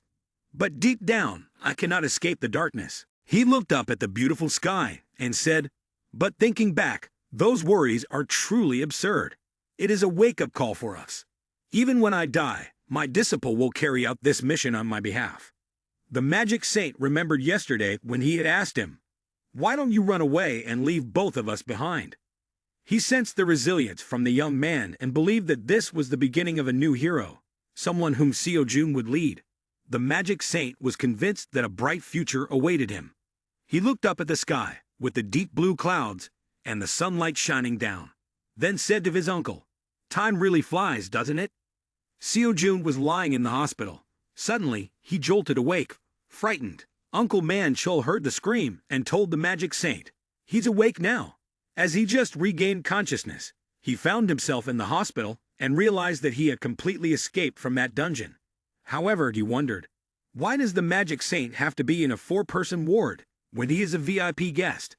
He then inquired about the health of the two old uncles. "How are you both doing?" Man-chul was lucky not to have any serious injuries, just a few deep wounds.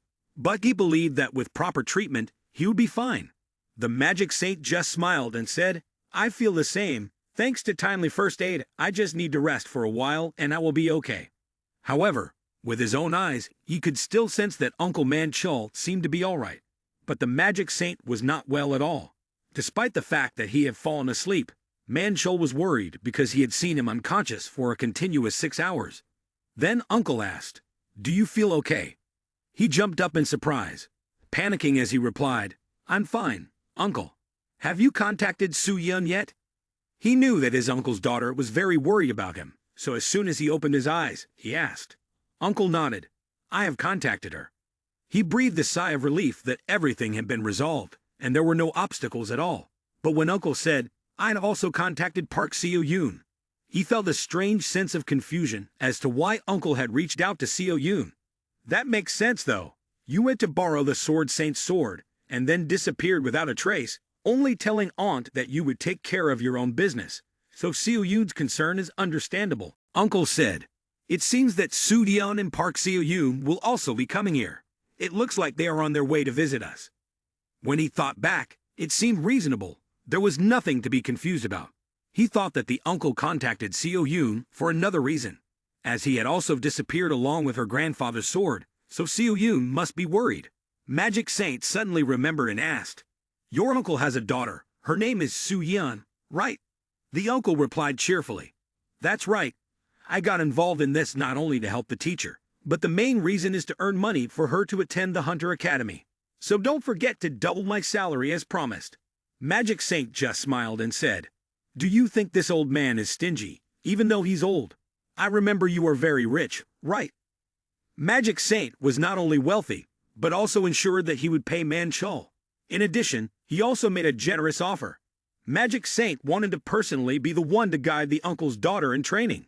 This proposal made both the uncle and the man sitting in the room feel excited. Man-chul did not hesitate to ask the old man, "Are you crazy?" Magic Saint calmly replied, "What do you mean? Even if I may not have much time left to live, I certainly haven't lost my memory." The old man continued to ask, "Then are you insane?" Magic Saint answered again, "I am not crazy either." The old man remembered that Magic Saint was a busy person, so he asked, "Why do you have to train my daughter?" Magic Saint seemed to have realized something. He did not want to waste his time anymore. He wanted to spend the rest of his life passing on the wonderful knowledge he had to the next generation. He guessed that he would not live to see the end of this year, so it was best to dedicate his final moments to guiding the old man's daughter. He saw this as a life-saving grace. Magic Saint smiled compassionately. "Since she was little, your daughter did not want to become a sorceress, so there's nothing to be done," Magic Saint said. He added, "But if you want, I can also teach Seo-jun." He himself had studied at an academy, and even had Academy Supreme on his phone. All he needed was money. He asked, "Do you have money? Just give it to me." Unlike the Dark Saint, the Magic Saint was willing to pay for the life that had been saved. He said, "My old life is worth a lot, not cheap at all, so don't hesitate to demand more." He felt that the moment had come, and just as he was about to mention a figure, the door to the room where the three of them were lying was suddenly pushed open. He sensed who had arrived without needing to discuss it. It was the Sword Saint. Before he even saw the Sword Saint enter the room, he heard Seo Yoon, his daughter, pleading, "Father, there must be a misunderstanding. Please don't do anything rash." He'd also sensed that this life was likely over. The Sword Saint was a hot-tempered man, making a ruckus outside the door. "What misunderstanding? Get out of the way. This time I won't let it slide. He won't escape punishment." He knew that Seo Yoon was following her master, and that the old Sword Saint was indeed short-tempered. Meanwhile, he'd had just woken up from the hospital after a 6-hour coma, and before he could even enjoy the fruits of his labor, the Sword Saint had come looking for trouble. He shouted in fear, "Sword Saint, please let me explain first." He thought about the current situation. Should I jump out of the window? But then again, this is the Sword Saint. He might just jump out after me. He also considered throwing the Gungnir lance to hold the old man back and then run away. The Sword Saint shouted, "Silence! This time, I won't let you off easily." The Magic Saint was also surprised that the Sword Saint had come all the way here. He greeted him. "Ah, it's been a long time since we've seen each other, Sword Saint." The Sword Saint was taken aback to see his old friend, whom he hadn't met in years, here. The Magic Saint greeted his old friend with a cheerful demeanor, as if they had just met yesterday, back when they were just children running around every day. The Magic Saint asked his old friend, "Hey, how have you been?" The Sword Saint reminisced about the past. He returned the greeting and said, "I'm still the same. But let's set that aside. Why are you here? How's your health?" The Magic Saint replied, "I nearly died trying to be brave and complete a mission." The Sword Saint was shocked by this. He thought even the Magic Saint is affected by age. Magic Saint smiled and said, "Sword Saint is very jealous because you are still full of energy. Do you have any secrets?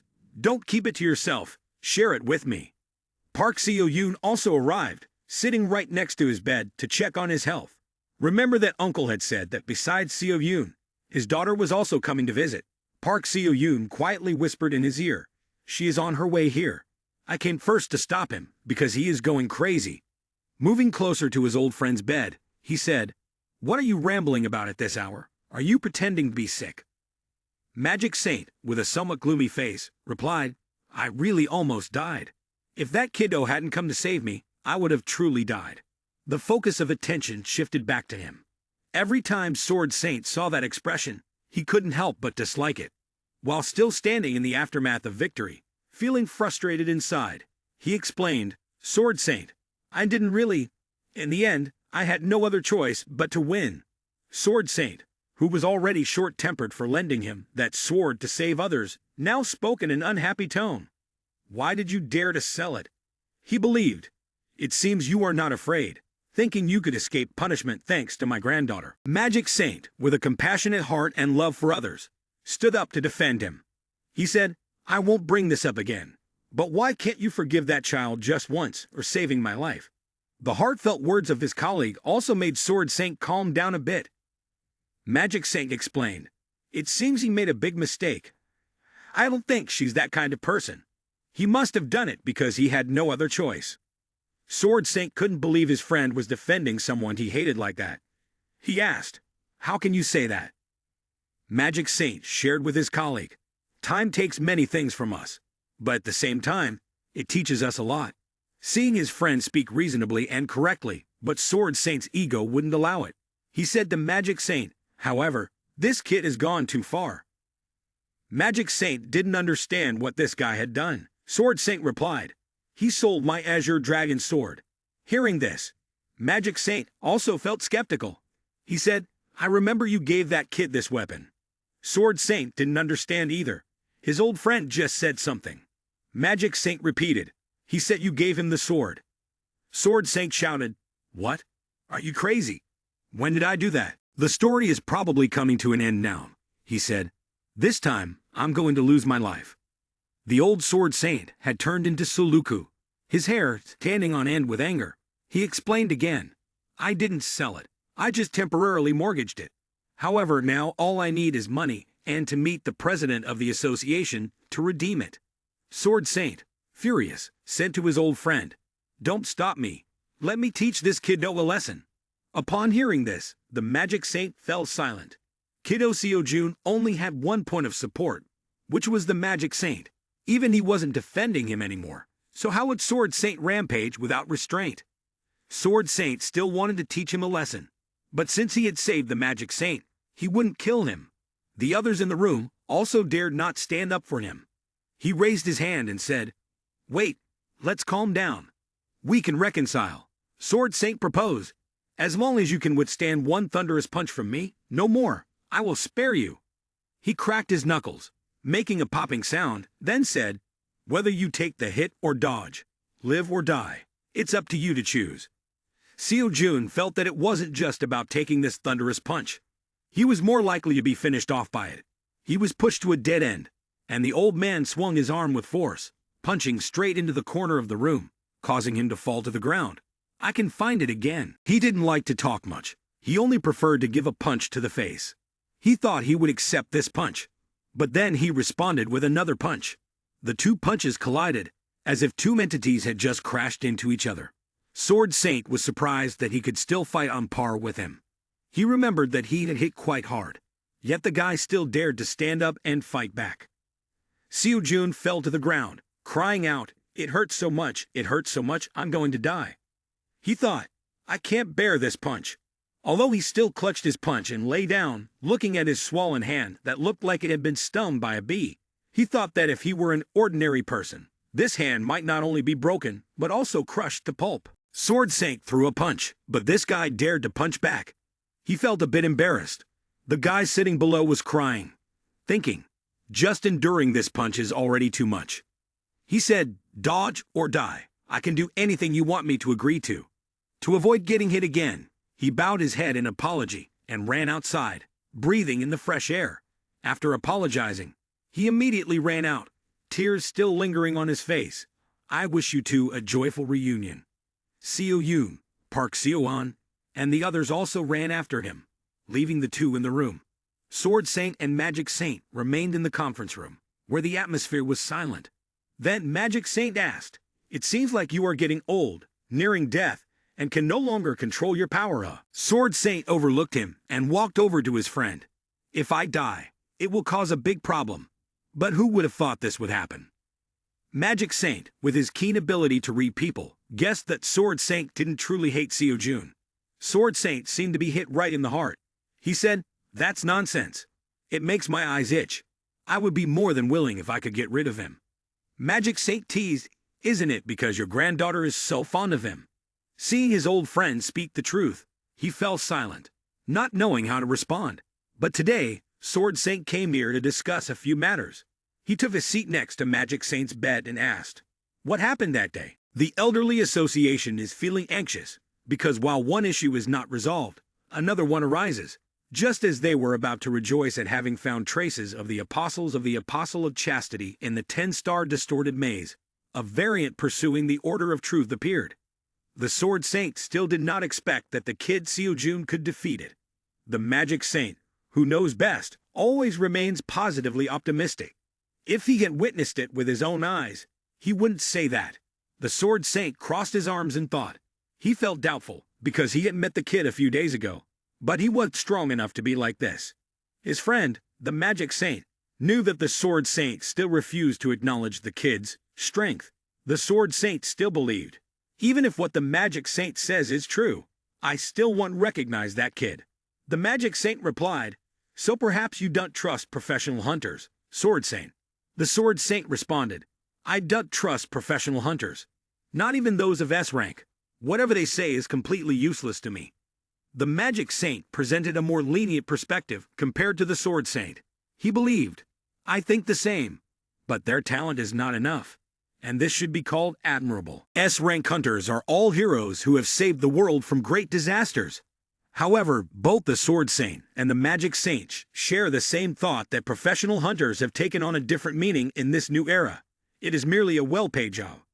Both of them do not deny that a new era will come, as they are the ones who look forward to integration more than anyone else. However, this world is still not truly safe. The Sword Saint expresses concern. Once all the heroes disappear and that danger awakens again, will this world have enough strength to fight back? He sighs, "I don't know. But anyway, that's the purpose of establishing the Order of Truth.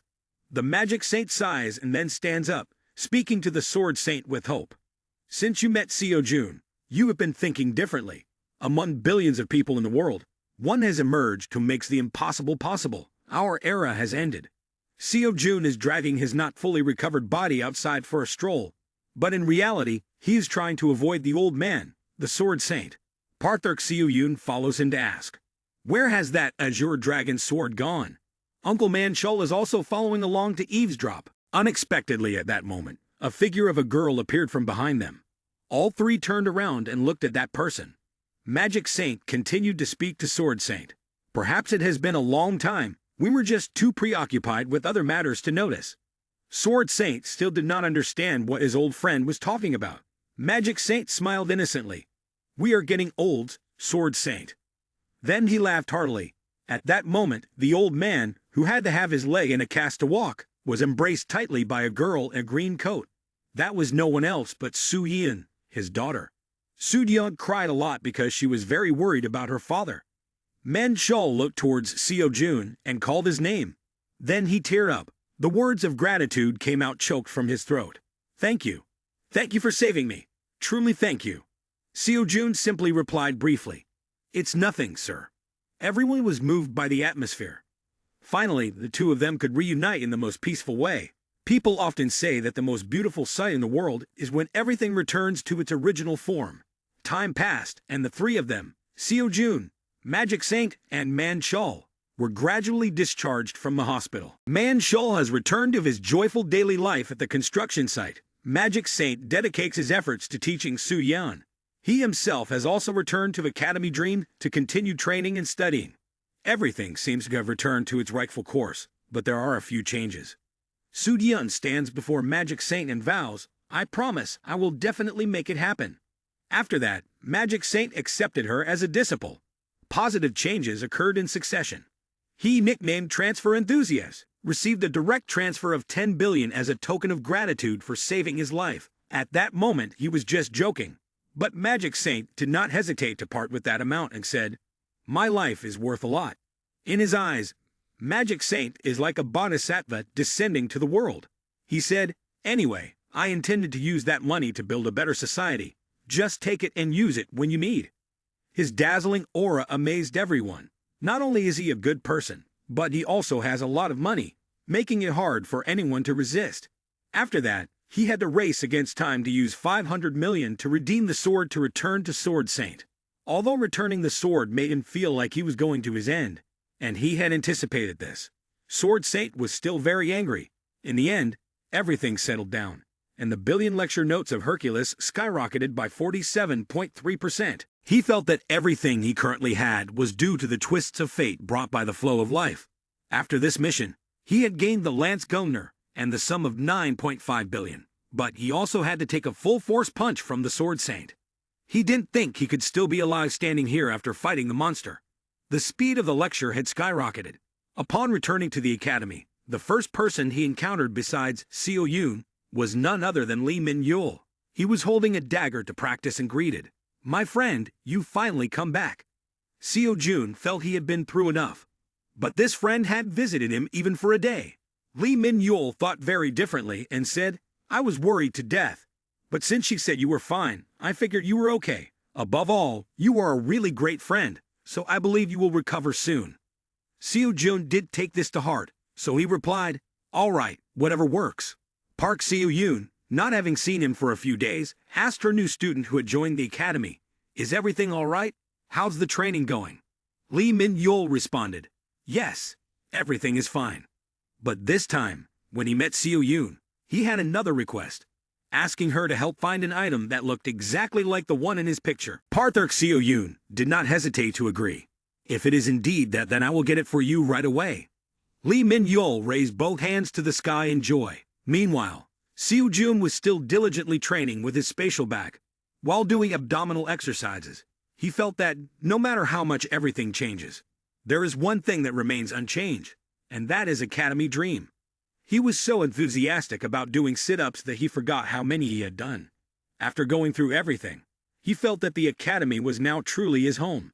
After completing his physical and strength training exercises, He took out his phone to continue watching Hercules' lectures. In the last lesson, Hercules mentioned the power of the gods. Perhaps some students have truly realized the importance of this power. Sometimes, students only recognize its value when the pace of completing the course accelerates so quickly, right? There's no need to be so surprised. From the very beginning, this course is designed to teach students about the power of the gods. This rapid progress is simply because the students have realized what they want to learn in this course. When Seo-jun heard this part, he finally understood why the pace had increased so quickly. But Hercules seemed to want to emphasize something else. He flexed all his muscles and said, "Thinking this means you don't need a teacher is ridiculous. It's blasphemous. The power of the gods is the source of strength for everything. To fully control that infinite power, you need muscles as a supporting weapon. Therefore, if you don't have an aura that has been trained to the limit, you won't be able to withstand the power of the gods.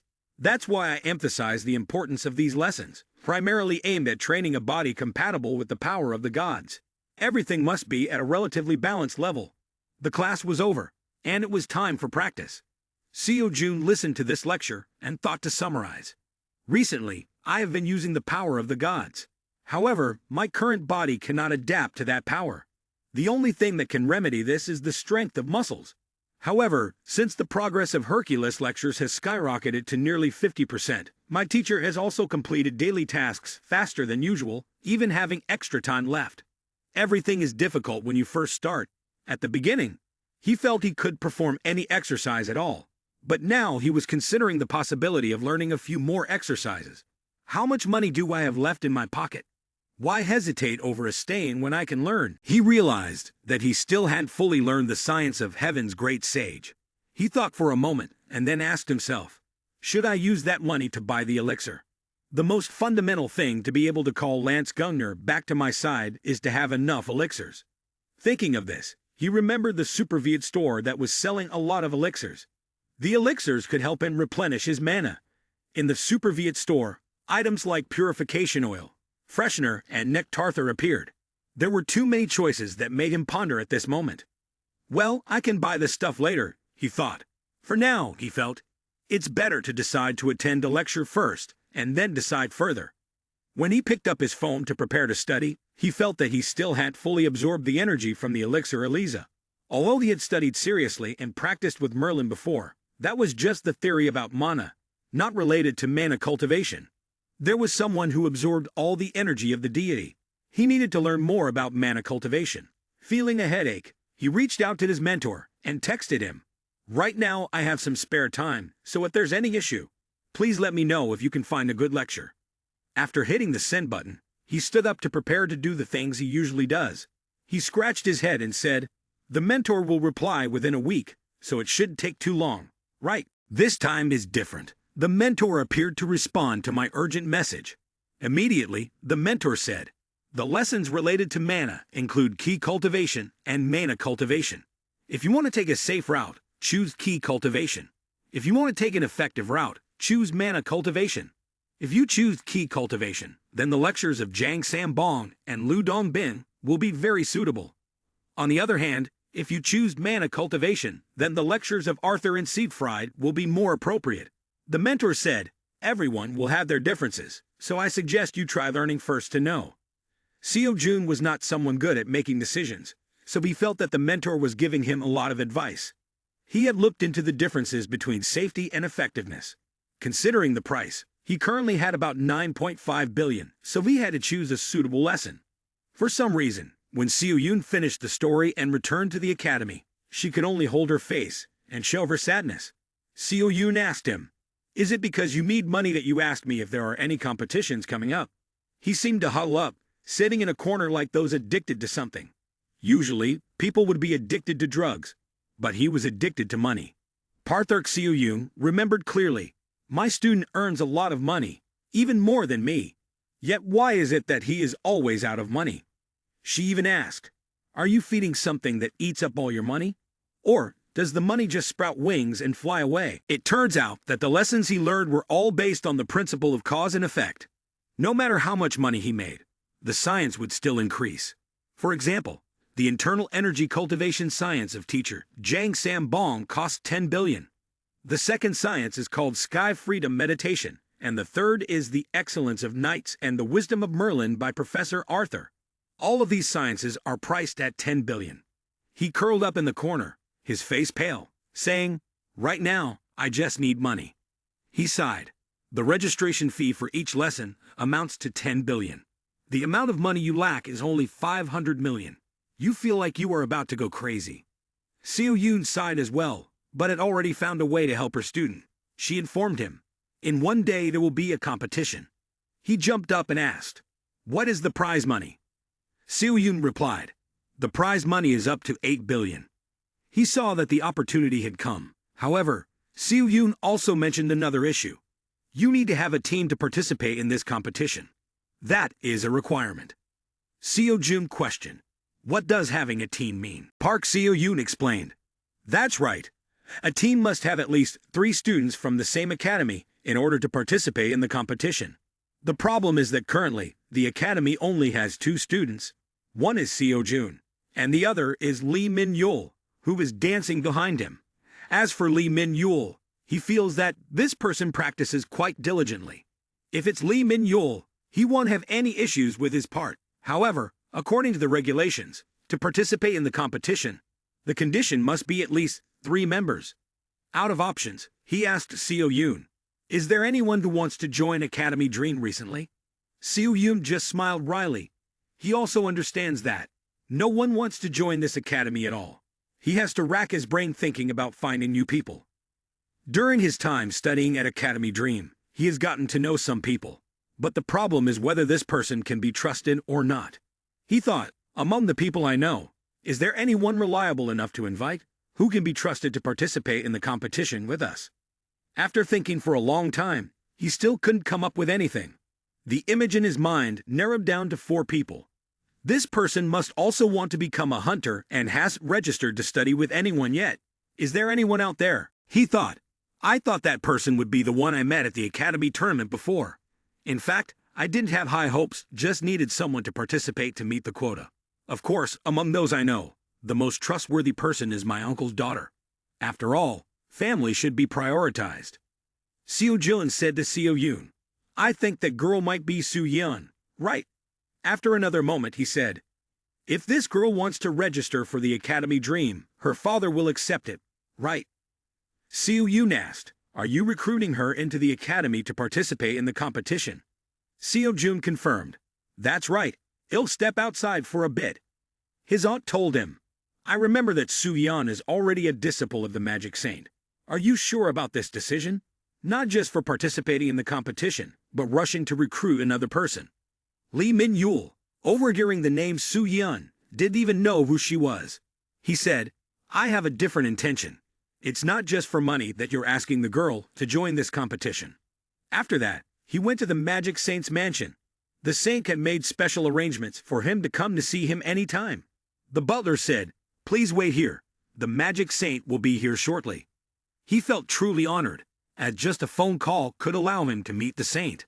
After sitting on the luxurious sofa, he thought, this is indeed a sofa from a wealthy family, so comfortable. Before he could enjoy the sofa, the Magic Saint came to meet him.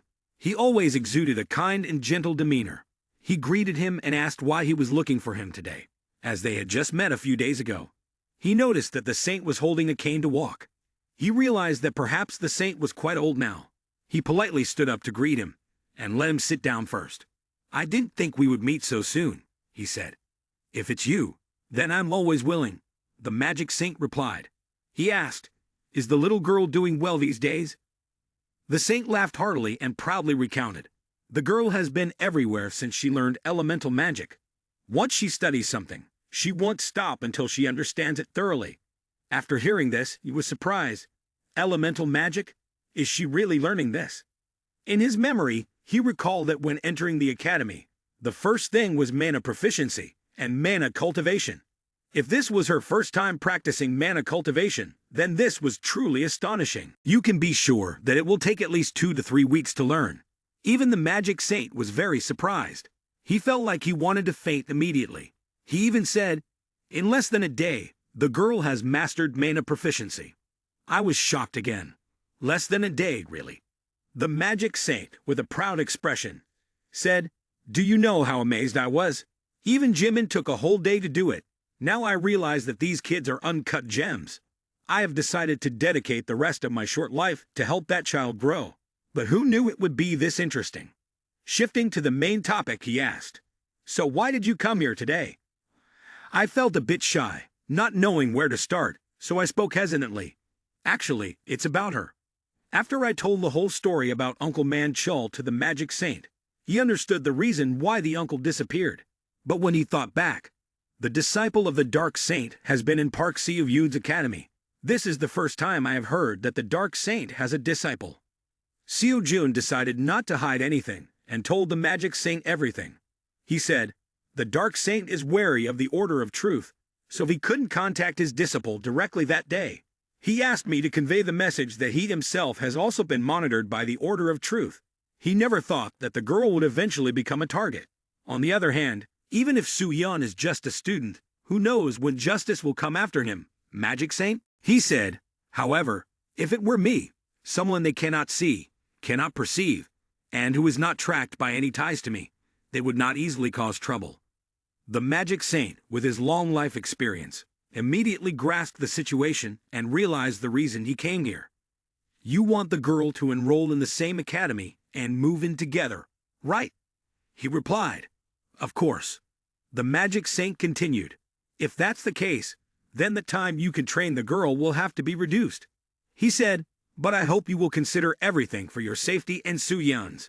The Magic Saint focused his thoughts. In the meantime, he was silently waiting for the outcome from him. The reason he was doing this was that the girl was the daughter of Uncle Man-chul, and he regarded her as his younger sister. To be honest, even if he were not participating in the academy tournament, he would still make this suggestion. The Magic Saint made a decision. Even that assassin thought so. Even though he was close to death, this is not something that can be decided hastily. He felt this as a sign of agreement and could not delay the decision any longer. He said, all right for the girl, I won't hold it up for too long. He was calm, but also worried about the girl. Thinking carefully, she can accumulate experience from fighting and have an amazing training plan at Academy Dream. On the same day, the little girl Soo-yeon went with him to greet everyone at the academy. Everyone was happily welcoming her, especially the young man Lee Min-yeol. He approached her to say hello. I am Lee Min-yeol. I heard you are the disciple of the Magic Saint, right? And I am the disciple of. Hearing this, Seo-yoon quickly covered his mouth, not allowing him to say who he was the disciple of.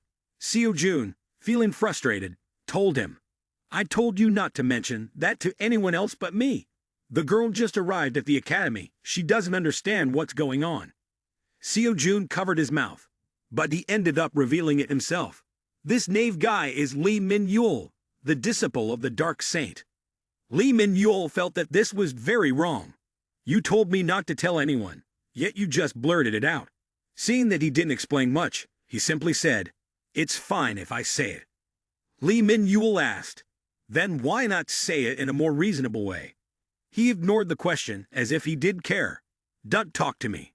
Go talk to your senior. And when they arrived at the academy, he respectfully introduced. This is Soo-yeon. She is the disciple of the Magic Saint, but she is still a high school student. So don't let her cuteness spark any silly thoughts in your head. The girl blushed. People are about to graduate. Don't treat me like a child forever, okay? Such an introduction is already enough. He asked everyone. You've all heard about the competition, right? The first to sign in is me. The second is Lee Min-yeol. And the third is the girl Soo-yeon. The three of us will work together to participate in this competition.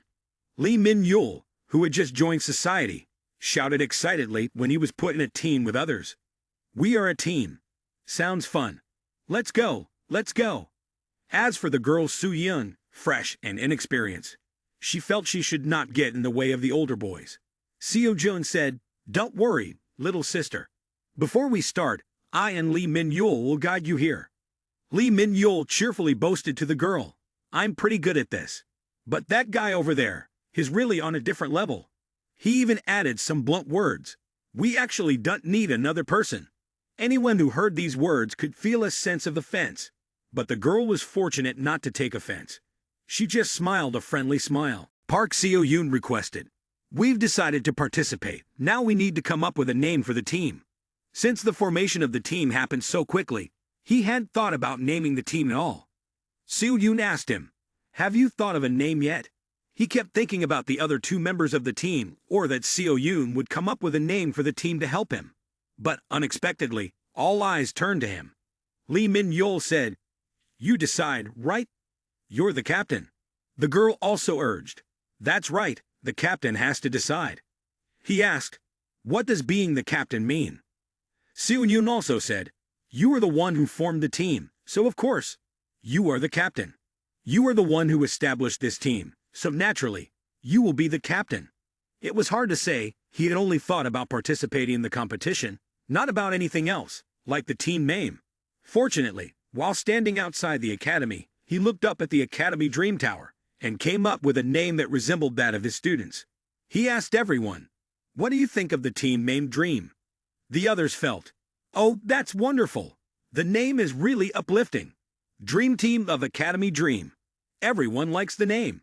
This is a good name, a meaningful name." Seo-yoon happily said, "The Dream Team of Academy Dream. I really like this name. Let's name the team." All 4 members of the academy agreed. Their team would be called the Dream Team, with a spirit of determination to win. He believed that the goal of victory will no longer be far away. Let's train hard until the competition takes place. She saw, the days of dreaming will shape them. Everyone thinks the 3 of them will conquer everywhere, spreading across Korea. The name of their team will be mentioned everywhere. That's how the Dream Team was formed. All of them are top-tier names, just like the disciples of the 2 gods. And there are even some trainees as well. But life is not a dream. On the first day of establishing the Dream Team, Seo-yoon also had to be naive and doubtful. Will this lineup really conquer Korea? In Seo-yoon's eyes, he only saw one person intently looking at their phone, a girl confusedly using magic, and someone who seemed to be bitten by ants, moving and kicking around the room. The 3 of them seemed to be talking continuously with the academy, making Seo-yoon not even understand whether they were students or just playing around. Part 1 of Academy Supreme has ended. Someone named Perhaps had prepared some scenes for everyone to watch while waiting for Part 2. The survey exam is approaching, and Justice is still working hard like the future. Could this be the mentor's plan to unify all dimensions? And from another perspective, the old sword saint handed an envelope to Seo-yoon, requesting him to withdraw voluntarily. He said, "Then stay away from my granddaughter." Seo-yoon did not know how he would feel standing between 2 choices, money and Seo-yoon. But in reality, it was all a joke. This is a notice from the author Femi Manga Recap. Thank you for accompanying us during the first 10 months of Season 1. Please wait for the next season to be released in 3 weeks. The raid battle is permitted to begin. The competition is not organized by the government or associations, but by private companies. Simply put, it is a competition sponsored by major guilds. The reason that these major guilds use a huge amount of money in the form of sponsorship to organize competitions is quite simple. Their purpose is none other than to gain access to and select the best trainees. There are still professional hunters who operate independently. However, most professional hunters belong to a guild and operate as a team. Therefore, their intention is not only to evaluate based on individual strength, but also to assess teamwork and how the trainees work together and their potential. Even when fighting against monsters, their character will also be evaluated. After all, they will prioritize recruited trainees with potential. This intention is hidden within this raid, leading to the outcome. Major guilds have started to mobilize support for the government and associations in the form of sponsorship. Sensing the smell of money, the television station and other organizations also gathered around. The current competition is only open to first and second-tier hunter trainees who can participate to conquer. Therefore, this raid competition is where all the money and attention are focused, no different from a contest for the talented. In the waiting hall for the tournament, those present were intently looking up. It was not just Jung Sai-woo, but also the names of the Academy Gone trio from this academy. Everyone had to look up not only because their red uniforms exuded strength, but also because of their demeanor. Behind Jung Sai-woo was Park Yun-jung, led by Min Jun. The arrival of this trio also indicated that Academy Gone must be very determined to nominate these 3 individuals. They are the top trainees of the academy. The other trainees felt that this was simply insane. If this academy went to such lengths, then who would represent the other 2 top trainees? One person accompanying them replied, "They don't know, but perhaps both of those academies will also send their strongest candidates." Someone guessed, "Don't tell me that Academy Hunter Mills will send Lee Ha-yoon here. That person is reported to be the cadet considered the most promising in the history of pro hunters." Right. Some of the students had heard rumors that the disciples of the 5 heroes would also participate. One person wrapped in a cloak said something nonsensical. "What are the disciples of the 5 heroes?" At that moment, the trio from Academy Dream had also arrived to participate.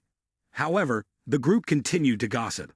They wondered, why are these cadets accepted as disciples when this country has many S-rank hunters ready to learn from them? Although they were envious, the 3 of them remained unconcerned and continued on. Lee Min-yul humorously remarked, "Our captain is also quite famous, so why is no one talking about the captain?" Seo-jun replied, "Why would I be famous?" The first raid battle took place in the first round. The spiders and many webs attacked the students. Since this was a competition for the skilled, the monsters in the first round were also 7-star monsters. Today, they would conquer the spiders. The criteria for scoring today was the speed of completing the raid. The faster, the better. These spiders were truly not easy to deal with at all. Lee Do-hyun, a member of the Heirs Guild, was a B-rank hunter. The initial completion times of each student were announced. First was student Sudra with a time of 37 minutes and 12 seconds, and student Nature with a time of 51 minutes and 38 seconds. Both teams were evaluated as failures. Lee Do-hyun felt scared when there had already been 2 teams that failed in just the first round. The bearded man below, in a state of depression, said, "The difficulty of establishing Do-jeon this time is quite high. Perhaps it is because Jung Ji-min has set it up." He guessed, this could be due to a mutation of the person. And from that, something strange has been found to apply to this artificial dungeon. Lee Do-hyun believed, for this reason, the other students have failed. Then he remembered the scene of the boss, and wondered if there would be any surprises when he learned about this scene. The match was still ongoing, so he decided he had to keep watching. The teams that completed earlier, the first team to finish the first round came from Academy Gone, with a time of 30 minutes and 12 seconds, which was assessed as completed. They thought, this academy completing is hardly surprising, as this is quite expected. However, the situation of Academy Hunter Mills and Academy Ale was unknown. They guessed, surely these students have not finished yet, because the time and the raids are different, so the completion time is also different. Suddenly, there was a beeping announcement that another team had also completed. Lee Do-hyun felt puzzled. This time, is it Academy Hunter Mills or Ale? The large screen in the arena displayed information from Academy Dream. The completion time was recorded as just 9 minutes and 34 seconds. This time, in reality, was quite impressive. Those looking at this achievement felt as if they wanted to lag immediately. Lee Do-hyun, for the first time since he was born, saw such an impressive conquering achievement. This was truly unbelievable. The person sitting next to him requested the organizers to check the machine, believing that it had malfunctioned. He shouted, "I request to check the completion time and see if there was any issue." The organizers asked him to step back so they could verify it. It turned out that the organizers announced there had been some measurement errors. They apologized for the measuring incident, stating that the clock had encountered a slight malfunction and the measurement had been delayed by 30 seconds. Lee Do-hyun scoffed, saying, "Right, 9 minutes and 34 seconds is too unreasonable, isn't it?" The organizers confirmed the accurate time on the announcement board. The completion time of Academy Dream was corrected to 9 minutes and 4 seconds. He was surprised. Oh, damn it. The Academy is so powerful that the completion time should be at least 30 minutes. They only took a mere 9 minutes. The time rewound to when the 3 of them were conducting the raid. The 7-star arachnid monster had been sliced in half by Seo-jun. He could both raid the dungeon and leisurely think. If the arachnid instructor heard the name of this monster, which is the same as hers, she would be terrified. In fact, she is teaching sewing skills to the first-year students, helping them get acquainted with the industry at the academy. These monsters are not worth me using the lance gunner. I should save it for difficult situations. The stubborn spiders spawned from the thick branches should not be underestimated. If caught, they would tightly bind, and then attack. He knew that this was the spider web of the arachnid. These spiders had incredible strength and elasticity.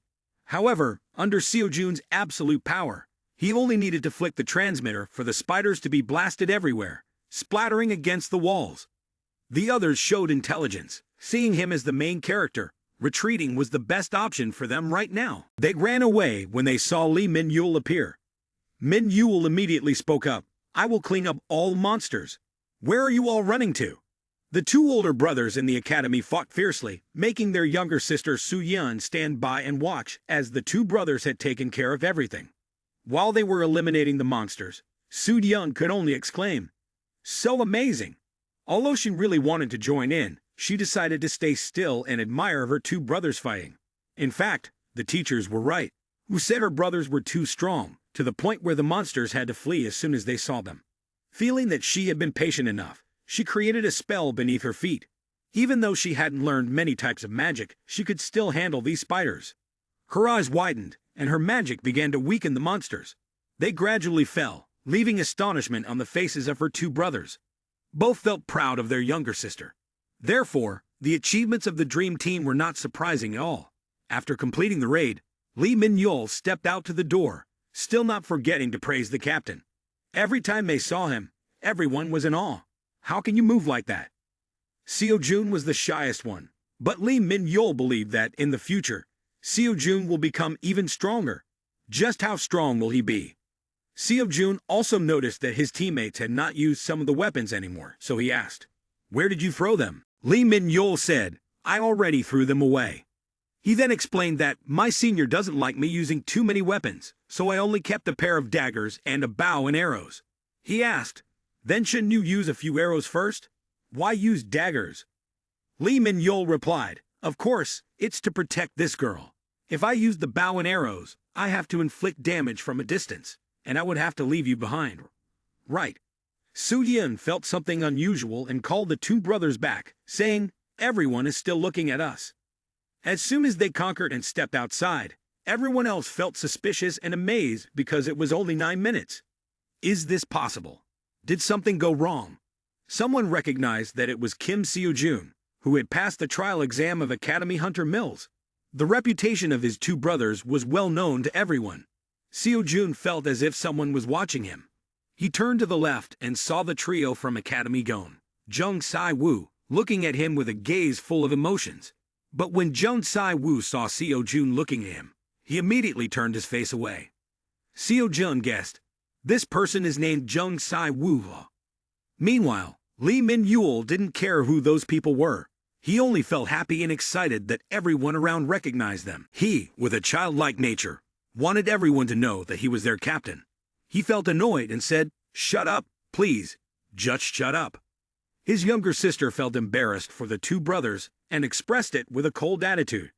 Suddenly, a person appeared, looking very dashing from the way he wore his shoes. He claimed, "Everyone will not be able to contain their astonishment when they see their performance." This trio were the top hunter trainees of Academy Hunter Mills. In the middle stood the blonde guy, to the right was the priest, and to the left was a girl holding a weapon that was unclear. He stepped forward with a charming demeanor, confidently stating, "Look at us. This is truly a famous team." But despite his efforts to show off, no one bothered to even glance their way. He felt so disappointed that he wanted to cry. After that, the trainees of Academy Yale also completed their mission in 32 minutes and 24 seconds. Round 2 began within the allotted time, with the task of collecting 10 magic crystals in the dungeon. The scoring criteria for this round were quite basic. Just completing the mission was enough. The armored knights on horseback guarded to prevent others from taking the crystals. However, somehow, Lee Min-yul moved nimbly past each of them as if the guards were invisible. He is a disciple of the Dark Saint, so he must be different.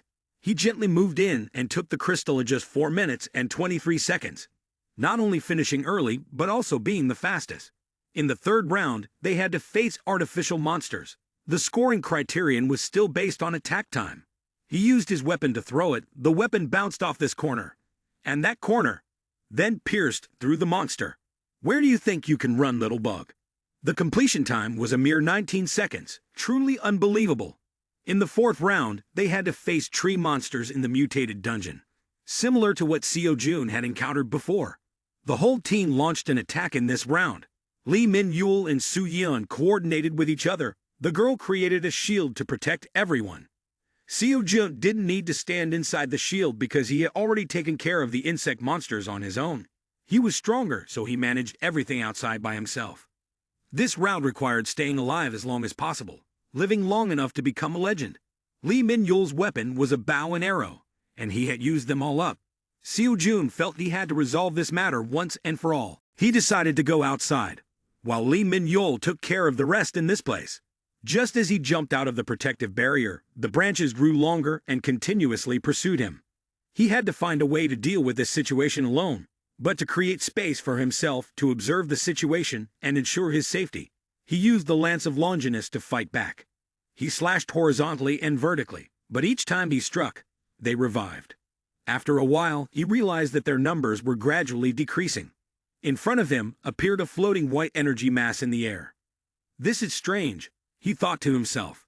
With the naked eye, it was hard to see clearly, but immediately, his instincts told him that this was an alien object, containing an enormous amount of mana. He guessed 50% that this could be the core energy of the dungeon, but it could also be an intermediate form that helps the monsters revive. Suddenly, a fierce tree monster attacked him. Without needing to look, he countered and thought, "At this moment, I really am in a VIP situation." After thinking for a long time without finding a solution, he decided to confirm it himself. He threw the Gungnir lance like an arrow shot straight as it was about to touch that strange light. He thought something would happen, but to his surprise, it pierced through that strange energy and shot straight into the rock wall, embedding itself firmly. After throwing it, he felt as if Gungnir had just passed through the air, wondering, could it be that I was wrong to assume there was something at the source of that energy? The other tree monsters revived and continued to attack him. He sensed that, I have seen something. But when he focused deeply again, he realized he still hadn't fully grasped the power of Long Venus. How could the Long Venus spear be inferior to Gungnir?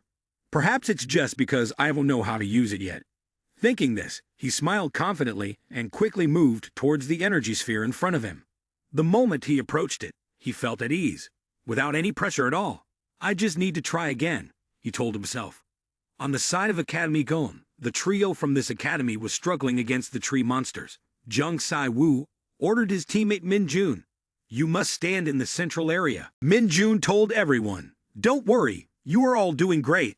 Awesome, just a little more effort, and we'll be there."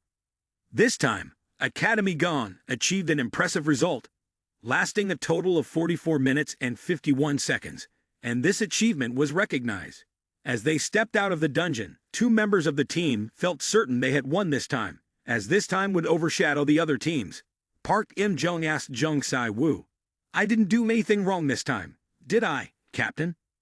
Jung Sai-woo maintained the cold demeanor, but deep down he thought, they made good judgments and didn't make any mistakes.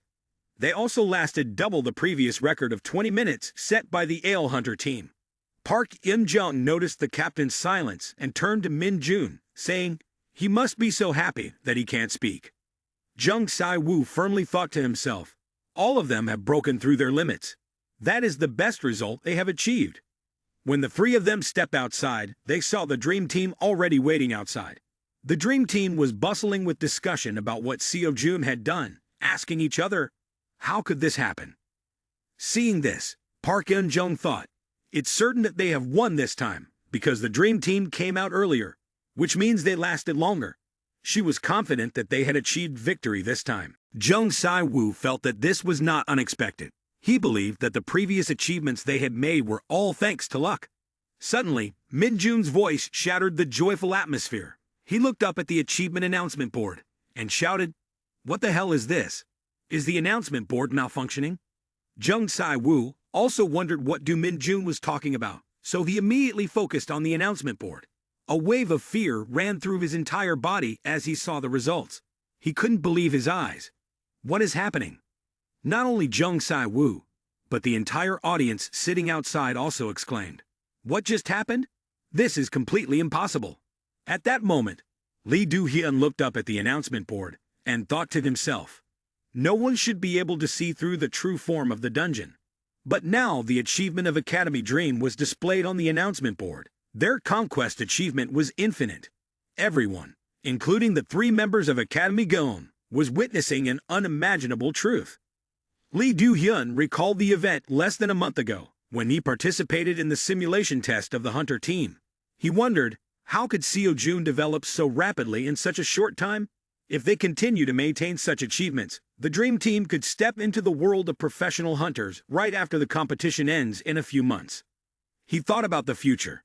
5 years or even less than a year. This will be a significant effect. He was determined. At all costs, I must recruit them.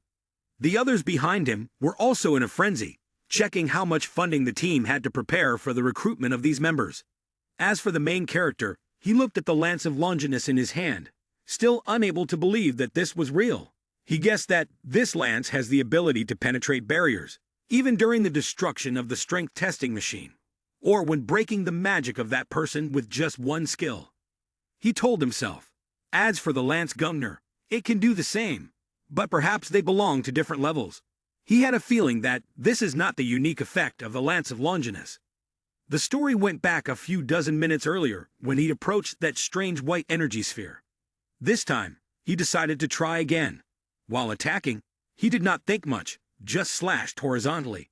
Unexpectedly, the energy sphere was split in half and shattered into pieces. At present, he was quite troubled by this. He was troubled because based on his experiences using weapons, perhaps Gungnir does not have the penetrating ability of the lance of Longinus. So is it possible that Longinus has the ability to directly disrupt the reality of the target?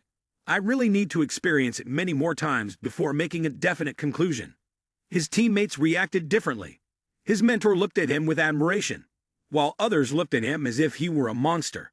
Lee Min-yul felt that this was what he had been praying for all morning, believing. The captain has wiped them out. As for the girl, no matter how hard she thought, she couldn't believe that her brother could collapse an entire dungeon. Frustrated, the two asked Seo-jun, "Did you use some kind of magic? Did you employ any tricks?" The girl felt as if she had been splashed with a bucket of cold water. My hard work in the dungeon for over 40 minutes, and now someone achieves infinite results. This is really absurd. Jung Si-woo stepped a little closer to Seo-jun. His teammates did not anticipate this action. He asked seriously, "What trick? What do you mean?" Si-woo was unconvinced, so he asked again, "Are you looking for an excuse to avoid it?" Lee Min-yul felt angry. He wanted to pick a fight with the captain, but was stopped and heard the words, "Do you think I cheated?" Jung Si-woo couldn't rest and didn't understand the situation, so he went to the station to ask. Deep down, he admitted, Kim Seo-jun is a rare talent. Not long ago, he heard about the incident that occurred during the simulation test of the Hunter team. But achieving infinite results in round 4 is extremely impossible. He thought, if it were Lee Ha-yoon, there might still be a chance. But then he told himself that his thoughts were right, just looking at Seo-jun and sneering, saying nothing more before walking away. Lee Min-yul yelled in anger and ran off after causing trouble. He felt he was rude and self-satisfied, thinking, I am a genius compared to this fool. My rank is completely different from theirs. The Academy Dream Team had also moved to another place. Lee Min-yul still felt angry after those people left. Soo-yeon also felt angry but advised her brother, "You should calm down, because the final round is about to start." Soo-yeon asked him, "Have we won already?" He felt that this was true because, at the moment, they had ranked first in every round. He felt a bit anxious because the challenges had become tougher. He thought a lot but would not be complacent and would continue to do his best. A stranger had come to seek out the group. When he approached and recognized them, he asked, "You are the Dream Team, right? We have an issue we would like to discuss with you." The man had a proposal for everyone. When asked about this proposal, he said, "If you agree, we will give you tickets to participate in the competition, with a prize of up to 6.5 billion. The whole team was astonished and amazed when they heard this amount. If they won, they would receive the entire prize money. However, the man had another condition. He announced, "There will be a 9-star monster in the 5th round." Seo-jun wanted him to be the one to decide this matter, so he pushed the other two aside for him to decide because when it came to money, Seo-jun was the boss. He said, "We have heard that the 9-star monster will be the boss. Although it is not as strong as a true main monster because it can only be summoned by magic, it is certainly not a monster that just a few cadets can face." The man continued, "The goal of the 5th round is not to defeat the boss, but mainly to assess how the students attack the powerful monsters, as well as how the students adapt to the surrounding terrain. The things I just mentioned will be comprehensively evaluated to determine your scores. Su Dian and Lee Min Yul have grasped some of the information. The man continued, "Of course, defeating the boss will give you the highest possible score, but no team has ever conquered this battle every year. Therefore, our condition is..." He immediately guessed the condition that the man was about to say. The man confirmed, "That's right. Please help us by defeating the boss. If the boss is not defeated, the dream team will lose the entire prize money." He thought this was a good opportunity, so he needed to reconsider. He asked, "What if we refuse?" The man replied, "You will participate as usual. There will be no disadvantages. After all, it is just a suggestion. You can continue with the 5th round according to the regulations and receive the prize money from the competition." He continued, "If you all agree, in fact, we are not the only ones making this proposal." He could only smile at this point. In reality, these people were the only ones who brought money here to make demands on them. He began to think, the 3 academy teams must have used their influence. After all, they were pushed out of the rankings by the dream team. More importantly, the reaction of the dream team went exactly as I expected. The other trainees seemed to suspect foul play. When he looked back at his 2 teammates, he thought, the 3 academy teams are trying to eliminate the dream team and restore their lost honor with this proposal. Seeing the look in his eyes, the 2 of them understood as well. Lee Min Yol said to him, "I don't mind. You can make the decision, Captain." The little girl, Man Chol's niece, fully supported his decision as she felt she hadn't done much yet. Seeing that Seo Jun's 2 teammates also agreed, the man said, "From the organizer's perspective, we truly hope that the dream team will accept this proposal. We hope there will be no tension in this conquest battle." He felt that the television station was looking for sponsors and seemed to be having difficulties. While thinking, he didn't know how to choose for himself. If his team succeeded, they would receive 6.5 billion. But if they failed, they would lose the 3 billion prize money. He decided to propose something new to the man. He remembered that the shy Seo Jun from the past had disappeared. Now money was very important to him. Therefore, his proposal mainly revolved around money. He said to the man, "Use your influence to increase the prize money of the tournament to 10 billion. The 2 members behind him were astonished. They never thought their captain would be so formidable. To them, the amount of 6.5 billion was already very large, and now he was asking for 10 billion. The man felt a shiver run down his spine. He said, "I'm sorry, 10 billion is too high of a request. Perhaps we can reconsider next time." He continued with a relaxed attitude. "On the other hand, it is not worth accepting this proposal when we have to put ourselves in danger. Even if we do nothing, we will still receive 3 billion in prize money." He added, "Now I have become a ghost of money, but the reason I earn so much money is just for the lecture courses." Currently, he is holding a large sum of money. He just needs an additional 500 million right now. But if the amount of 6.5 billion is divided among 3 people, each person will receive more than 2 billion. After spending 500 million, the remaining amount of approximately 1.5 billion will not be enough for the system to calculate the laws of cause and effect and the tuition for his lectures. This amount is continuously increasing. However, if the prize money increases to 10 billion, he will have enough to pay for the lectures and even buy a miracle drug. This week is worth the risk for him to take. He suggested to the man that he could discuss it further with his organization. Upon returning to the organization, the man informed everyone that, "I never expected the Dream Team to make another proposal." The others in the organization believed that Dream had seen through the organizer's intentions. The organization thought, "This lineup has a truly remarkable fighting instinct." Some in the organization believed that the Dream Team actually did not need to take such risks. But this also confirms how confident the Dream Team is. The old man with the beard, while standing next to Lee Do-hyun, said, "I wonder if they can do it." Lee Do-hyun sipped his cup of coffee and thought, "This is feasible." Then he gradually calmed down and stepped outside to watch the match. The bearded man did not understand why he appeared so confident. He said, "But I heard that the summoned monster is a mummy, right? This undead monster will not feel pain or sensations. It must be killed twice to truly die." For this reason, Lee Do-hyun thought that the Dream Team would face no obstacles in conquering this monster. As they moved near the railing to exit the arena and find a place to watch, the bearded man still believed, This is a major monster, and it won't be easy to deal with. Lee Do-hyun, with his hands in his pockets, leisurely stated. But it's the dream team. It might be possible. The man still felt doubtful. As Lee Do-hyun walked, he noticed the expressions of some spectators seemed as if they had just seen something terrifying. When he looked over, he also discovered something unusual. The members of the dream team have entered the main monster's lair. Lee Min-yul was walking while seriously talking. Do you think our captain is obsessed with money? Soo-hyun did not know that her brother was so obsessed with money. Thinking back, his head felt throbbing. He said to the others, let's try our best. After all, the prize money is up to 10 billion. Let's give it our all. It's just like in our lives, everyone dreads going to work. But when thinking about the day we will receive our salary, everyone feels cheerful again. When they entered the main dungeon, they felt something was off. A dark atmosphere, a black aura spread throughout the gloomy space. They looked towards a nearby direction and saw a ghost covered in tattered cloth. This ghost radiated negative energy and pressure all around. Lee Min-yul was the first in the team to show signs of fear. The three of them realized this was a 10-star monster. Lee Do-hyun, standing outside with the audience, was so shocked that he dropped his cup of black coffee.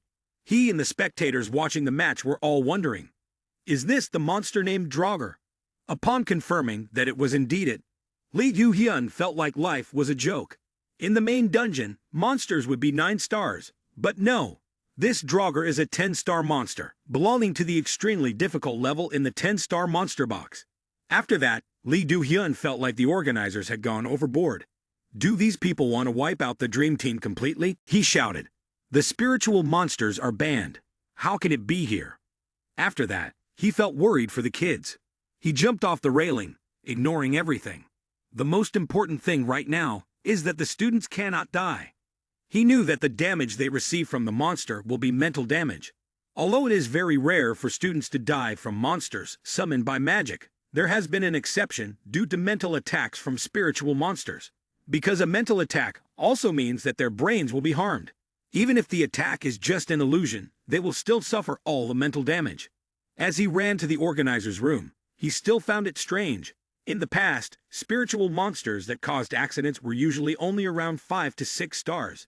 After all, the spiritual monster in front of them was not one of those, but Draugr, an extremely powerful 10-star monster. It was not a ghost that the students could confront. On the dungeon side, the 2 members besides Seo-jun were affected mentally. They were both screaming in pain. Lee Min-yul shouted, I won't do that. Meanwhile, their poor little sister was sobbing uncontrollably because the monster had shown her the scene of her father being killed. After moving around for a while, he finally arrived at the organizing committee's room. Here, everyone could customize the parameters on the control panel. Lee Do-hyun did not want the entire dream team to die humiliatingly because of a competition. He shouted loudly, ordering everyone in the organizing room, get the dream team out of there immediately. The organizing committee sent a few people, but due to the overload, they could not enter. Lee Do-hyun urgently suggested, then break the mana malfunction, or cut off the mana sources, do something. The organizing committee thought about the installation cost now. If we turn it off, it would be like wasting money, right? Lee Do-hyun felt angry because in front of him, there was only money and money. He shouted loudly, furiously, you fools! Are you going to wait for someone to die over a few billion? They are just kids with bright futures. Do you people have a problem with your brains that you can't see this? The people in the organizing committee, after seeing him get so worked up, received orders to find ways and means to resolve the issue. Lee Do-hyun still felt a headache thinking back. I don't understand how disciple Jung Jimin could have researched this. But everything developed in a different direction. Everyone in this room was looking at the screen monitoring the match. Lee Do-hyun felt surprised. At the same time, the trio from Academy Gone was also observing the match. They couldn't utter a word in front of the strange scene. The ghost, after throwing out a few psychological blows, saw the character in front of it standing firm. Seo-jun felt a bit of pain. After rubbing his head a few times, he put on a confident face and said, come here, I'll kill you all. He still didn't understand why his teammates were affected while he was not. He didn't know why there was a Draugr here, but it was standing right in front of him. Just a glance from it had impacted all 3 of them. Their eyes suddenly turned bright red as if they were hit by its magic. The sounds of weeping echoed in the dungeon. Lee Min-yul screamed, "No, it wasn't me. It wasn't me who did it." Soo-yeon was in pain. She had cried a lot. "Don't take him. Don't take my dad." "No."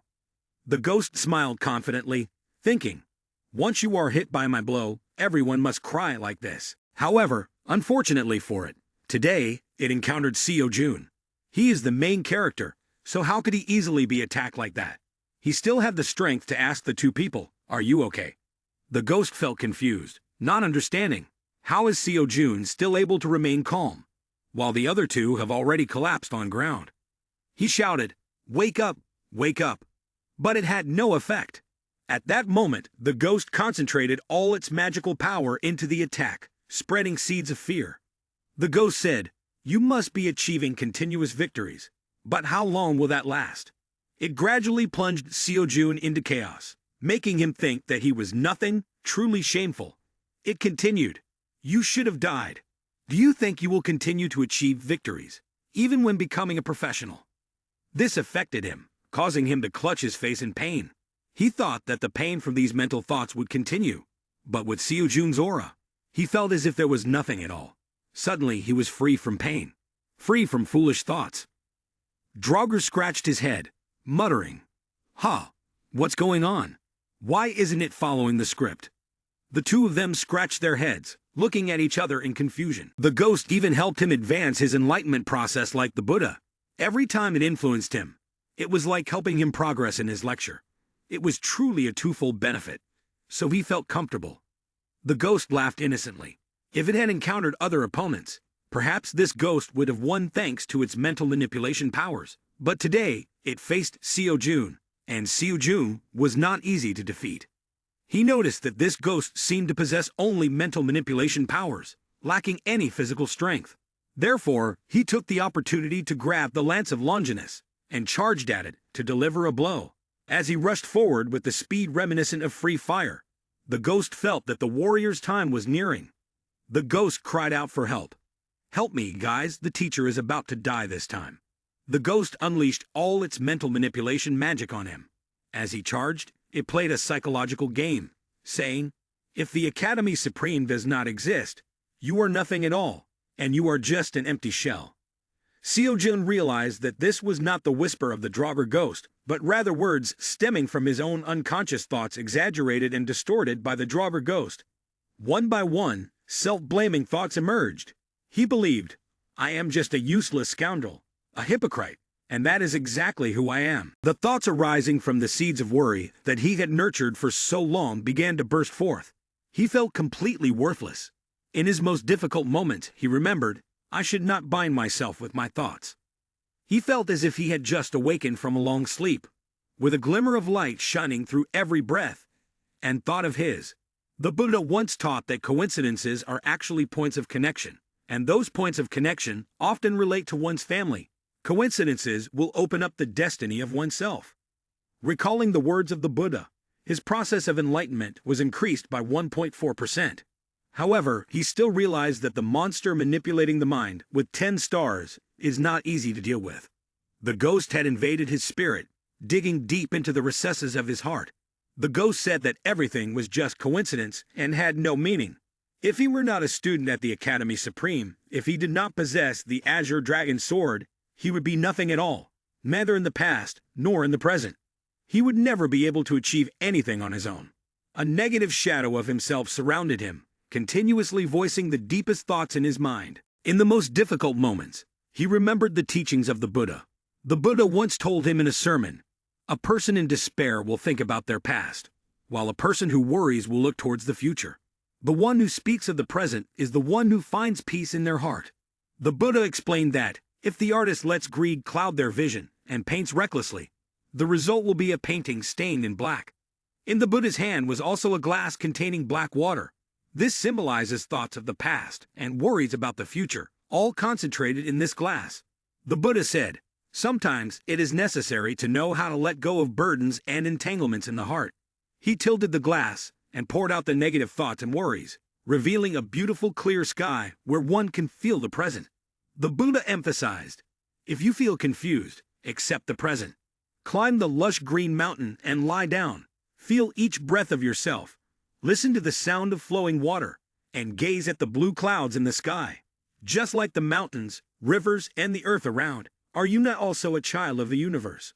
The Buddha is vast and boundless like the universe, and he used his hand to support each step of Seo-jun. He said, "You still deserve to belong to where you belong." The Buddha touched the negative shape and worries that always clung to him, helping him to release them. The Buddha said, "Even if you do not feel this way."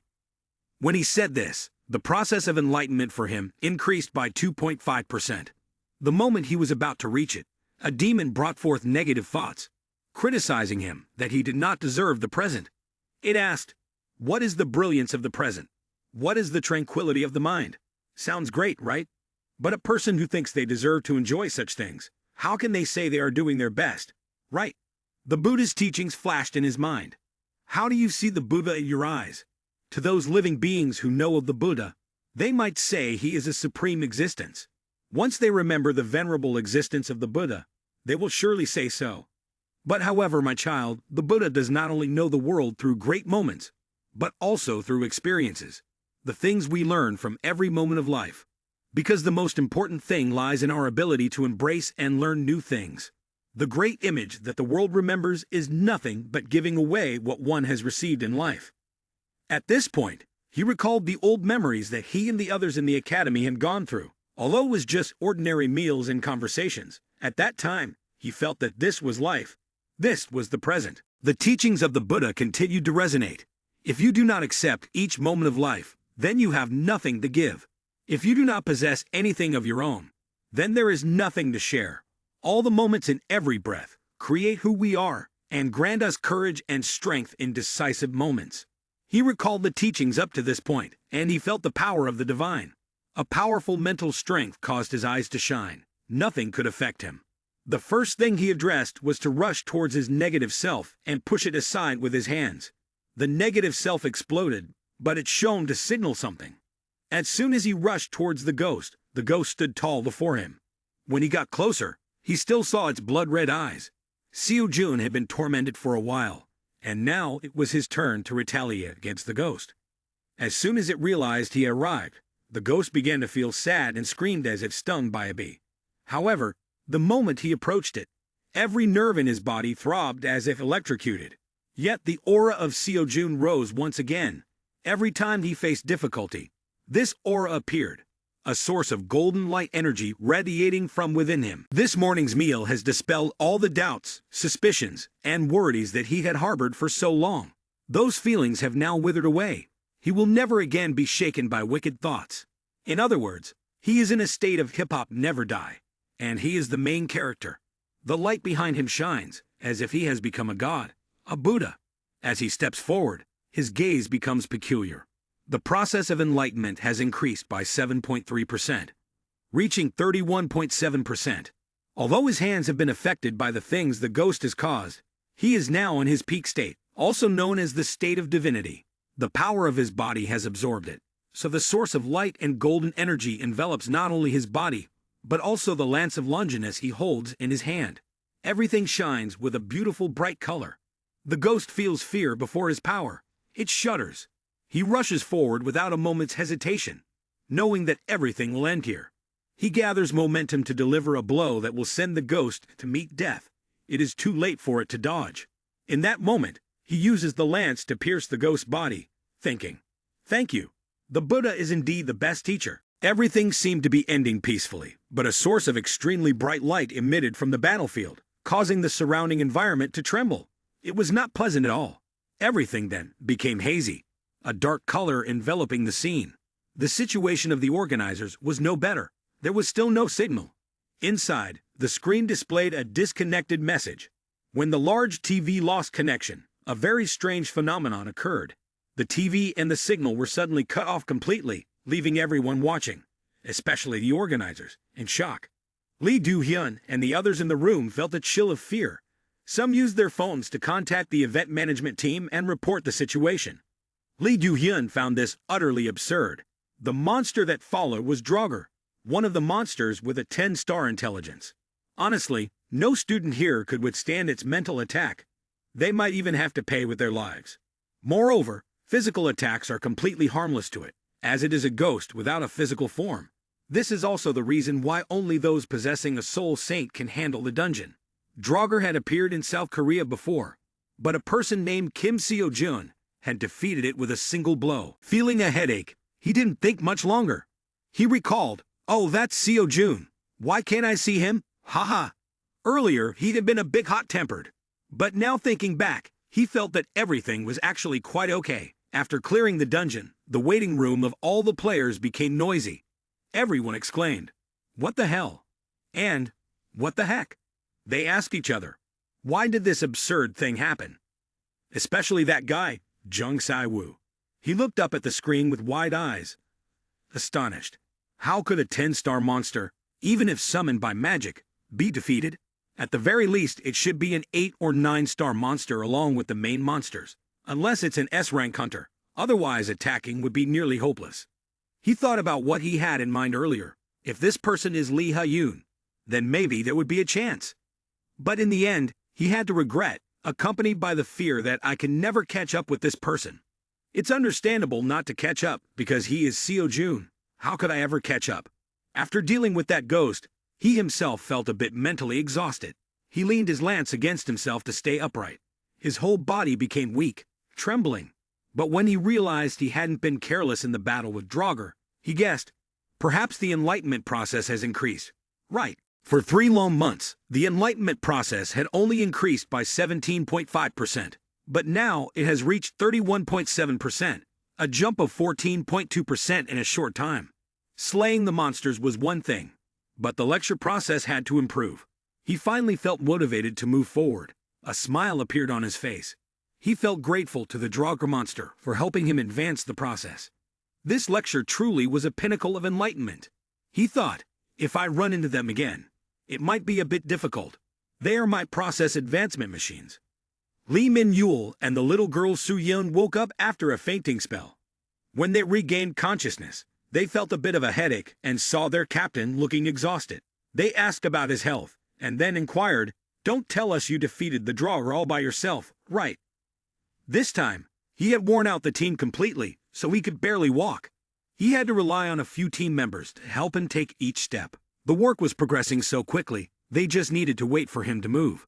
The monsters were all his responsibility. As soon as they stepped out of the dungeon, everyone screamed as if they had encountered their idol. He felt confused, as in front of him were all the people from other academies. Each person was vying for attention. Some were saying, "The Leon Association will give you anything you want." There was someone shouting loudly in the crowd, "Our support association is ready to offer you the position of president. Please lead us. Our Leon Association will waive all your fees for future raids. Oh, please be our leader." Before he could catch his breath, he encountered another group from the academy coming to recruit him. The 3 of them felt scared. Just stepping out of the dungeon, he hadn't even had a chance to breathe the air when this group surrounded him. Everyone wanted him to accept their business cards. Fortunately, the staff from the organizing committee arrived in time and said, "What are you all doing? Step aside. Dream has just been attacked mentally. We need to check their condition. Please clear the way." It was a stroke of luck that they could finally escape.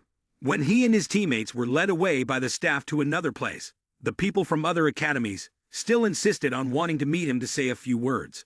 Each of them pleaded, "Please become the president."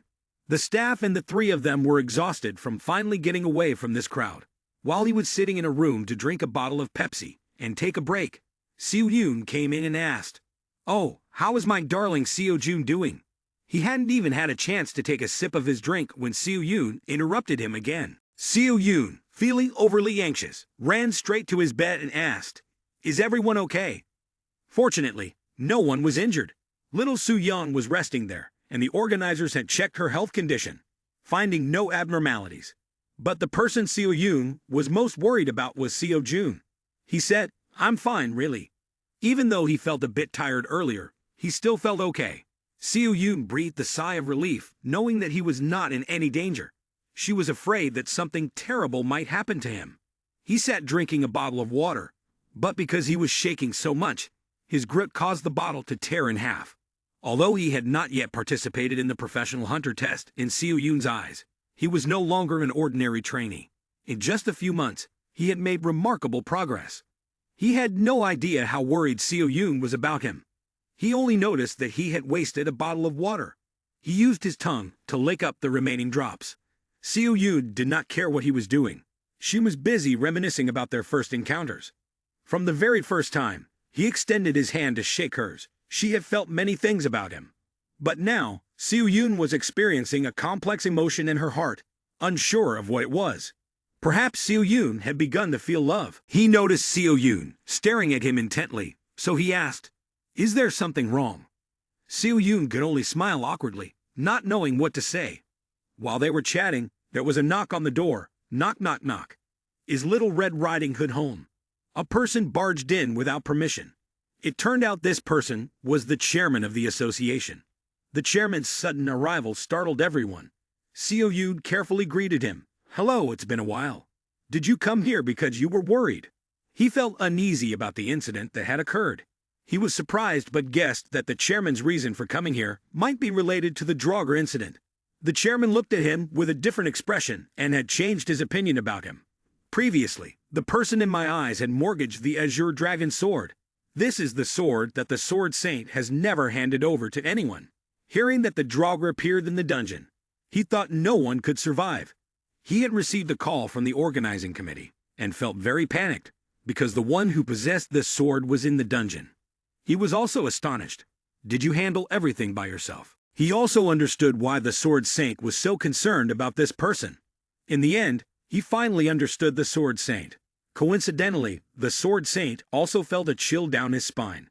His subordinate even said, "Perhaps it's because the weather has turned colder." The president of the association also noticed the Sword Saint's granddaughter's interest in him. He really is lucky. Seo Yoon asked, "How does the president of the association know you?" Seo Jun replied, "Actually, I handed over the Azure Dragon sword to him." Seo Yoon looked skeptical, as if she wanted to ask more. The president of the association felt very fortunate that he had come here in person. Looking at her actions and expressions, he wondered, is there a special relationship between this young man and this girl? The Sword Saint felt a pain in the back of his neck, and his blood pressure rose even higher as this matter kept being brought up. He thought, "It makes me feel uncomfortable."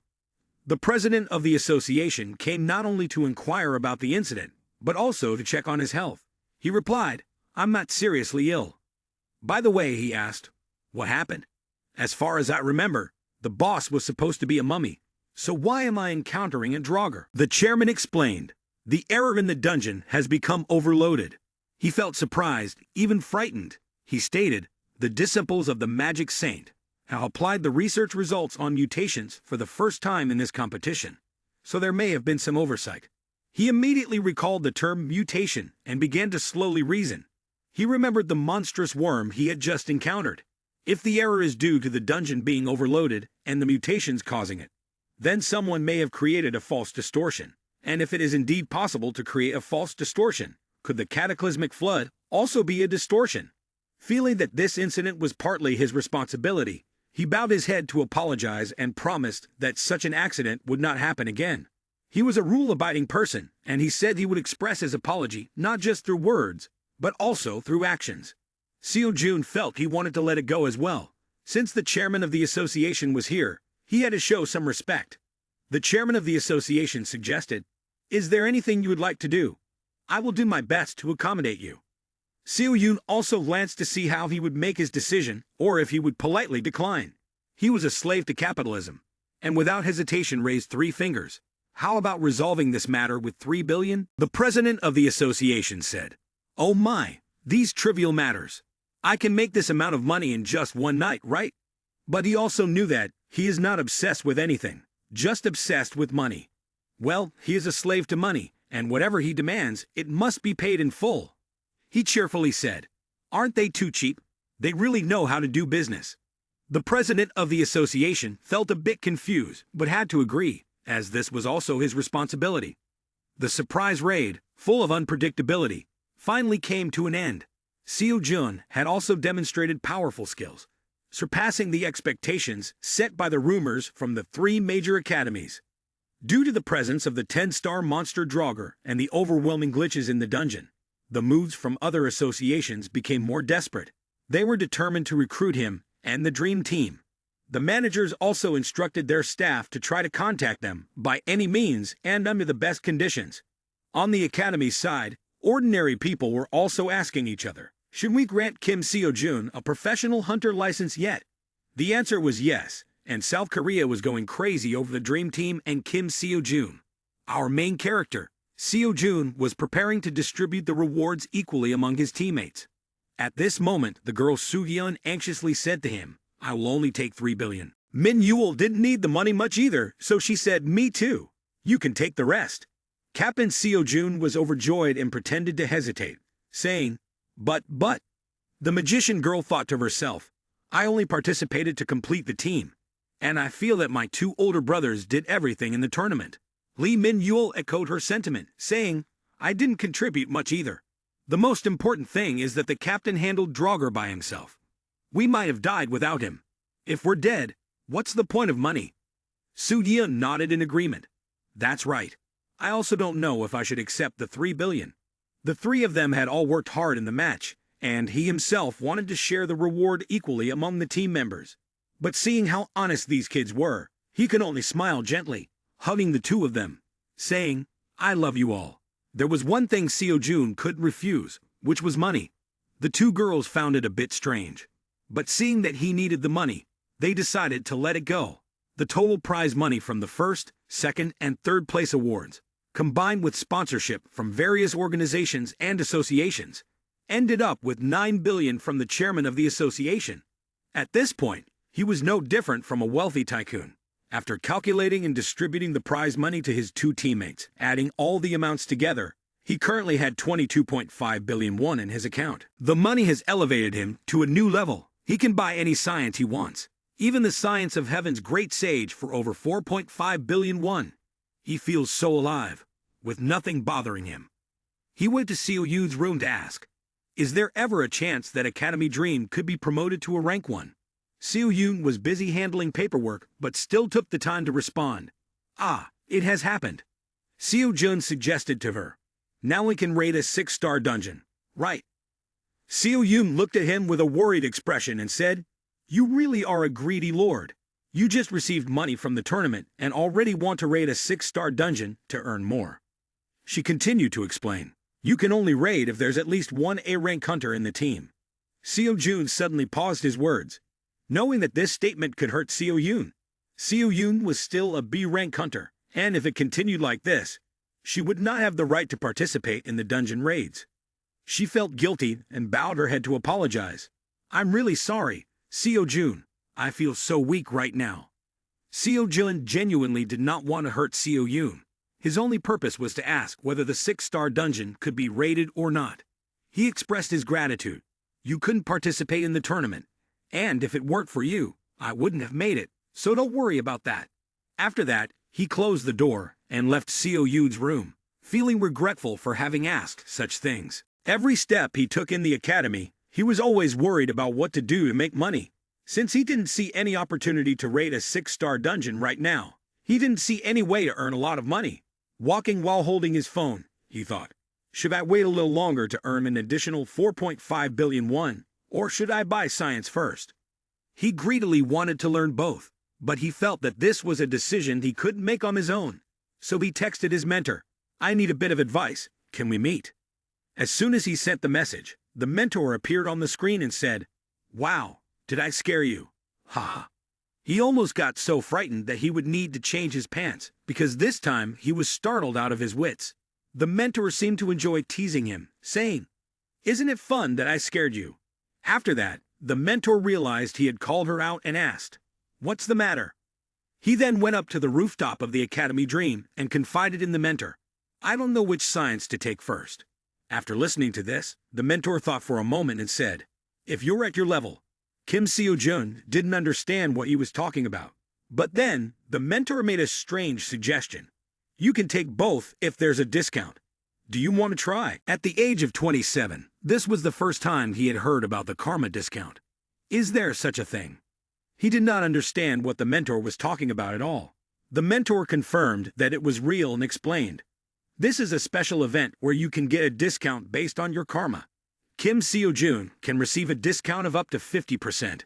He was surprised that discount events could also exist in the academy. The mentor cheerfully replied, "That's right, although it's not very common." Hearing this, he became very excited and asked, "So how much discount can I get?" The mentor replied, "You can get up to a 100% discount." Upon hearing this, he felt it was surreal. A 100% discount? That sounds so unbelievable. He quickly seized the opportunity and thought about how he could learn the science of heaven's great sage for free. He intended to tell the mentor, "Please give me a discount for this science." But before he could say it, the mentor cut him off. "Not happening, my brother." The mentor explained, "You can't expect to eat without working for it." He felt disheartened because he thought he had found a good opportunity. He asked, "So how can I get a discount now?" The mentor said, "There is an event happening at our academy, which is a support event for the students with the highest scores." Hearing this, he also realized that only students with the highest scores have the chance to get a discount. The mentor tried to explain, "That's right, it's exactly an event for those with the highest scores in the mock exam, and the results of the recent mock exam are known to everyone. Your score is quite low, definitely among the bottom of the class." He collapsed and felt insecure, saying to the mentor, "If it's a mock exam for outstanding students, then I must have worked really hard the night before." The score of Kim Seo-jun appeared on the phone screen. All the rounds of evaluation were marked as failed. He thought he would get a discount, but it turned out that discounts were for students with the highest scores. He realized that he had changed a lot now. Currently, he could be healthier and stronger than before, and he had also developed a more determined mindset. He believed that if he could retake the test, his score would be higher. But just thinking about what the mentor said, that to get a discount he had to become one of the students with the highest scores, made him feel heartbroken. However, he is Seo-jun. How could he not be buffed by the author? The mentor saw this and said, "Oh no, it seems there was a little misunderstanding. I think instead of calling it the students with the highest scores, it would be more accurate to say the students with the most improved scores." "I don't understand. What is the greatest improvement?" The mentor explained that, "You just need to have an increase in your score compared to the last time. If you retake the mock test and your score goes up, the discount will be equal to the improvement in your score. Specifically, if your score increases by 50% compared to the previous test, you will receive a 50% discount on tuition fees. For example, if you scored 40 points on the last mock test and 60 points on this mock test, then the discount will be 50%. Hearing this, I could somewhat sense and understand. The mentor continued to explain, "This means you don't need to achieve a perfect score. The standard will be your previous test. You just need to improve your score by more than 50%. Upon hearing this, I felt a glimmer of new hope. I knew that, as long as I improve compared to the last time, there is a chance." The mentor added, "I think this will be feasible with your current level, Kim Seo-jun. Do you want to give it a try?" Faced with this decision, I thought carefully. I roughly calculated that if I can increase by 14.5 points, I will achieve a 50% improvement, and increasing by 17.4 points will achieve a 60% improvement. This opportunity is too good, too wonderful to get such a discount on tuition fees. I never want to miss this chance. I happily agreed, excitedly saying, I'm coming right now." This time, he had prepared more thoroughly than during the previous mock exam. He brought along a valuable gold bar and informed his mentor that he was ready. While the mentor handled a few tasks, he recalled the last time he encountered the dragon factor. He remembered that it had a fondness for gold and felt as if he had a golden opportunity. He felt confident as if he were the champion of the universe. It turned out that she was still using her phone to show him the system calculating the participation fee based on causality. The participation fee was only about 1 billion won. The system asked, "Do you want to take the superlative mock test?" He didn't agree immediately, thinking that retaking the mock exam wouldn't cost money. The mentor said, "The mock test is only free the first time. I promise I won't cheat you in there." He felt a bit disheartened because even the mock test required payment. He concentrated all his energy to think, using 100% of his brain. After deducting the value of 1 gold bar, I will have 21.5 billion won left. That still sounds like a lot, but I need to reduce at least 60% to be able to take the lesson. leaving 10.8 billion to buy both. To buy both, I need to reduce the price by 70%. Finally, with a genius brain, he calculated that, if he switched to the exam point, he would need to score 20.3 points. The mock exam consists of a total of 7 subjects, and he only needs to score 3 points in each subject. The calculation was truly wonderful, so he decided to press the confirm button to agree to take the mock exam. The system responded, "The mock test is starting. Please wait a moment." The system displayed the old information. The mock test is based on previous questions from the super exam. The difficulty of the test is also based on the super exam, and not based on the individual student's causal factors. The test consists of a total of 7 subjects, and the scores will be calculated based on the questions from each subject. Please remember that this is a mock test and will differ from the actual exam. The system continued to display the first subject about combat mission ability. He needed to provide the correct answer to a question consisting of 15 rooms. The first part of the question began, and he had to wait a moment. Although he had encountered it many times before, this time, he still felt tense, sweating on his palms. When the moment the monster appeared came, he thought of the Dragon of Destruction factor. The system announced that the monster had been summoned. He maintained his old maneuvers, stepping back a bit to let his mentor hold the foam for him. He grabbed a gold ingot and threw it toward the monster, then quickly picked up his lance. Feeling that this was too easy, he thought that the dragon might have been distracted by the gold bar. However, something was off. The gold bar had flown away, but the dragon did not chase after it. Instead, a dragon with countless heads appeared. This dragon looked even more terrifying. He humorously acted out the situation, and even the dragon seemed puzzled. What is he doing? Is he performing comedy? He took a closer look again and thought, could this be a hydra? It seems this dragon has been weightlifting, so it has gained weight and grown a few more heads. He noticed a distant gaze at his phone. As the dragon approached, he knew he needed to maintain the 30-minute time limit.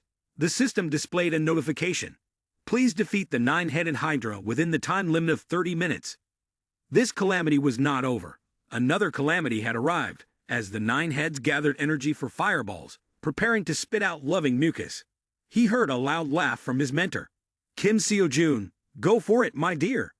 He never expected that facing the dragon last time was difficult. Now he had to confront a 9-headed dragon. What could withstand this? He blamed his mentor, asking, "Why didn't you inform me that this round would have changes?" But before he could finish his sentence, the loving mucus had already flown toward him. Now it's too late to regret, he complained to his mentor. You didn't tell me that everything would be different. The mentor tried to explain. Oh, didn't you know? I thought you already knew. There's no way we would ask the same questions as the last test.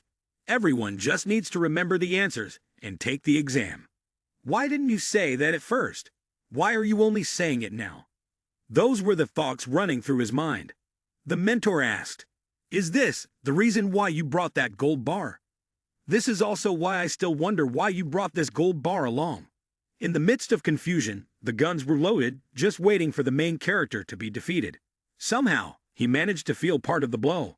They attacked the same spot. The damage was tremendous, but he struggled to escape. In his heart, he told himself, I just need to increase each subject by 3 points. Nothing more, nothing less.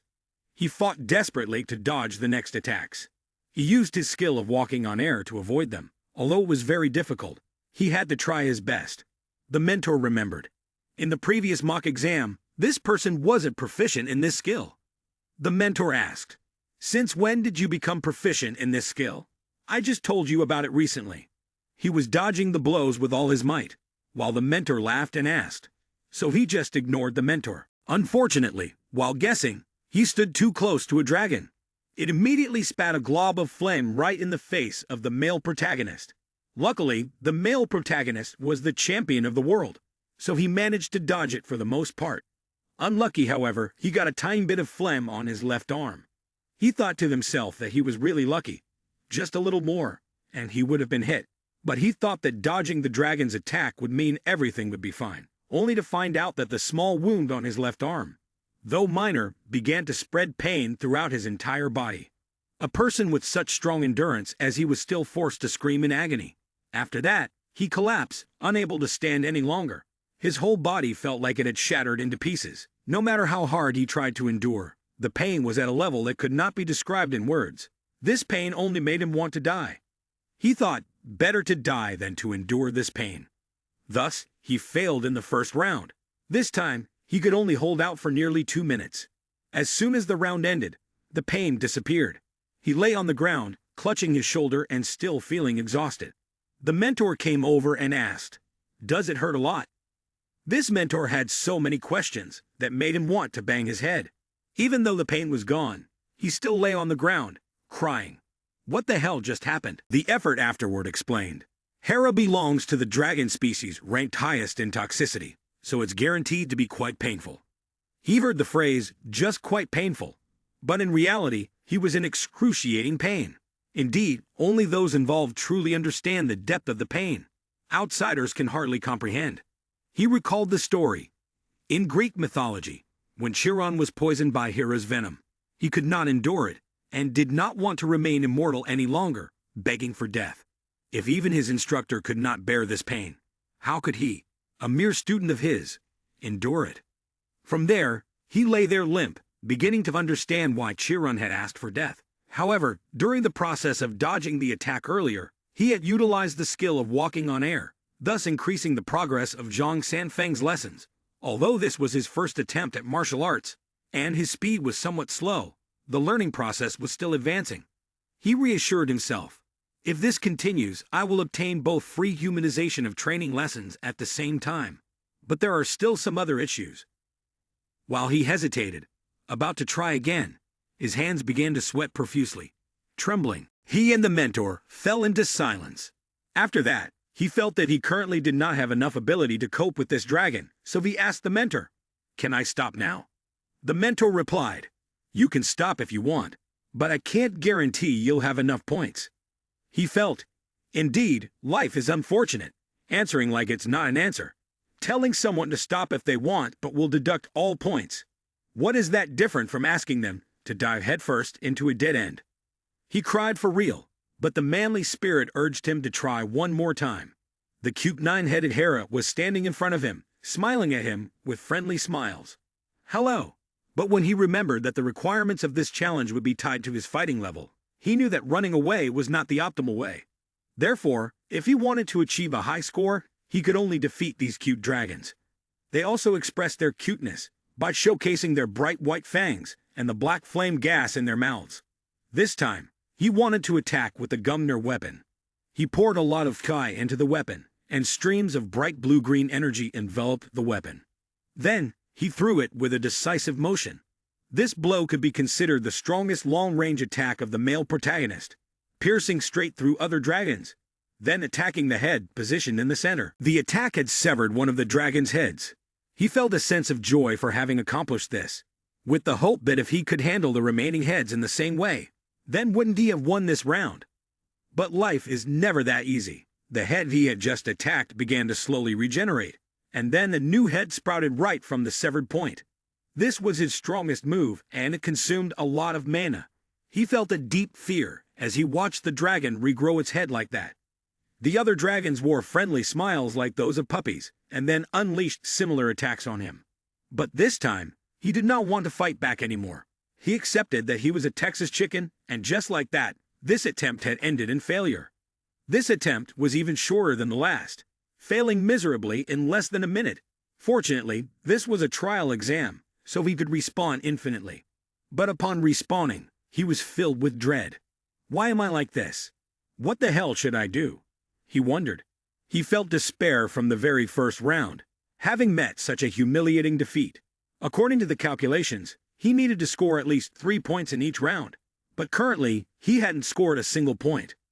Recalling the previous trial exam, he had achieved 4.2 points by defeating Fafnir with the Lance of Longinus. That time, he had struck it, so he was awarded points. This time, he fell into despair because if the head regenerated, he had no idea how many points he would be awarded. He thought, if the score is based on effective attacks, then perhaps I've been fooled by the Ultimate Academy. How many heads do I need to take down here? But failing miserably in the first round feels really painful, and I regret spending a ton of money. The main character is so useless, unable to do anything. So there's definitely an issue with strength. If you encounter difficulties, you can refer to the lectures. A comment echoed in his mind, prompting him to sit up. He thought, that's right, there are still several lectures like this. But he knew that watching these lectures would also result in point deductions. The system displayed 3 lectures from the instructors who had defeated this dragon, including one instructor he was studying under, Hercules. The second instructor was Siegfried. The third instructor was Susanoo. The name of the third instructor somehow reminded him of Naruto. Couldn't it be that Sasuke would jump in here to solo with the main character? This time, he decided not to rush. He wanted to take his time. There was still plenty of time left. However, a problem arose. If I listen to the lecture now, I'll lose points, but based on these lectures, my attack strategy will improve, and consequently, my score will increase. The mentor chuckled comfortably. It's up to your decision, Kim Seo-jun. Right now, he felt really helpless, wishing he could take his time and participate without rushing. But if he lost heart, that wouldn't do. He again believed that hard work would achieve everything. So he tried time and time again. But each attempt left him feeling increasingly exhausted and thought, these monsters are like highway demons, speeding at 150 kilometers/. Oh, it's so helpless. This made him scream. Everyone, just come at me already. I don't want to resist anymore. Meanwhile, the mentor, who had advised him to sign up for the trial, was now standing outside cheering. Our team is doing great. Keep it up, keep it up. While he was being utterly crushed, the attacks from the Hera dragons felt like a storm, a calamity for him. He was dodging while yelling, I hate you, mentor. Teammates should jump in to help, but here my teammates are just standing outside cheering. In the meantime, the main character was being utterly defeated. The first phase failed with a final result where the longest he lasted was just under 2 minutes. Although he suffered a disastrous defeat in this round, the system still announced, you have completed the test for the first subject, combat skills. The next test will be held in 3 days. As the system was calculating the scores, he suddenly remembered the poverty alleviation program, just like he was longing for every single point. Fortunately, the system gave a result of 8.8 points. He felt proud because he had increased by 4.6 points. Although on a scale of 100, he only achieved nearly 9 points. The mentor always encouraged him. Every time they met, he felt like a completely different person. After that, the mentor asked, did you use spiritual power in the last attempt? When did you learn it? In terms of progress speed, you are the fastest progressing student I have ever supervised. Hearing that even the Supreme Academy mentor praised him, he felt proud, scratching his head as if he were on cloud 9. But immediately afterward, the mentor poured cold water on him.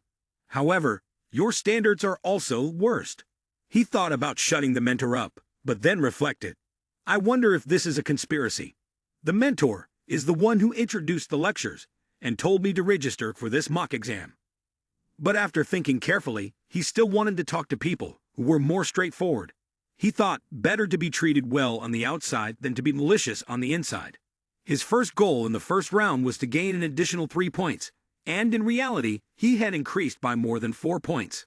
He believed I can do it and have already passed the first round.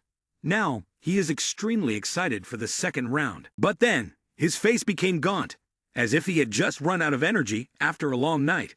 He bowed his head down, feeling as if the world was collapsing. I have truly failed, he told himself.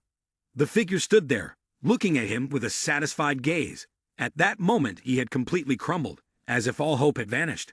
It felt like the world was about to collapse, and all the plans he had meticulously calculated had gone awry. Time rewound to the day before, during the second test on basic endurance. It was just basic endurance, but Atlas had said goodbye to him to have him do a task for him. This task was quite simple, just to hold up the sky in place of the embodiment of the god Atlas for 1 hour. He told him, just hold it until I retrieve the golden apple. The protagonist used all his strength, but still felt that this earth was too heavy. But when he looked at the time that the system required, he wondered, is this time unreasonable? Is this test meant for ordinary people? In the basic endurance test, he scored 5.9 points, an increase of 2.2 from the previous time. Time rewound again to 6 days prior to the third test, which was related to reflex speed at the first level. This competition was also quite simple. just to face the embodiment of the god Argos. This competition only requires the person who keeps their eyes open the longest to win. But on him, there are dozens of eyes. Who knows how many more there are? Even if you try to open your eyes wide enough to pop your pupils out, you still can't count how many eyes this person has. In this round, you fail miserably, with your score only increasing by 1.9 points. Time rewinds 3 days back to the 4th test, which is a mana test. This test is exactly like the last one. You just have to endure something that drains your mana within the specified time. This time, the time limit is 10 minutes, and you will be drained of mana by a mana-hungry demon called Archlich. It tells you, kneel before the Almighty. Although you stand still for it to drain your mana, when it reaches out to suck it, it can only last a few brief seconds. It even asks, is this all the mana you have? Hearing that is unbearable humiliation. You scratch your head and reply, it's because I haven't studied anything related to mana at all. Of course, it's no surprise that this time your score hasn't even increased by 1 point. Back to the present, explaining why you collapse before the challenges. Your face is drained of color. Up until now, your total score is only 9.1 points. If you want to achieve a higher score, the only way is to put in more effort. Your goal is to reach 11.2 points. He was afraid that he might not get a 50% discount, so he asked again, is there any problem? He asked, if I reach the 50% mark, will I get a discount? She replied with a smile. No, only if it's above 50% will you receive a reward from the event. He clicked his tongue, thinking, I'm probably doomed. At noon, he lay down at home to rest. Now sitting and waiting to register, he felt he was wasting a useless amount of money, just because of his own foolishness. The mentor said, let's start today's test. Today's test is in your area of strength. This is the 5th test, a test of spirit. To pass this round, he only needed to listen to the requiem of the Archlich within the time limit of 30 minutes. The Archlich, surrounded by dark, ominous smoke, said, I sing bolero very well. I hope this time you won't disappoint me. He thought that this round was just about listening to music, so he could easily get through it. It was too simple. The slogan, stay calm, be confident, and win, was his motto. What was so difficult about bolero music? Therefore, he believed he could easily pass this round with flying colors. At level 1, he had already succeeded without any difficulties, because his understanding of the teachings of the Buddha had increased by over 30%. He could also conquer the subsequent rounds. He is truly very determined. He believes that he was just lucky to have passed the first level. From here on out is just the beginning. Truly, he must keep his mind steady. In level 2, even the name of this level is frightening, let alone the challenge itself. You only need to drive away a demon on the 9th level of hell that is controlling your mind within a time limit of 1 hour. He is then transported to the space in hell. It is very dark here. All around him is darkness and whispers in his ears. This time is mine. You will never be able to drive me away. You will be my puppet forever. He feels as if he is bathing in rain while in the 9th level of hell. He pats one side of his head to shake off that dark presence. The second round is completed perfectly, quickly, and efficiently. However, in the 3rd round, a very beautiful girl appears, looking like a fairy.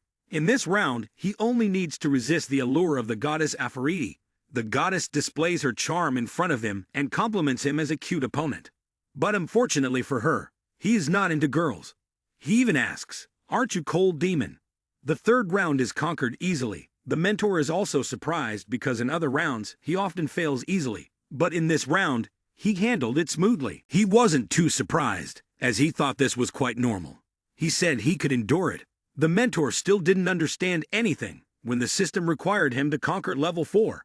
In level 4, he had to endure the singing from the depths of hell for a duration of 30 minutes as mandated by the system. As soon as this round began, he fell into hell. Beneath his feet was like a tornado.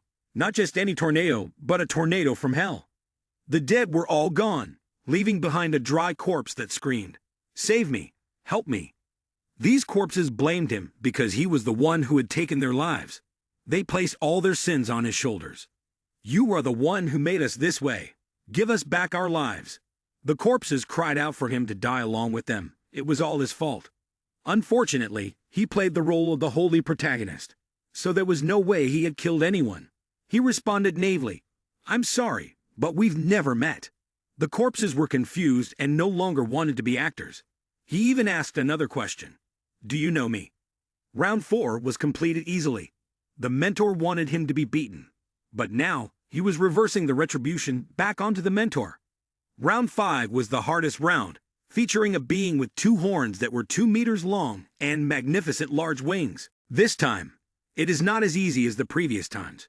He must face his desires, including 7 desires. The first desire is lust, around the male protagonist. Scenes of couples embracing each other, kissing, and intimate moments appear. The hell of lust is a paradise that does not deny any physical desires. The second desire is greed. Just when he thought he had failed in the second round, a prominent characteristic of the male protagonist is his obsession with money, mansions, and luxury cars. Piles of gold and money appear before him. He had to struggle fiercely to get through this round, because in the hell of greed, he sees everything he wants, lacking nothing. The next desire is gluttony.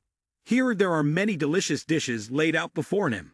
The hell of gluttony is a place where food never runs out. Fortunately, before the test, he had eaten rice at home, so he was full. Therefore, he successfully passed this round. In the next round, the desire is laziness. The hell of laziness is a place where even angels would smile. All that is needed is to eat and sleep every day, with nothing but peaceful naps. Luckily, he was taking an afternoon nap, so he just needed to naturally wake himself a bit to be able to get up. The next hell is wrath. This is where he can torture those who have tormented him, waiting until he is satisfied. This is a paradise for those who seek revenge. He is a righteous protagonist, as he does not harbor any grudges against anyone, and always treats everyone decently. Therefore, he is able to pass through this circle and continue. The next hell is envy. Here, mirrors appear around him, reflecting images of other successes. Images of him graduating from university, and then working as an office employee. In this hell, he can do anything he wants, without envying anyone. This round begins to become a bit challenging. However, he is fortunate enough to overcome it, although he is slightly shaken. And the final hell is pride. Although the protagonist seems humble, deep down, he still feels pride in himself. Thus, in this hell, his eyes turn red. He also feels something unusual about his body. As a result, he fails in the final hell. He screams in fear. Unfortunately, he has failed in the last hell, even though there are still 22 minutes left. He sits down to rest for a bit, feeling a little disappointed. After taking out his phone to check again, he realizes that this level is not as simple as a joke, but because he had conquered the first 4 rounds, and he only struggled with the final round. At this stage, he had tried many times, over and over again. The unfortunate painful failures came, and he persisted and tried again. In the end, fortunately, in the last attempt, he completed the test. The system notified him that he had completed the test, and the next test would take place in 3 days. While the system was in the scoring phase, although quite exhausted, he finally resisted the temptation of the hell of pride. The mentor even asked, "How did you get through level 5? He simply replied, "I just endured it. Perhaps it's because of science. My determination has improved a lot, reducing my superstition." The mentor showed a bored expression, intending to torment him. Unexpectedly, he had made significant progress. The mentor asked again, "What is the level of that lecture now?" He answered, "It's just average. It's at 31.7%. The mentor did not believe him and told him to repeat it. He repeated it, but the mentor did not believe him, thinking it was absurd, because the last time they met, he said it was at 15.5%. How can it increase by 16.2% in such a short time? He had overcome the hell of pride. Seeing that he had answered intelligently, the mentor said, "Well, just keep doing that." The mentor didn't believe it, thinking that seeing is better than hearing. He snatched his phone to take a closer look. After the mentor held it in his hand, he was dumbfounded. What is this? All the information that the main character just told the mentor was true. But besides the fact that the lecture of Buddha was slightly improved, the mentor also noticed why the lecture of Hercules had skyrocketed like that. He could only respond, "Oh, that must just be luck." The mentor kept asking, "Luck? How can you get lucky and still increase the progress so much like that?" The mentor leaned in close as if he was joking, confirming from the start that if Seo Jun had made the main character, then anyone could understand his achievements. The mentor was extremely surprised, shouting at him, My expression is as ridiculous as those numbers. How could the progress of Buddha's lecture increase so quickly? Not every new cadet can achieve this, you know. He had overcome the hell of arrogance because he just replied, "That's because I got lucky." Here we can also draw a lesson that when someone praises us, we can simply respond, I'm lucky, and we have conquered the hell of arrogance." The mentor still held the phone in his hand with a skeptical expression. Then, the system calculated his score. In the last exam, he noticed that the system had increased by a full 13 points compared to the previous mock test. He was as happy as could be, while his mentor was filled with skepticism. A few days later, the Supreme Academy announced the results to him again. Kim Seo-jun's mock exam score had slightly improved. Looking at the total of 52.2 points, he felt as joyful as if it were harvest time. In his mind, he planned to only reduce by 70%, but instead, his efforts were rewarded with an 80% reduction. The score increased from 29 to a full 52.2 points. In other words, the male lead would receive an 80% discount voucher. Finally, his dream had come true. He could now listen to the lectures of Heaven's great sage. An 80% increase in score meant an 80% discount. This meant he could study the lectures of Heaven's great sage. This was something he never even dared to dream of. His heart raced. I have to calm down. I must register for the course of Heaven's great sage. The mentor could not believe it. He stammered, It's impossible. It's impossible. He was still in shock, because this guy could surpass 5 rounds of mental challenges. He called his mentor back, because there was a little issue. The mentor was still in shock, so on the outside, he responded normally, but inside, he had many questions. At this moment, Seo-jun wanted to ask about the scores because he had worked very hard. But he found that he was failing in every exam. The mentor said, It's simple. You just need to score above 60 in each subject. But even if your total score exceeds the standard score, if you have one subject below 60, you will immediately fail. Hearing this, he recalled his high school years. All subjects scored 10 points, except for physical education, which was 4 points. Therefore, I ended up with a record of being a weak student. In pain, he asked, So how many points do I need to pass? The mentor thought for a moment and then replied, But usually, you need to score above 90. In other words, the total score must be 630 or higher. He looked at his phone and realized that his level was still quite low. His total score was only 52.2 out of 630 points. This was indeed a commendable achievement. So he gave himself a few minutes to be a sad boy. Well, no need to think too much anymore. Now he was someone with money, free to play as much as he wanted. But first, he had to take the course of Heaven's great sage. He searched the system for the name of Heaven's great sage to find related courses. The mentor saw that he was eager to learn, but still asked, Do you really want to take the course of Heaven's great sage? The man's face lit up with delight as he replied, Because I haven't decided which other class I want to take yet. After searching, the system presented 2 options. The first lecture included land skills and staff technique.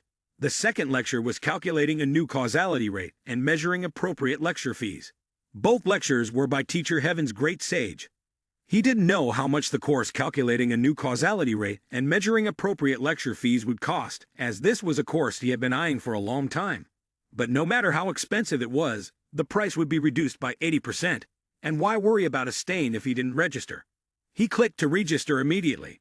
However, the system reported an error. To participate in this class, you need the Heaven's great sage deflecting grasping piercing level S technique. Now he was at a loss, so he could only study another lecture. For now, I have to make the most of what I can learn first, he thought. Therefore, he immediately registered for the deflecting grasping piercing course by Heaven's great sage. This time, the system was calculating the causality and the appropriate tuition fee. The system responded with the tuition fee after the 80% discount. The lecture is valued at 5.4 billion. Do you want to register for this class? After completing the course, you will receive the Heaven's great sage deflecting grasping piercing level S technique. Struggling to look at the tuition fee, he saw that the fee was much cheaper now. But as he was grinding away, he felt that everything was still expensive. Even after an 80% reduction, it was still 5.4 billion. But never mind, he still has more than 20 billion, so why worry about a little stain? At least he still has money to register. After successfully registering, The system immediately displayed a button for him to present the lecture video. The initial scene was of beautiful mountains, but he suspected that the phone screen was stuck right next to the mountain.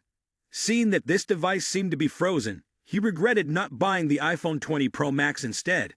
Fortunately, just like when he fixed the TV back in the day, he only needed to tap it a few times for the phone to work normally again. At Heaven's Great Sage, he appeared confidently with a smile on his face. He said, "I apologize to my students." Then, he flew across the path, twisting like a snake. Just moving slightly made him realize how valuable this lesson was. Then Sun Wukong greeted him, saying, "Am I very late? I had to go for a while, because Master Tripitaka Sr. called me." After that, Sun Wukong felt annoyed. After all, that senior can't do anything at all. He is no different from a child. If it weren't for Buddha, I could have taught him a lesson. He had saved up his tuition for a long time, so when he witnessed it with his own eyes, this was Heaven's Great Sage, he felt very excited. Because when it came to Heaven's Great Sage, he was very powerful. One could say he was one of the strongest saints in the heavens. Finally, he was able to meet Heaven's Great Sage. Heaven's Great Sage said, "Anyway, I apologize for being late, but I will teach you properly. The lesson I will teach you today will include some basic skills such as lance skills and piercing technique." He asked, "Do you remember when I explained the piercing technique in the last session?"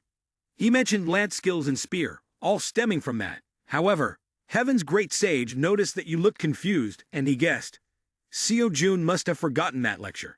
But since I am late today, I will take responsibility to teach you again." He said loudly, "Open your eyes wide and watch carefully." You focused entirely on watching each of his movements.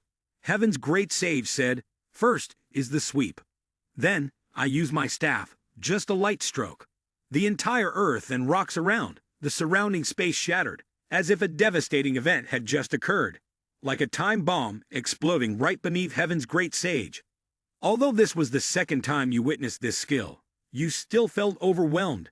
The second skill that Heaven's Great Sage wanted to show you was the blocking skill. This action only required pointing the staff forward, just a motion of retracting the hands and weapons. Yet it caused the heavens and earth to collapse. The third section is the most important. It is like accumulating energy. After that, the third section is the thrust. Sun Wukong said, "Strike the staff as if you are piercing through a single point." Heaven and earth collapsed and all things were in chaos. The golden light created from Sun Wukong's basic movements was no different from a celestial being descending to earth. Having seen enough, Sun Wukong struck the staff down to the ground, and then said, "These are the basic skills that you will learn. If you want to learn my lessons, you must master these skills." As Sun Wukong spoke, he planted the staff into the ground. The entire land before him had been turned to ruins. He taught, "These skills are not only for the heavenly mayor staff but are also essential if you want to learn other spear and staff techniques." He was angry. "Remember what I just demonstrated. Then practice until the next lesson. The tasks from a lecture and the daily tasks have been assigned. This time, the task will execute the ultimate skill of Heaven's Great Sage, 1,000 deflections. The tasks will change according to your learning progress." He found this task quite difficult for himself. The mentor wanted to tell him a few things. The reason the tuition is high is that from the beginning, you have been taking the beginner's basic class. But starting from the intermediate level, your classes will be considered extraordinary. He didn't understand what the difference was. The mentor said, "This is a completely different level, and you should experience it for yourself." He thought, "Well, whatever happens will happen. There's no point in worrying too much." After that, he stood up from his chair to practice the skill that Heaven's Great Sage had just demonstrated. He recalled the movements that the sage had made, then took a deep breath to prepare for a powerful strike. It seemed like nothing would happen, but unexpectedly, a brilliant beam of light burst forth from his arm. The part where he stood was completely destroyed around him, leaving only the ground beneath him intact. The weapon Longinus was glowing. He looked at the surrounding scene and realized, "What the hell did I just do?" Around him looked like a wasteland. It was no longer a park. The mentor saw his astonishment at this, and said, "I told you, but you didn't believe me. This will also give you a Type 2 skill to face future opponents." At that moment, in a luxurious ancient restaurant, 3 people, 2 men and 1 woman, were enjoying the dishes on the table. These three represented three major universities. Seo Yoon, with short hair, was Cha Hai-in, the representative of Academy Yale. The muscular man with blonde hair was Lee Jin-seong, the representative of Academy Gon. The third person, who was slowly sipping from a glass of water, was So Jin-hyun, the representative of Academy Hunter Mills. After taking the cup of water, he said, "I feel that the situation of our academies has not been very good lately. Some people say that even if we combine all three of our academies, we wouldn't be able to compare to one Dream Academy." Lee Jin-seong doesn't know what to do either. "What do you think we should do?" "We have to do something about Kim Seo-jun." So Jin-hyun replied, "What? Kim Seo-jun is a wicked person. He wants at least to crush that kiddo's fighting spirit." Lee Jin-seong cursed. "Is he out of his mind? That kiddo has a sword saint protecting him. Don't you know that if anything goes wrong, not only he but your Academy Hunter Mills could also disappear? Touching the sword saint is like putting one foot in the grave." After that, he angrily stood up and said, "I will pretend I never heard anything." Cha Hai-in felt that the blonde-haired guy made a valid point, so she decided to leave, leaving So Jin-hyun sitting alone. So Jin-hyun wanted to propose forming a friendly match. This proposal left both representatives of the remaining academy speechless. They had also turned their backs to listen to this guy named So Jin-hyun finish speaking. He continued, "Isn't the exchange tournament about to be held?" Cha Hai-in, with a fearful expression, felt anxious. She thought, could it be that this person is thinking of sending So Jin-hyun to fight? He had a serious expression, laughing loudly with a sense of dominance, asking, "What do you think?" He couldn't believe that the ruins around him were just the result of a basic swing of the stick. After expending too much energy, he sat down. He felt as if he were possessed by a deity. This afternoon had drained too much of his energy. But of course, the lecture from Heaven's great sage was of intermediate level. Currently, he was participating in a super advanced strength training session for beginners. However, being a novice, this class was beyond his limits. Kim Seo-jun had no choice but to continuously struggle, telling himself he had to swing the stick a few more times. Feeling the difficulty, he lamented, "Joining a high-level class isn't always a good thing, is it?" The Supreme Academy would scientifically design the curriculum to suit the students, based on causal calculations. The mentor told him, "We have calculated everything." Sitting idly on the ground, he pondered how to achieve 1,000 swings. But with the pace he was going, even 10 seemed difficult to say the least. Seeing him overly worried, the mentor reassured him, "There's no need to worry too much. If this was beyond your capability, I would have stopped you from participating." He felt a surge of motivation, his eyes brightening as he asked, "Is there another way?" It turns out that the mentor noticed his plan to attend the class. Yet he had made remarkable progress in the lessons with Hercules. If he studies alongside Nas Science, he will be able to achieve his goals. Hearing the mentor explain, he suddenly remembered, "I had completely forgotten about this." After that, he tidied up the park. Somehow, he had destroyed the park, but then was able to restore it to its original condition. Indeed, he is the author's child. After finishing the park renovation, he asked his mentor, "Now I should prioritize learning how to maintain stability before moving on to chi cultivation. If it really works, then I should practice mana later, right?" The mentor replied, "That's right, it's up to you. You can choose based on your preferences. Theoretically, what you just said is also fine. By the way, there are a few topics in some lectures that you should also check out." When he took out his phone to see if there were any lectures from the Supreme Academy related to Qi cultivation or mana cultivation, the Supreme Academy recommended 4 different lectures. The first lecture was First Step to Heaven, a lecture on Qi cultivation taught by Zhang Sanfeng. The second lecture was The Wounded Heart, complete edition taught by Lu Dongbin. The third lecture is the Round Table Conference, which includes all the secrets of the knights and the wisdom of Merlin. The instructor is Arthur Pendragon. The fourth lecture is The Fiery Power, like the aura of a dragon, guided by Siegfried. He immediately chose to listen to the lecture of Lu Dongbin. Instantly, a man with a gentle demeanor appeared, surrounded by bamboo trees. The atmosphere was cool and gentle. He lectured about spiritual Kai, similar to expanding a bowl, and that bowl is likened to the energy core or the acupoint. He further explained that the energy core acupoint includes central, upper, and lower. It is usually concentrated in the brain. The central part focuses on the heart, while the lower part lies beneath the navel. He is a master of swordsmanship, so his control is excellent. He also said, if understood in the simplest way, the energy core is the most important part of the body, and the energy core is identified to have three main parts, including upper, central, and lower. First is the upper dantian. The upper dantian refers to the spiritual world of the practitioner. At this point, the practitioner will enter a meditative state, which means they must explore the Tao of the spear and the related laws. Simply put, it is the ultimate path to reach a transcendental realm. It is located at the center on the top of the head, in the area of Nai Wan Gong. Therefore, the upper dantian is the most important among the three dantian.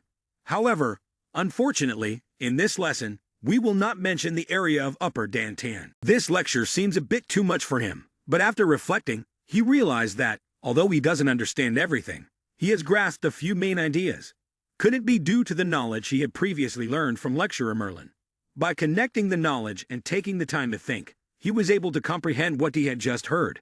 He believes that a part of the body called Nai Wan Gong, or the brain, is the important part of the upper dantian. So, is it also called the region of the mind? In theory, the head area is the brain, the middle area is the heart, and the lower part is the abdomen. From here, he discovered a summary of Master Lu Dongbin's lesson regarding mana cultivation. When practicing, the amount of Kai in the body will gradually increase. Accumulating this Kai is relatively easy, but it requires a lot of time. He also remembered a few days ago when he asked his mentor. When recalling his mentor's message, he thought, if you want to be safe, you must do Ki cultivation. Now, if he wants effectiveness and safety, choosing Ki cultivation is reasonable. While he was thinking, suddenly something appeared on his phone. When he checked, it was a new lecture from lecturer Siegfried titled Energy of the Dragon.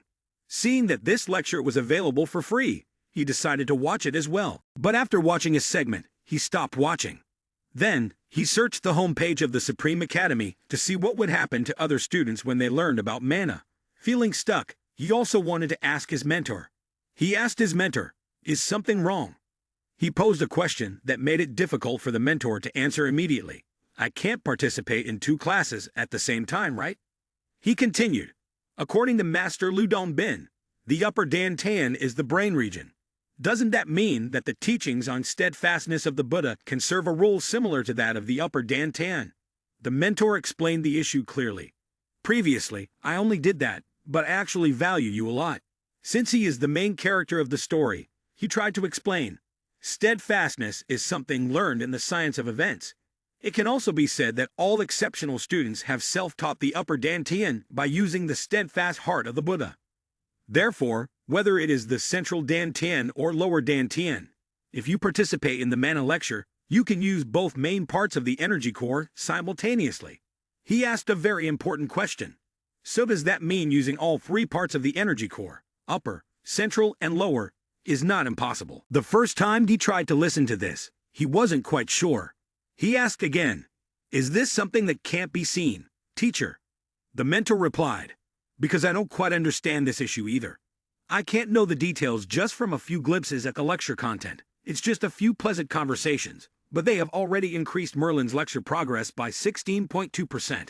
He checked his phone after seeing the progress notification, and then resolved to conquer this lecture. After that, he asked further, is there any other issue? Have the students I have mentored said anything? The mentor replied, they just choose based on their preferences. But if by now there are still no exceptions, then isn't it ineffective? Truly, you need to clarify this. Therefore, he wanted to find the answer to this question at all costs. He told the mentor, can we ask the instructors again? The mentor said, I should go ask the instructors. He reaffirmed, yes, you want to ask the student community, but there's nothing on the notice board. Wouldn't it be more accurate to ask the instructors directly? Is it because this is a free online lecture and not from a professional teacher, or does it require payment? The mentor shook his head. It's not like that. You're too obsessed with money. Then, his ambition surged. He wanted to ask the mentor for help, because he thought, if I sit and study, I will always ask about the content of a lecture. Right. The mentor felt too much pressure, so he agreed just to make him happy. After finishing some work, he immediately ran back to the academy.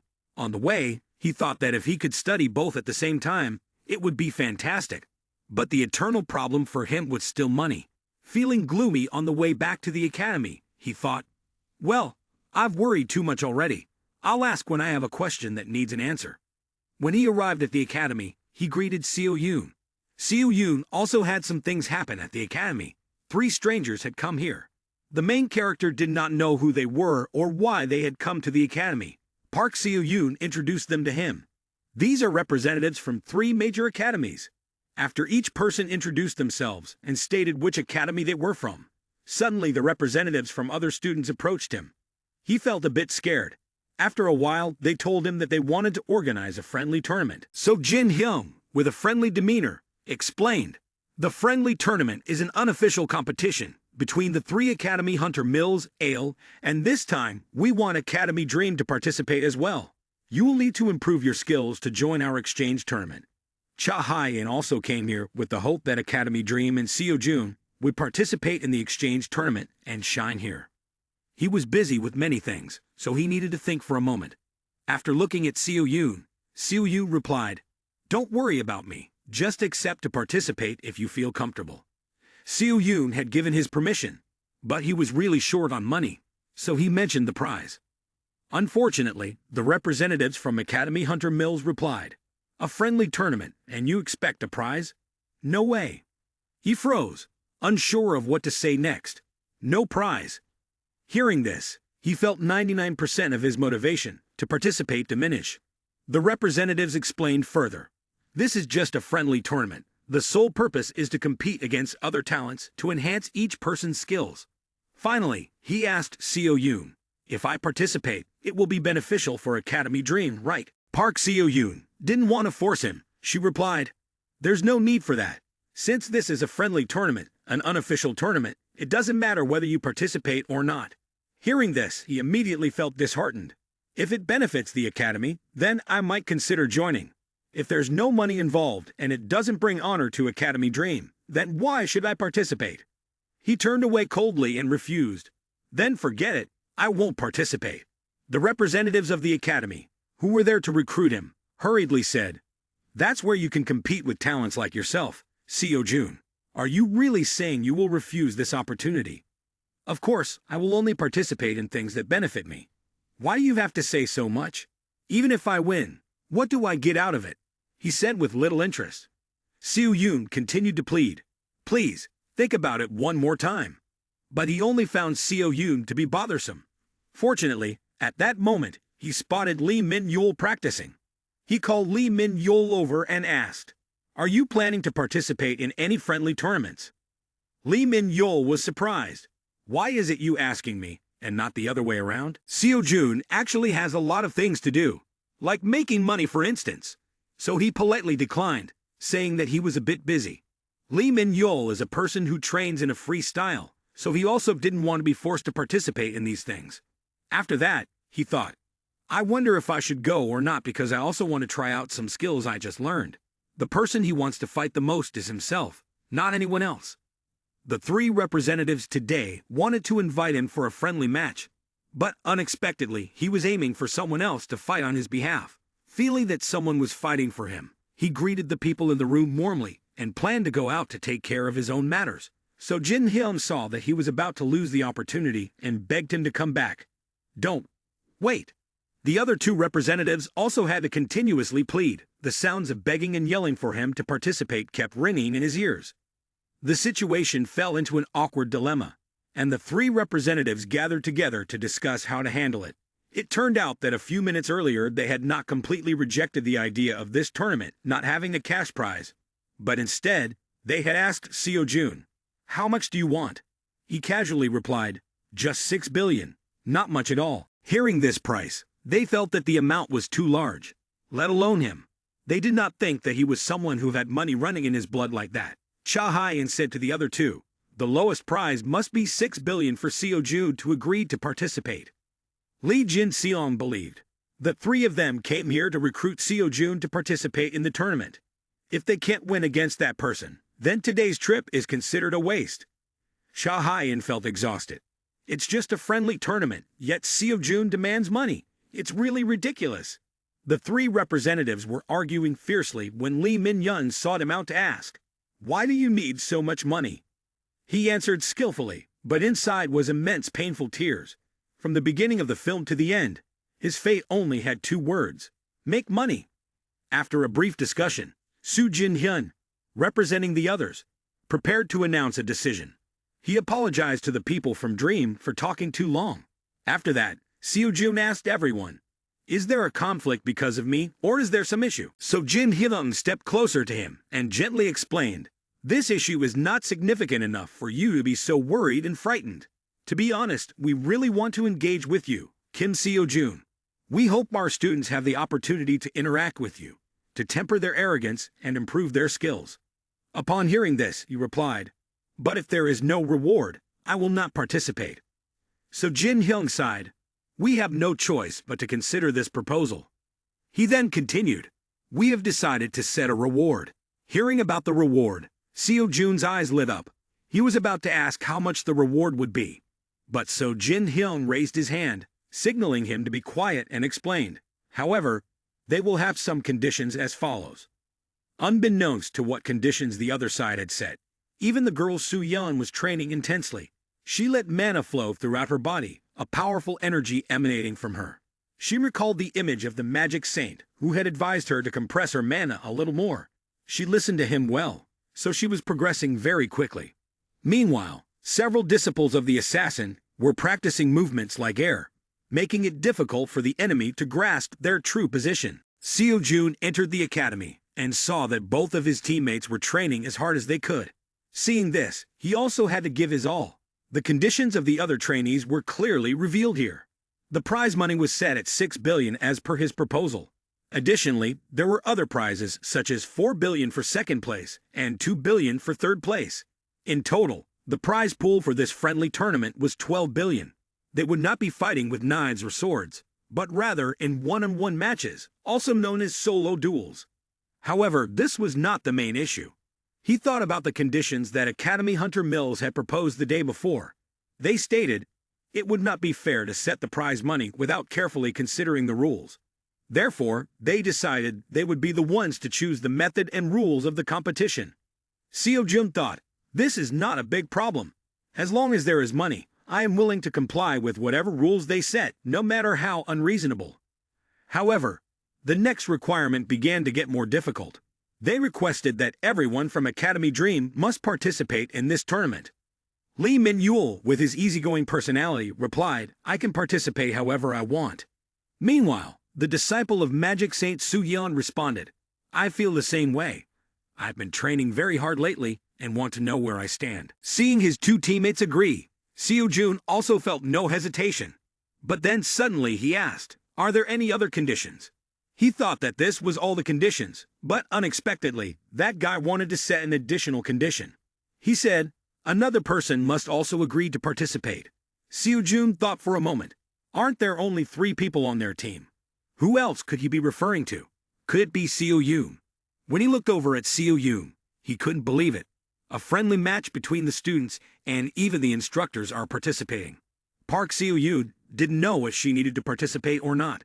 After that, the representatives confirmed that Seo-yun also had to take part, so she threw herself into training to prepare for the competition. Her mentor's weapon was a sword, and she practiced her sword skills proficiently. After all, Seo-yun was a B-rank hunter, but Seo-jun couldn't help but feel puzzled. He didn't understand. Why do those people want Seo-yun to participate in a one-on-one tournament? What is their purpose? Seeing Seo-yun training so diligently, Seo-jun decided to go talk to her. For a bit, Seo-yun was training extremely hard. When she saw Seo-jun approaching, she was a bit curt and asked if there was something wrong. He scratched his head, mistakenly thinking that Seo-yun was training for him, and said, "You shouldn't push yourself too hard like this."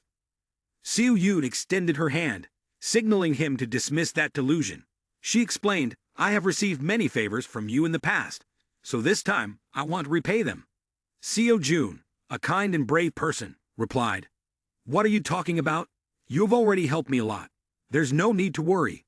Seo-yun pushed him away with her hand, saying, "It's fine. You don't need to worry too much." After that, she let him go outside, reminding him to do his own work. Seo Jun felt that her words made sense, so he decided to leave to focus on his personal training. Park Seo Yoon, after that time, let him go outside so he could train. But deep down, she still felt insecure and worried that she wouldn't be able to win this tournament. When mentioning the lesson, Seo Jun remembers, the mentor promised to return soon, but until now, he still hasn't received any feedback. Just as he thought of the mentor, he received a message on his phone. He took out his phone to check and saw the mentor said, "For now, please stop the course in Mana." This surprised him greatly, as he was currently studying and the mentor told him to pause. The mentor explained, "The issue is complex. I can't explain clearly."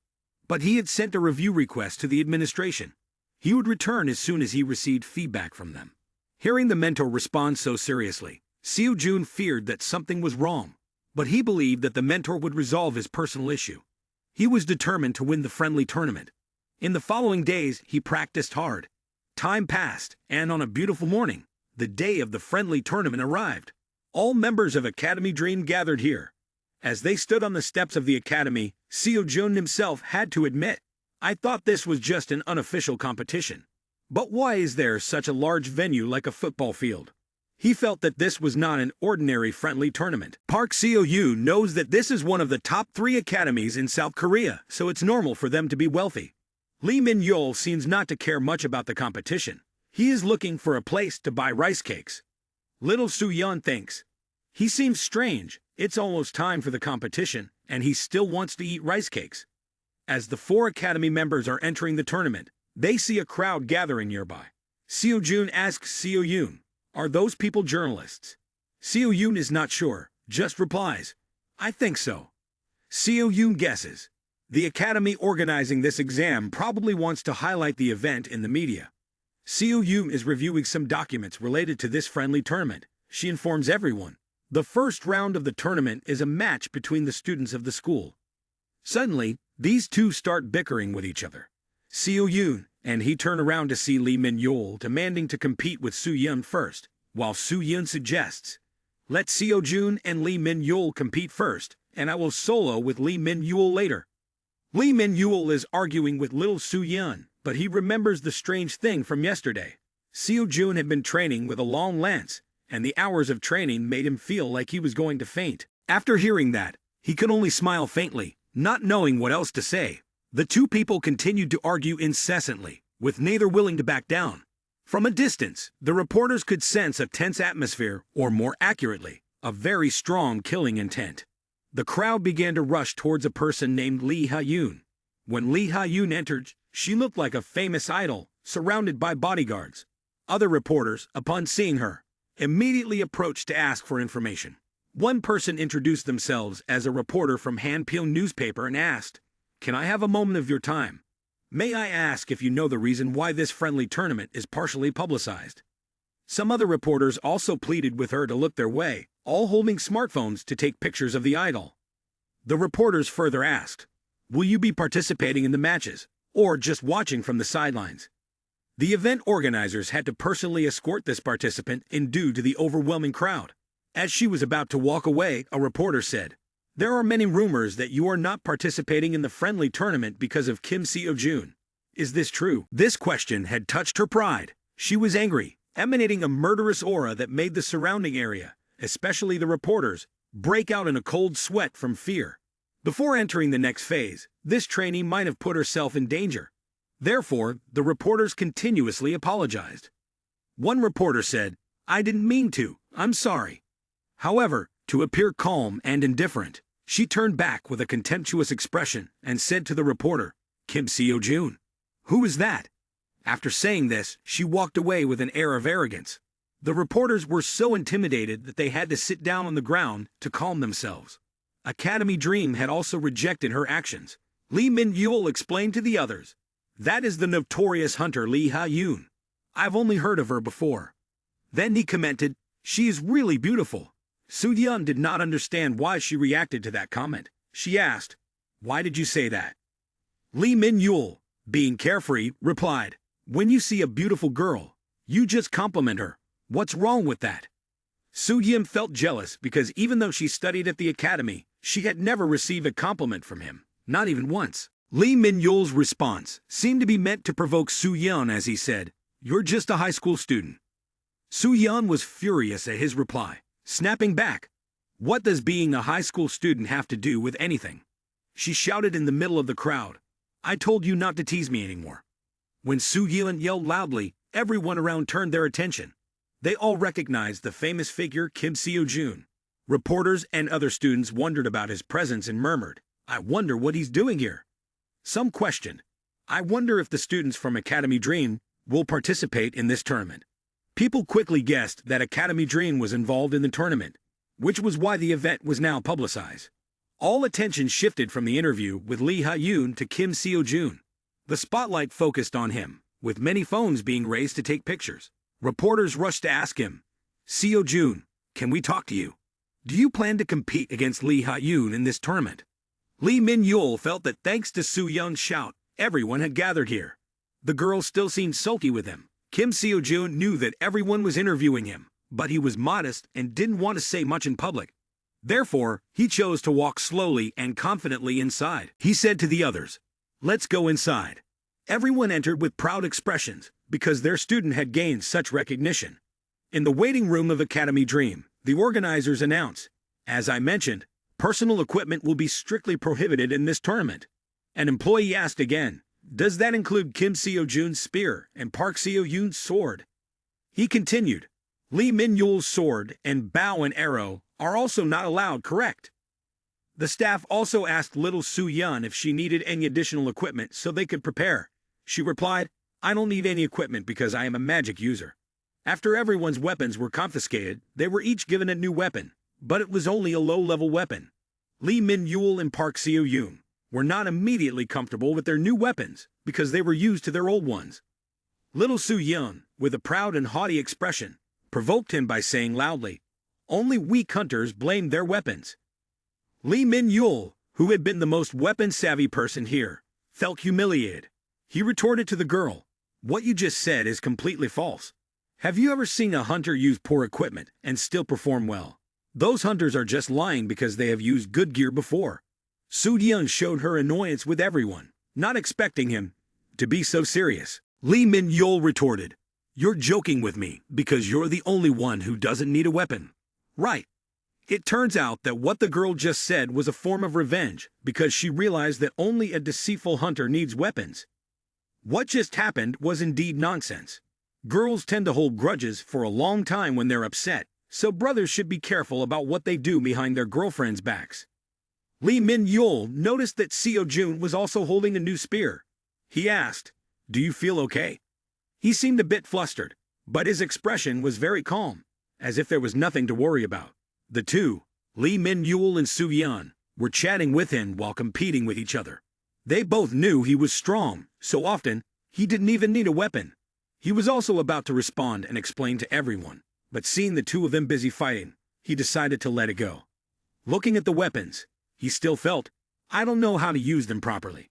The first match would be the opening match between Min-jun and Kim Seo-jun. Min-jun still felt suspicious because he sensed something off about his opponent's expression. After that, he didn't know who organized this event to dare impose a ban on personal equipment. The referee asked both, "You understand the rules, right?"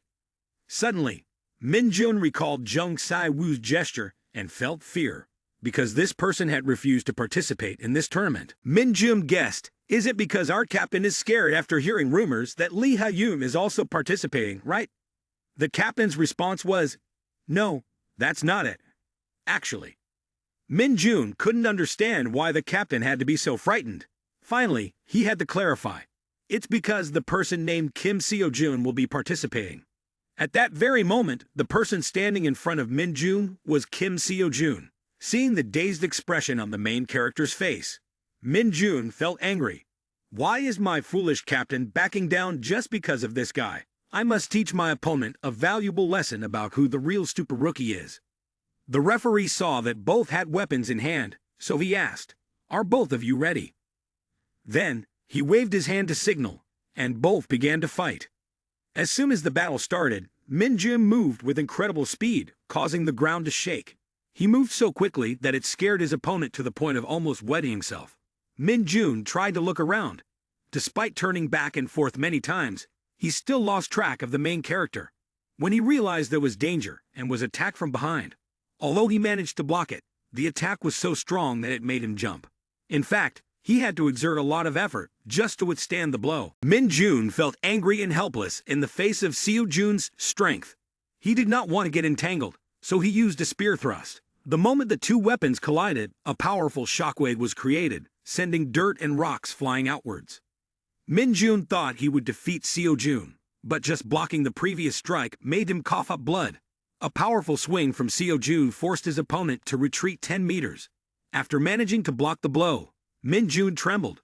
He thought to himself, "If I hadn't been so complacent from the start, perhaps I wouldn't have to suffer such humiliation now." Before his opponent could catch his breath, Seo Jun charged in and delivered a thrust straight at Min Jun's face. Min Jun thought that today he would get to see a naked chicken. But fortunately, Seo Jun was a good person and stopped the spear, not killing his opponent. The aftermath of the attack created a strong shockwave.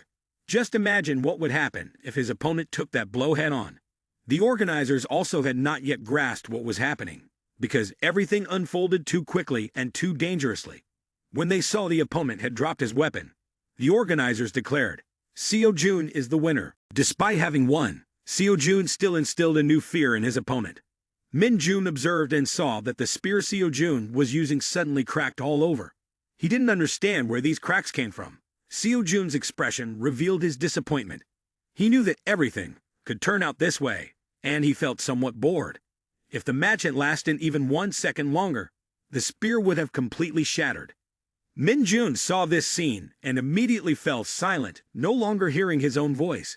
Seo Jun suggested that the organizers provide him with a sturdier spear, while his opponent remained sitting on the ground, still terrified by this power.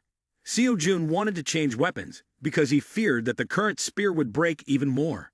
After making the request to the organizers, Seo Jun was given a new spear. However, he still doubted its sturdiness. He raised the spear high and inspected it under the light in the waiting room. After the change, he still thought that this new spear did not meet his needs. Even though it was a new one, its quality did not reassure him. If the spear was not of sufficient quality and broke, he could lose the match, even though he had only swung it 3 times before it had cracked. Thinking about the scene where he had to keep fighting with a person and had to replace a spear, he felt discouraged. Now, does he also have to train to restrain his own strength? The other 2 teammates looked at him with wide eyes in admiration. Although he felt ordinary, these 2 praised him endlessly. Lee Min-yul called him boss, and when he asked about what he had shown during training, Lee Min-yul replied that it was not all of it. Soo-yeon just took out her phone to check and informed him that everyone was going crazy over what he had demonstrated. Seo-yoon proudly brought the phone to show him. An article about him had been published in XX Daily. The article announced that Academy Dream had participated in the friendly tournament of Hunter Mills and Kim Seo-jun would face off against Lee Ha-yoon. Can he win? After reading the article, he did not feel complacent. Now, with a determined mindset, these articles could not shake him. Park Seo-yoon thought, perhaps the reporters at the entrance wrote that article. He casually read some comments under the post and felt that some of them were really crazy. On the website, he was also one of the hottest searches. Seo-yoon explained, "What's more important is that the top 3 associations will cover all costs incurred during the friendly tournament. They just want to attract your attention." Upon hearing this, he didn't boast. He thought, his opponent, Lee Ha-yoon, will really be amazing. Lee Min-yul, a die-hard fan of the main character, believed, "You are the most amazing one." After that, he kept saying, Lee Ha-yoon, who could even compare to the boss. He found this situation quite normal, so his reaction was rather lukewarm. Seo-yoon said, "Lee Ha-yoon is a genius character. Whether inside or outside, everyone always imagined her as an insurmountable statue. Therefore, people will go crazy because you are gradually breaking down that wall." Soo-yeon felt proud of her brother and said, "Everyone online is calling you a superhero." Lee Min-yul thought, if I had to choose between the 2, one being the boss and the other being Lee Ha-yoon, I would choose Lee Ha-yoon right away. Soo-yeon still wanted to tease and added, "As for me, I would choose you, Lee Min-yul." He didn't understand why the girl had to poke fun at him in everything. Seo-jun felt proud, but thanks to everyone, he had also become happier. Each day, Everyone brought laughter to him. In contrast to the cheerful atmosphere of Academy Dream, Academy Hunter Mills was shrouded in a gloomy atmosphere filled with hatred. So Jin Hyung asked Lee Ha-yoon about her situation. Lee Ha-yoon coldly replied, "There must be a reason why he is mentioned so much." However, the representative's question touched her pride. He asked, "Do you think you can defeat Kim Seo-jun? And don't take it too seriously. If you can't win, being in second place is fine too." She immediately said, "No." In her eyes, there was an unparalleled confidence. No matter how hard Seo-jun struggled, she still believed that this person is only extraordinary at one level of the students. So Jin Hyung noticed his student's cold attitude and thought, "You are very confident in your abilities." He said, "Well, just consider what I said as something pleasant to hear, and don't worry too much about my words."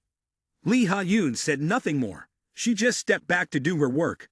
After his student walked away, so Jin Hyung sat on a chair and looked through the glass to observe all the matches from the beginning of the event until now. He pondered for a moment, and then noticed Kim Seo-jun, who was talking to the event staff. He heard Kim Seo-jun requesting to change his spear once again, looking at Kim Seo-jun's victories.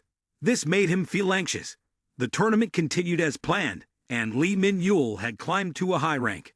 As for Soo-yeon, she was a newcomer, and everyone thought she would fail early.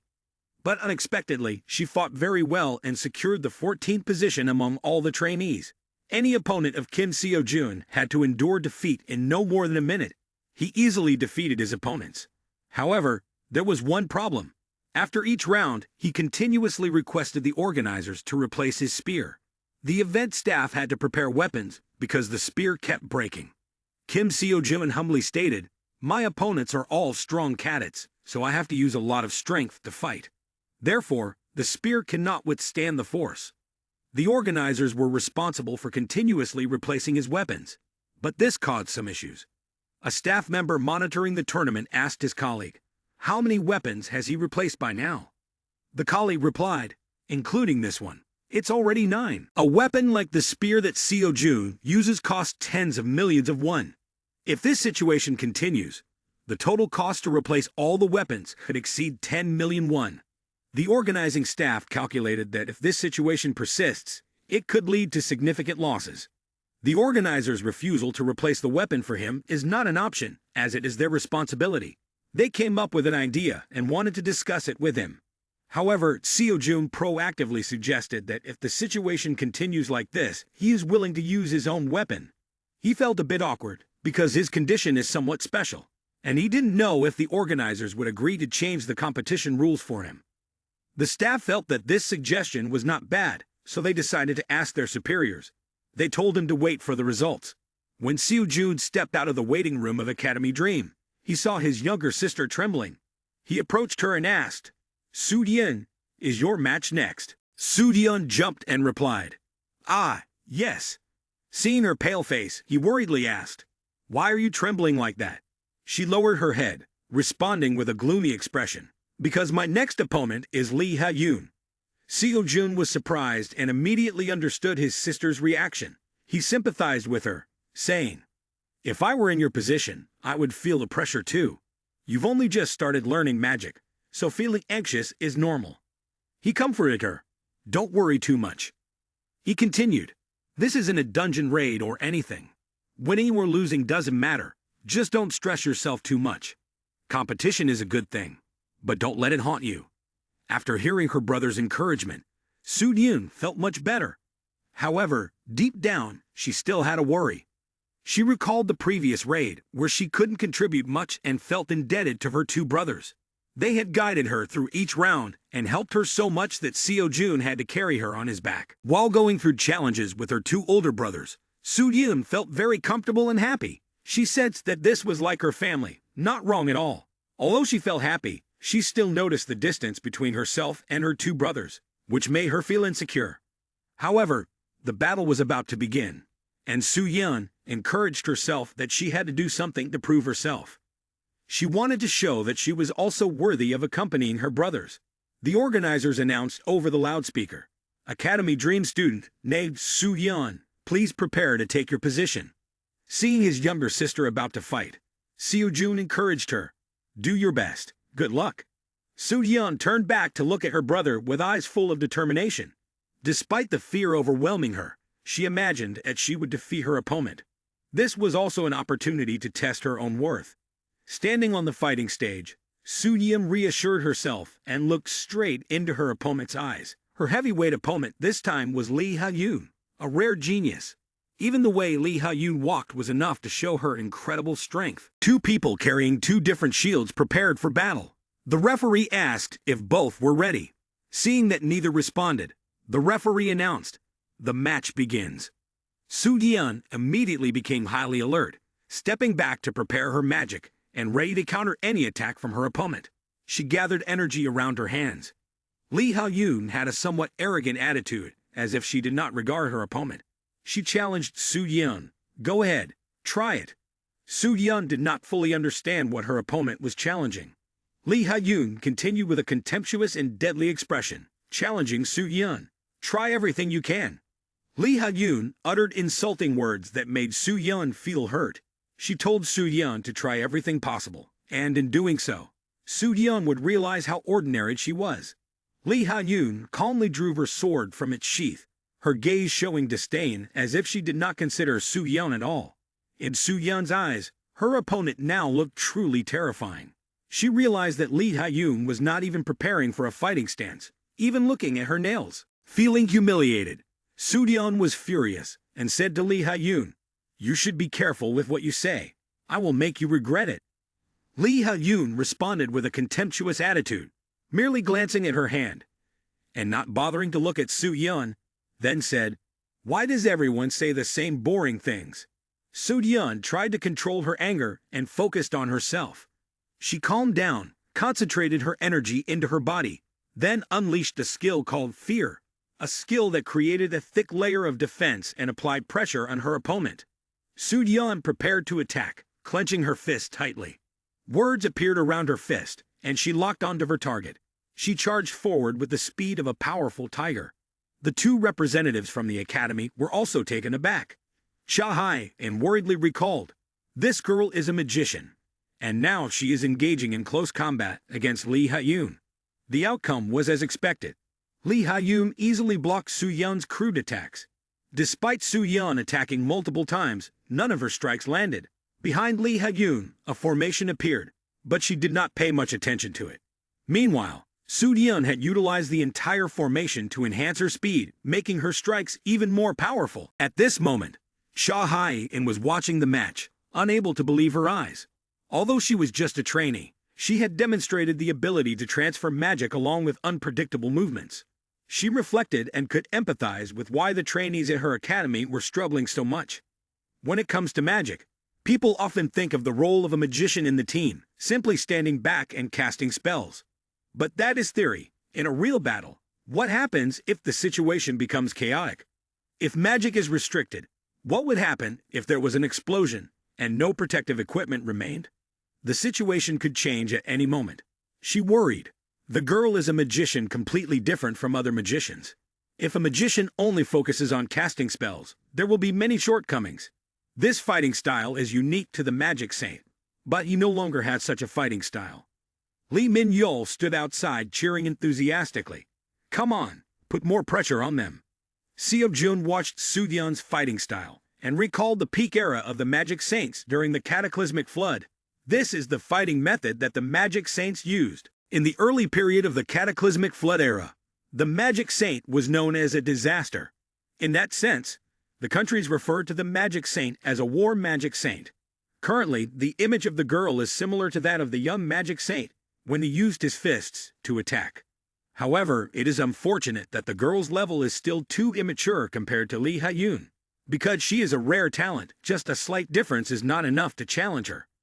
Lee Ha-yoon easily received every attack and accompanied it with insults.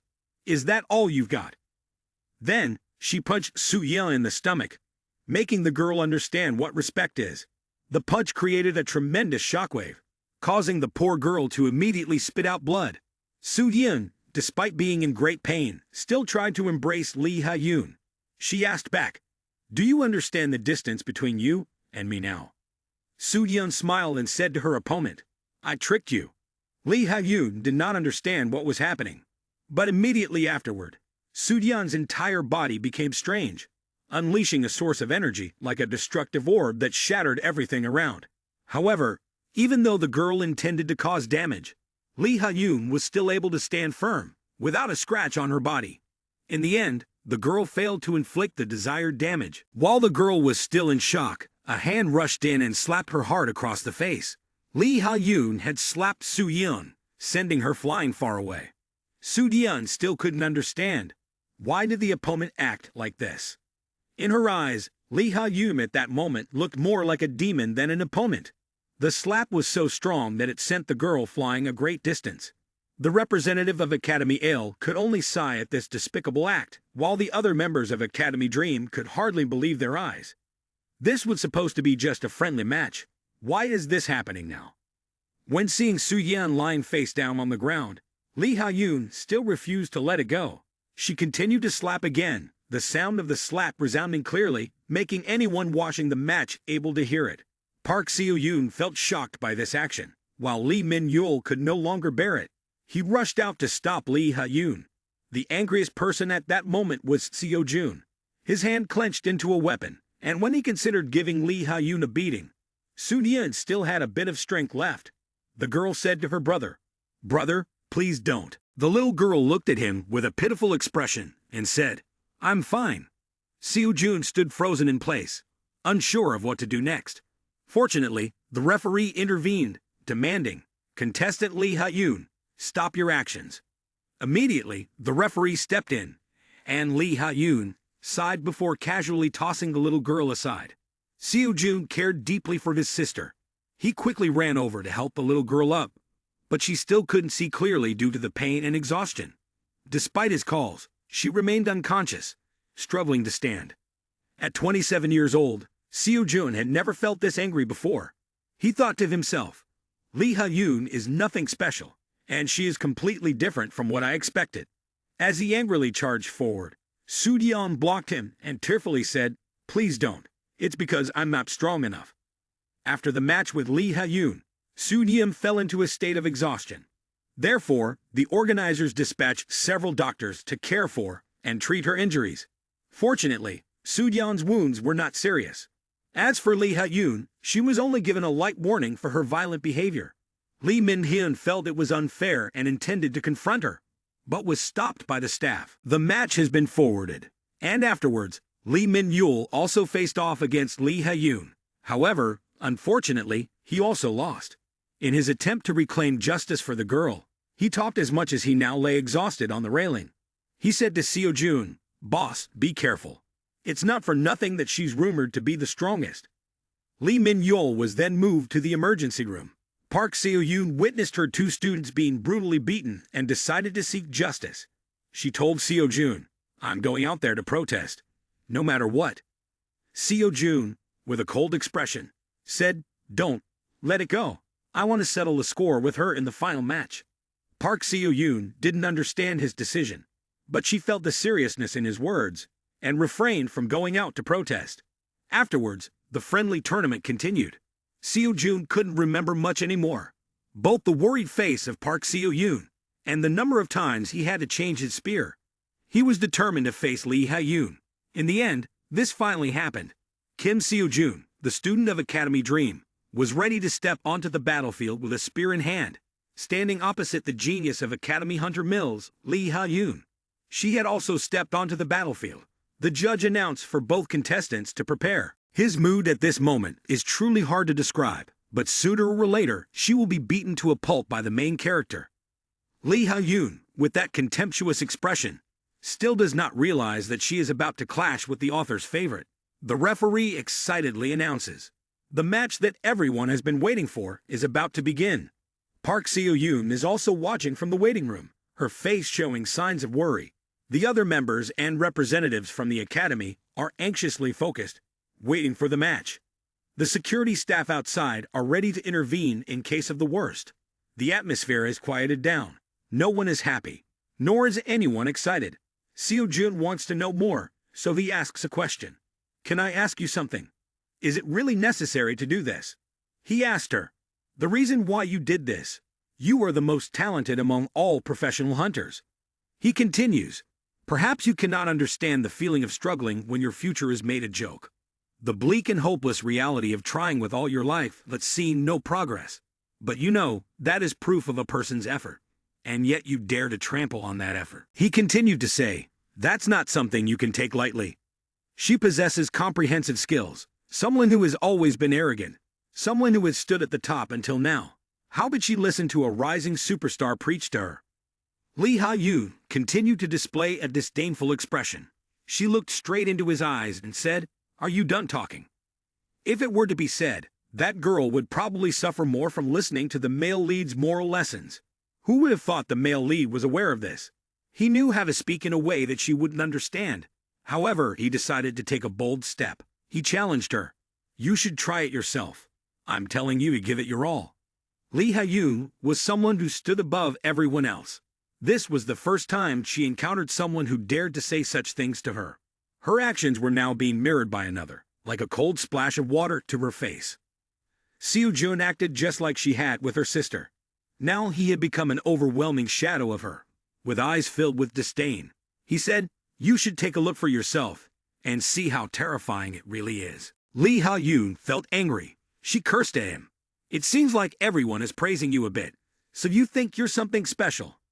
She asked him, hypocrite, when you were beating up the weak to get here, you still reacted indifferently. His expression was cold as he said to her, looks like your brain isn't working yet.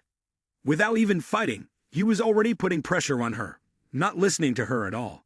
He felt it was time to start the match. He asked her, are you ready? If you're ready, then let's begin. Unlike previous opponents, Lee Ha-yoon realized that the person standing in front of her could tear her apart at any moment. The referee shouted, start. Immediately, she got into a fighting stance. Her hand was on the sword, ready to draw it. But what she saw in front of her was Seo-jun with his hands still in his pockets, as if he were casually strolling and hunting monsters. She asked him what he was doing. Seo-jun maintained his attitude to teach her a lesson. He calmly said, I told you, go ahead and use all your skills. Lee Ha-yoon felt her pride wounded. She gritted her teeth and grumbled, how dare a guy like you? Seo-jun paid no attention to her words. He even waved his hand to tease her. Why does everyone say the exact same thing? This reaction was not teasing Seo-jun. It was something else entirely. Lee Ha-yoon felt more insulted than ever. Immediately, she charged in front of him, drawing her sword and ready to kill her opponent. As her sword was about to touch his neck, Seo-jun gently stepped back, easily dodging the slash. After that, she switched to a serious state, attacking him with powerful energy, and no one dared to intervene in this battle between the two. Unlike Lee Ha-yoon's angry state, Seo-jun maintained a very calm expression, showing that he could control the fight. Despite her numerous attacks, not a single strike landed. In fact, he hadn't even entered a defensive stance. Lee Ha-yoon felt the significant skill gap between herself and her opponent. However, villains are not easily deterred. She was thinking of another way to attack. Seo-jun, on the other hand, was yawning, and he didn't even bother to look at her attacks.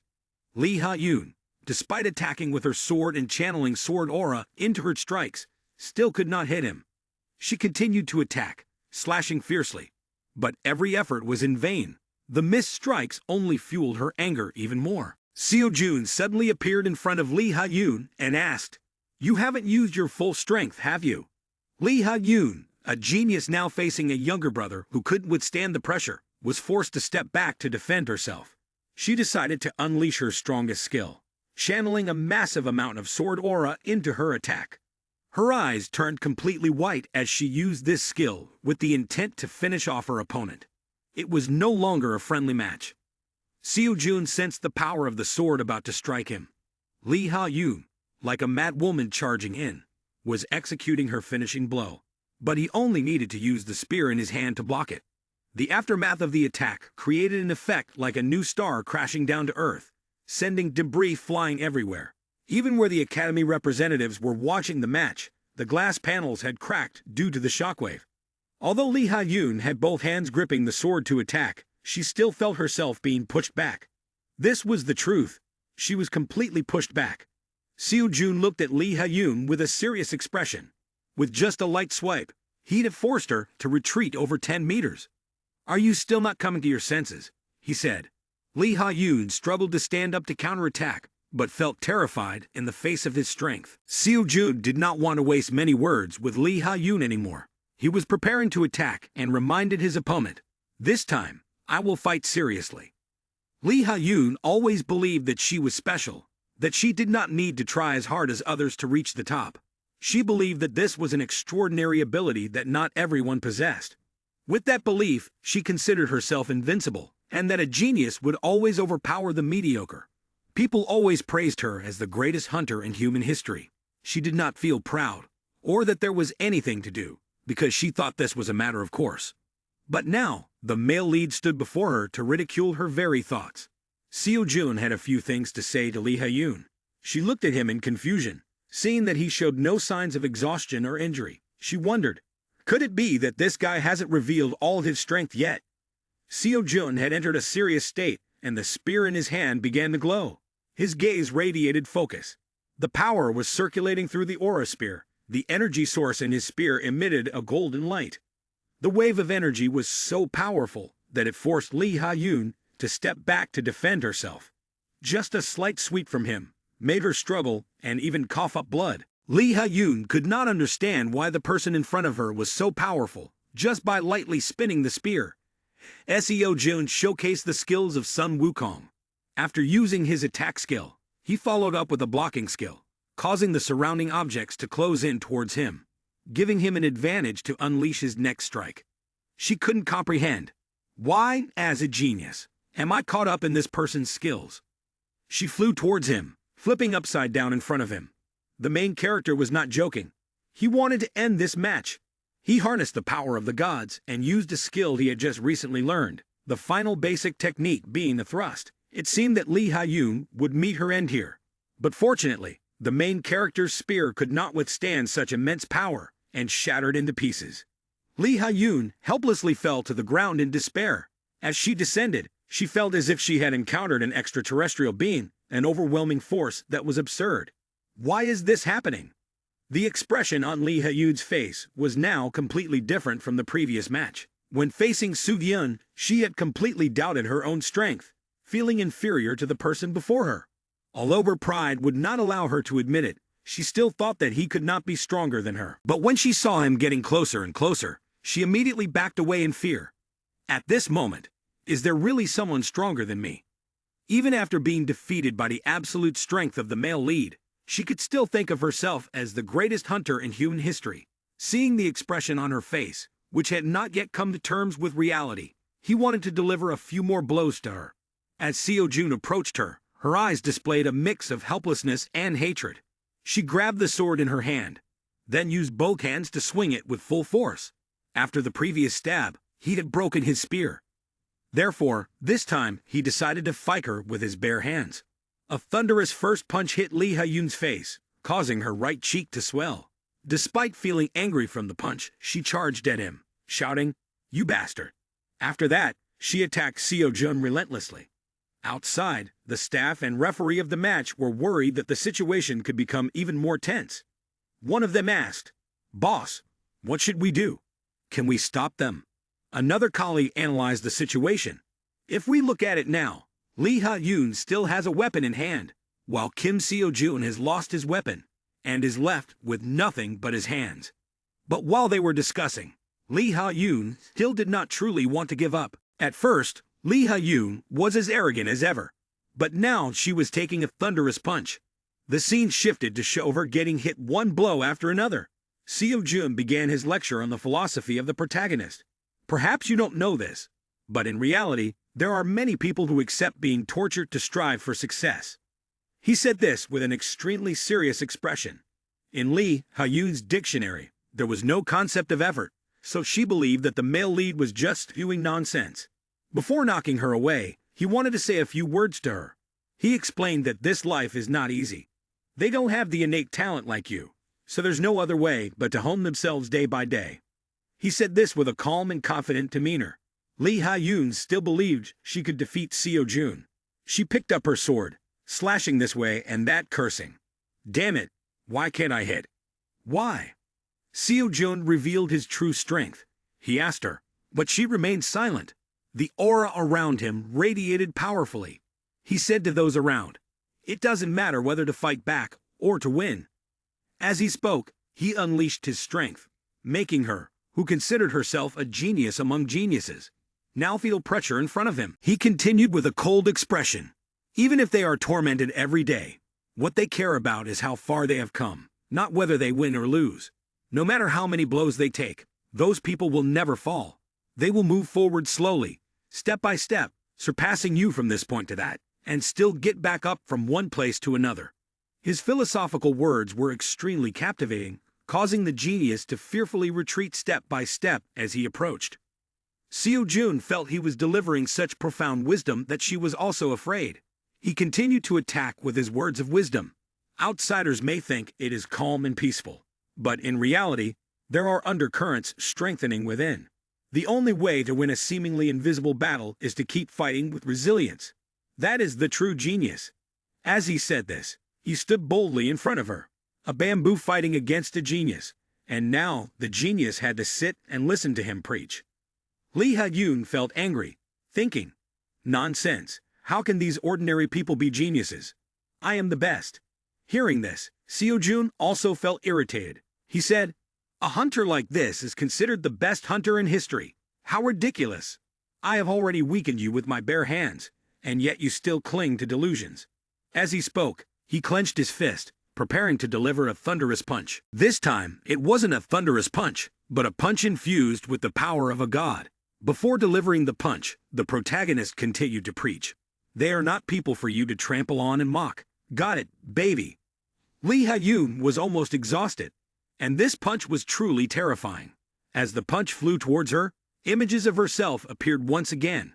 It seemed that this time, Lee Ha-yoon had come to realize that she was not the most talented nor a genius. Fortunately, he did not strike a girl. The punch flew straight to her face, but stopped, just 2 centimeters away. The force of the punch resonated behind her, like a nuclear bomb just detonating. At this moment, the entire image and pride that Lee Ha-yoon had built up until now completely crumbled. She had no more reactions and collapsed onto the arena floor. The match had been decided. Kim Seo Jun was the ultimate winner, the strongest in this tournament. Representatives of the Academy, staff, and Seo Yoon Park's Seo Hilim Academy Dream were all astonished. Some were overjoyed. Seo Jun said to Lee Ha-yoon, "One last word. So how do you feel now? Have your eyes been opened? Next time you run into the author's child, remember to dodge quickly." In the first round of the friendly tournament, Kim Seo Jun emerged victorious.